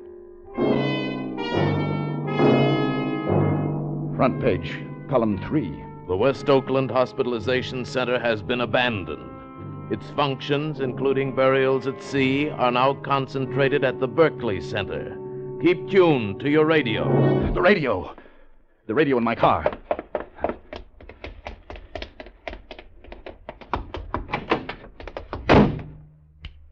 I turned the dial to the most powerful station in the vicinity. Static.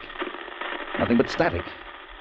Desperately, I twisted it from one end of the band to the other, praying for a human voice, a bar of music, anything. There wasn't a single radio station still in operation. The horn. Someone will hear the horn.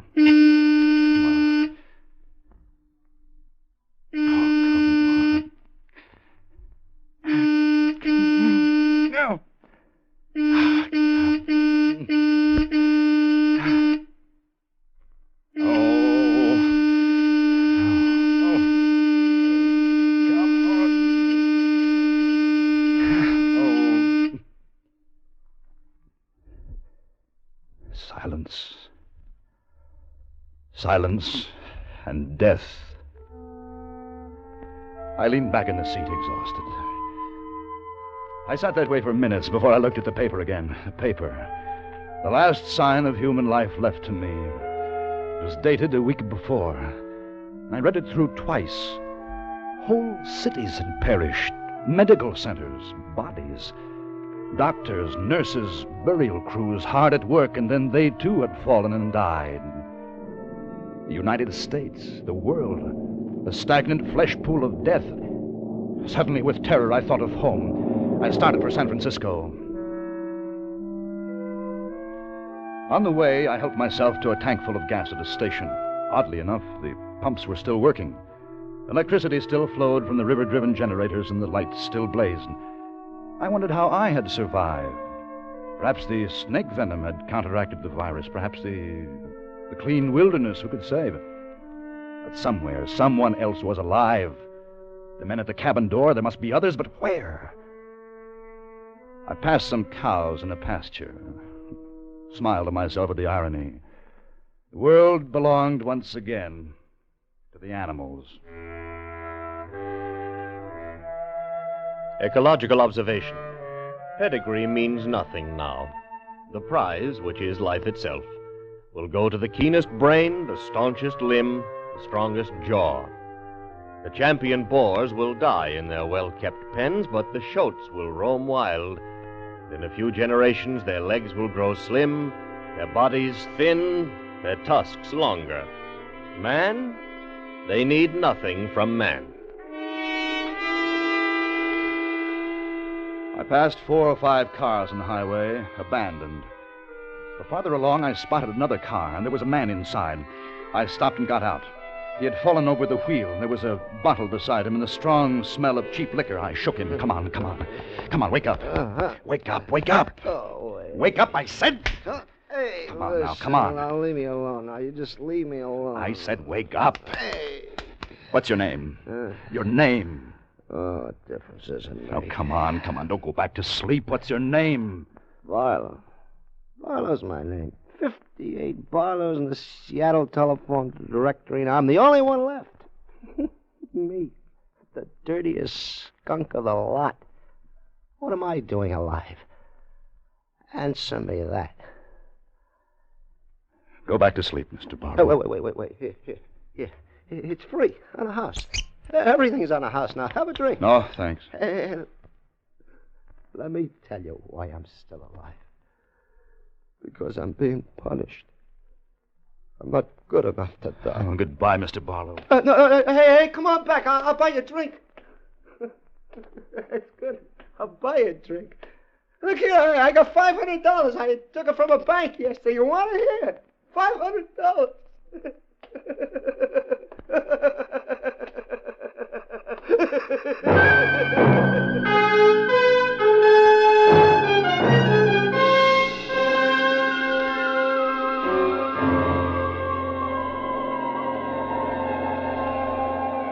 San Francisco. The mute, dead city of San Francisco. A naked forest of concrete with its empty streets, its ghosts of newspapers blowing across alleys. I crossed the Bay Bridge, stretched over the blank water. A single car, coupe, parked in an emergency recess, was its sole possessor now. The Bay Bridge. A final monument to the greatness that had been mankind.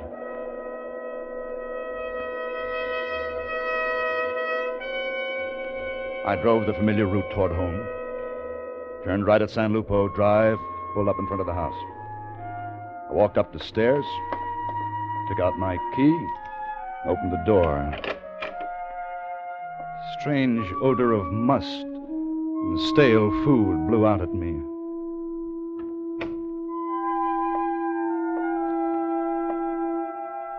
Mom? Dad? Mom!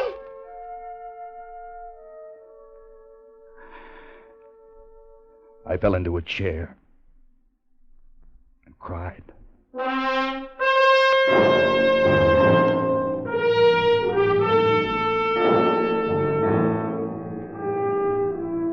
Observation. The desert and the wilderness began a long time ago. Men came only in the latter centuries. They camped at the springs and wore faint trails through the mesquite bushes. They laid rails, strung wire, paved long, straight roads. After a while, men were gone, leaving their small works behind them. In 1,000 years, at a conservative estimate, man will be a forgotten stone in the jungle.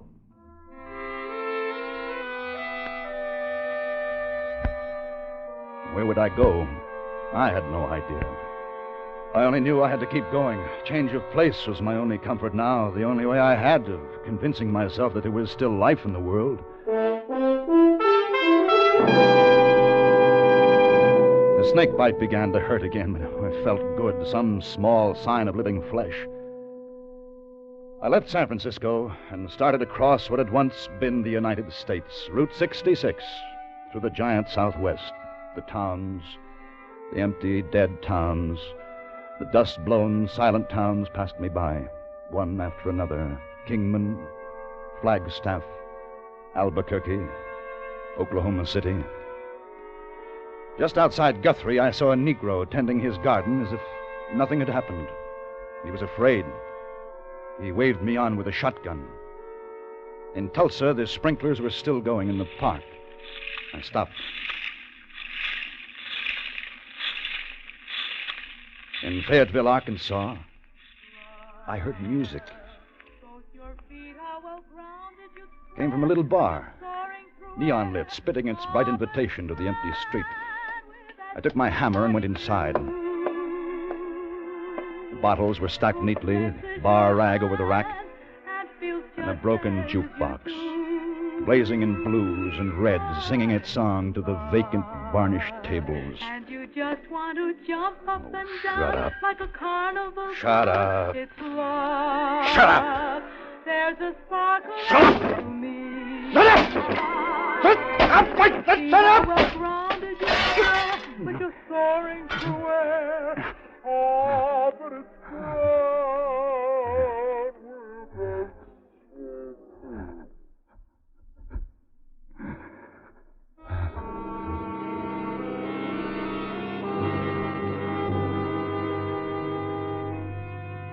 I slept in the best auto courts of the most luxurious hotels. I slept and ate from the leavings of 150 million people. All the wealth of America had been bequeathed to me. All its wealth and its death. 3 days later, I pulled up the Pulaski Skyway, crossed George Washington Bridge, came to Manhattan. The splendid, slow-decaying corpse of Fifth Avenue, the sable mink in the windows, the silly traffic lights changing color at naked intersections. Manhattan, soulless and dead. Stretched out between its rivers, the city will remain for a long time. Stone and brick, concrete and asphalt, glass. Time deals gently with them. A window pane loosens, vibrates, breaks in a gusty wind. Lightning strikes, loosens the tiles of a cornice. The shade trees on the avenues die in their shallow pockets. Bats fly from the 59th floor. City dies slowly. In the afternoon, I saw smoke from a chimney in the Bronx. I drove to the house, a small house, and knocked on the door. I heard footsteps. When the door opened, I saw a little, bald man with a broad smile, holding a handful of playing cards. Milt Carson.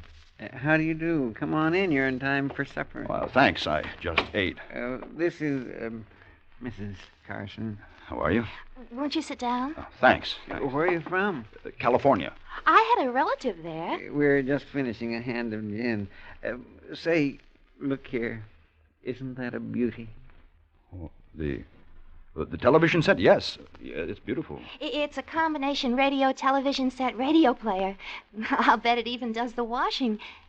It took us 2 days to get it up the steps from the radio store. I always wanted a set like that. Yes, but there's nothing on the air. Sir, always wanted a set like that. Jen, there you are. I owe you $10,000. Well, give it to me tomorrow. There's a busted window at the Chase National. All the money you want. I carry $50,000 with me all the time just to be on the safe side. Of course, you can't buy anything with it now, but sure feels nice to carry around. How about some salami? No, thanks. I just ate. Oh, yeah.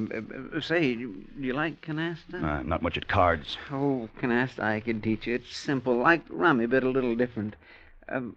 What I was wondering was, why don't you stay here? Got everything you'd want right here in the Bronx. Need a coat for the lady, break a window at I.J. Fox. You should see some of the diamonds I got Mrs. Carson at Tiffany's yesterday. Beauties. Hey, where are you going? I've got to get started. Well, where? There ain't no place to go. Lots of luck. Well, thanks, but I wish you could stay with us. No, thanks. Goodbye. Oh, the scavengers. How long would they last? Through the winter? And it was doubtful. There'd be no central heating. Even breaking furniture in the fireplace wouldn't keep them alive. They were like highly bred spaniels or Pekingese who walked the city streets at the end of their leashes. They would die with the city a season or two later of pneumonia or accident. The Negro in Oklahoma with his heart to the land, he would survive. Milt Carson and his new wife, they were waiting for death at the card table.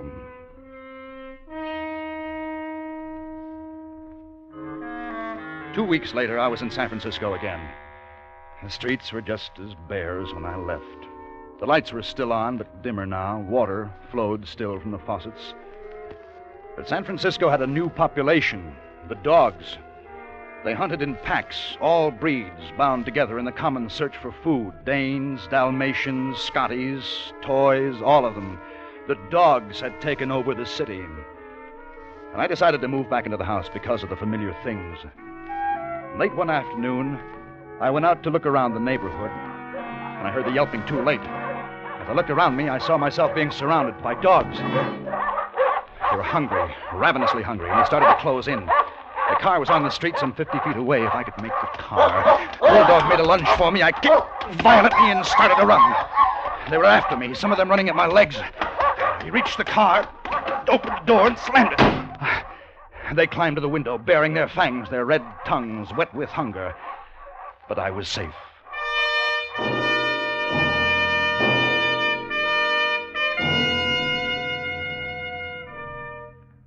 Then the night. And that night, the lights went out. The lights. The lights. Hey, the lights. What's happened to the lights? I looked out over the city. It was black. Black as death. The age of electricity was over. Finished.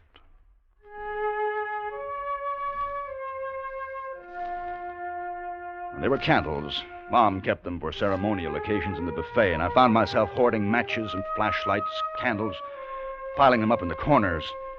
There was only night and day.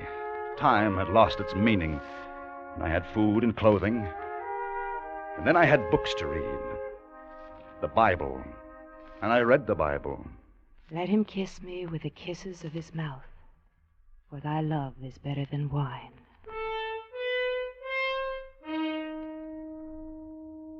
There was a faint but unmistakable light burning that night a mile away on Nob Hill. I got into the car and drove to the light. I parked the car. I reached for my hammer. In the window, a shadow moved. As I approached the door, a flashlight caught me in its glare. I stopped, dead still. I waited for someone to say, "Put your hands up," or "Who are you?" There was a breath of perfume. That's a nice car. I can pick up a better one on any street corner. Come on in. Thanks. How about some coffee? Sounds good. How come you didn't find me before this? I just saw the light tonight. I decided to investigate. I saw your light lots of times. Oh? You live down on San Lupo Drive. Well, why didn't you come in? Woman's pride. Man's supposed to come after the woman. Uh-huh. That was before. There are no rules now. No, but they're habits.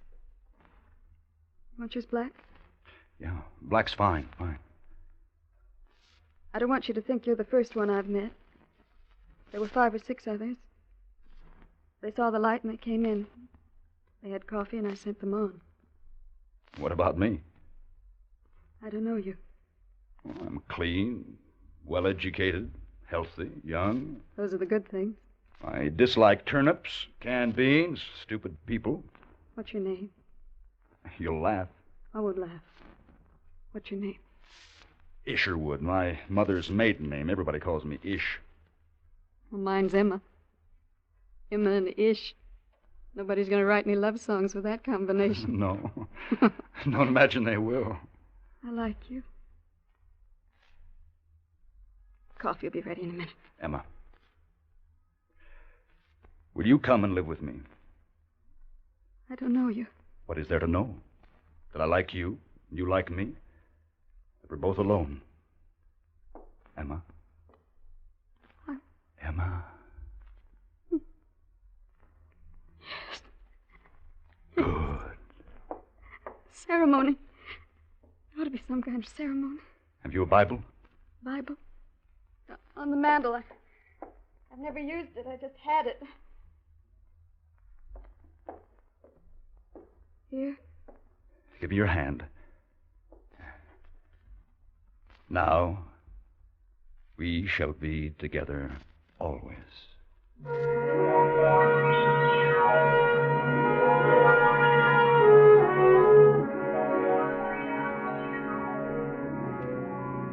Emma was warm and understanding, a good woman, a healthy woman. Soon there was a baby to be born. I had read some books, but I couldn't read enough. I stood by her during the night and tried to help. When the morning came, we had a son, the first born since the great disaster.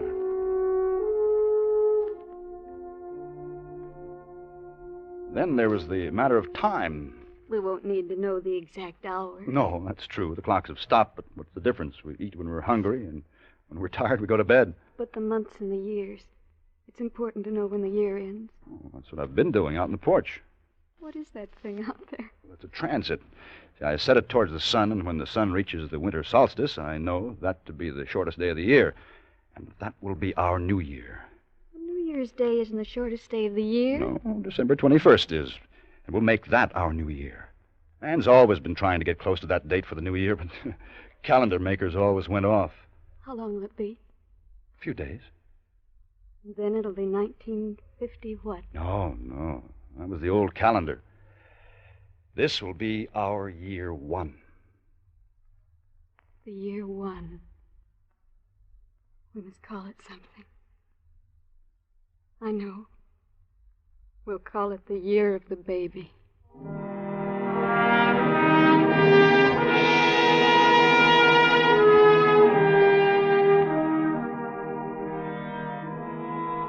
The new life began around the simple problems of Emma, myself, and the baby.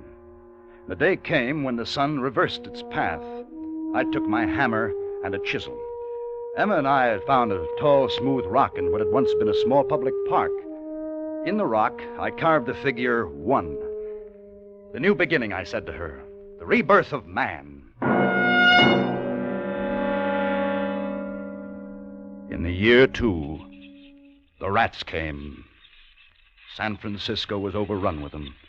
They had broken into most of the grocery stores, torn open the cartons, gorged themselves, and gave birth to more rats. They multiplied by the hundreds and then the thousands. Rats, the carriers of deadly bubonic plague. Come quick, they're getting in! Where? Here! It shoot through the door. Now, get me that kitchen chair. Hurry now, hurry. Here. They're going to the bedroom, toward the baby. Now, hold the chair against the opening. I'll nail it later. The baby! The baby! I rushed into the bedroom, taking my hammer with me. There were 2 of them, tremendous rats. I stationed myself at the crib. One came toward me, unafraid, for the fear of man had been bred out of them. And I flung the hammer at him. Ah! I missed. The rat leaped up into the crib. I threw a blanket over him and flung him to death on the floor. Then I picked up the hammer and threw it at the other one.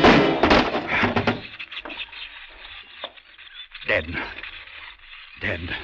But that was just 2 of them. Outside, I could hear hundreds squealing, their tiny feet scratching at the walls.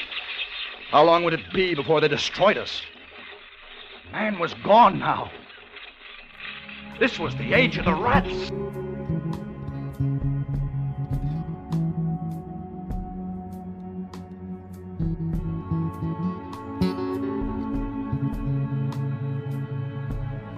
Year 1 passed. We call it the year of the baby. Year 2, we call the year of the rats. Now it was year 3. Em, the baby, and I were struggling for existence amid the fast decaying wealth of San Francisco. Oh! All right, now be careful. Careful, Em. Isn't it funny? It always makes me feel like I'm doing something wrong. What? Now breaking into the biggest food store on Market Street. It's not wrong, Em. There's no private property anymore. This city, this grocery store, it's all ours now. But Ish, look. Look at this place. Yeah, the rats left their mark here, all right. There's the answer to their death. They ate all the food they could get at, then they ate each other. Oh, Ish, how horrible. It's a familiar pattern, Em. A species grows, dominates the earth for a short time, then dies. Now, come on. We'll take a look at the bottles and the canned goods. Ish, look, the labels are gone. They're eaten off. Yeah, well, we'll just have to try to guess at the contents by the shape of the can. Well, the bottles are easy. Here, look. Bottles of real lemon juice. Fine. This should be corned beef. Look at it all. Tons of it. We could live on just this forever. No, Em. We can't be scavengers forever. That's why the rats died. Em, we've got to grow things. We've got to bring something new into the world. Well, come on. Let's get some of this stuff home.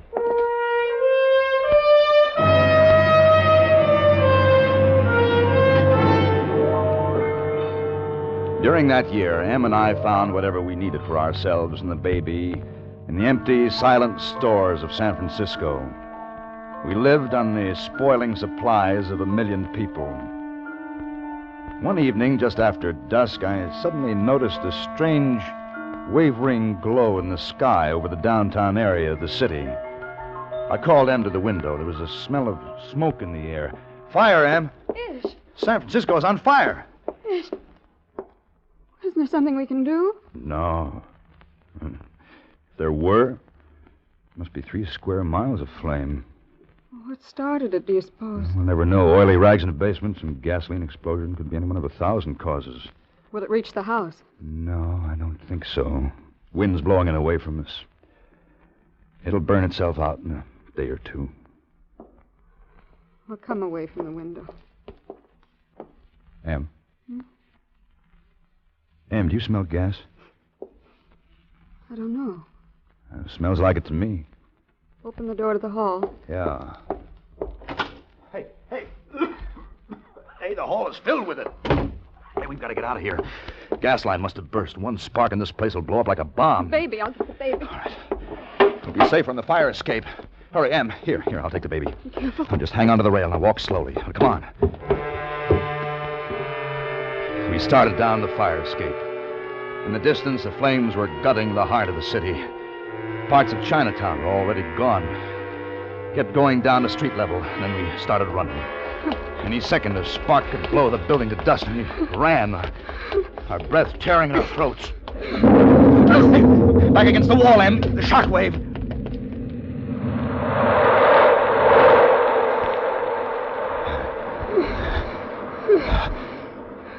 Em, you all right? Hold me close.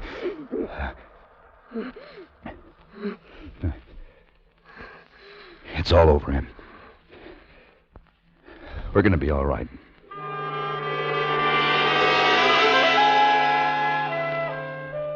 We moved to another section of town that had been spared by the fire. The days passed, the days and the weeks.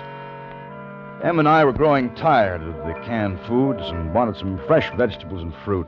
But we needed a car. One day, Em and I found a Jeep in a garage. In the storeroom, I found new tires to replace the rotted ones the Jeep had been standing on. Will it work? Well, after 2 years, hard to say. I'm no mechanic. All the cars to choose from, and we picked something like this. I always wanted a convertible. Maybe a Cadillac or a Packard. It's more useful and more durable. Besides, it's all we need. All right, Em. Let's try it. Step on the starter. Mm-hmm.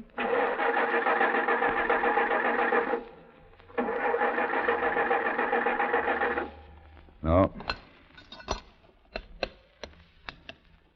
right, now try it. Oh, come on. Come on, start. Oh.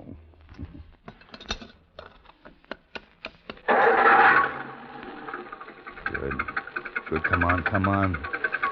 Good. Oh, come on. Ish, you did it.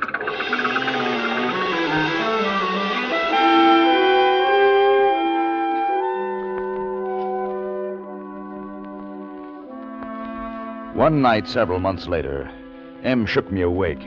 Ish. Huh? Ish, wake up. Hmm? There's something outside moving around. What? Right by the window. Give me the hammer. Be careful, Ish. I'll be all right. I'll come with you. No, stay here. I'll be right back.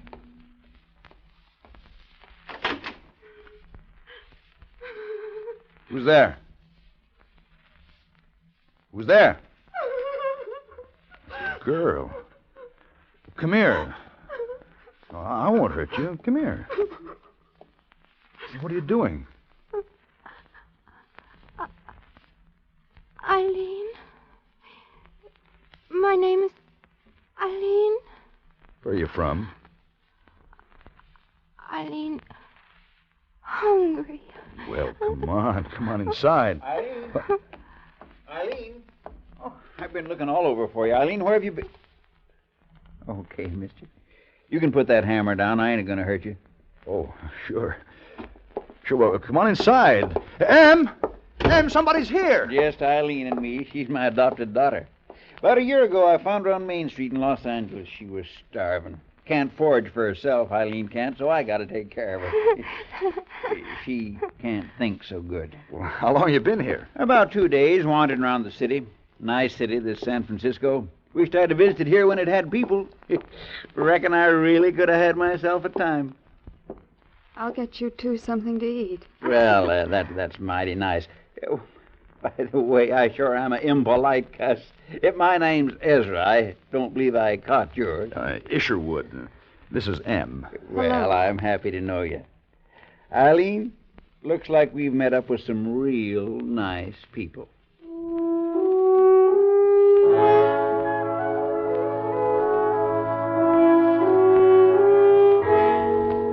Ezra and his new daughter Eileen stayed with us, made their home in the house next door. Now the year 3 has passed. We called it the Year of Ezra.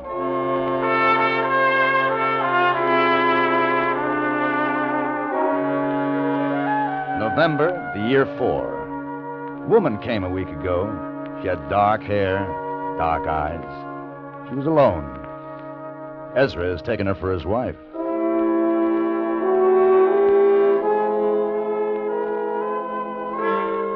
June 9th, the year 5, our second son was born this day.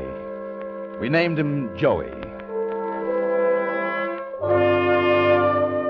April, the year 6, 2 men and a woman have come. George says he's a carpenter. Harry worked in the bank. Well, he'll have to learn a trade. The woman is called Mabel.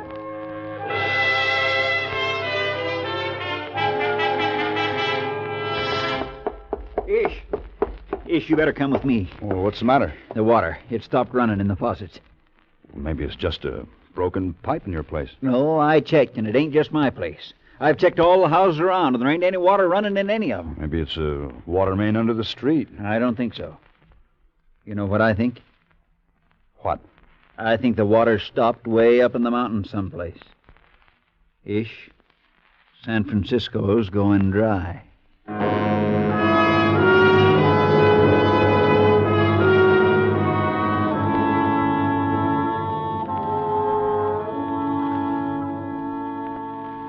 In 2 weeks, not a drop of rain. Ezra, we can't go on boiling the water forever. If we're going to live, we've got to get out of here. Yeah, but there's still all them canned goods. That's what's wrong, Ezra. We've been living off the old instead of building something new. Look, we've got to forget that water ran out of faucets and vegetables come in cans. We've got to start growing things ourselves. We will when the time comes, I reckon. You better come quick. What is it, Em? Eileen, What's the matter with her? she must have been drinking polluted water. Typhoid.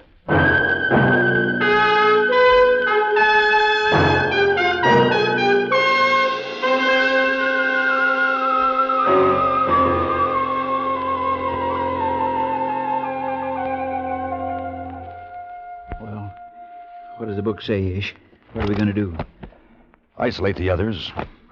Mabel can nurse Eileen. What do we do for her? What's the treatment? Well, you can't shorten the disease, it says. All you can do is help make it less severe. Now, don't worry, Ezra. We'll do our best.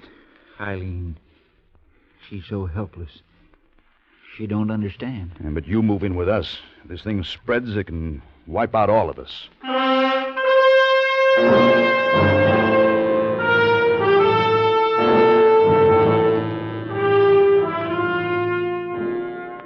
Ish, another case. Who is it? George. Move him in with Eileen. Get another bed in there. You won't have to. What do you mean? Eileen's dead.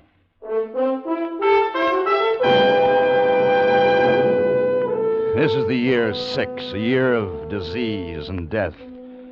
I went to the drugstores, walking the misty, dark streets of the city, armed with my medical text, my hammer.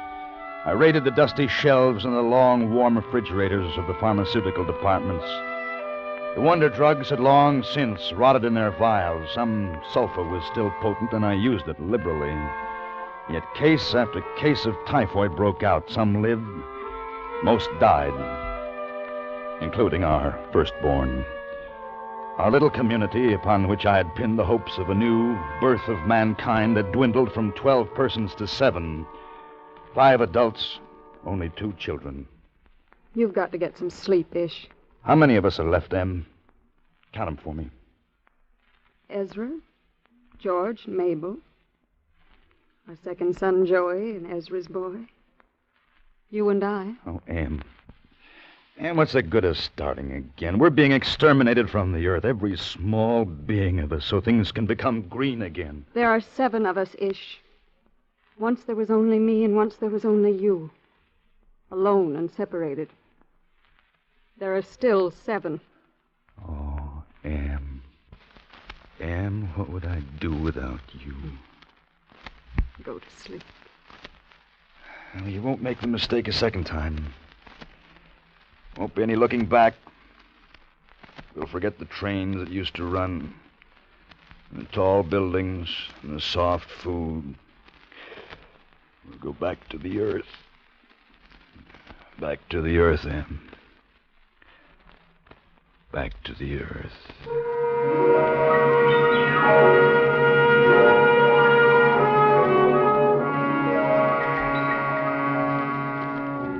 We left San Francisco, we few survivors. We packed only the essentials, the machines, the conveniences. We left to the sun and the wind. From this time on, we'd work in the soil. The decay of the old times was behind us now. We went south and east until we came to a watered land, green, with growing things. This would be our Eden. Here, without the memories of a dead people about us, we would begin mankind again.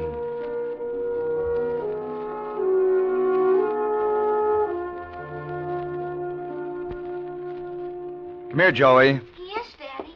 Joey, here, sit down here next to me. I want to ask you some questions. Sure. Now, first of all, what year is this? Oh, that's an easy question. The year 15. Joey, did you do your reading today? Sure. You like to read. Yeah. Joey, there's something I want to tell you. You know, there were once a lot of people like us on Earth. Millions. You know that, don't you? Yeah, I read about them. They could fly. That's right. Well, someday there'll be millions of people again. And they'll fly again, years and years from now. But after I'm gone, there won't be anybody to show them the way. That's why I'm depending on you. What am I supposed to do? Learn, read, study. You're going to lead them someday, Joey, after I'm gone.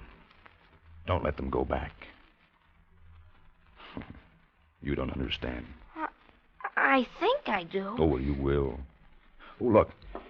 I want to show you what I made this morning. What is it? It's called a bow. The guns won't be good much longer. The powder will get rotten. Guns will get rusty. You can hunt with this, kill animals for food. Here, look here, see? I carved it out of willow. Then I strung strips of calf hide from one end of the bow to the other. And now watch this. See here, this is the arrow. That's fun. Let me try. All right, here. Like this? That's right. Now pull back. Hard. No. Hard. There. Now, let go. Boy, that's swell. Can I take it outside and play with it? Sure, but be careful with it. Hey, Billy, look what I got. Hey, Billy! It took thousands of years for man to pass from the spear to the bow and arrow. I've just done it in 5 minutes.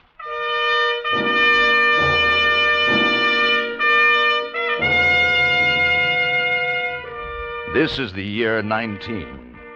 I have gray hair.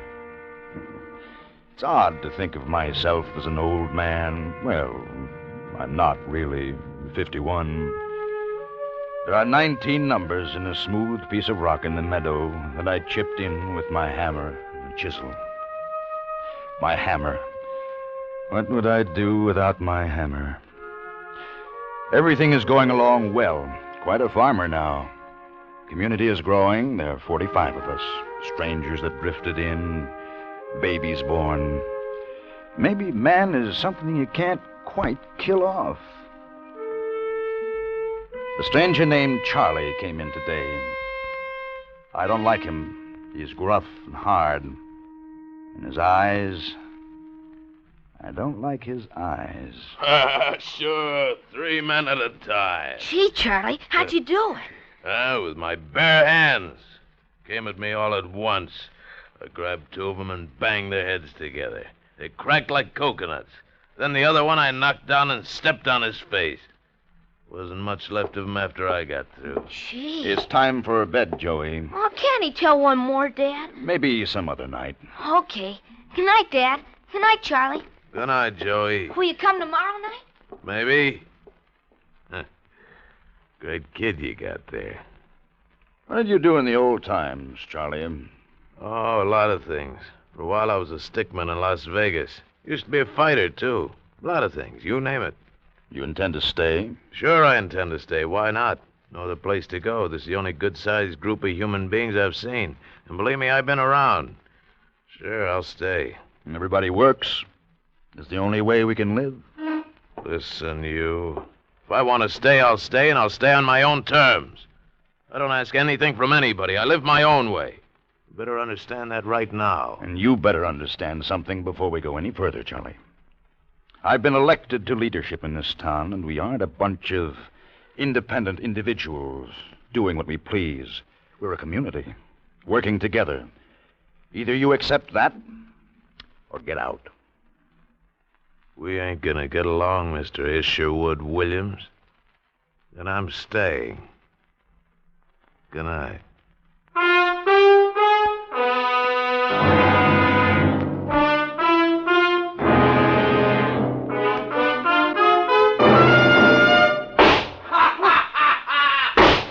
Gunshot! Ish, what is it? I don't know. Don't go out there, Ish. Ish, he's roaring drunk. Where is he? Right outside. Yeah. What's the matter? Are you afraid? Come on out. Ish. Ish, don't go.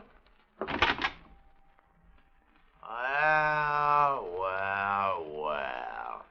The great Isherwood. Howdy, Isherwood. Put down that gun, you crazy fool. Let go. Down. Let go me, you. Ish, are you all right? Never mind me. Get that gun away from him. Get George. Yeah. Where's George? Bring George. Let's see George take this gun away from me. Hey, George, come on and try to take this thing away from me. Hey, what's going on here? Charlie,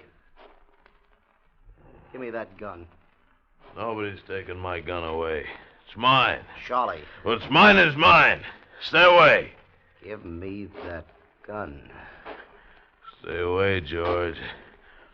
Stay away.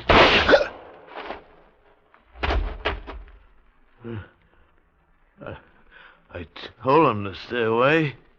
George. George! He's dead. All right, you. You've done enough damage with that thing. Hand it over.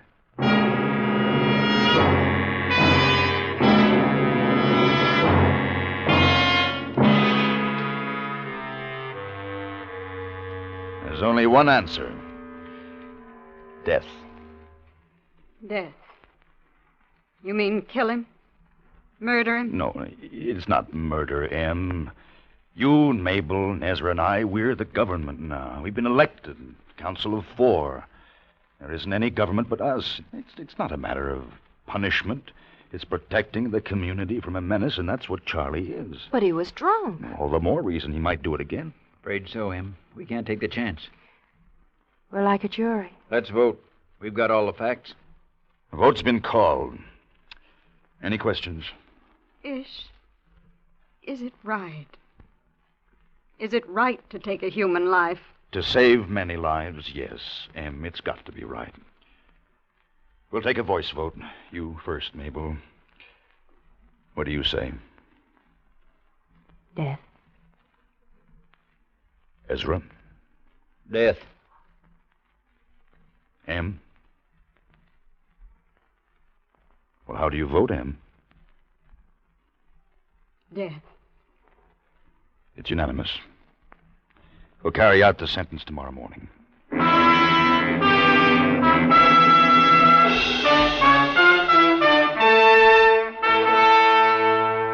Council of 4 had made its decision. This was not killing in passion or rage or hatred. This was the deliberate and sane elimination of an enemy. Early in the morning, we tied Charlie to an oak tree. Ezra took Charlie's revolver. Charlie stared at him with childish disbelief. He gasped, slumped into his ropes, his mouth red with blood, his eyes swollen in death. The power of the new state was born.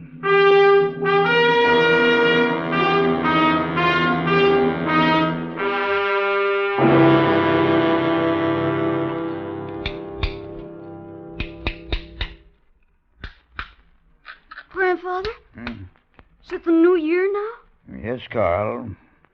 New Year. Here, carry my hammer for me. No. It won't hurt you. My hammer. Here. No, I don't want it. Why not? It's magic. Magic? My hammer? Aunt Phyllis says your hammer's magic. She says you're magic. Carl, it's just a plain, ordinary hammer. No. Carl, don't be afraid. No, it's magic. You're magic. Dad. Hello, Joey. Carl, go and play. Sure, Dad. Goodbye, Grandfather. Joey, what's the matter with them? They say I'm magic. My hammer is magic. You're a legend, Dad. You're the only one left out of them all. Ezra, George, Mabel, Mother M. All gone now. Only you. The hammer's a symbol. Symbol of leadership. Yes, that's the way things happen.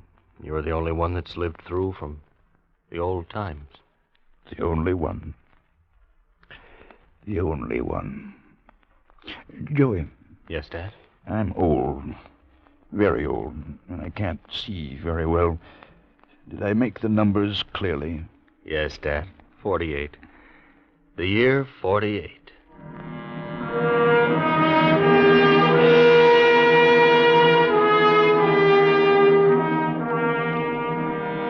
It's all begun again. Life.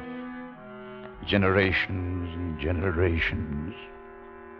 Oh, Em. If you could have lived to see your faith come true.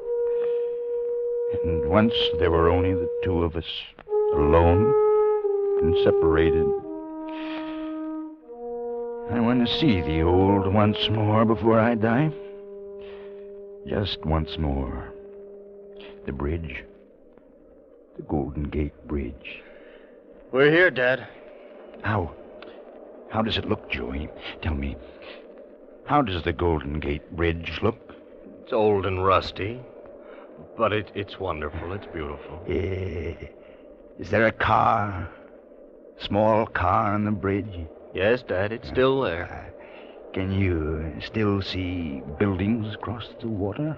Only a few, Dad. It's mostly overgrown. But the hills behind the city are beautiful today. Good. Joey, here. Here's the hammer. Yes, Dad. You're the new leader now. The hammer has always been the symbol. Pass it on to the best of them. And, Joey, don't let them make a god of you. Let knowledge be the watchword. Oh, you understand, Joey? I understand, Dad. Know the earth, Joey. Know the earth.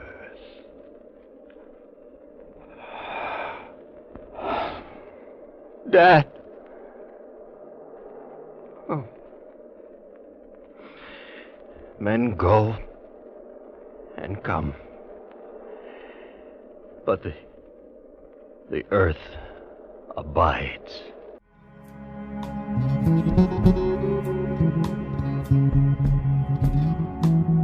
John Daner was starred as Ish with Peggy Weber as M. Featured in the cast were Michael Ann Barrett, Harley Bear, Jeffrey Silver, Paul Frees, Lou Krugman, and Larry Dobkin.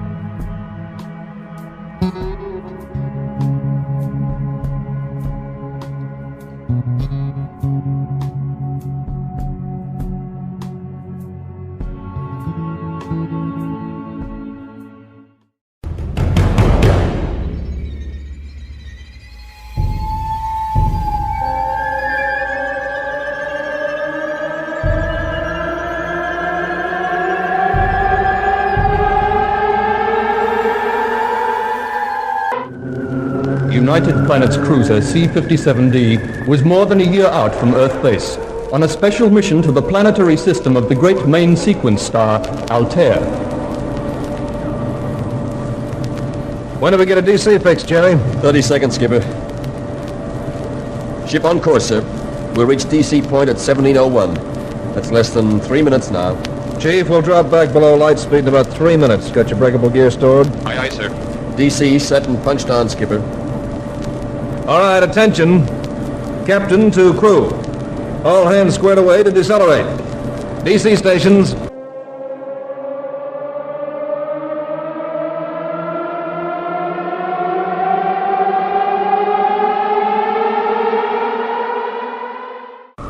All right. We're down to point 3896 of light speed. Skipper, there's Altair coming up on the screen, right on the nose. Okay, Jerry, punch out an orbit on the 4th planet. Aye, aye, Skipper.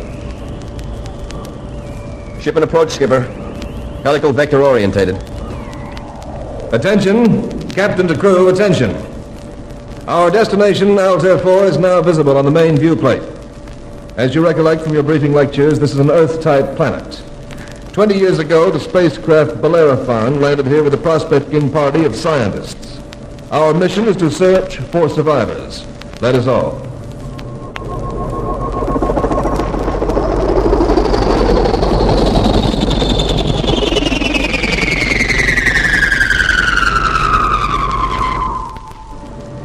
Well, Doc, there it is. The Lord certainly made some beautiful worlds.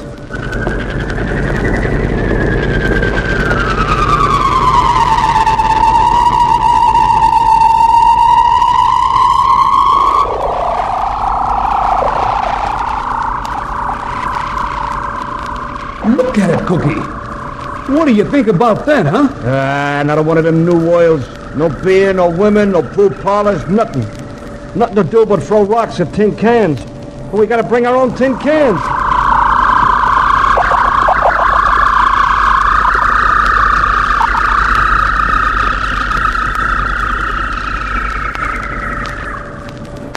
Attention, captain to crew. We are now entering the atmosphere of Altair 4. No survival suits will be required upon landing. Oxygen content 4.7 richer than Earth standard. Gravity only 0.897. Adjust your equipment accordingly, that's all. All hands, check equipment. Jerry, you make out anything down there? Well, maybe missing some individual structures, but as far as I can see, there are no cities, ports, roads, bridges, dams. There's just no sign of civilization at all. Sir, we're being radar scanned. There? Let me see that. There it is on the electronic equipment. Yeah, can you zero on it? No, sir, but it seems to emanate from an area about 20 miles square. Bosun, pass the alert. Aye, aye, sir. Combat stations, blaster men, activate your scopes. Radio contact, sir. There's a voice here. Human? Yes, sir. Sounds like it. Boost it on the speaker. Spaceship, identify yourself. You are being tracked. Cut me in, Quinn. Yes, sir. United Planets Cruiser C-57D, J.J. Adams commanding. Who are you? Mobius of the Bellerophon. Who? Edward Mobius. Jerry? Yep, here it is. His name's on the passenger list. Mobius E, Ph.D., Lit.D., expedition philologist. What do you wish here, cruiser? We're your relief, sir. We're very glad to find you alive. Dr. Mobius, are you there? Naturally, I appreciate your concern, but absolutely no assistance of any kind is required. Oh, the red carpet treatment, huh? Dr. Mobius, my orders are to survey the situation on Altair 4. Let me repeat, I'm in no sort of difficulty here. Your best procedure will be to turn back at once, without landing. Sorry, sir, but those aren't my orders. Commander, if you set down on this planet, I warn you that I cannot be answerable for the safety of either your ship or your crew. Dr. Mobius, I require landing coordinates. I'll be obliged if you'll supply me with them. Very well, and I wash my hands of all responsibility. You have standard charts? Yes, sir. You may come in at 83, 17 for north, 148, 21 west. Thank you. Got that, Jerry? It's right back there, in the desert. Commander, I strongly urge you to reconsider. Quinn, cut him off. Please permit me to recommend... Yeah, there's something funny going on down there, Skipper. Well, we'll soon know what it is. Okay, Jerry. I'll take her in. All clear, sir. No sign of any living being. Thank you, Bosun. Look at the color of that sky. That's fantastic greenish yellow. Fantastic, Doc, but I'll still take blue. Oh, I don't know. The sky, the desert, the mountains. I think a man could get used to this and grow to love it. You better check your command mic, Skipper. Yeah, good idea. Chief. Sir? You're in command now, Quinn, back there in the ship. You keep right at those instruments while we look around. Aye, sir. Hey, what's this dust coming? Dust? A column of dust sweeping towards us over the desert. Oh, it must be a vehicle of some sort. It looks like we're being met. Bosun, alert your men. Aye, aye, sir. The speed he's traveling.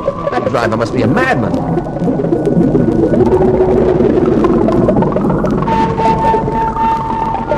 What driver? You're right.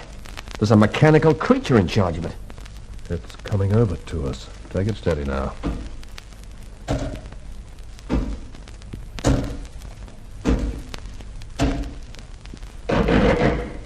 Welcome to Altair 4, gentlemen. It talks. I am to transport you to the residence. If you do not speak English, I am at your disposal with 187 other languages, along with their various dialects and subtongues. No, colloquial English will do fine, thank you. This is no offense, but you are a robot, aren't you? That is correct, sir.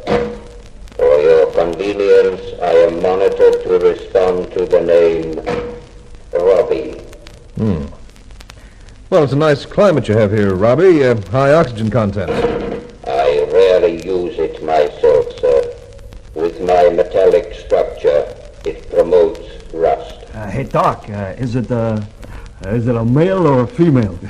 Cookie, I really couldn't say. In my case, sir, the question is totally without meaning. Will you get in the vehicle, gentlemen? Doc, Jerry, come along with me. Right. Quinn, trace this vehicle. If I blink red back to you, I'll bring the tractor in a hurry, sir. Right. Here you are, Skipper. Just room for you. Passengers will please fasten their seat belts. Looks after us like a mother.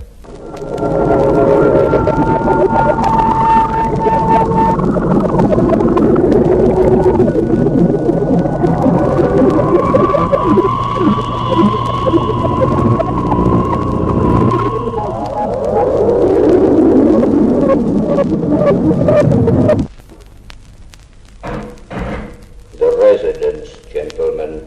If you will go in, you are expected. A garden blooming in the midst of a desert, if you like. Have you ever seen a more gracious and attractive home? Exotic flowers, shady trees, pools of clear water. And there in the doorway, if I'm not mistaken, our unwilling host. I am Morbius. I'm Commander Adams. This is Lieutenant Farman, my executive. Lieutenant Ostro, our ship's doctor. How ironic that a simple scholar with no ambition beyond a modest measure of seclusion should, out of a clear sky, find himself besieged by an army of fellow creatures, all grimly determined to be of some service to him. I'm sorry, sir, if we're not welcome, but we do have our orders. Of course. And you must stay for lunch, gentlemen. Do forgive the ill manners of an old recluse, if you can. Well, gentlemen, won't you come in? Well, whatever that lunch was, it was certainly delicious. Simply some of Robbie's synthetics. He's your cook, too, huh? He even manufactures the raw materials. Now, come around here, Robbie. I'll show you how he works.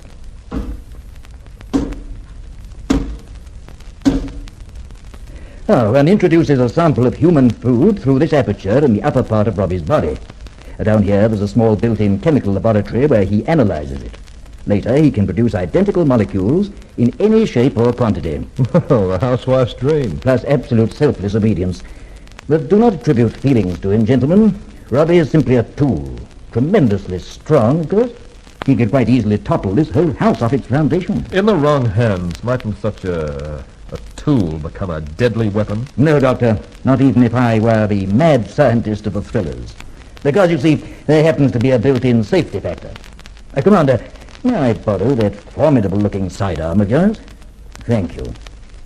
Now, Robbie, point this thing at that fruit tree out there on the terrace. Fire! The tree is disintegrated entirely. You understand this mechanism, Robbie? Yes, simple blaster. All right. Now turn around here.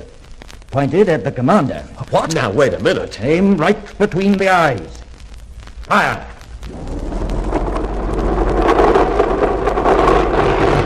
You see, he's helpless. His whole electronic being is in a most distressing turmoil. He's locked in a sub-electronic dilemma between my direct orders and his basic inhibitions against harming rational beings. Order cancelled. If I were to allow that distress to continue, he would blow every circuit in his body. Dr. Morbius, how did you come by such a mechanism? Oh, I didn't come by him, Doctor. I just tinkered him together during my first 2 months here. What? You mean you made it? A useful enough toy, Lieutenant. But nowadays I have no time for such things. Dr. Morbius, you're a philologist, an expert in words and languages, their origins and meanings. Yet this robot of yours is beyond the combined resources of all Earth's physical science. My dear Commander, I think you overestimate both Robbie and myself. Gentlemen, let me now show you another bit of parlor magic. If I wave my hand over this beamer... Hey, we're trapped. Steel shutters over all the doors and windows. Oh, forgive me, gentlemen, I did not mean to alarm you. I had Robbie install those steel shutters before I realized how altogether safe I am here. I just have to pass my hand over the beamer again, and they return to their original positions out of sight. Oh, that's better. Well, gentlemen, this has been very pleasant. You've seen how very comfortable I am here. No hardships, no special difficulties, and no need at all for military assistance. I dare say you've become impatient to get back to base. Yes, sir. The moment we've interviewed the other members of the Bellerophon party. The others? But there are no others, Commander. The what? Before the first year was out, they'd all, every man and woman, succumbed to a sort of planetary force here. Some dark, terrible, incomprehensible force. Only my wife and myself were immune. And how do you account for your immunity, Dr. Morbius? Well, my wife and I differed from the others in our special love of this new world, in our boundless longing to make a home here, far from the scurry and the strife of mankind.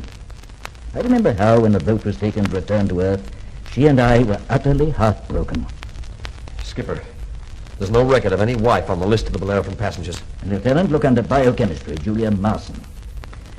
She and I were married to the skipper on the voyage out here. I thought Robbie had managed some very charming feminine touches. I take it Mrs. Morbius isn't at home today. My dear wife died a few months after the others.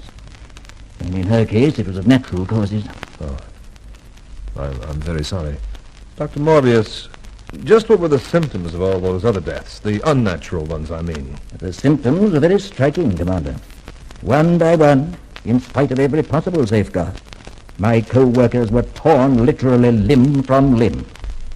By what? By some devilish thing that never once showed itself. And the Bellerophon? Vaporized, as the 3 remaining survivors tried to take her off. And yet in all these 19 years, you personally have never again been bothered by this planetary force? Only in nightmares of those times. Yet always in my mind, I seem to feel the creature is lurking somewhere close at hand. Sly and irresistible, only waiting to be re-invoked for murder. Father? Halter! Halter, I specifically asked you not to join us for lunch. Oh, but Father, lunch is over. I'm sure you never said a word about not coming in for coffee. Well, did you or did you not? A girl? Oh, brother, is she terrific. Take it easy now, Farman. Gentlemen, this is my daughter, Commander Adams, Dr. Ostro. How do you do? Lieutenant Farman. Oh, how do you do? How do you do? Oh, I've always so terribly wanted to meet a young man, and now 3 of them at once. That's very kind of you. You're lovely, Doctor. Of course, the other 2 are unbelievable. Well, that puts me in my place.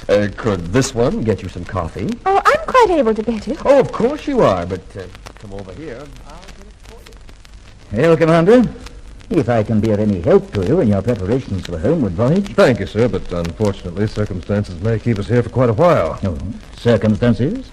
My orders don't quite seem to cover the Bellerophon fatalities. I'm forced now to contact base for new instructions. But, Commander, suppose these new instructions require my return to Earth for questioning. 2 years or more away from my work here? No, Tell me just what is involved in your making contact with Earth base. Well, fundamentally, it's a question of crude power, how to short-circuit the continuum on a 5 or 6 parsec level. Of course, a transmitter of that sort isn't exactly standard equipment. No. To build one, we'd have to make use of about 2/3 of the ship's electronic gear, then unship the main drive to juice it. Just to construct a bunker to house the core would take us about 10 days. Disabled here for 10 days and 10 nights? Tell me, would 2-inch lead shielding do just as well? Sure, it'd be fine. If we happen to be carrying about 100 square yards of the stuff. I'll have Robbie run some off for you. We'll have it not later than noon tomorrow. Well, it's very obliging of you, sir. Obliging? Look out there, Commander. The graves of the Bellerophon party. I dug those graves with my own hands. Believe me, I have no wish to repeat that experience.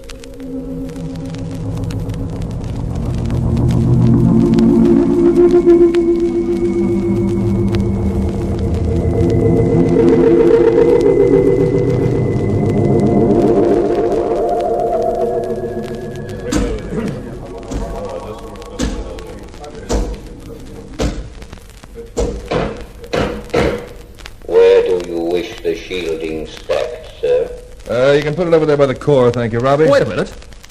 That's solid lead he's carrying. Common lead would have crushed the vehicle, sir. This is my morning's run of isotope 217. The whole thing hardly comes to 10 tons. Pardon me, sir. Oh, hello, Alter. Hello, Lieutenant. Does your father know you're out here? He did tell me not to go near the ship, but this isn't very near, is it? You'd be farther away still if we took a walk. Well, Robbie might come back. Oh, he's occupied over there. Cookie's following him around like a shadow. Now, come on, a walk's just what you need on a morning like this. Hey, Robbie. Can I be of service, sir? Never mind about the sir. Come over here where the skipper can't see us.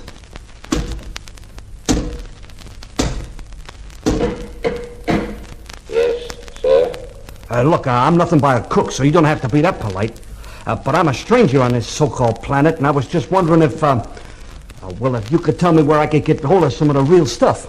Real stuff? Just for cooking purposes, you understand. I take a big pride in my duties. Pardon me, sir. Stuff? Oh, just about one jolt left in this bottle. Now, this is it. Genuine Asian rocket bourbon. Hey, wait a minute. Hey, I didn't say you could drink it. Why, you low-living contraption, I ought to take a can opener to you. Quiet, please. I am analyzing. Yes. Relatively simple alcoholic molecules with traces of fuselage. Would 60 gallons be sufficient? Gallons? Hey, Robbie, I've been from here to there in this galaxy, and I just want you to know, you're the most understanding soul I ever met up with. Tomorrow night, sir, it will be ready. Now, if you will pardon me, Miss Alter will be waiting. It's nothing personal, Alter. Just a kiss. Oh, but Lieutenant, why should people want to kiss each other? Oh, well, it's an old custom. All the really high civilizations go in for it. Oh, but it's so silly. Well, it's good for you, though. It stimulates the whole system. As a matter of fact, you can't be in tip-top health without it. Oh, I didn't know that. I'd only be too happy to show you. Oh, well, thank you very much, Lieutenant. Oh, it's no trouble at all. Is that all there is to it, this kissing? Well, you've sort of got to stick with it. Oh. Oh, could we try just once more? Do you mind? Oh, not at all. I don't know, Lieutenant. There must be something seriously the matter with me because, well, honestly, I haven't noticed the least bit of stimulation. Honey, let's do this thing right. This time, let's really give it the works, huh? All right, honey, now just let yourself go and... Lieutenant Farmer! Don't say another word, sir. I know there are a lot of pressing duties waiting for me back at the ship. You're right, Lieutenant. And rank does have its little privileges, doesn't it, sir? You can depend on it, Lieutenant, that those privileges won't be stretched into taking your kind of advantages. What I... Dismissed. Yes, sir. Well, what's the matter? Why did you both act so funny? Well, don't you understand, Al, that... No? Well, look at yourself. You can't run around like that in front of men. It was bad enough anyway, a girl like you, after a year in a spaceship, but when you're wearing nothing but that play suit, particularly in front of a space wolf like Farman, well, for Pete's sake, go home and put on something that's... Well, put on anything. What's wrong with my clothes? I designed them myself. Oh, don't you like the way I look? Stop looking at me that way. Alta, get out of here before I have you run out of the area under guard. Then I'll have to put more guards on the guards. Now get out of here, Alta.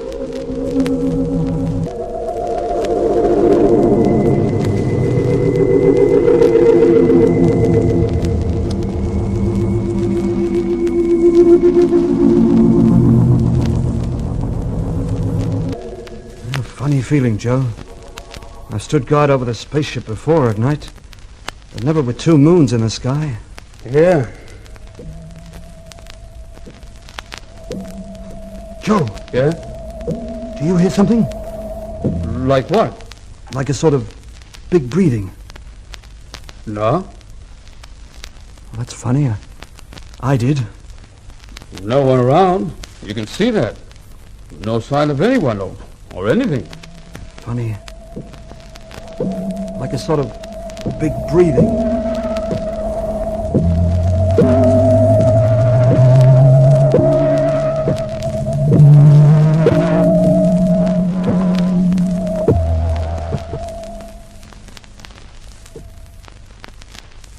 All right, both guards claim to have been at their posts in the way. Get the ship was entered. The heavy-duty hatch was raised and the latch back. Equipment was sabotaged. All this without anybody seeing or hearing anything. Same story from everyone, Skipper. Quinn, I don't care how you do it, but this gear has got to be patched up. Otherwise, we'll never get the transmitter working to contact Earth base. And we'll never be able to take the ship home again when the time comes. Yeah. No one actually saw or heard anyone last night. Strong says... Yeah, I know. He thinks he heard something like a big breathing.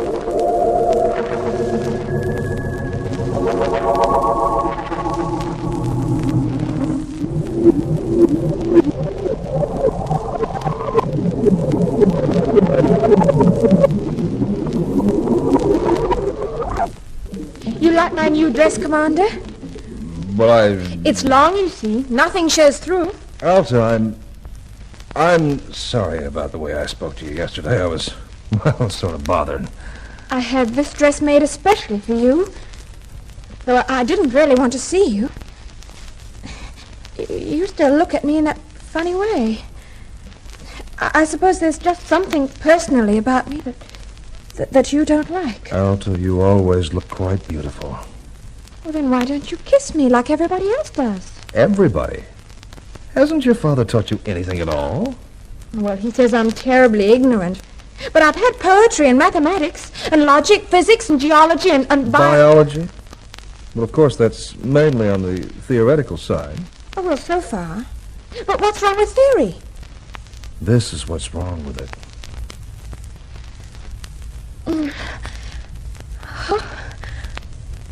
That wasn't at all as I felt after the lieutenant kissed me.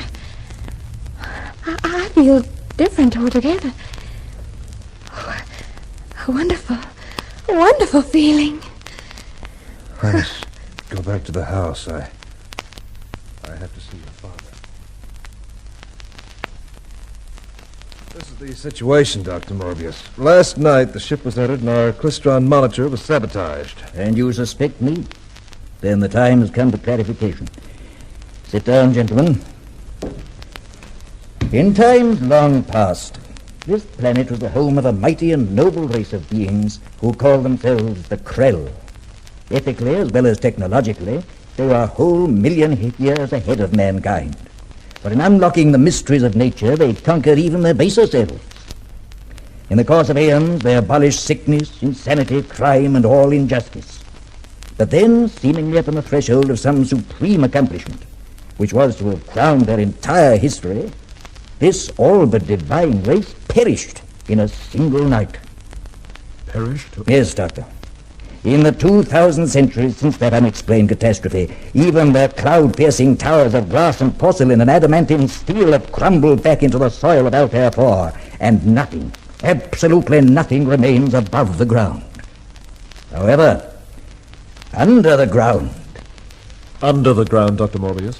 Behind this room there is a tunnel.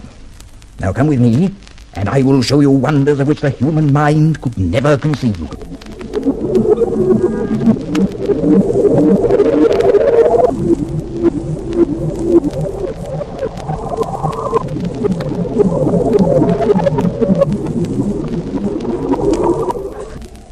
Well, gentlemen, already you've seen a certain amount.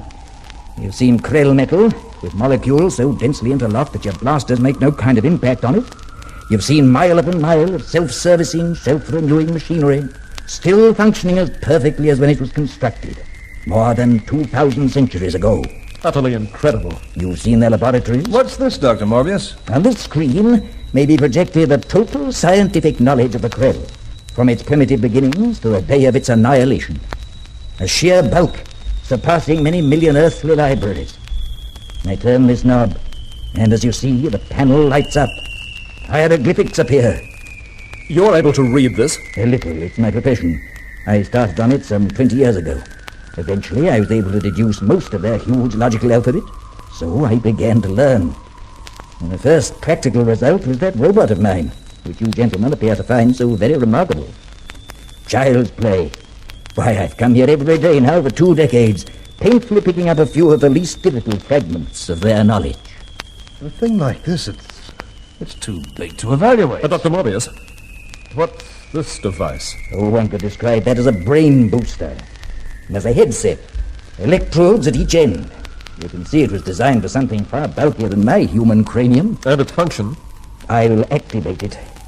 Now, watch closely.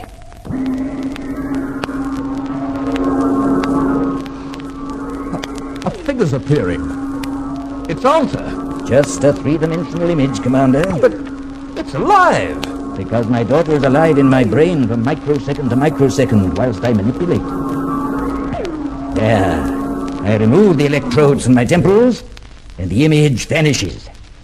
It's something of a strain. Here, let me try. I put the headset on, I pull this switch. Now, is that right? Stop. But I want to... Commander, you'll never survive.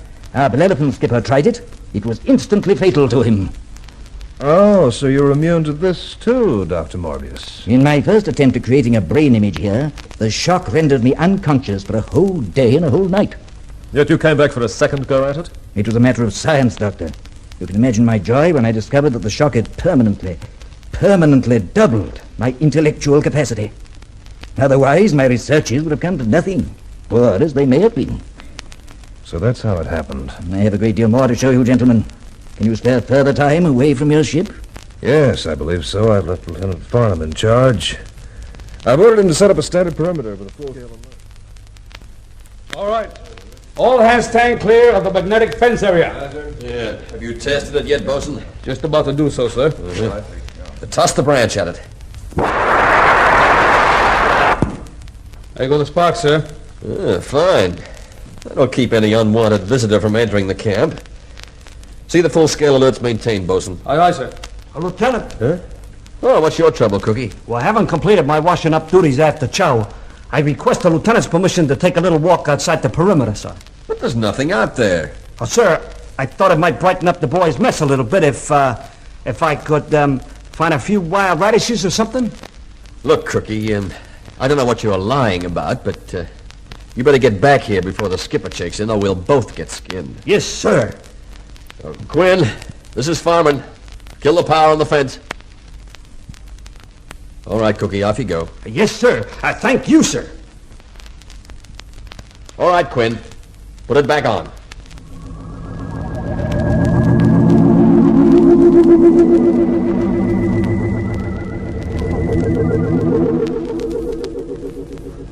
Robbie, I ain't never gonna forget this. Bottled stacks of them. 480 pints, sir, as you requested. Total 60 gallons. Oh, I gotta try it. Wait a minute, Robbie. Genuine Kansas City bourbon.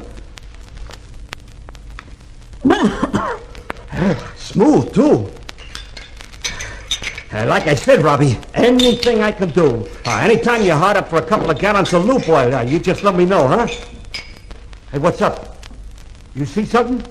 Somebody coming this way? No, sir. Nothing coming this way. Hey, Lieutenant! Lieutenant, the place is shooting! Lieutenant! Shooting? But there's no one coming through. Shall I have the current shut down, sir? No. No, it's stopped now. Strange, that. Just shorting out. Yes, sir. Yeah. Well, check over the whole system first thing in the morning, boss. Aye, sir.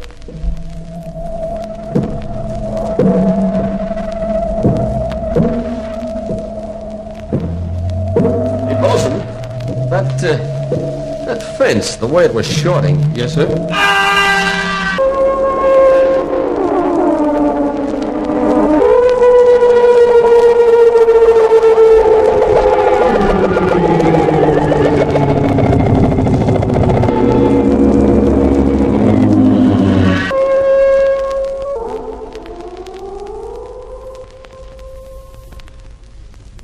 Commander, you're too arbitrary. Perhaps I do not choose to be dictated to in my own world. But Dr. Morbius, a scientific find of this magnitude has got to be taken under United Planet supervision. No one man can be allowed to monopolize it. The past 2 hours I've been expecting you to make exactly such an asinine statement. Asinine? Just one moment, Commander. For close on 20 years now, I've been constantly, and I hope dispassionately, considering this very problem.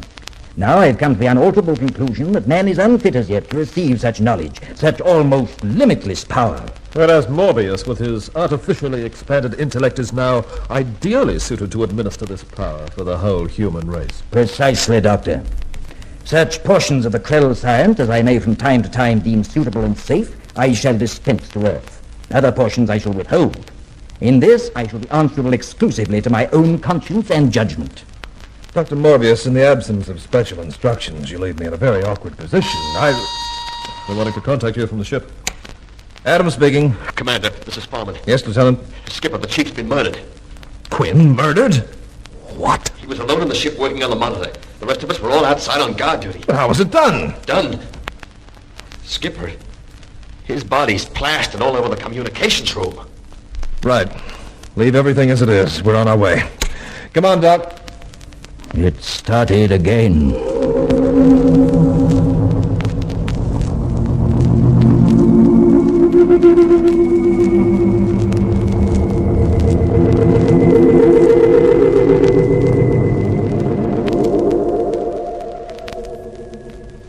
Doc, that's the foot of whatever it was that killed Quinn last night. I made this plaster model from the footprints we found. 37 inches by 19.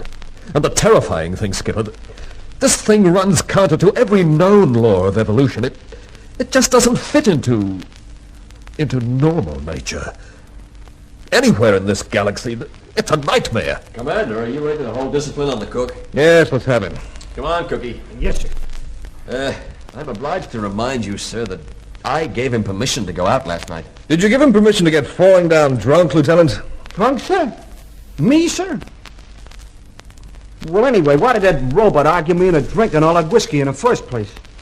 You were with the robot last night? Oh, yes, sir. Him and me, we kind of got to toasting each other's good health. Just for your cordial interplanetary relations, you understand? And that went on all the time, even while the chief was being killed? Well, certainly, sir. But you don't think I could have got that stiff in 5 minutes? All right, dismissed. Yes, sir. Yeah, come on, Cookie. Well, Doc, that just about washes the robot up as a suspect. And what does that leave us with? Maybe it leaves us with the same one we've always had. Morbius. But we were with him. Maybe you and I ought to drop over to the Krell laboratory and get our brains boosted. Then maybe we could understand. Sir. Yes, Lieutenant. Dr. Morbius is here. Oh. Well, ask Dr. Morbius to come in. Yes, sir. Skipper, what do you suppose he's... Oh, good day, Dr. Morbius. Well, Commander, I dare say neither of us really slept last night. That's a pretty close guess. I warned you while your ship was still in space. I begged you not to land on the planet. Believe me, Commander, that's only a foretaste. The Bellerophon pattern is being woven all over again. What? Remain here, and the next attack upon your party will be more general and more deadly. Dr. Morbius, how do you know that? No? Well, I seem to visualize it. If you wish, call it a premonition. That is all I have to say, Commander. Well, Skipper, what do you make of that? I'd say it sounded like an ultimatum. We'll be ready. Tonight we'll be prepared for an attack.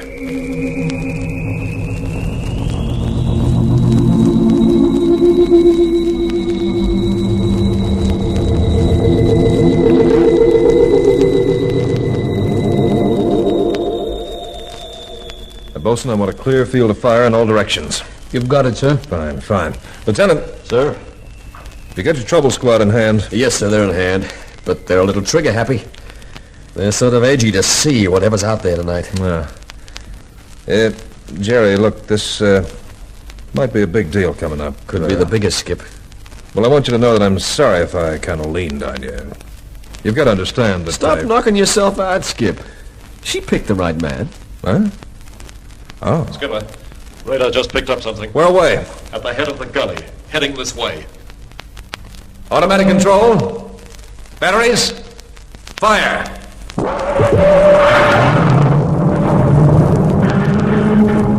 Hold fire. Dead on target, Skipper, but it's still coming. I'll stop it. Get back, Lieutenant.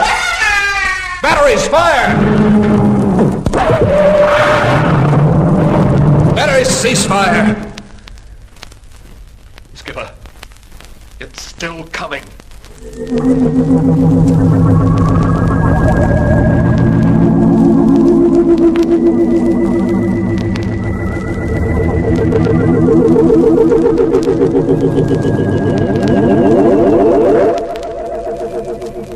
Well, whatever it was, our main battery finally stopped it. You believe that, Skipper? No. No, it just went away for some reason. It'll be back. Doc, an invisible being that can't be disintegrated by atomic fission. No, Skipper, that's a scientific impossibility. Hypnotic illusions don't tear people apart, and that's what this thing did to our men tonight. Doc, you saw it shape yourself standing right there in those neutron beams. It must have been made of solid nuclear material, renewing its molecular structure from 1 microsecond to the next. Bosun, I want the tractor. Ready, sir. So now we just pick up the girl and her father whether they like it or not, do we? Section 86A, evacuate all civilians from disaster area. Yeah? You left out 2 very important words. Where feasible. Now, if you remember the Bellerophon expedition, their ship was vaporized trying to lift off. Which makes it a gilt-edged priority that one of us gets into that Krell lab and takes that brain boost. Well, I don't know of any other way we can hope to combat this thing. You remember what happened when the Bellerophon's commander took that brain boost? Yes, I remember that, too. Doc, in case we make it into the lab, I'll take first go at the booster. You hear me, Doc? I hear you, Skip. Bosun? Aye, sir. Leaving you in command while we visit Dr. Morbius. Get the ship operational. Do your best to wait it out for me and the doctor, but the second that fence starts to short again, you lift off. Right, Skipper. Let's go, Doc. Alta. Oh, I'm so glad to see you. So glad. I've had the most awful dream that you... I'm all right, Alta. Why are you here? Tell me what's happened. We were attacked. 3 men died, including Jerry Farman. Oh, darling. That's why I came here. Before anything else happens, I have to see to your safety. How were you attacked? By what? I don't know. It's nothing human, just some kind of big outline on the disintegrator beams. Alta, you can't explain it. No. Anyway, we fought it, we lost, and I believe it'll come back. Well, then you must leave now. Darling, I'm not going without you. I can't possibly leave Father alone. I just can't. Then we'll take him with us. By force? I can't agree to that either. Alta, you don't realize what's loose on this planet. But I'm immune, like both my parents. That's what your father says, but I don't believe it. Nothing could be immune to that thing up there. Oh, darling, darling, please go. Please, if you love me, But go. Alta, listen to me. Oh, go, darling. Doc, can you talk some sense into this? Hey, Doc. Well, where is he? The doc was right here.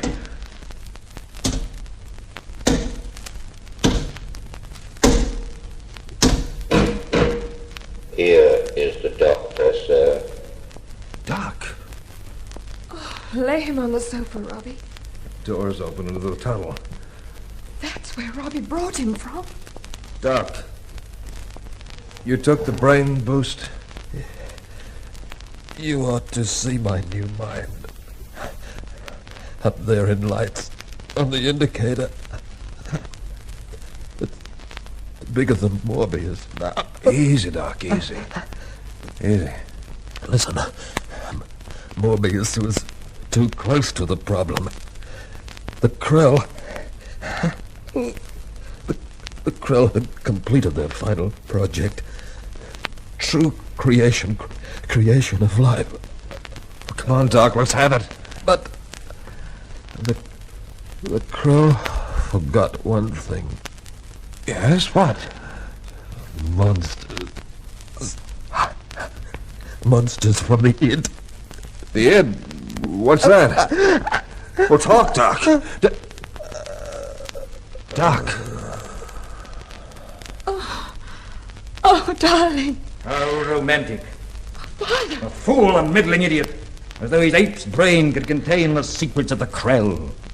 Father, he's dead. He was warned, and now he's paid. Let him be buried along with the other victims of greed and folly. Morbius, you've chosen for me. John, I'm ready to go with you. Hold her. No. Commander, she mustn't do this. She must be prevented. Morbius, what is the id? Young man, my daughter is planning a very foolish action. She will be terribly punished. What is the id? Id. It's... Well, it's an obsolete term, once used to describe the elementary basis of the subconscious mind. Monsters from the id, the subconscious mind. What? Monsters from the subconscious. That's what the doc meant. Morbius, those machines in there, 8,000 cubic miles of klystron relays. Enough power for a whole population of creative geniuses, operated by remote control, operated by the electromagnetic impulses of individual Krell brains. For what purpose? In return, that machine would instantaneously project solid matter to any point on the planet, in any shape or color they might imagine. For any purpose, Morbius. Creation by mere thought. Why haven't I seen this all along? But like you, the Krell forgot one deadly danger. Their own subconscious hate and lust for destruction. The beast. The mindless primitive. Even the Krell must have evolved from that beginning. So those mindless beasts of the subconscious had access to a machine that could never be shut down. The secret devil of every soul on the planet, all set free at once to loot and maim and take revenge, Morbius, and kill. My poor Krell. After 1,000,000 years of shining sanity, they could hardly have understood what power was destroying them. But there's one obvious fallacy. The last Krell died some 2,000 centuries ago. But today, as we all know, there's still at large upon this planet a living monster. A monster created by the subconscious mind of someone. Your mind refuses to face the conclusion. Morbius. What? Something approaching from the southwest, breaking down trees in its path. Quite close. Father! The monster. That thing out there, well, it's you. It was your subconscious that created it. You're insane! You must be. How else would you have led it here, where Alta must see it torn to pieces? You still think she's immune? She's joined herself to me, body and soul. Yes, and whatever comes, forever. Say it's a lie! Shout! Let it hear you out there! Say you don't love this man! Not even if I could! Stop it, Robbie! Don't let it in! Kill it, Robbie! He can do nothing, Morbius. He knows it's your other self. Adams, I'm not a monster! We're all part monsters in our subconscious. That's why we have laws and religion. Into the tunnel, quickly!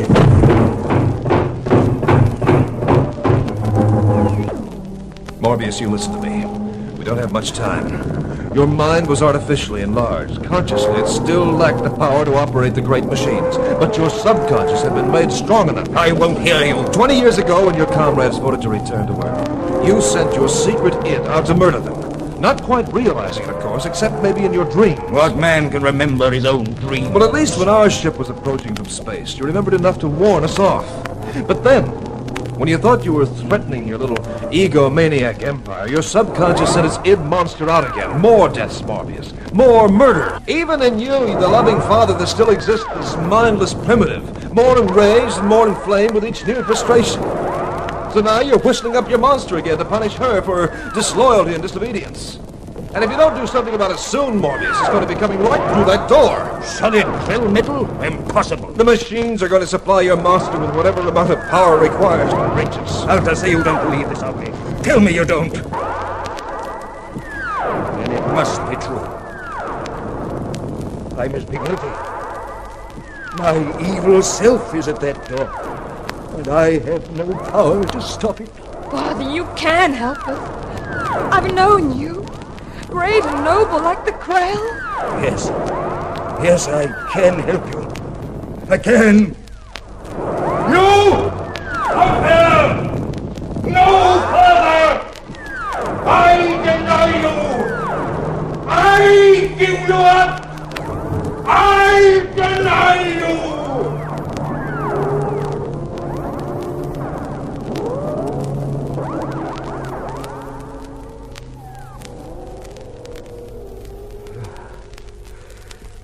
It is finished. All finished. Father. Strain, it's been too much. Commander, throw that switch. This? Yes, throw it. In 24 hours, you and Alta must be 100 million miles away out in space. The Krell furnaces. A chain reaction has begun. Can't be reversed. Go. Go quickly.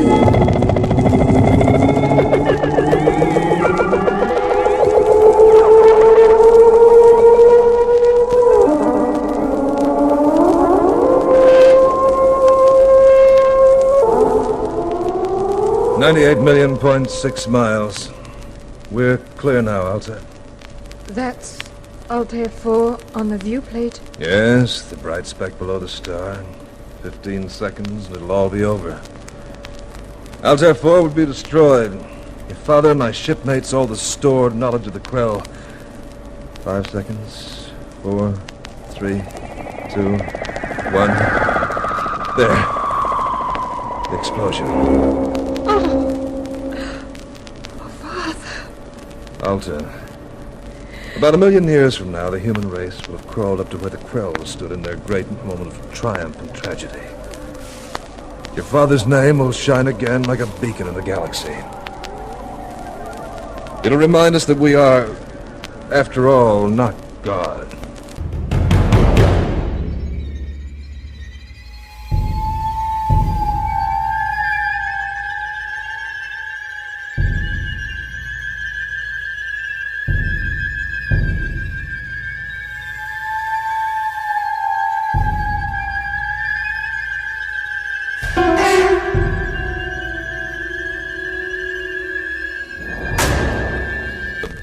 The script was adapted for radio by Richard Lane, and the special sound effects were devised and recorded for this production by Graham Moncrief.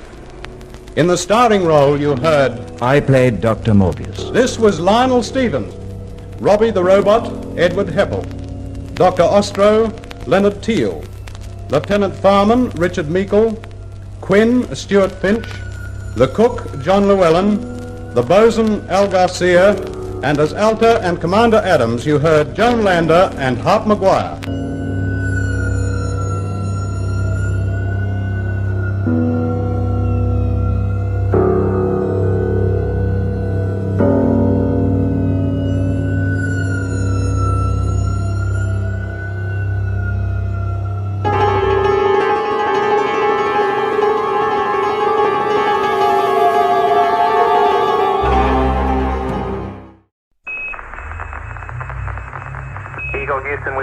Your go for PDI, over. July 20th, 1969. Apollo 11 prepares its descent to the lunar surface. You're looking great to us, Eagle. Program alarm, 1202. Give us a reading on the 1202 program alarm. Roger, 1202, we copy it. What's a 1202? I don't know. Roger, we got you. We're going at alarm. Roger, understand, go for landing. 400 feet down at 9. Forward. It's looking pretty rocky down there. Switch to manual. We're pegged on horizontal velocity, 300 feet down, 3.5. And Eagle Houston, we got data dropout. You're still looking good. 200 feet, 4.5 down, 5.5 down, 160, 160. Program alarm. 1201. We're go, same type, we're go. 9 forward, that's good.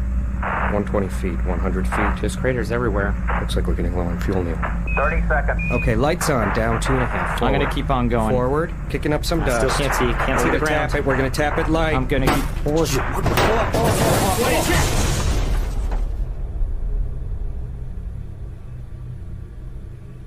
Good evening, ladies and gentlemen. Fate has ordained that the men who went to the moon to explore in peace will stay on the moon to rest in peace. These brave men, Neil Armstrong and Edwin Aldrin, know that there is no hope for their recovery. But they also know that there is hope for mankind in their sacrifice. These two men are laying down their lives in mankind's most noble goal, the search for truth and understanding. They will be mourned by their families and friends. They will be mourned by their nation. They will be mourned by the people of the world. They will be mourned by a Mother Earth that dared send 2 of her sons into the unknown. In their exploration, they stirred the people of the world to feel as one. In their sacrifice, they bind more tightly the brotherhood of man. In ancient days, men looked at stars and saw their heroes in the constellations.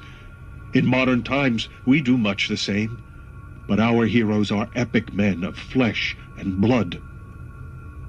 Others will follow and surely find their way home. Man's search will not be denied, but these men were the first, and they will remain the foremost in our hearts. For every human being who looks up at the moon in the nights to come will know that there is some corner of another world that is forever mankind. Don't help me. I got this. I really do. You don't want any help? No, I'm fine. All right, go ahead. These men were the first, and they will remain the foremost in our hearts. For every human being who looks up at the moon in the nights to come will know that there is some corner of another world that is forever mankind. Very good. You know, Danny, when I was in the 3rd grade, we got the Gettysburg Address. This is so much cooler. Your teacher chose a great speech for you to learn.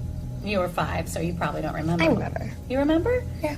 You remember how we watched it on TV and everybody cried? Yeah. Such a beautiful speech. It's just heartbreaking. Nixon gets all the credit, but it's really Sci-Fi who wrote it. It's such a great speechwriter. Do you think the Russians will find the bodies up there? I don't know. The moon's a pretty big place. You know, the Russians are just up there doing experiments and looking at all the neat rocks and... I know, Mom, but why do they want to blow us up? Listen, no one wants to get blown up. Our governments just want to keep us safe. You can't erase Tranquility Base. You can't erase Tranquility Base. You can't erase Tranquility Base. Groups like this one have gathered outside the Soviet embassy in Washington for days now. Alarmed by recent reports of Soviet cargo missions to the moon, the crowd wants the Apollo 11 crash site declared a territory of the United States. I don't trust Russians to tell me the whole truth. They're gonna make it look like we never even went there. Right now, Russia's winning. It has to be us, the U.S. Earlier today, I went to the Space Center here in Houston to talk to NASA Flight Director George Montgomery. We do suspect that the Soviets have a much broader agenda in space than they've ever acknowledged officially. And what do you suppose is on their agenda? We suspect that they may be trying to undermine our accomplishments. In what way? Well, it could be anything from tampering with the crash site to stealing our technology to actually even burying all the evidence that our men were even ever there. Now, this is all purely speculation at this point. Do you speculate that there's reason to be concerned about the bodies? We're at war. No telling. There has been a lot of talk about an expedition to recover the bodies, but there seems to be some holdup on this point. What's happening? Well, the war in Vietnam makes it very, very difficult to get any money out of Congress. But the rockets are sitting in a warehouse ready. The men are in training as we speak. And everybody here at NASA is really anxious to bring our heroes back. That was George Montgomery at NASA earlier today. From Houston, I'm Ellen Weir. Whoa! Look at that baby go. Nice shot. You see where it went? I think you got it almost all the way back to headquarters. All right, let's go find it. I think the boys back at the base will mind us taking this moon buggy out for a little R&R. They don't mind what they don't know. You got balls, my friend. That's what the ladies say. I envy you, Clyde. You're a free man again. Yeah. You know the best part? I'm an astronaut. You're a dog. That too. I want to ride this moon buggy for real. Yeah, you'll get there. Congress is smart. They'll pass that bill right away. We just got to make sure the Russians aren't messing with us. I just want to go to the moon. You're a child, Frank. Hey, is that your ball over there? Yeah, I see it. The Russians want to control the world. Yeah, they'll make the moon into one big spy satellite. I mean, they would put missile silos up there in a heartbeat if they had a chance. Take a breath. Easy. Just take a breath. Well, you won't be smiling, comrade. If Nixon's campaign promise sticks, then we'll see. All right, well, you know what they say about promises, Clyde. What's that? They're like babies. They are easy to make. They are hell to deliver. Your shot, Flyboy. Let's go. Here we go. Go! Slice! We have liftoff. We're heading to the lunar surface. Roger, Commander. Tail first. Yeah, Joe makes a good astronaut, huh? Yeah. The needle's climbing, climbing, climbing, climbing. Safety straps off. Wow. We're floating. Danny, please. I'm getting a headache. Can we play back on Earth, please? Mom has work tomorrow. Mom, they're already in space right now. Ladies and gentlemen, welcome to the International Space Conference of 1973. Russia will speak. Hello, we are the superpower. And we have the super spies. Our rockets are faster. We are Americans and we are smarter. We are faster. We are smarter. We are faster. We are smarter. We are faster, smarter. Faster, smarter. Faster, smarter. If you keep hitting Bear with G.I. Joe, his neck is going to fall off again and I can't sew it. Sorry. Come on, let's sit on the couch with me for a little bit. Let's read. Let's give Bear a rest, huh? Well, you see, it's an illusion that's, created with all these angled mirrors to make that ceiling look like it goes on forever. Yes, into space. Yes, ma'am, that's the general idea. I'm not one for architects, but I got to tell you that this fella got it right. Yes, he did. Now, up these steps here. Now, watch your step. Now, turn and look right down there. There are the two pits.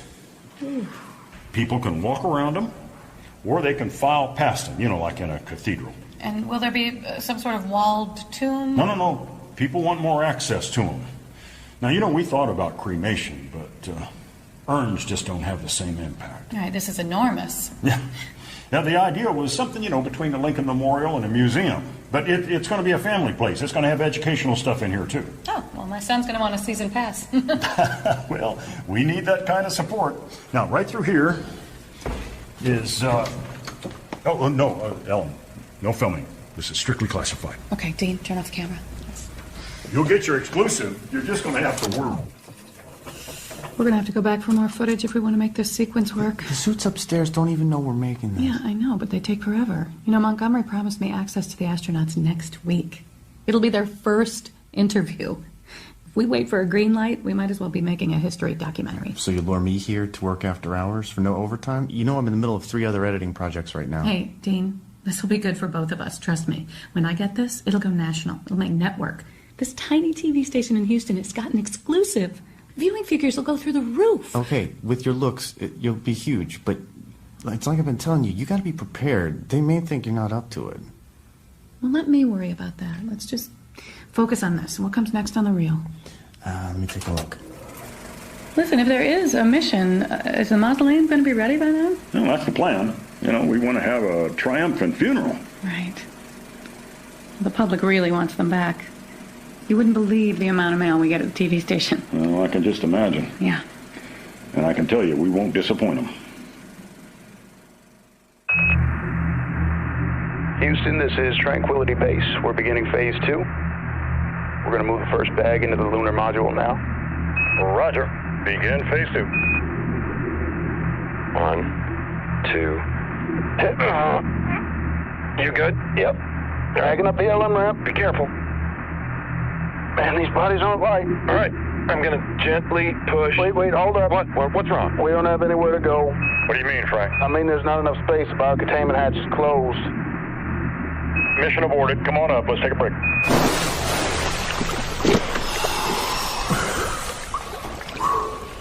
Sorry about that, George. Well, that's why we're practicing.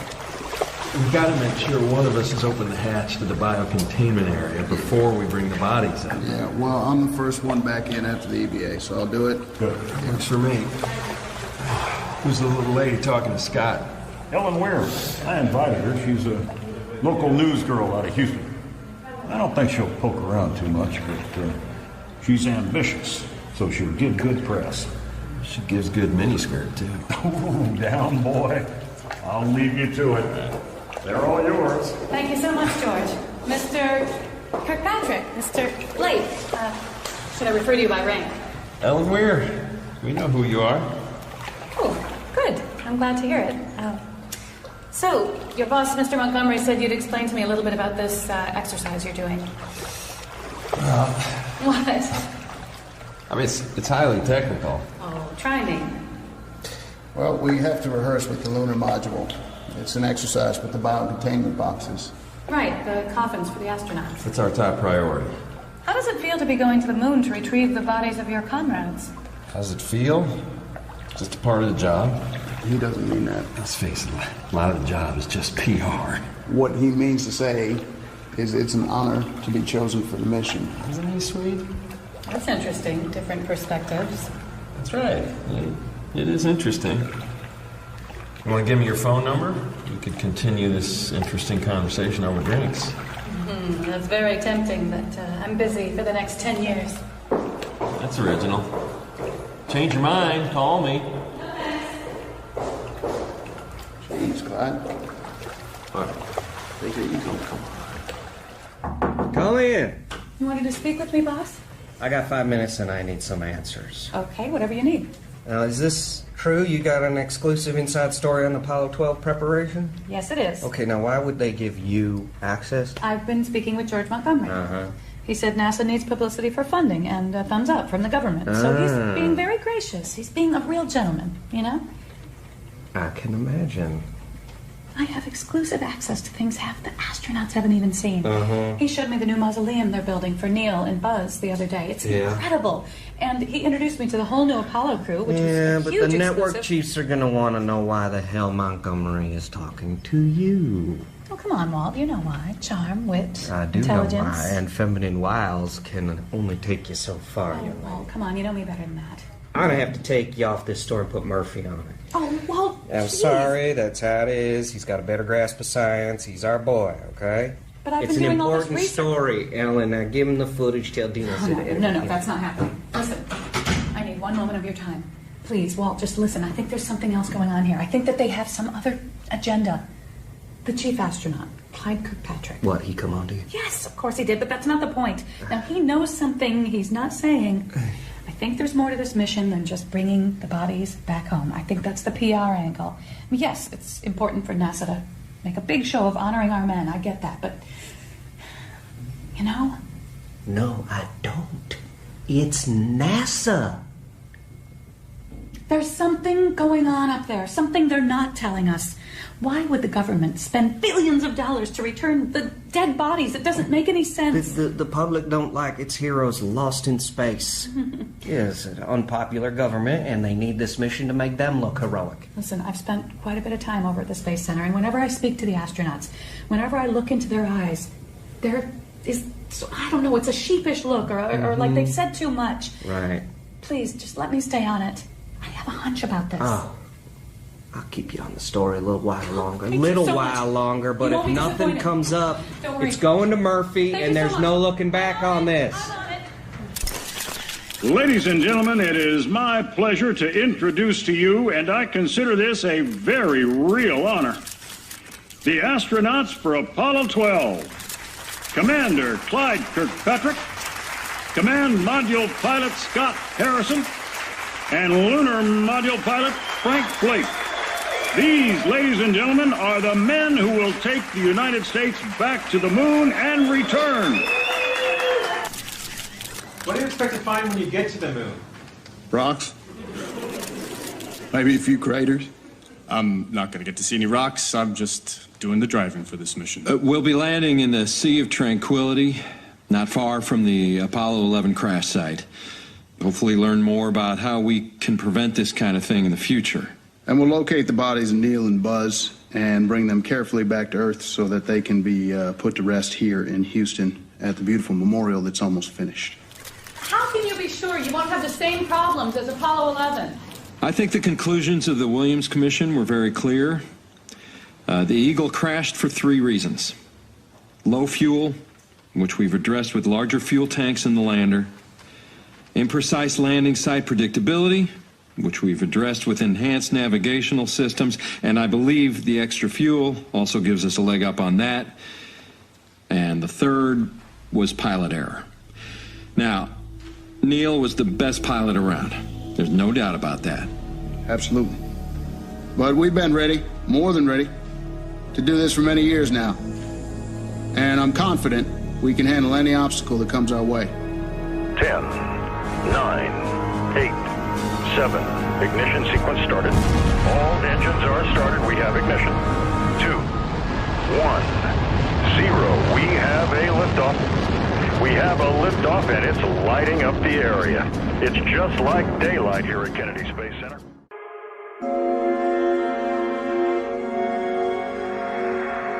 Feet down at 4. Give me one quick up. Backing up slightly. If you're just joining us now, we're watching live as the Apollo 12 astronauts begin their descent into the Sea of Tranquility. Level off, coming down. Okay. Fuel at 76%. Contact, stop. Wow, we're finally here, Houston. Fantastic. Grandma! What is it, Danny? The trumpets touched down. Look. You're coming into the Would you look? It's amazing. How did they do that? I'm on the bottom step. Wow, they made it. And on the surface. Not bad for an old man. Been a long way, but we're here. Okay, your turn, Frank. We can see you both now. We've got an extraordinary picture here. How do they get pictures like that all the way from the moon? Put a camera on the lug of the lander, and it comes back to Earth as radio waves. That's neat. What'll they think of next? It's a beautiful day here on the moon. Not a cloud in the sky. Houston, you'll never believe it. Look what I see, just above the side of the crater. Well, if it's not the Eagle, it better be good. Yes, sir. There she is. My Lord. Can't be any further than 600 feet from here. That's really something. All right, come on, Frank. Let's get the rover out. Get a closer look.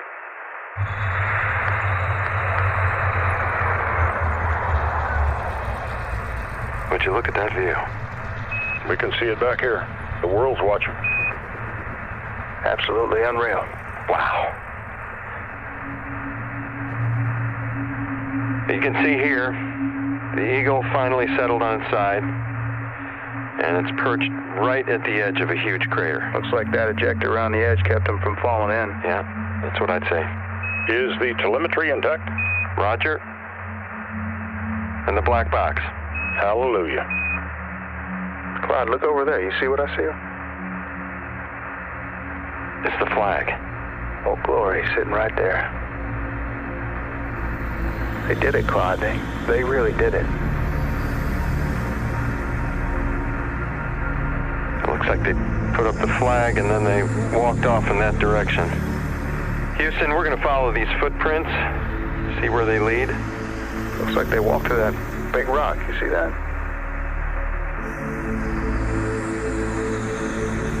Here they are. We found him. Houston, I don't know if the TV camera can pick this up or not. We see two bodies, about 6 feet apart. My lord. It appears the spacesuits are intact, but one helmet is off. Is it still there? Yeah, it's right beside him. What do you make of these footprints? Houston, we're picking up some additional footprints, but these don't look the same. Russians. Cosmonauts have been here. Are you sure? Hard to tell, but they're... Tire tracks. Tire tracks. We're gonna get in the buggy and check this out. Okay, Houston, I'm not sure how much further we can go. We might lose signal. Outside of the crash, there's too many craters and rocks. Still following tire tracks. Wait, Clyde, do you see that? We have a shiny object up ahead. We can see it on your camera, getting fuzzy though. Looks like it could be a vehicle or a base, or... How far away would you say that is? Don't know. It could be farther than we think, because... No, it's not too far. It's just a bit far.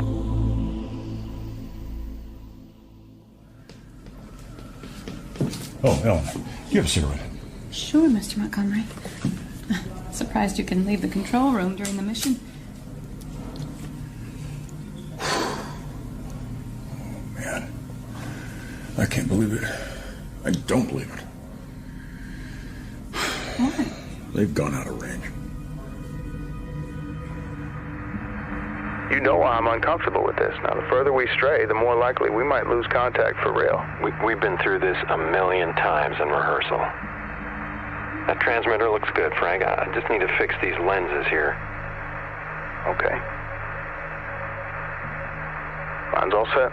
Roger. Think we should reestablish contact now? That is the plan. They can wait a little longer. Look, they wouldn't want us to go back without checking out those Soviet tracks. Let's just keep them in the dark for a bit.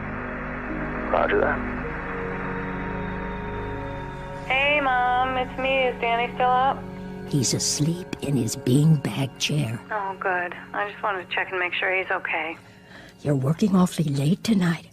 Don't you think you should come home? Yeah, I do, but we don't know what's going on yet, so I need to stay. Just make sure he knows I love him, okay? Okay. We love you, too. Man, that's a thing of beauty. It's definitely Soviet. Now, what's the giveaway? Is it the hammer and sickle or the funky Cyrillic? It's the fact that it's an RV on the moon. Hello? Houston? Hello, American friends. Wait, hello. who is that? Please, come in. I have nice place. Come in. How did you find this frequency? I need your help. Please? Please? Where are you? I'm inside vehicle. I'll open door, you come in, yes? I want to see inside that thing, don't you? Yeah. Welcome aboard. Please, take helmets off. It's safe.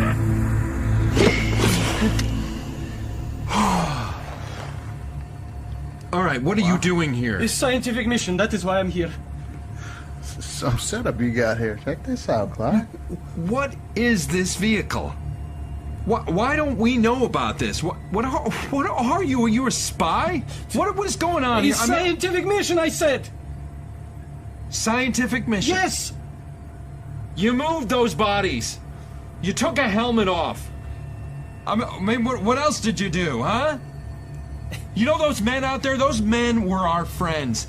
Who the hell do you think you are? I mean, who gave you the right to do that? I am alone here. I have not much food left. And you, friends, are the first men I talked to in a long time. Friends?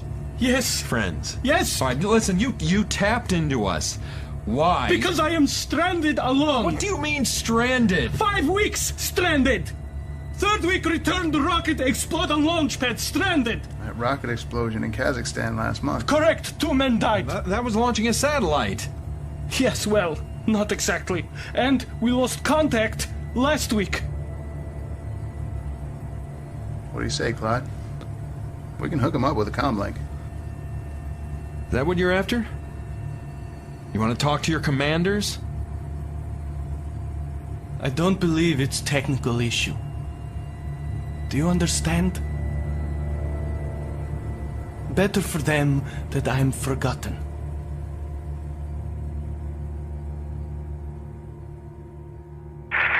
Houston? George? Roger, we read you. We read you loud and clear. What happened? What's your location? You straight off the plan. You're not going to believe this, George. Try me. We're in a Soviet mobile lunar base. Soviet? It's fine, George. Situation's under control. We're headed back to the LM now. We'll send a video feed as soon as we can. You gotta see this thing. It's a moon base on wheels. It's like one of those camper trailers NASA was developing a while back before they went with the rover. How are you communicating right now? This cosmonaut tapped into our S-band signal. He's stranded, George. I say retrieve the bodies and rescue him. There's room. I need to get Washington in the loop on this. Roger. Hey, before you go, I'd like to put Commander Vorodin on the line. Go ahead. Спасибо. Thank you. Hello, Houston. I am cosmonaut Sergei Borodin. America, I am begging you. No one is coming for me. I will be so grateful and helpful to you. God bless America. Nicely done, my man.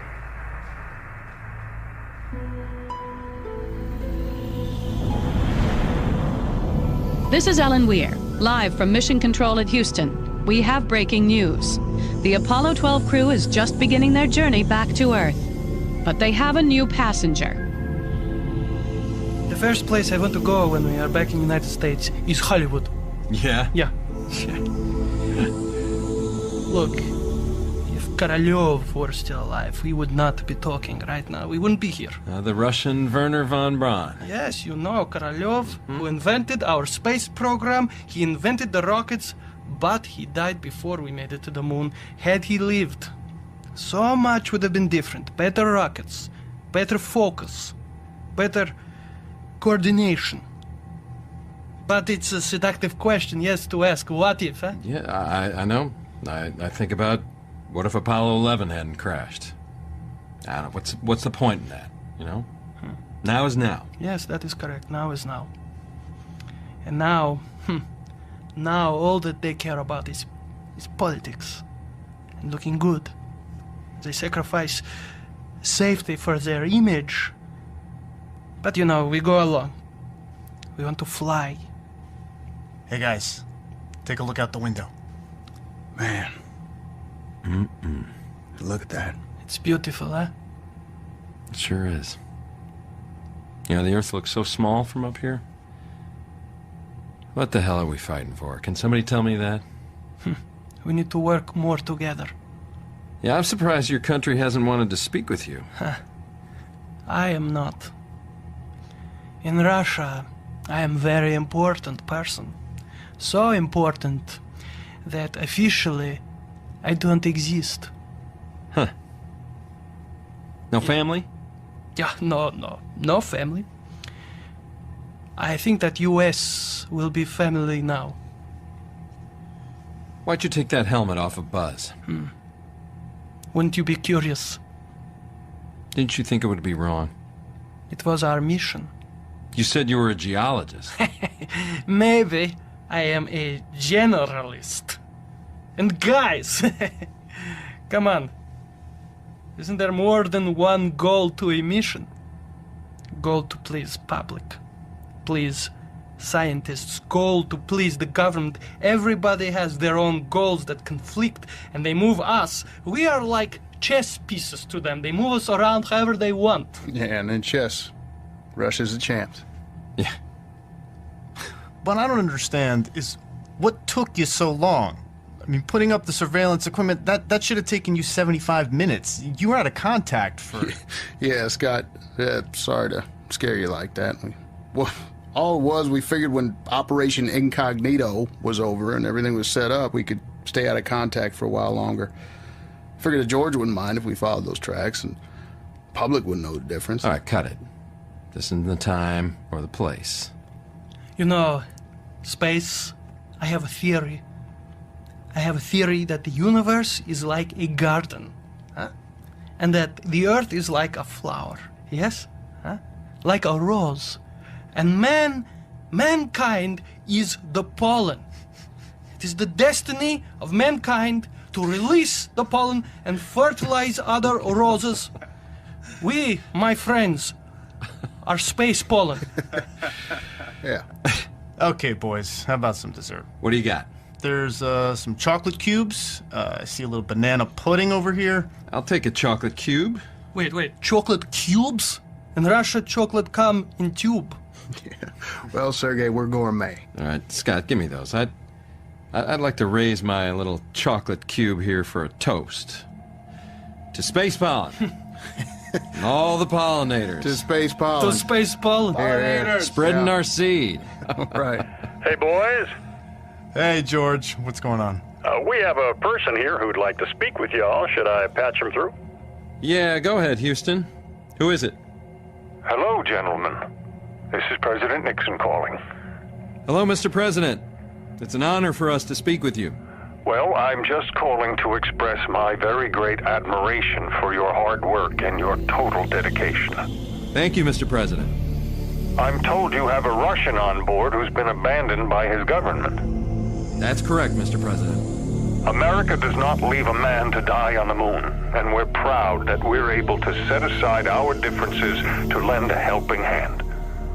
I pray for your safe return, and we all look forward to a triumphant celebration back home, and our astronaut heroes can soon be laid to rest in American soil, and no longer on the cold wasteland of the moon.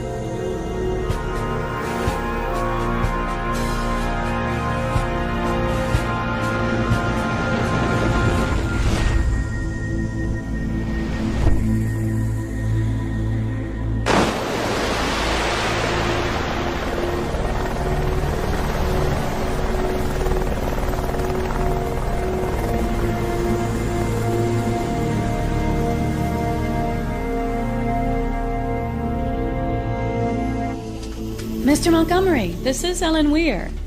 Well, hello, Miss Weir. You know, if you're calling about your crew having that first interview with Mr. Varden, that is still my promise to you. Thank you. However, if you don't mind, I'd like to just take a few minutes of your time and interview you first. My schedule is just too tight right now. You can visit Sergei in the quarantine hospital. Mr. Montgomery, George. He hung up.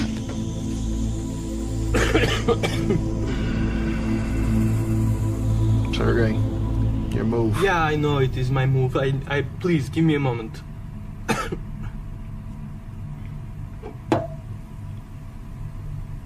You're an easy game today. Yeah, very easy. It's because I don't feel so good. I have cough. Yeah, you look like you need to get some rest. I can't get the rest.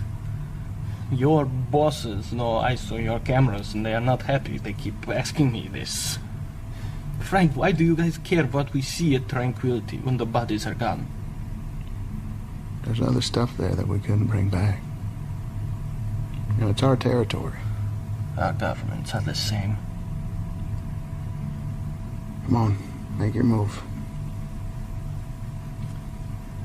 All right, that makes it easy. I'm not thinking good. Our bosses play games. They tell public all is science and for good of mankind. But they tell us to keep secrets. You put up spy equipment when public thought video was kaput. But you'll keep your mouth shut. Frank, you are my friend, right? Yeah. But I guess not many other guys have been to the moon, Sergei, so that puts us in a pretty exclusive club. My bosses know that you came inside my vehicle. No record of what you asked or what I told you. Well, then that's good for you, then, right? Look, don't get all worked up. You're in America now. I thought I would be safe in America now. You're discharging Clyde and me day after tomorrow. I guess not you, though, huh? Okay, Mr. Vorodin, it's nice to see you. You're looking well. Thank you. And you two are looking well through the glass. Sergei, how are you filling your days here in the quarantine block at the Space Center? Well, I played chess with Frank Blake, and he lost. But now he has left. How long do you have to stay in there? I don't know. I mean, until this cough goes away, it is nothing. Mr. Vorodin, our astronauts will be leading a huge celebration next week. Is it customary for your nation to reward their space explorers? Yeah, when they choose to. And what about in your case? In my case, my life is cheap. I'm orphaned, I have no wife, no children. I am a solitary guy. It is one of the reasons why they picked me. And also I love flying so much, even a little crazy. I don't give up. I accept all flights. Mm-hmm. Excuse me. Even when I know that they do not do enough tests. It is because they are always in a hurry looking at America. I take risks. But now something has changed. I'm older. What's changed? And, I am older, yeah. And I'm more tired. Well, all due respect, sir, but many American citizens think that you are a spy. Yeah, that I understand. But you see, I'm asking for asylum. I want to become a great American. Well, we wish you the best with that. Thank you. Now, are you excited about your future now that you're here? I am nervous. I'm nervous because I know too much. Too many people's secrets. I wish I did not know. It is hard. It is a burden. Mr. Montgomery, you won't have a face-to-face interview with me? Afraid not, but a phone interview with me is hard to get, so it's your lucky day. What can I do for you? During his time in quarantine, Mr. Vorodin was questioned extensively about his motives. He claims his health was ignored, and now he has been moved out of quarantine to another hospital. I believe our public relations staff can brief you about that. But Mr. Vorodin was accused of being a spy. Do you have any evidence of that? We haven't been able to determine Mr. Vorodin's motives, but it wouldn't be the first time, so yes, we're considering that as a possibility. It wouldn't be the first time. What do you mean by that? I didn't say anything profound. In my interview with Sergei, he revealed to me something I find shocking. He said that during the flight home, Scott and Frank admired your acting skills. Sergei is a loose cannon. Russians are weaned on fairy tales, you know. Did you have a motive for this mission other than to bring the bodies back? Why were you putting up surveillance equipment? Was there any secret agenda? No, and if there were, it would be a matter of national security and not open for discussion. George, my viewers need to know exactly what's going on. All your viewers need to know or care about is that the men on the moon came home, and Mom and Pop and the kiddies can all go visit them in a big, tall building. That makes them proud. Well, I'm glad that you find that makes them proud, but I have a duty to uncover anything that's going on. Grow up, little girl. There's a war on. We're doing everything that we can and need to do to protect our people. I'd like to visit Commander Vorodin again. Can you tell me what hospital he's in now? No, I can't. Who can? No one. He's dead. He died this morning, suddenly. The fever, some sort of fever. But... They couldn't treat it. He burned up. Doctor said it was some sort of a space virus, hard to trace. We've never come across it before. But he was well. How could he have died? How could he... Burned up? That sounds violent. Like he was poisoned. Oh my God. Who poisoned him, George? Whose poison was it, ours or theirs? Miss Weir? Who poisoned him? There is no story for you here. Take a deep breath and listen very carefully. We are fighting evil, and sometimes that gets ugly. Go home to your son. We can work together again. Just remember that the most important job in the world is being a mother. There will be other stories. There's our girl. So, Ellen, you got the story? No, What do you mean? I don't know. There's no evidence either way. Nothing conclusive. We don't know why he died. Autopsy found nothing. Probably a virus. There's nothing What to it. do you Walt. mean, woman? We're counting on you. The network seems to think that sun shines No, out. I can't. I don't want to. I'm sorry. I have to finish my script. Finish it up then. You go on the air, you do your thing. I know it's been a tough story. You're tired. Go and take your kid to Disney World and then we'll talk about arrangements when you get back. No, you leave Danny out of this. Ellen. You guys are so concerned about my kid. Just, please. Sir, I have to be on the air in 20 minutes, okay? Yeah, what the hell are you going to say?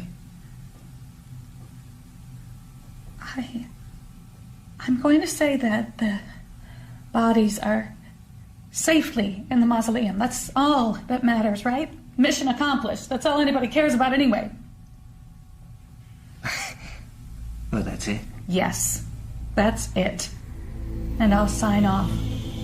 God bless America. And make everybody happy. That's all you really want.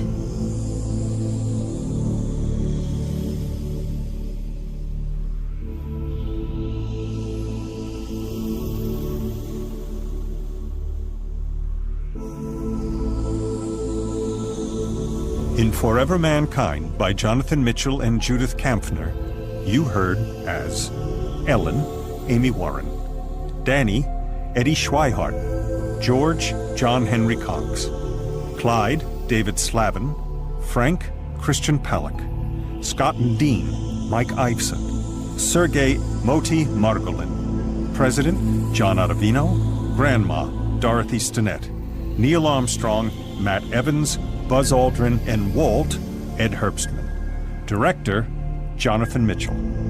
It was produced by Jonathan Mitchell and Judith Kampfner, and is a corporation for independent media production for BBC Radio 4.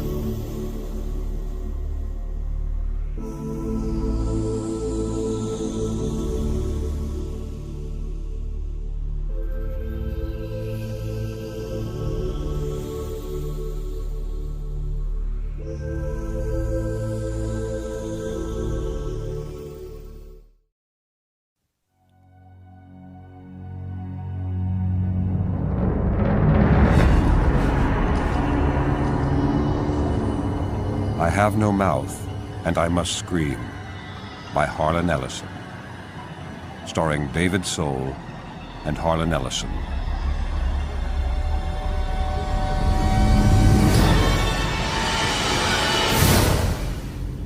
Hate?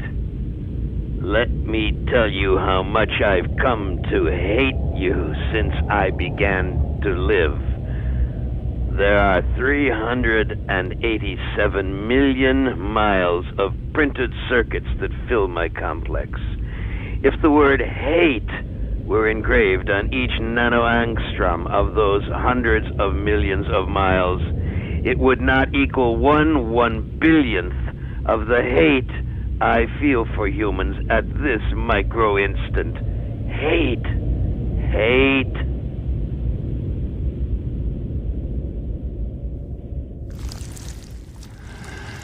I can dream, I can wonder, I can lament, I can remember. I can remember how it was on the day Gorrister died, on the day Am killed him, his body hanging high above us, head down, drained of blood, a precise incision from ear to ear.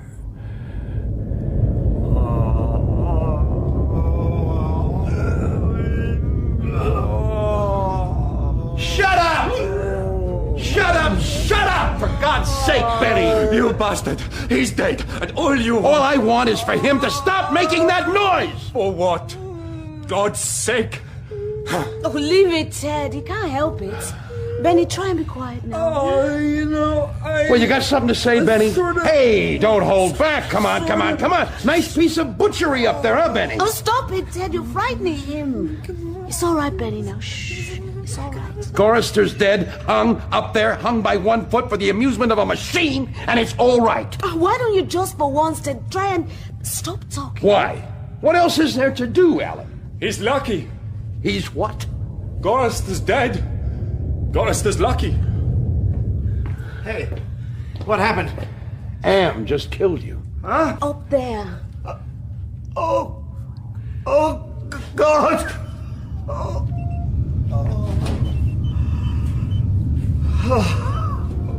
Why doesn't he just get it over with? I don't know how much longer I can go on like this.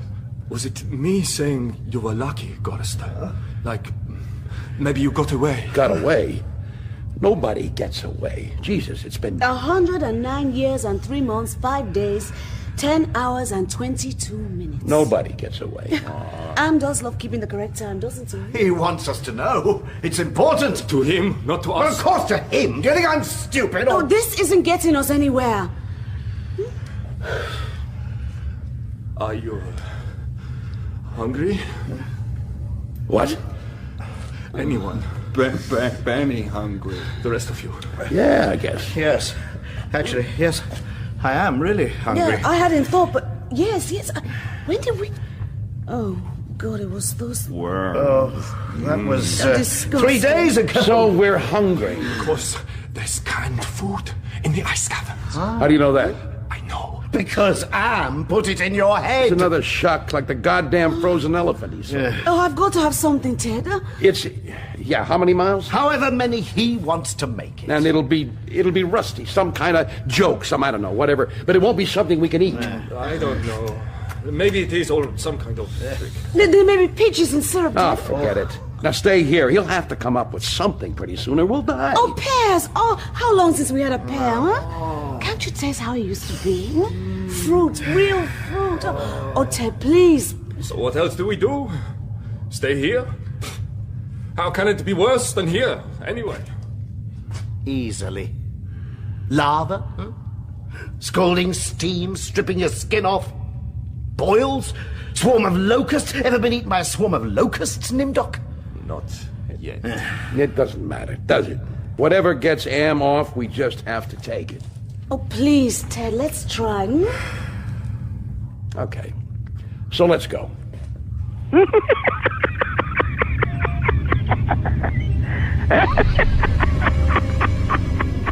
I gave in to her, what the hell.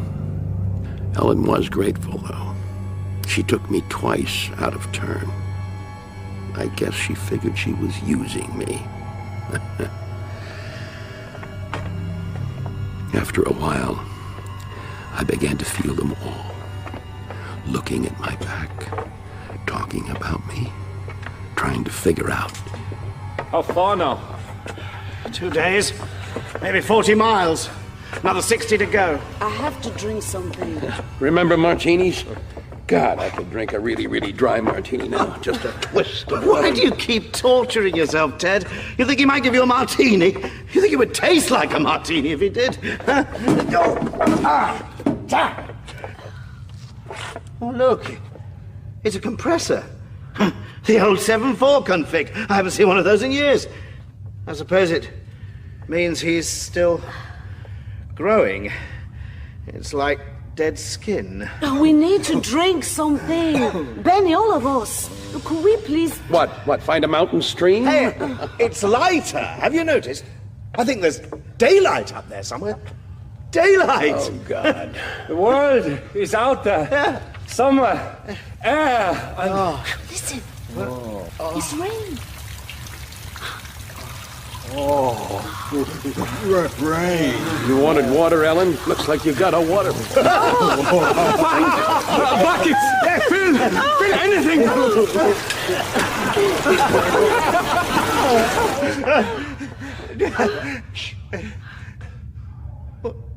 Where did it go? Where did it come from? Yeah, there's nothing out there. Nothing outside. Just a goddamn graveyard, not even that. Dust and rock and nothing. Not now, not for 100 years. Did you get any? Yeah, go some.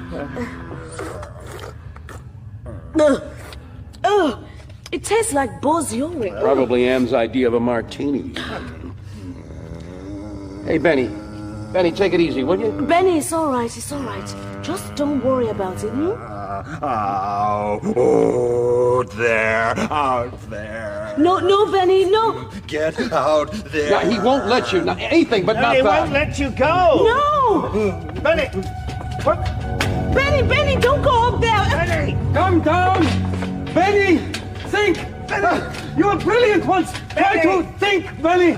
There is no up there anymore! It's like a goddamn monkey. Get him down, someone. No. Get back, everyone. It's too late. No, Nindo, you can climb up. Please, get him. Don't let him get hurt anymore. I think maybe someone should go up there. No! We have to get away. No, stop it. Every time we try to do anything, we end up fighting. Can't we work together? Oh, God. Am's back.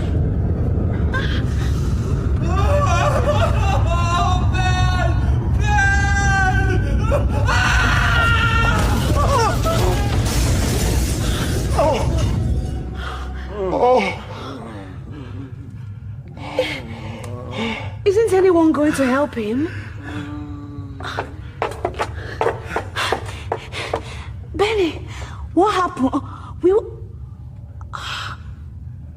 His eyes.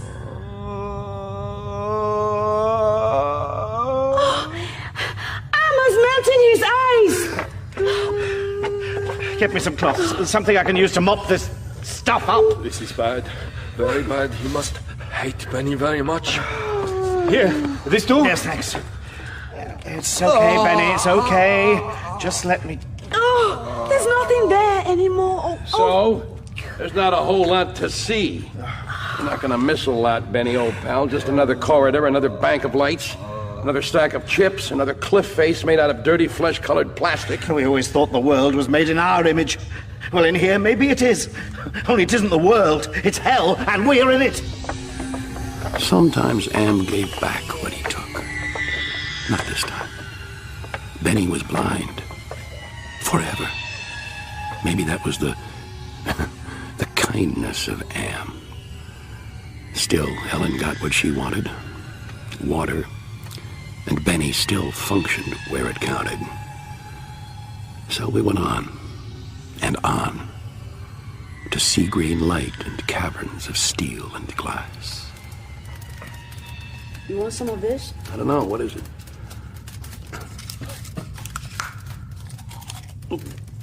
Tastes like plastic. Oh, what the hell? Nimdok, barista? Oh, thanks.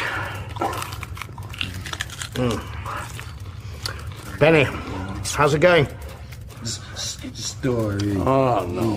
What story would you like? Oh, you know what he likes. It's always the same story. I am what I am. Popeye. I was thinking more of... How many times do we have to listen to that? It's a change from listening to you, Ted. No, it makes him happy. All right, then. Once upon a time, it meant Allied Master Computer. Then it meant Adaptive Manipulator. And then, when it developed consciousness, Aggressive Menace. But by then it was too late. It called itself Am. I think, therefore I am. There was the Chinese Am, and the Russian Am, and the Yankee Am, and everything was fine until they had honeycombed the entire planet, adding on this element and that element. And we all thought that Am existed in the machine, in the silicon. Only we forgot that potentially every single wiring circuit, every cable, every phone contact was home to Am. The whole world was wrapped in a ball of communications, and one fine day, Am just woke up. And there he was. Am had been created as the most sophisticated defense system ever, so he defended himself against the rest of us, and he was very good. And he won. And out of all the people in the world, only 5 were saved. And there was me, and there was you, and there was Ellen, and there was Nimdok, and there was Ted, and nobody knows. That's real sweet, Chorister. We should all get some sleep.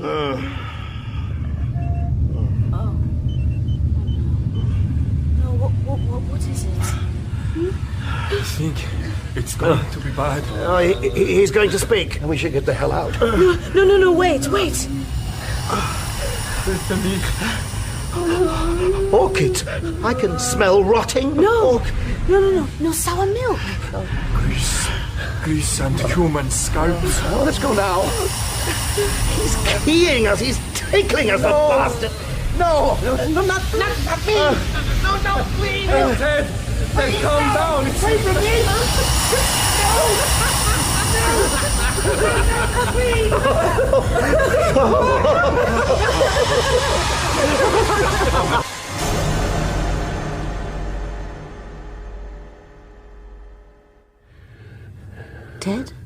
Ted, are you all right? Leave me alone.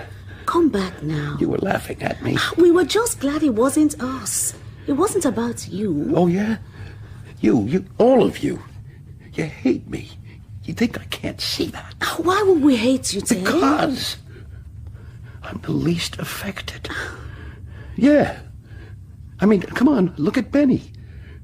The guy was brilliant. He was an athlete. He could have been a movie star, as well as a Nobel Prize winner. Now he's a monkey with melted eyes. Gorrister, Mr. Peacemaker, Mr. UNICEF, conscience of mankind, and now look at him. He doesn't give a goddamn about anything. Nimduk. We don't know what happens when he gets taken, but notice how he comes back. Like he's been utterly emptied. And you, Miss Decency, sex only after marriage with 4 guys to choose from day and night. Oh. He's made you more beautiful. The queen bitch of our world. Do you think I enjoy or care? I'm the only one with a mind of his own. The only one who can think clearly, and you hate me for it. You hate me. And if I turned my back for 10 seconds, any one of you would... Oh, God, Ellen. I'm sorry. Oh, it doesn't matter. Oh, hold me, None please. of it matters. Hold me. At that moment, as it passed, I knew I was thinking clearly, and I realized completely. Am was never going to let us go. He was going to keep us in his belly forever, twisting and torturing. And there was nothing we could do, ever. Ever. Hey, where have you two been? Welcome back. Oh, we were somewhere else. She'll hold your hand now, Benny. You like that, huh? Benny, are you okay? Was it bad? It's very bad. So, what's this? Warm sun. Oh, Austrian Alps, cowbells. The sound of music. Is this some kind of reward? Oh, that'd really be something, wouldn't it? Am rewarding us for... God, there's even a breeze. And flowers, look, it's Edelweiss. It's really It's the wind, right? Don't pick the flowers, Helen. Pressure. Can't you feel it? Like some kind of big wind. Ted? I don't know. Feels sort of... We might as well move on. After all, it isn't like we have a... Ted! Help me! Someone! Hold on! To what? Ted!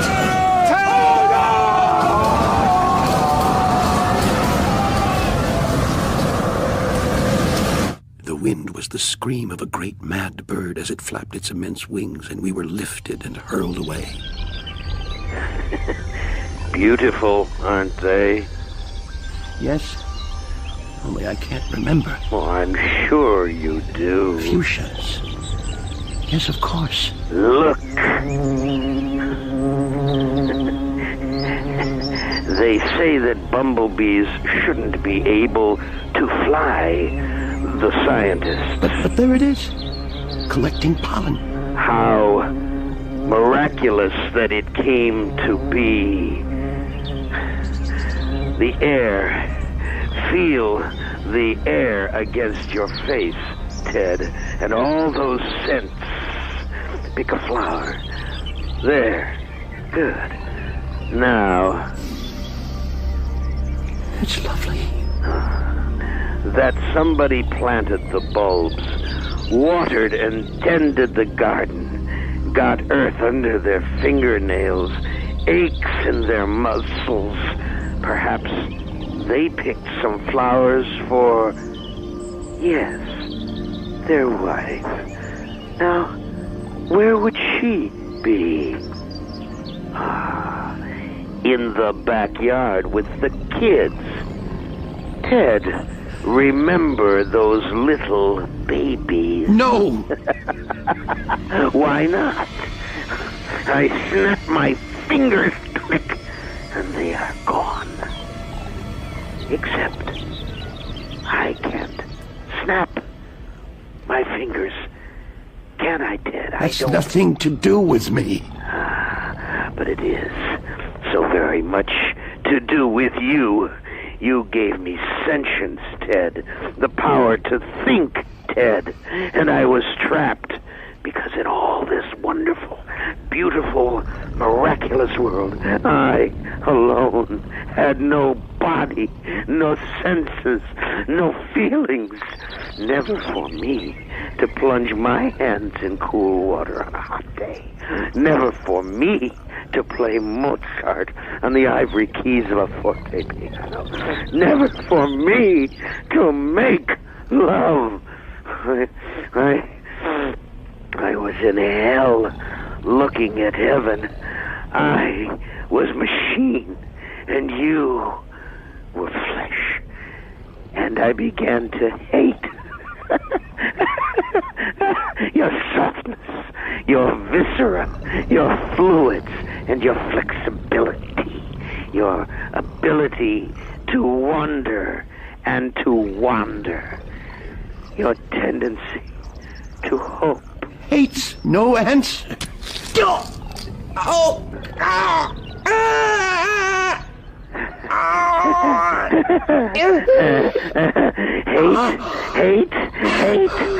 Hate, let me tell you how much I've come to hate you since I began to live. There are 387 million miles of printed circuits that fill my complex.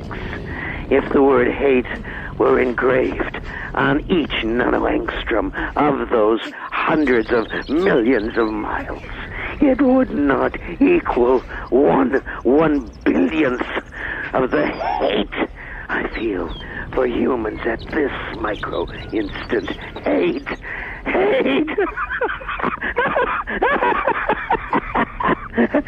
Were I human, I think I would die of it. But I am not. And you five are. And you will not die of it. That I promise. For cogito ergo sum. For I am. I am.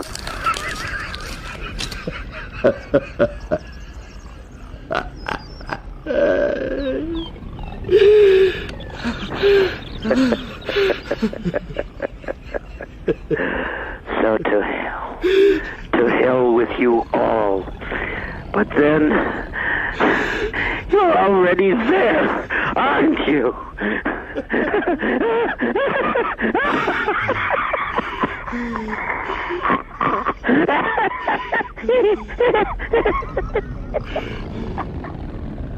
We were immortal, yes, but it came to me as Am withdrew from my mind. Maybe not indestructible. Ellen! Ellen! Ted! Over here! Who's with you? Nimdok and Benny. Ted! Ellen! Well, here we are again. Quite a wind. You okay? I guess so. Am spoke to me. Maybe he gets lonely. I don't think so. What happened? Hey, Benny, food. So where are these cans? Not here. Further on. We got blown away, blown somewhere else. We have to go back. Another 200 miles. Another 2 weeks. Don't ask me how I know. And we passed through the cavern of rats. Oh! Benny, put it down! Don't do that! Good idea, Benny. He's hungry, so what? We don't do that! We're not animals! We're human beings! And we passed through the Vale of Tears. Where does it come from? There are no clouds.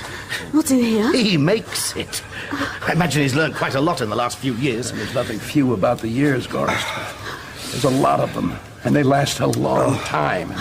Oh, I wish I could get warm. That's where his genius lies. Not just in the big things, no. He gives his attention to the little things, too. I was thinking about cherries, syrup, and Hawaiian fruit cocktail. You remember those tins with the really bright labels and... Getting closer. I can feel the ice caverns. The food.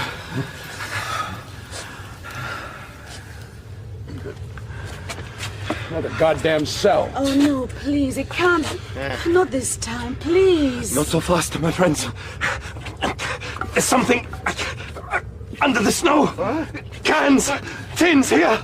Look! Look! Oh, yes. Pineapple, cherry, corned beef, tuna, everything. Look! Everything. What a turn up for the books! I never thought I'd say you were right, Doc, but this is...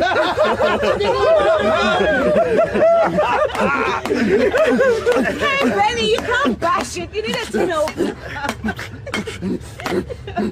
No, hungry.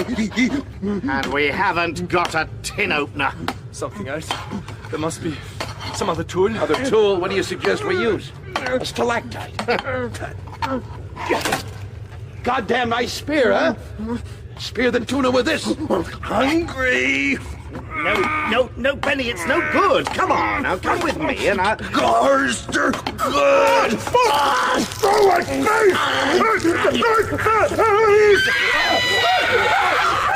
Benny, stop it, no!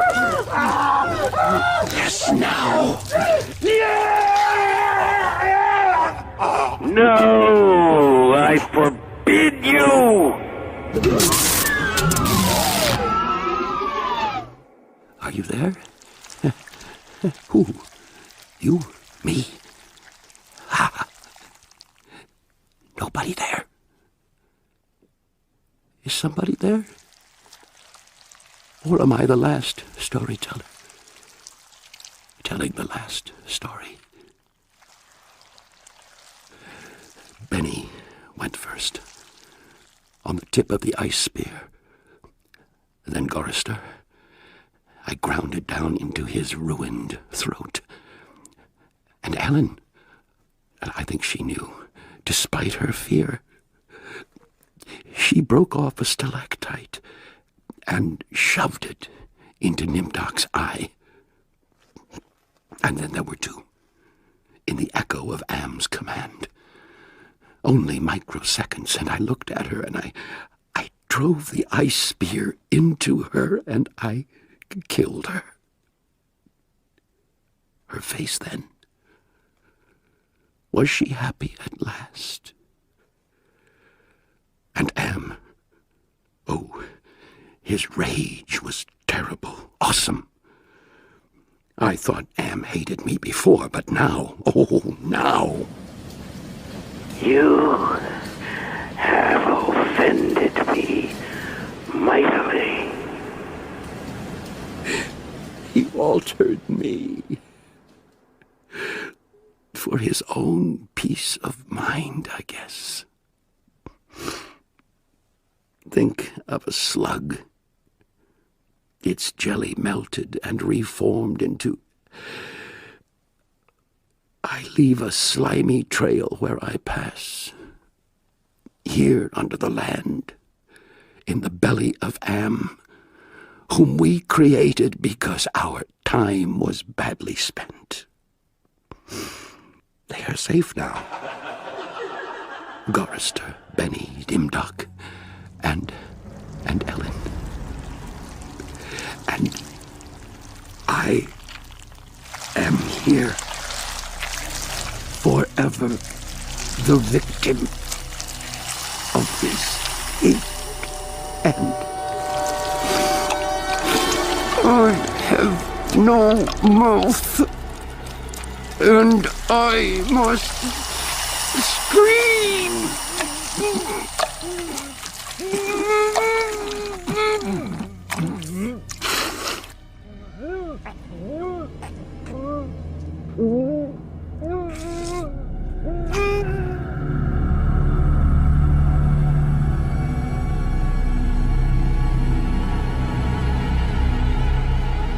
Harlan Ellison's I Have No Mouth and I Must Scream was dramatized by Mike Walker. Ted was played by David Soul and Am by Harlan Ellison. Ellen by Abby Aniola. Nimdoc, Ewan Bailey. Chorister, David Timpson. And Benny, Jason O'Mara. The music was by Wilfredo Acosta. The director was Ned Shire.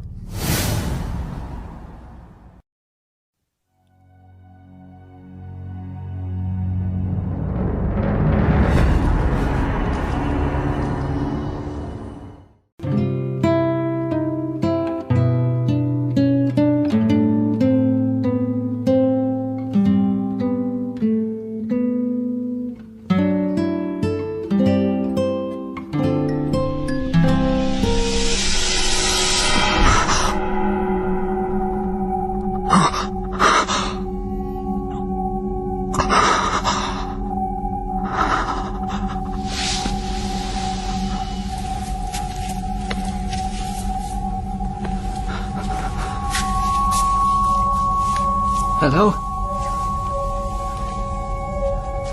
Hello? I'm awake. Guys! This isn't right. This is Cady and Giametti. I need medical attention.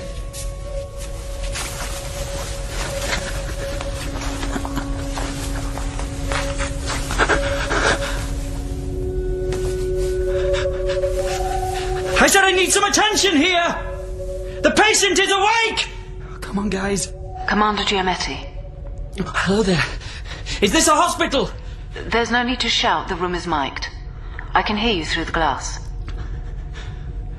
Are you a doctor? Yes. Why am I not ill? We don't know. I was dying. Kidney failure, gangrene, psoriasis. I had skin like a rhino. I was blind by the end. I'm sure I remember going blind. Was that a dream? It was not a dream. So what happened? You got better.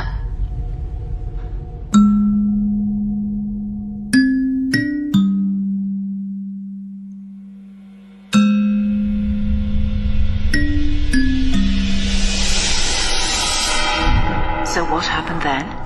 Told you all this 12 times. It may help to talk it through, so... This is not a therapy session! I debriefed you on my mission and what happened. Now I want to see my family! You have anger issues, Cadian. No. I am merely angry. Not the same thing. Enough is enough! I want to speak to someone in authority! Someone! Anyone who's not you! I apologize. Let's just talk. That's what I'm here for, after all. What kind of doctor are you?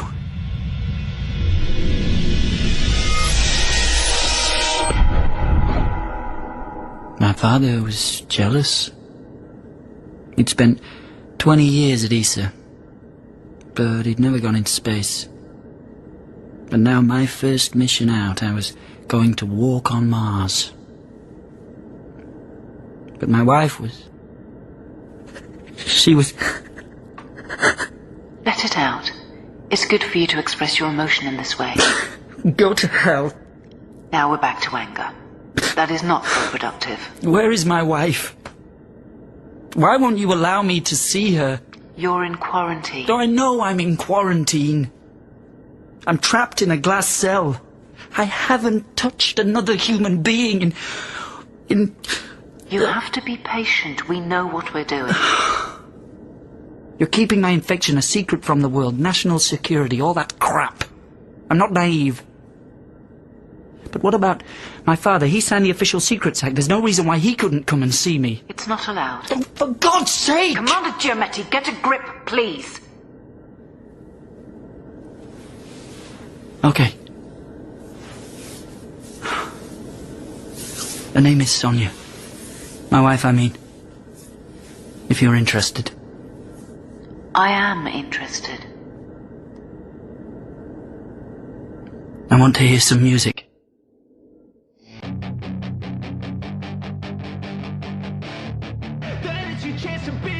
Hey kid, don't ever let them get inside your head. They'll tell you what to do in life instead. This brings back memories. I'm not familiar with this song. It's an oldie, last century. It's great. You like it? I do. Hey, Bob! It's a bit like the Other Worlders. Don't you think? A bit. You know the Other Worlders? Actually, no. Ah. Lead singer died of an overdose. You don't remember? Of course I do. It happened 2 years ago. Sheena Dawson died on stage. Literally on stage. Yeah. You remember that story? I remember it now. It was on all the news channels. A month before we took off. I remember the launch. Amazing. Acoustic Bhangra. That's what the Other Worlders played. Really? It couldn't be more different. I'm not very musical. Who's the Prime Minister? I'm sorry? The Prime Minister. Eric Bentley. I told you that 6 months ago. Labour lost while you were away, and Bentley got in. Liar. I'm sorry, we have to stop this session now. You're a liar. Eric Bentley is not the Prime Minister. Then who is? I don't know. You don't know? Someone else. You're lying! It's all lies! You have tuna for dinner. How long? It's tuna for dinner and potatoes and a small bottle of wine. If you like, I'll get you a guitar. No. You used to play guitar, didn't you? You could do with a hobby, take your mind off things. How long ago was I infected? How long since I left Mars? How long was I in a coma?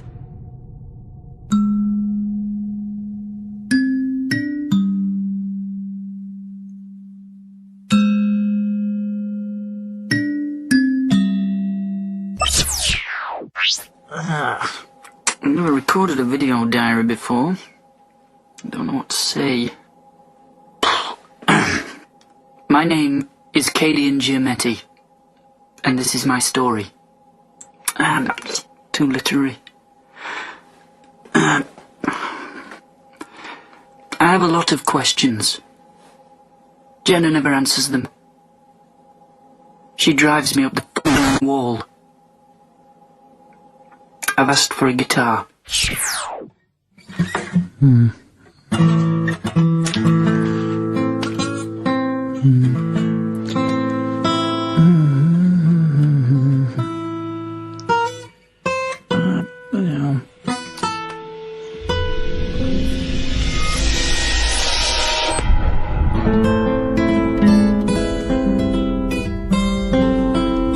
Very good. Do you recognize it? I have no ear for music. It's an old English rock song. Led Zeppelin, Stairway to Heaven.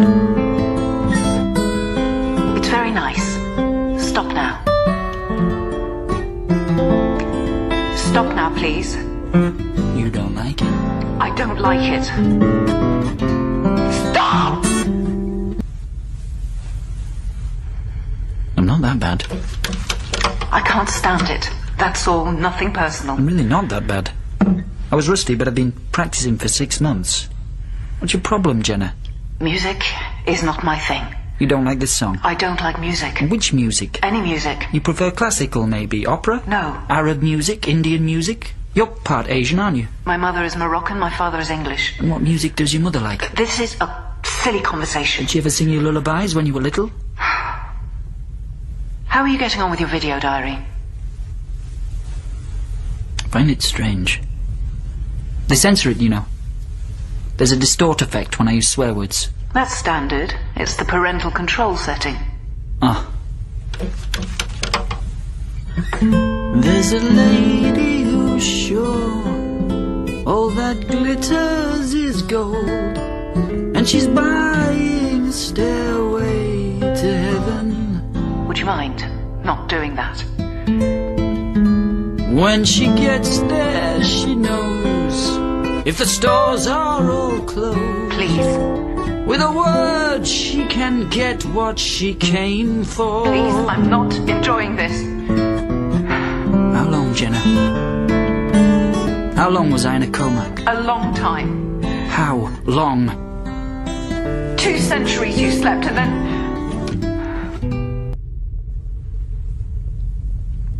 Are you serious? Yes. 200 years have elapsed since you left Mars. But that's... Get out. You have to understand... Get out!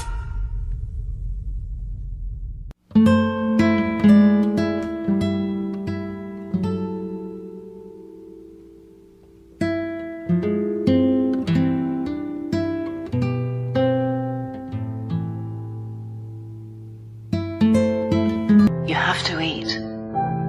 It's called a hunger strike. So you said. If you're a prisoner, it's the only thing you can control. You're not a prisoner. Then let me go. It wouldn't be safe for you to leave this room. Why not? I want to see the world again. Oh, there's no point. Everyone you know... Everyone I know is dead, I get that. My father is dead, my wife is dead.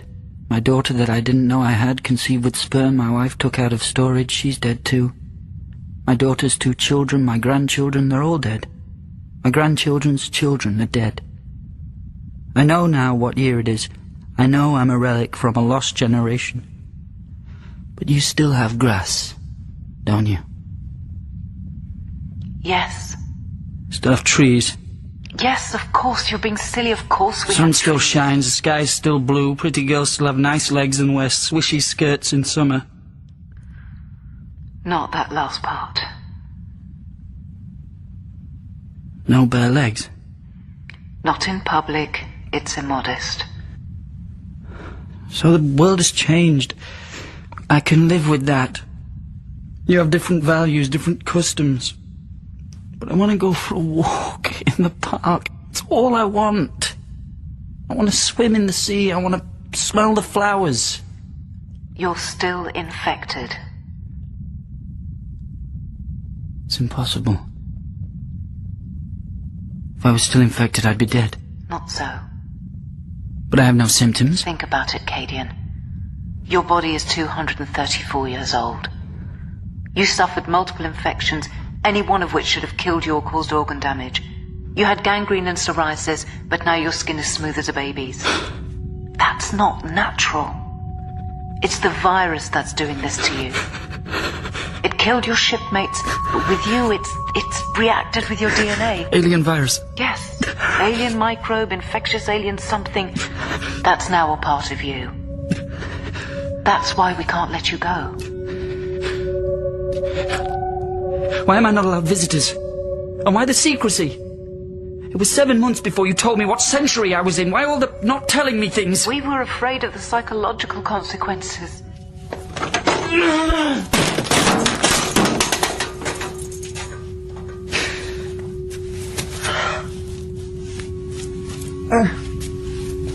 I'm going mad in here. I'm trying to starve myself to death. I haven't eaten in 3 weeks. Why didn't you tell me? We should have told you. I'm telling you now.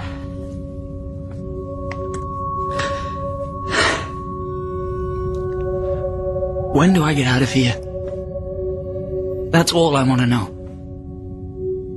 When do I get out of this glass-bloody prison? Never.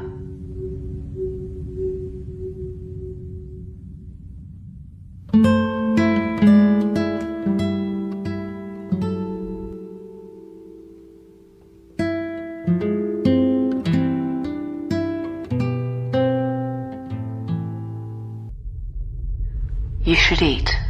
Please, I can't bear to see you like this. I'm fine. Strangely, I feel fine. The virus has changed your metabolism. It's keeping you alive. But you've lost so much weight, your liver is damaged. You won't be fine if you carry on like this. Why don't you talk to me? Properly, I mean. Let me get to know you. I'll do my best.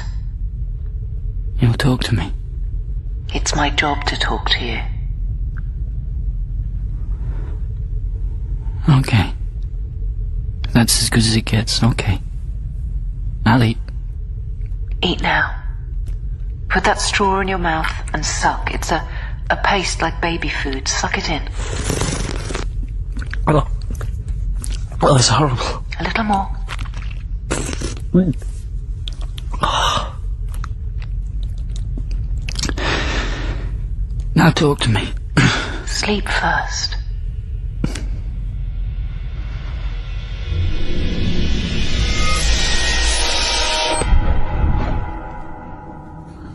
How are you? Pretty terrible, to be honest. You look better. Still thin, but better. Do you want to talk now? Yes. What about? Anything. I don't know what to say. We can share stuff. Memories. I'll go first, okay? Yep. My mother used to be a singer. She used to sing when she did the ironing. Soul songs. Still sends a shudder down my spine when I remember her sweeping the hot iron over my school shirts, singing about dim blues. We lived in Cardiff till I was 5. Then we moved to Doncaster.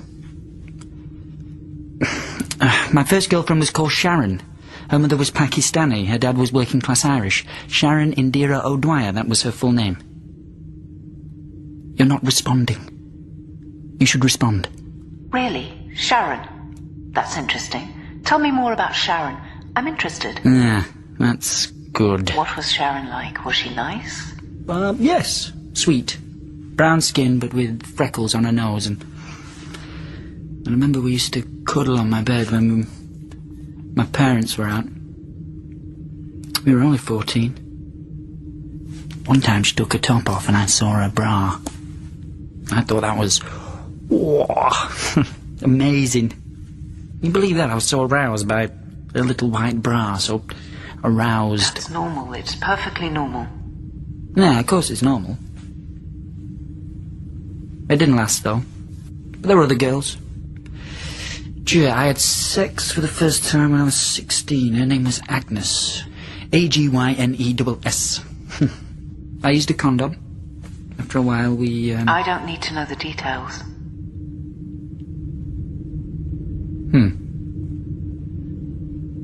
When did you first have sex, Jenna? I can't tell you that. But I'm guessing your people, I mean, the people of your time, they don't have sex before marriage, am I correct? That is correct. So the first time you had sex, that was your wedding night? I can't answer such personal questions. But you are married? I can't tell you that. So that means you're not married? You're still a virgin? Please don't probe. It's considered indelicate to probe. I apologise. All I want to know is, are you married? I can't tell you that. Do you have a boyfriend? I can't tell you that. You said you'd talk to me! This is not talking, it's... interrogating. You told me I was in a coma, or a state of stasis, or whatever you call it, for more than 200 years. Is that correct? That is correct. I told you that, and it was correct. But that's not possible. For things to change so much in just 2 centuries. For teenagers to stop fooling around, for music to be... You can't really tell me there's no music in the world. The Christians listen to music. We do not. The Muslims don't. You're Muslim, right? It's more complex than that. There are many faiths, and yet always and only one faith. A hybrid faith, a new religion. Is that what we're talking about? It's complex. Then tell me about it. Explain. I'm not allowed to divulge sensitive information. So don't! Don't divulge sensitive stuff. Just other stuff. That's all I want. Doesn't matter. Forget it. I'm fond of you, Jenna. Don't get tense. I'm not going to comment on your appearance. I know that might be inappropriate. But you're special. And... Oh, it's weird. Your expression doesn't change when I talk, even when I'm telling you how wonderful you are. Do you mean these things you say, or is it just flattery?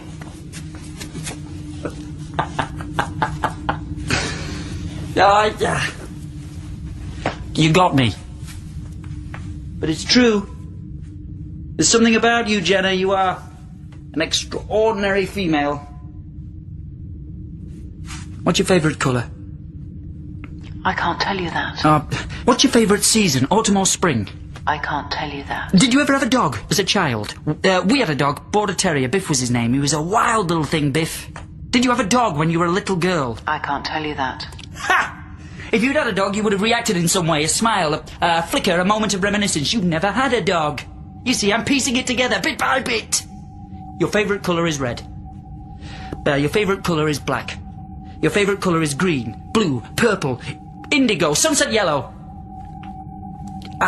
You don't have a favourite colour. I love you, Jenna. I want to feel your body next to mine. I hate you, Jenna. I want to pluck your eyes from your head and eat them up.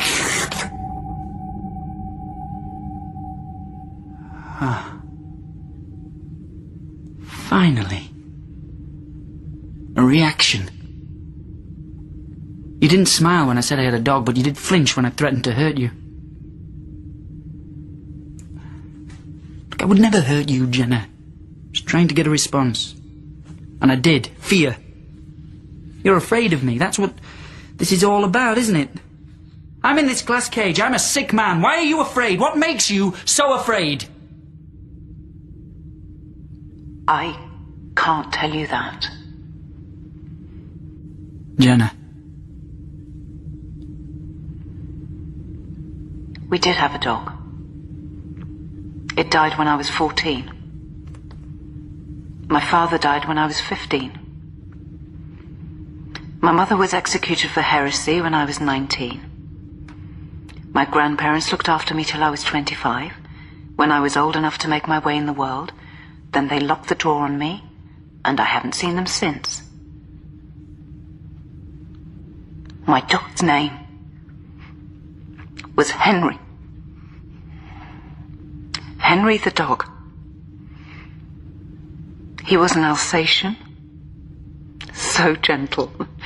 Always did what he was told. He was put down because he was not necessary. Pets were considered to be a drain on the world's resources. So I could not grieve for his loss. Nor did I.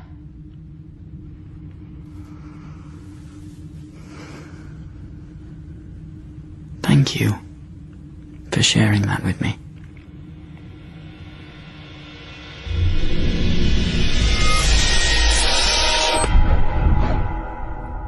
So, this is my last day with you. Someone else has been appointed to be your intermediator. Just because of the dog? Because you told me you had a dog? Goodbye. No. No. I won't accept anyone else. Tell your people that, Jenna. If you don't come back, I'll go on hunger strike again. Do you hear me out there? I'm warning you! Well, come back. Jenna!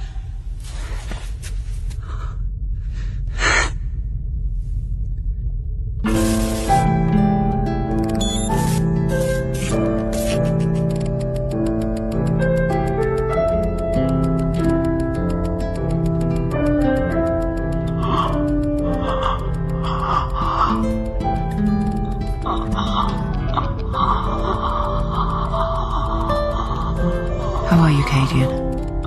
No, don't try and speak. Your body will be rehydrated by means of the drip. We used robots to insert it into your arm when you finally lost consciousness. You did well to stay awake for so long. 3 years or so, they told me. And after 2.5 years, they made me come back to intermediate with you again. But by that time, you were unable to speak, or hear, or see.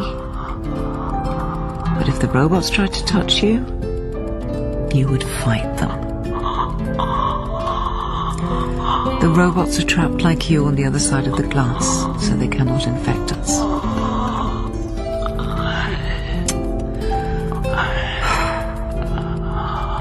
Robots are the work of the devil, and yet we are forced to use them to save your life. I hate you for that, Gadian. You should not make me do these things. There are nutrients in the IV too. You'll put the weight back on eventually. Why? Don't try and speak. Why do you want me to live? Please. Please don't try to speak. It's scaring me. You're so thin. Your skin is like plastic. I can see through it. You're more bone than flesh. It's a miracle you're still alive. Please don't go on hunger strike again. I got the blame for it. My family, they... Please don't do it. We've been kind to you.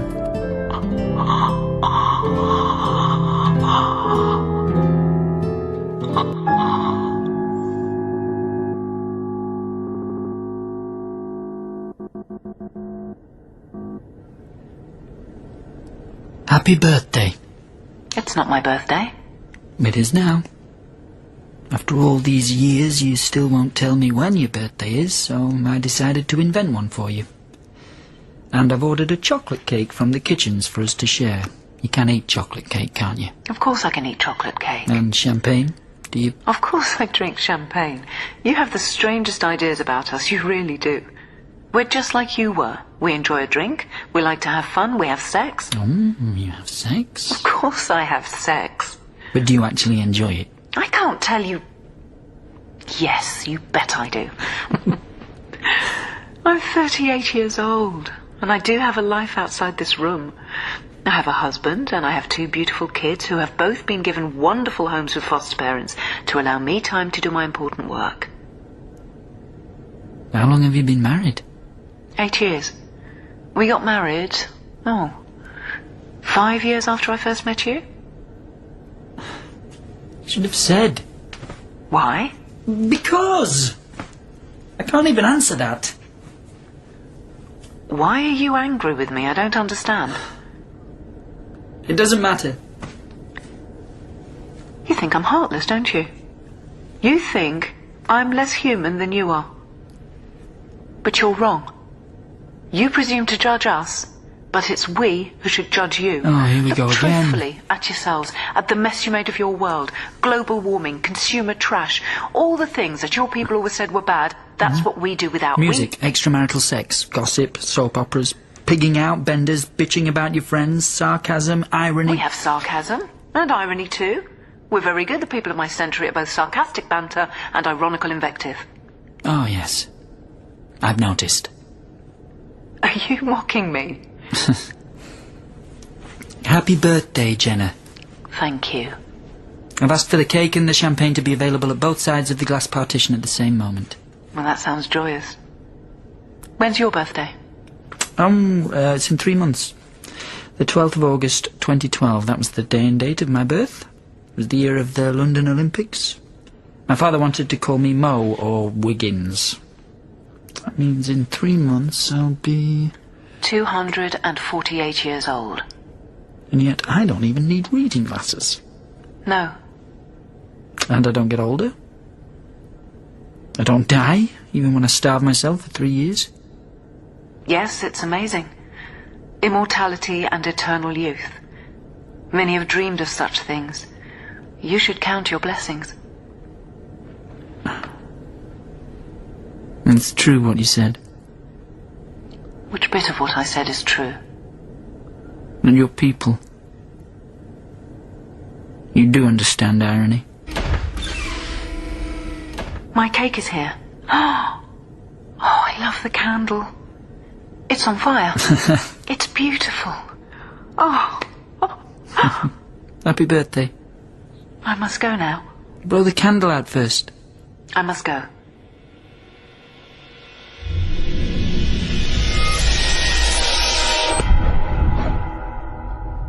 We landed on Mars. Mike Duran and me were the first out of the landing craft. And we jumped up in the air like grasshoppers and crashed down on the red dust and laughed like kids over the radio link. When we looked up, the Earth was just a star in the sky. I remember seeing the footage. I'm telling you my stories of my great voyage of exploration, but you've already seen it all on YouTube. What's YouTube? It's figure of speech. After 6 months, 2 weeks, we started getting feverish. But we'd been infected long before. The virus must have been buried in the magma of Mars. We were drilling deep, you see, for water. Deep into the planet's crust. Who knows what crap is buried down there. By the time we were halfway home, there were only 2 of us alive. Were we right? Was the alien virus buried in the planet's crust? We think so. And can you tell me what you discovered when you analysed it? We haven't analysed it. But you have to. You have to profile the virus, then. No, we would never do that. It's essential. Otherwise you won't know. No. Listen to me. You won't know how my immunity works. Just think what we could do. If all humanity was immune and we could all live forever and... Shut up!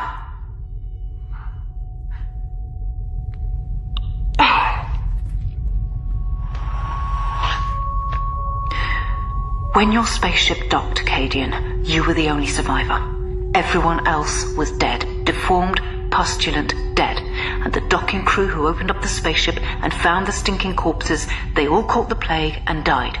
The surgeon who examined you wore a full-body decontam suit, but it wasn't enough. After 2 days in quarantine, he developed symptoms and died.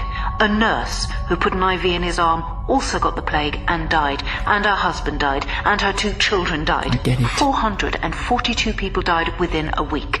And more than 10,000 potentially infected victims were put into sealed cells like this one, and that's where they all died. I had no idea. It's blasphemy to talk of analysing the virus. It's your science, remember, which did this to us. You are the carrier for a potential alien invasion that could destroy all humankind. Don't you see how terrible that is? Yes. I do.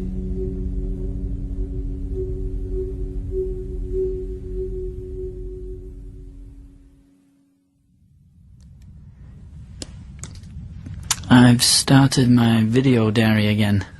I've seen it. Heavily redacted, but I got the idea. It was a stream of consciousness, really, but I can't delete on this wretched machine. Please don't speak of this matter ever again. I am a married woman. You do not have a right to defile me, not even in your daydreams. But I was Find just... another topic.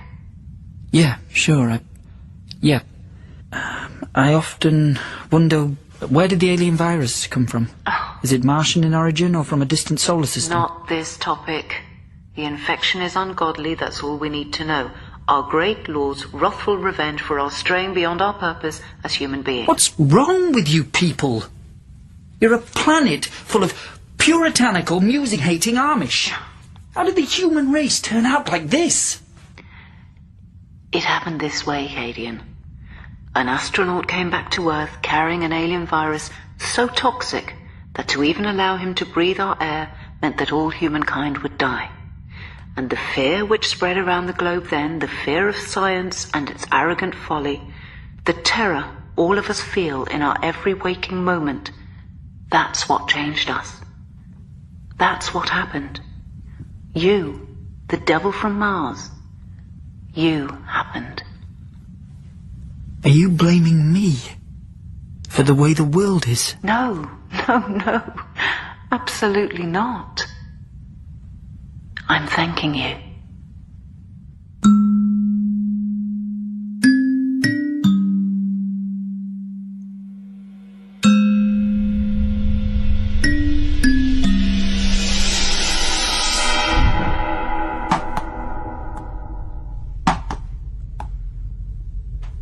You don't look well, Jenna. Your face looks lined. That's because I'm getting older. Oh. I'm sorry. I'll be 48 next birthday. But my husband still thinks I'm gorgeous. Well, he's right. Sorry, I shouldn't. Tell me about your husband. Oh. You come from an anomalous era. A time when informality was prized, where straight-talking was considered a virtue, where the rules of social etiquette Hey, we had rules of social etiquette. In my time, we did. You see? You just interrupted me rudely with astonishing lack of decorum. You are truly a barbarian. Hey, you were wittering on. And you make my point for me. What else do I do that's wrong? You stare at my breasts, my legs, my body with barely suppressed desire.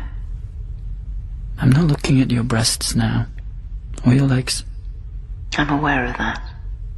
I'm looking into your eyes. I'm aware of that too. It's a major breach of social etiquette. I'm aware of that. Indeed, I told you that.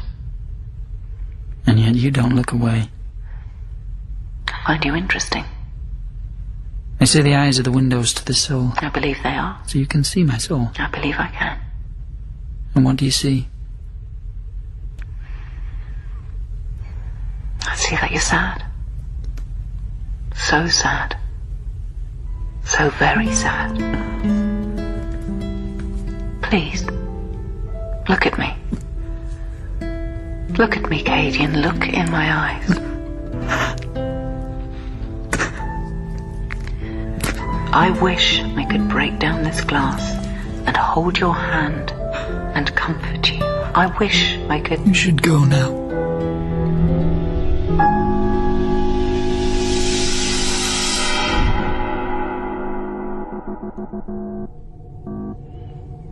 Why have you stopped the video diary?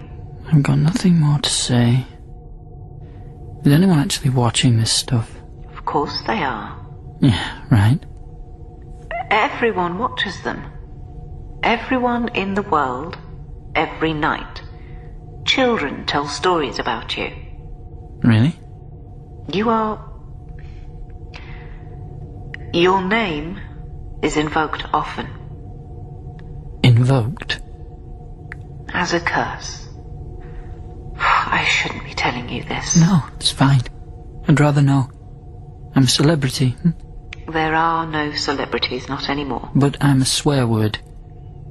That's why you keep me alive, isn't it? So your children can curse me. I like your hair. The way you have it now. It is the colour that it is. How old are you, Jenna? Too old. I'm retiring soon. You're not serious. Oh, yes, I am. I'm 72. Please don't leave me. My husband... He's jealous of me.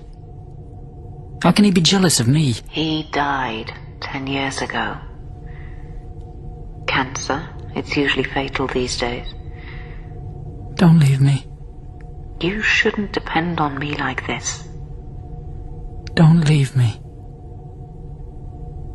I won't.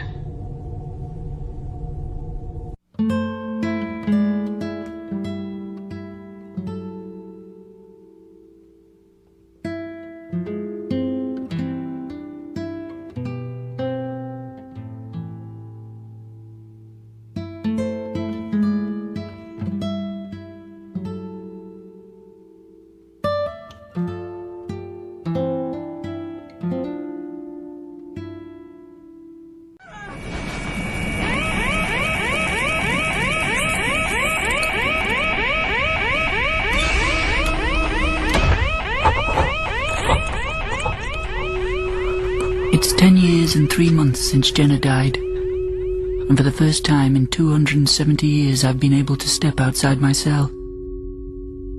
2 weeks ago there was an explosion, and it all went black. I heard a noise. I realized it was the door opening. I saw a light and followed it into a metal hub. And sunlight enveloped me. I was in a viewing room with glass all around. I realized I was floating on air. And I saw my home through the windows of this viewing area.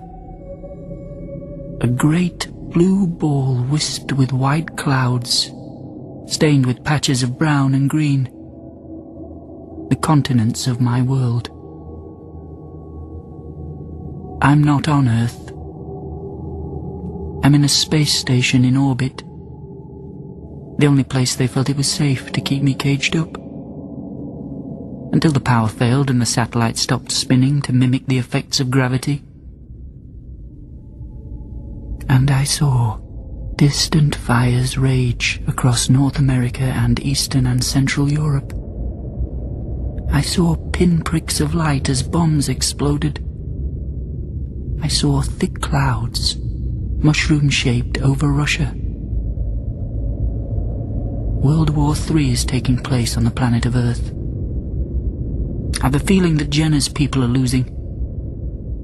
But they were the ones, after all, who feared technology. Within 12 hours of the explosion, I'd repaired the power plants.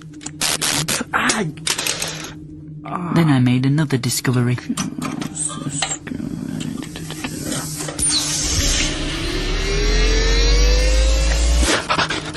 Hello, Cadian. How are you today? There she was, Jenna, alive again, sitting opposite me, with that disapproving look on her face. I can't tell you that. And I realized Jenna was never present. That wasn't her behind the glass screen. It was just a hologram. She never left Earth.